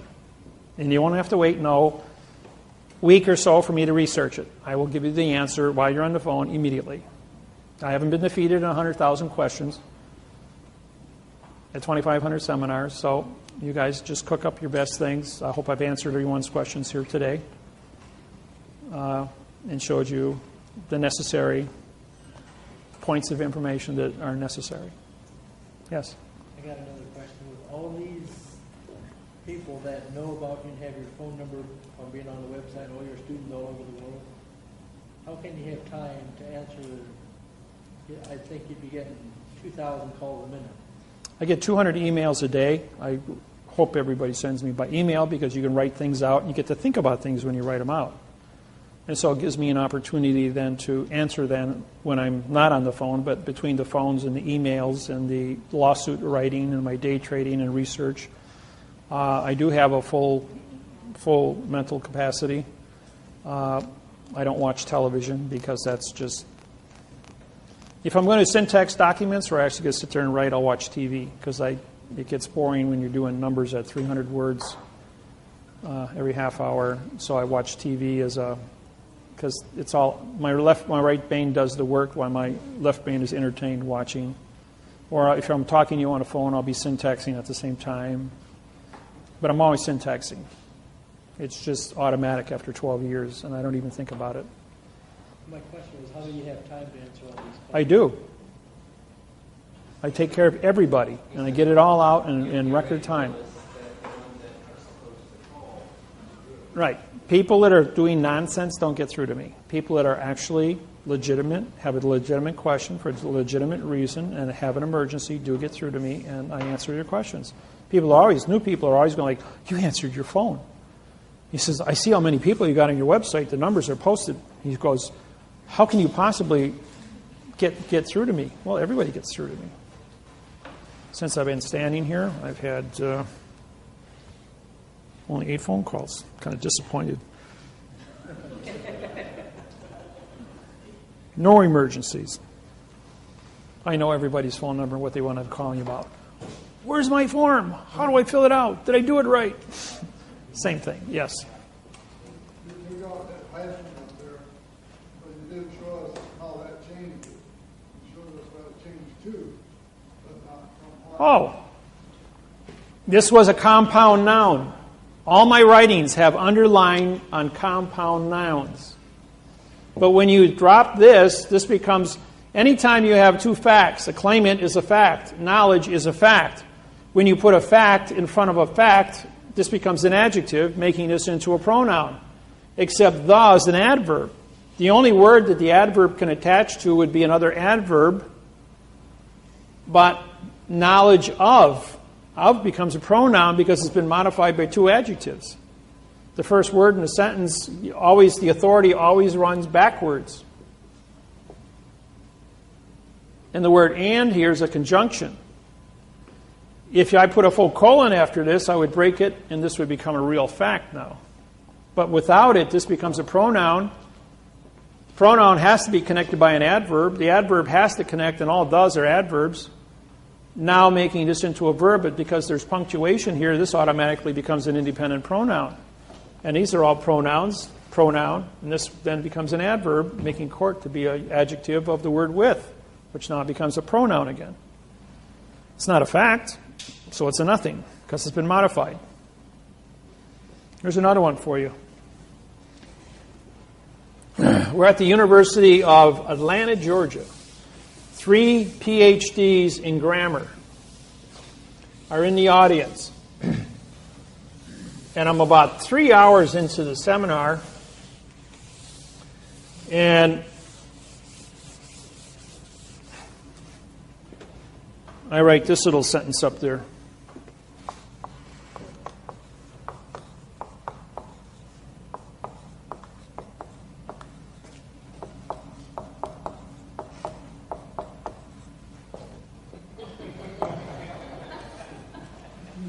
The is for the da. And they're going like, lady stands up and goes, well, that makes a lot of sense.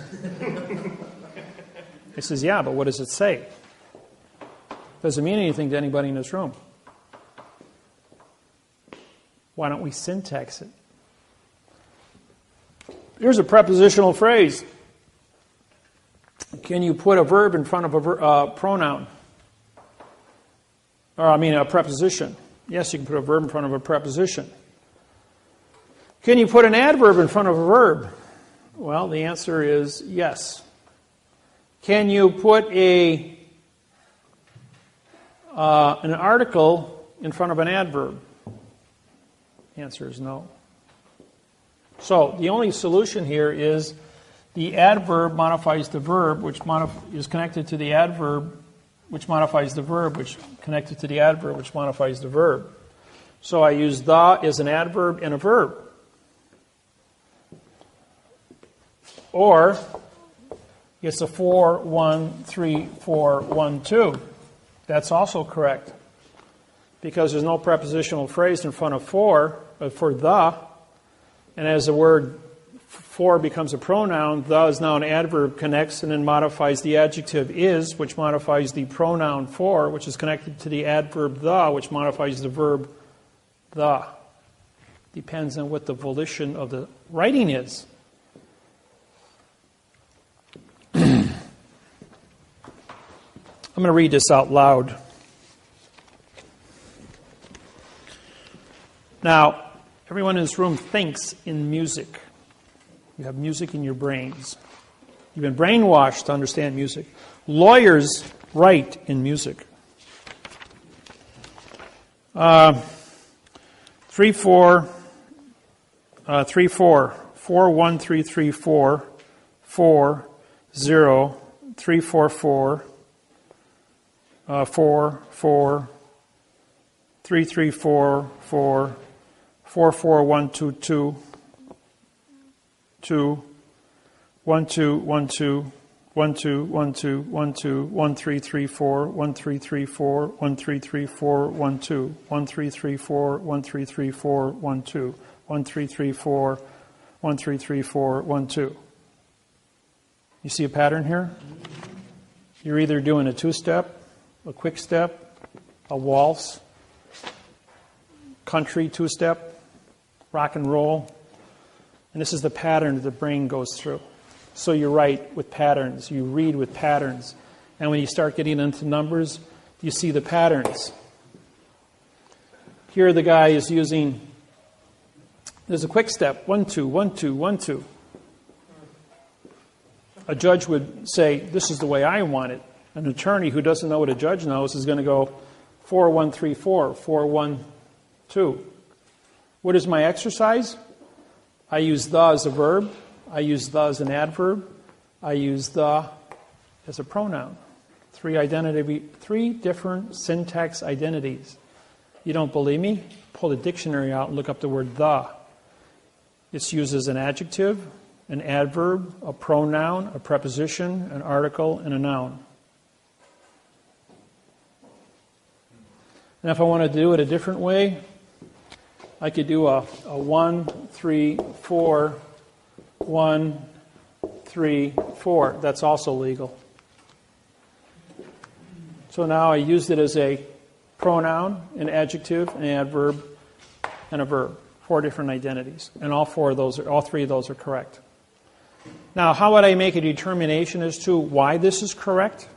I would look at all the rest of the thinking of the person, the other paragraph around it, and see which one of these patterns have been duplicated before. And that would tell me what his volition was when he wrote this part.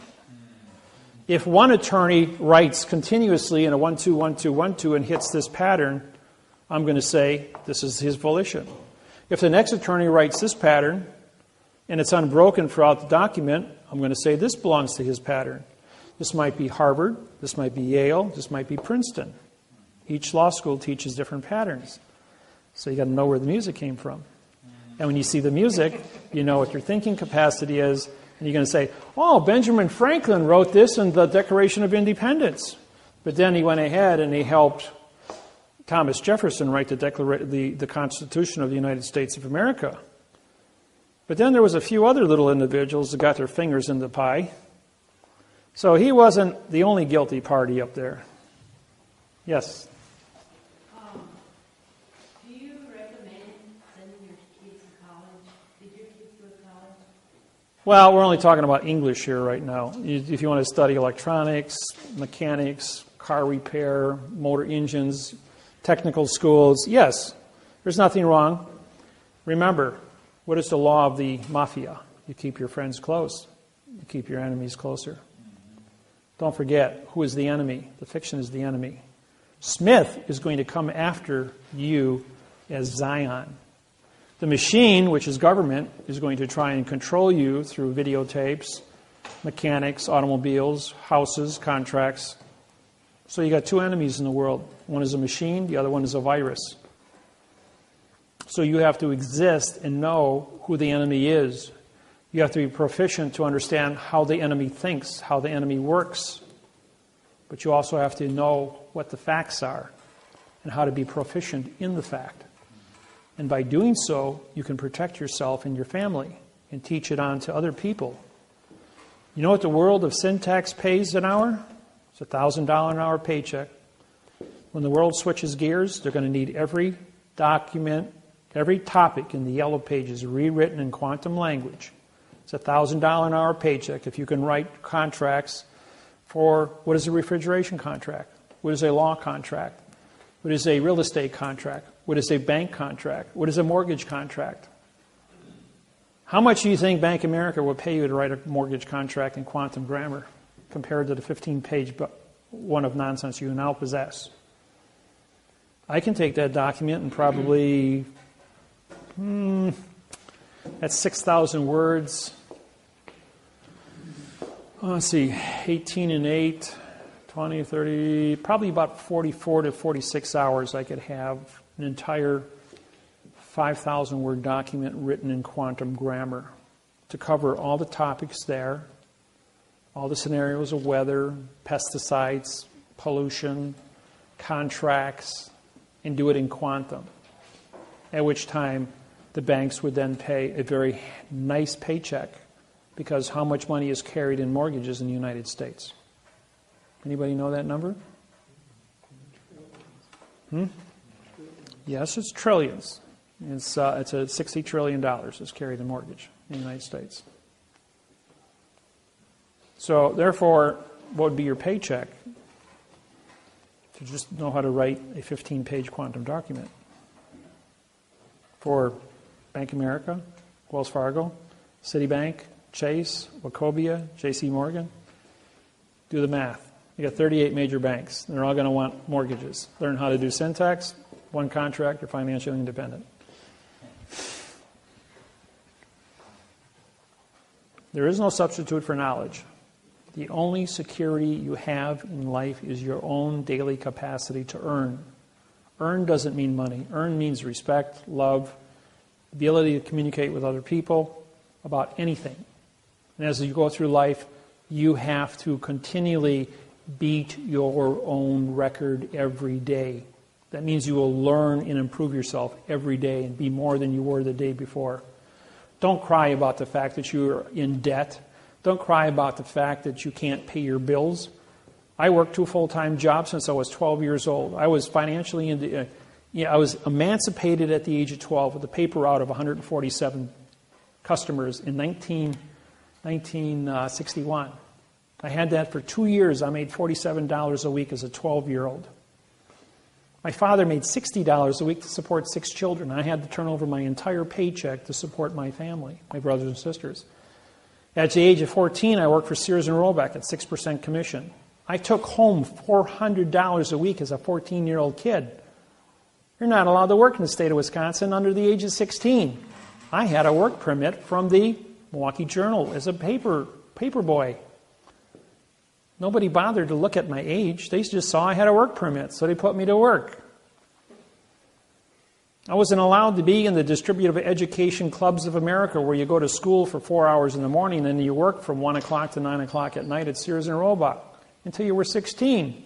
I was only 14-year-old in the whole state of Wisconsin that was going to school in the morning and working at Sears and Roebuck for 2 years. And on my 16th birthday, they threw a birthday party for me, only to discover that, hey, you've been working here for 2 years underage. But you're the best salesman we have, and you make $2,500 a week for the store, so keep your mouth shut. Money talks. So, and then when I joined the Air Force from 68 to 74, worked at A.O. Smith as a tool and die welder. But as a tool and die welder, I had technology and metallurgy secrets superseded the government, the company's ability. At school, because of what I learned in metallurgy working for A.O. Smith, which had all kinds of pioneering technology that wasn't made public because of those proprietary copyrights. So when I went to school and studied metallurgy, I had secrets. I even had my own lab at home, so I could experiment with things. But I had mathematics and physics under the belt as well. And when I understood coefficient of expansions of metallurgy, I could cross-reference coefficients. Once all the coefficient formulas were cross-referenced, I then could do grafting. And wherever the dots crossed on the graphs were stable molecules. So then one day, Bud Hahn, who was the senior welding instructor, worked for the nuclear power plants at Point Beach in Wisconsin, and worked on the nuclear reactors as being a state-certified heliarc welder, or TIG welder. And he could do everything X-ray. Makes the statement, you cannot weld aluminum and steel together. And I'm going, yes, you can. He says, no, you can't. Never been done. Can't do it. I can do it. He says, that's impossible. He says, I got my own lab. I can do it. He says, I'll bet you your teaching license that I can do it, and I get your teaching permit. I already had 4 years of college under the belt. So he says, I'll take that bet. I'm retiring. I'm 65 years old. So all the welding instructors, metallurgists, engineers at Milwaukee Area Technical College, and 150 students were all brought into the weld lab. They set up benches, bleacher benches, so everybody could see. And he gave me a half-inch plate of aluminum and a half-inch plate of steel and a heliarc welder. I set it up for argon and 2% oxygen. Oxygen stabilizes the carbon molecule. And I then preheated the steel to 702 degrees and the aluminum to 702 degrees. And I welded it together and he beat it with a sledgehammer and it wouldn't break apart. He says, there's no application for a 702 degree weld of steel and aluminum together. I says, that's not my contract. My contract is that I can weld steel and aluminum together and you can't break it apart with a sledgehammer. And I can weld it together. That's my contract. And he goes, everyone in the room, that was Mr. Miller's contract. And he welded it, and you beat it with a sledgehammer, and you bent it, and it didn't break. But he maintained 702 degrees Fahrenheit at all times. When he hit 706 or 695, pink, broke apart. Coefficient of expansion, 6.3 versus 12.6. Molecules separated, fell apart. Didn't even have to touch it. But at 702 degrees, the molecules are stable. I knew where to look. And no one else ever, and I got my teaching permit. And I taught college for 3 years full time. During the day, and I worked full time at night at A.O. Smith as a tool and die welder. What I'm point of making here is, if you have knowledge, knowledge is control, and control, you can do what you want. So therefore, ladies and gentlemen, if you go through life and you have questions about syntax or about chemistry or about physics or about medicine, just about anything, and you don't know what to do, I have a cure for cancer. I can cure any cancer you have. I don't care who you are. I can cure your arthritis in 48 hours. No problem. High blood pressure, eat an ounce of popcorn every day. There's a little tiny molecule in popcorn that will cure your high blood pressure and your artery problem in 14 days. You'll have 105/70 blood pressure. Yes? My nephew just got diagnosed with throat cancer. Throat cancer? 105 degrees Fahrenheit. Atmospheric chamber, 2 atmospheres. That's a barometric chamber used for deep sea divers. Keep you at 32 pounds per square inch air pressure. 28 pounds of air pressure. Stops your blistering at 105 degrees Fahrenheit. IV drip, put the person to sleep. Use sodium pentothal to knock you out for 125 hours at 105 degrees. You will have tubes in, tubes out for waste, nutrients in. You'll wake up in 5 days. The throat cancer will be dead because no cancer can reproduce itself under fever. It's a 100% cure, no side effects.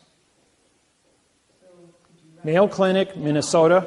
Mayo Clinic, Minnesota does it. So does Atlanta, Georgia, Mayo Clinic. Only 2 procedures.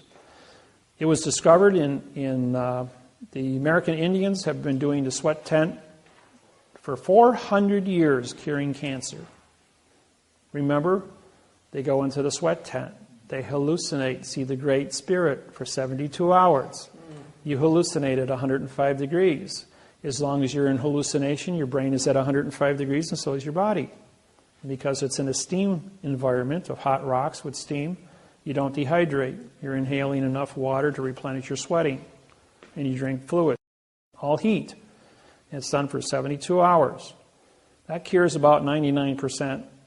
Some of your things like breast cancer, ovarian cancer, throat cancer, brain cancer, 105 degrees, 125 hours, 2 atmospheres pressure. Oxygen level is 16.8, not 14. 16.8, because you got to boost the oxygen by 2%.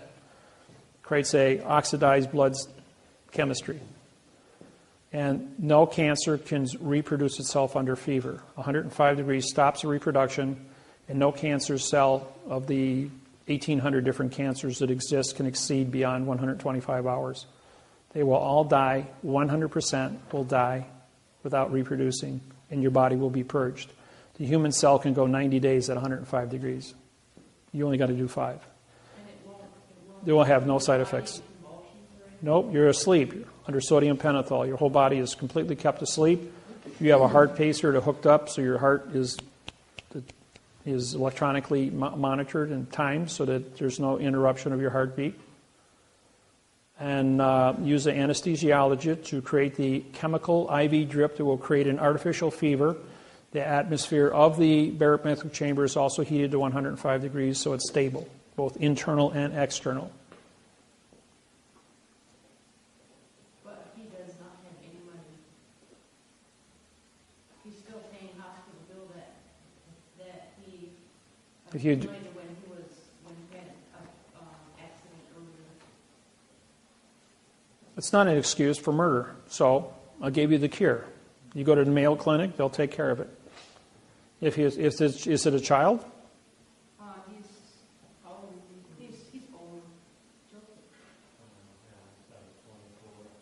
Oh, because if it happens to your children, the Shriners Hospital in Chicago will take care of that for children that have cancer or birth defects. So would they take care of him? They may if he's poor, but Mayo Clinic will probably take him in if he applies for it.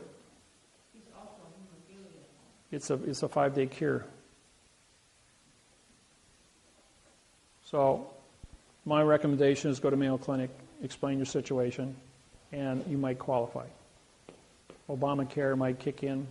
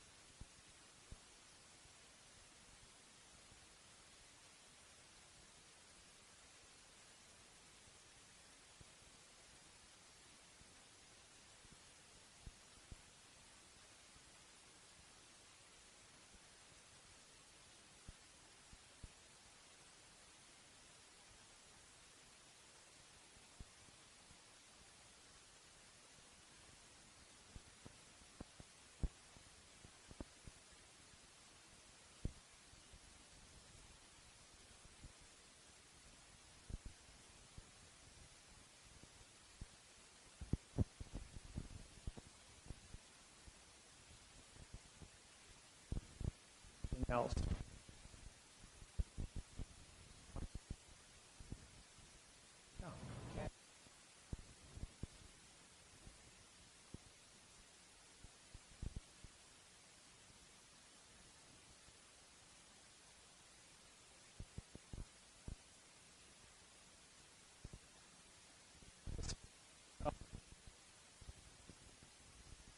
Popped white rice corn. It's only found in white rice popcorn. It's one, but when it can penetrate through the cells of a human being, and it will go in and will clean out the plaque that causes high blood pressure. In 2 weeks, white rice popcorn. Air pop it, put as much butter and salt on as you want, has no effect. Popcorn neutralizes cholesterol in the bloodstream. And you'd be right back to normal. Don't have to take your blood pressure. Oh, that's another thing. Anybody on Tylenol PM, and you know this person, might be a senior citizen, Tylenol PM and high blood pressure medicine causes Alzheimer's in 5 to 10 days. You won't be able to find your way back to your house if you're on that combination of chemicals. So don't do it. You can take regular Tylenol, but don't take Tylenol PM. Any PM medicines mixed with high blood pressure medicine will wipe out your memory. And if you're in that condition, you're going to wind up in a nursing home, and there's nothing wrong with you. As soon as you stop taking it, it takes about 5 days to flush your system. Put a little baking soda, half a teaspoon a day, and neutralize that, and you'll be back to normal. Yes? I have a question. A friend of mine had a property in Snowwood for actually a couple months behind. Would you be able to do this program? Sure. Even though he sold the property, he can still go back after his caretaker fees, his guardian fees from the bank, because he was never paid that. They'll adjust. The amount of money can be adjusted for any monies he may have taken out in the form of second mortgages, refinances, stuff like that.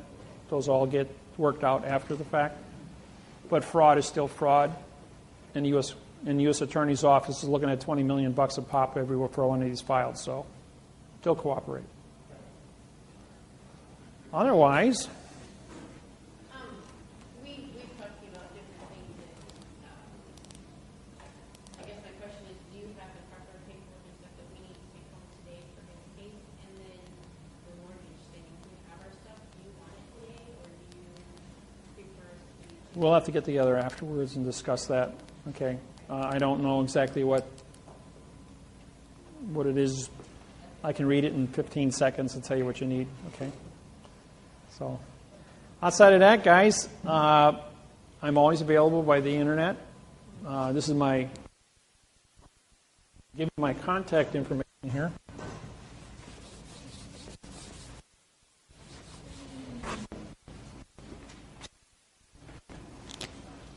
My DWAWRO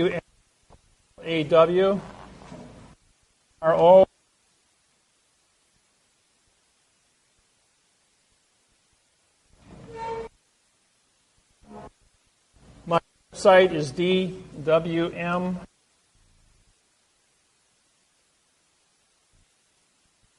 address all correct. And my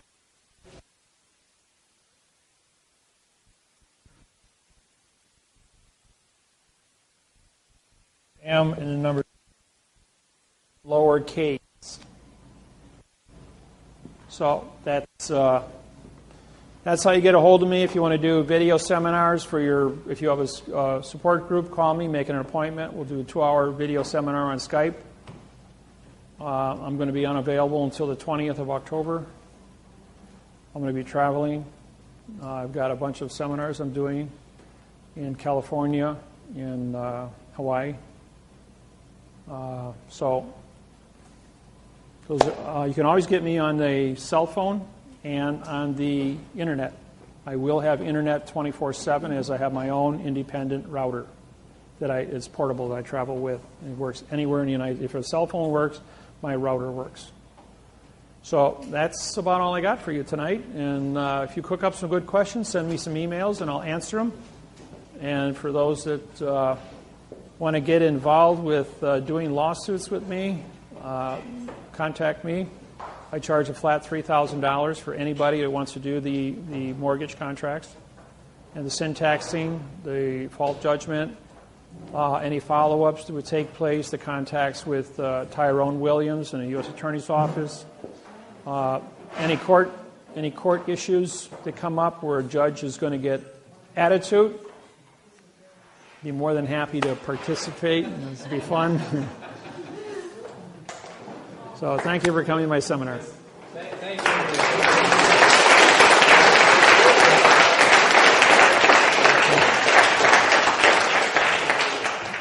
Thank you, everyone.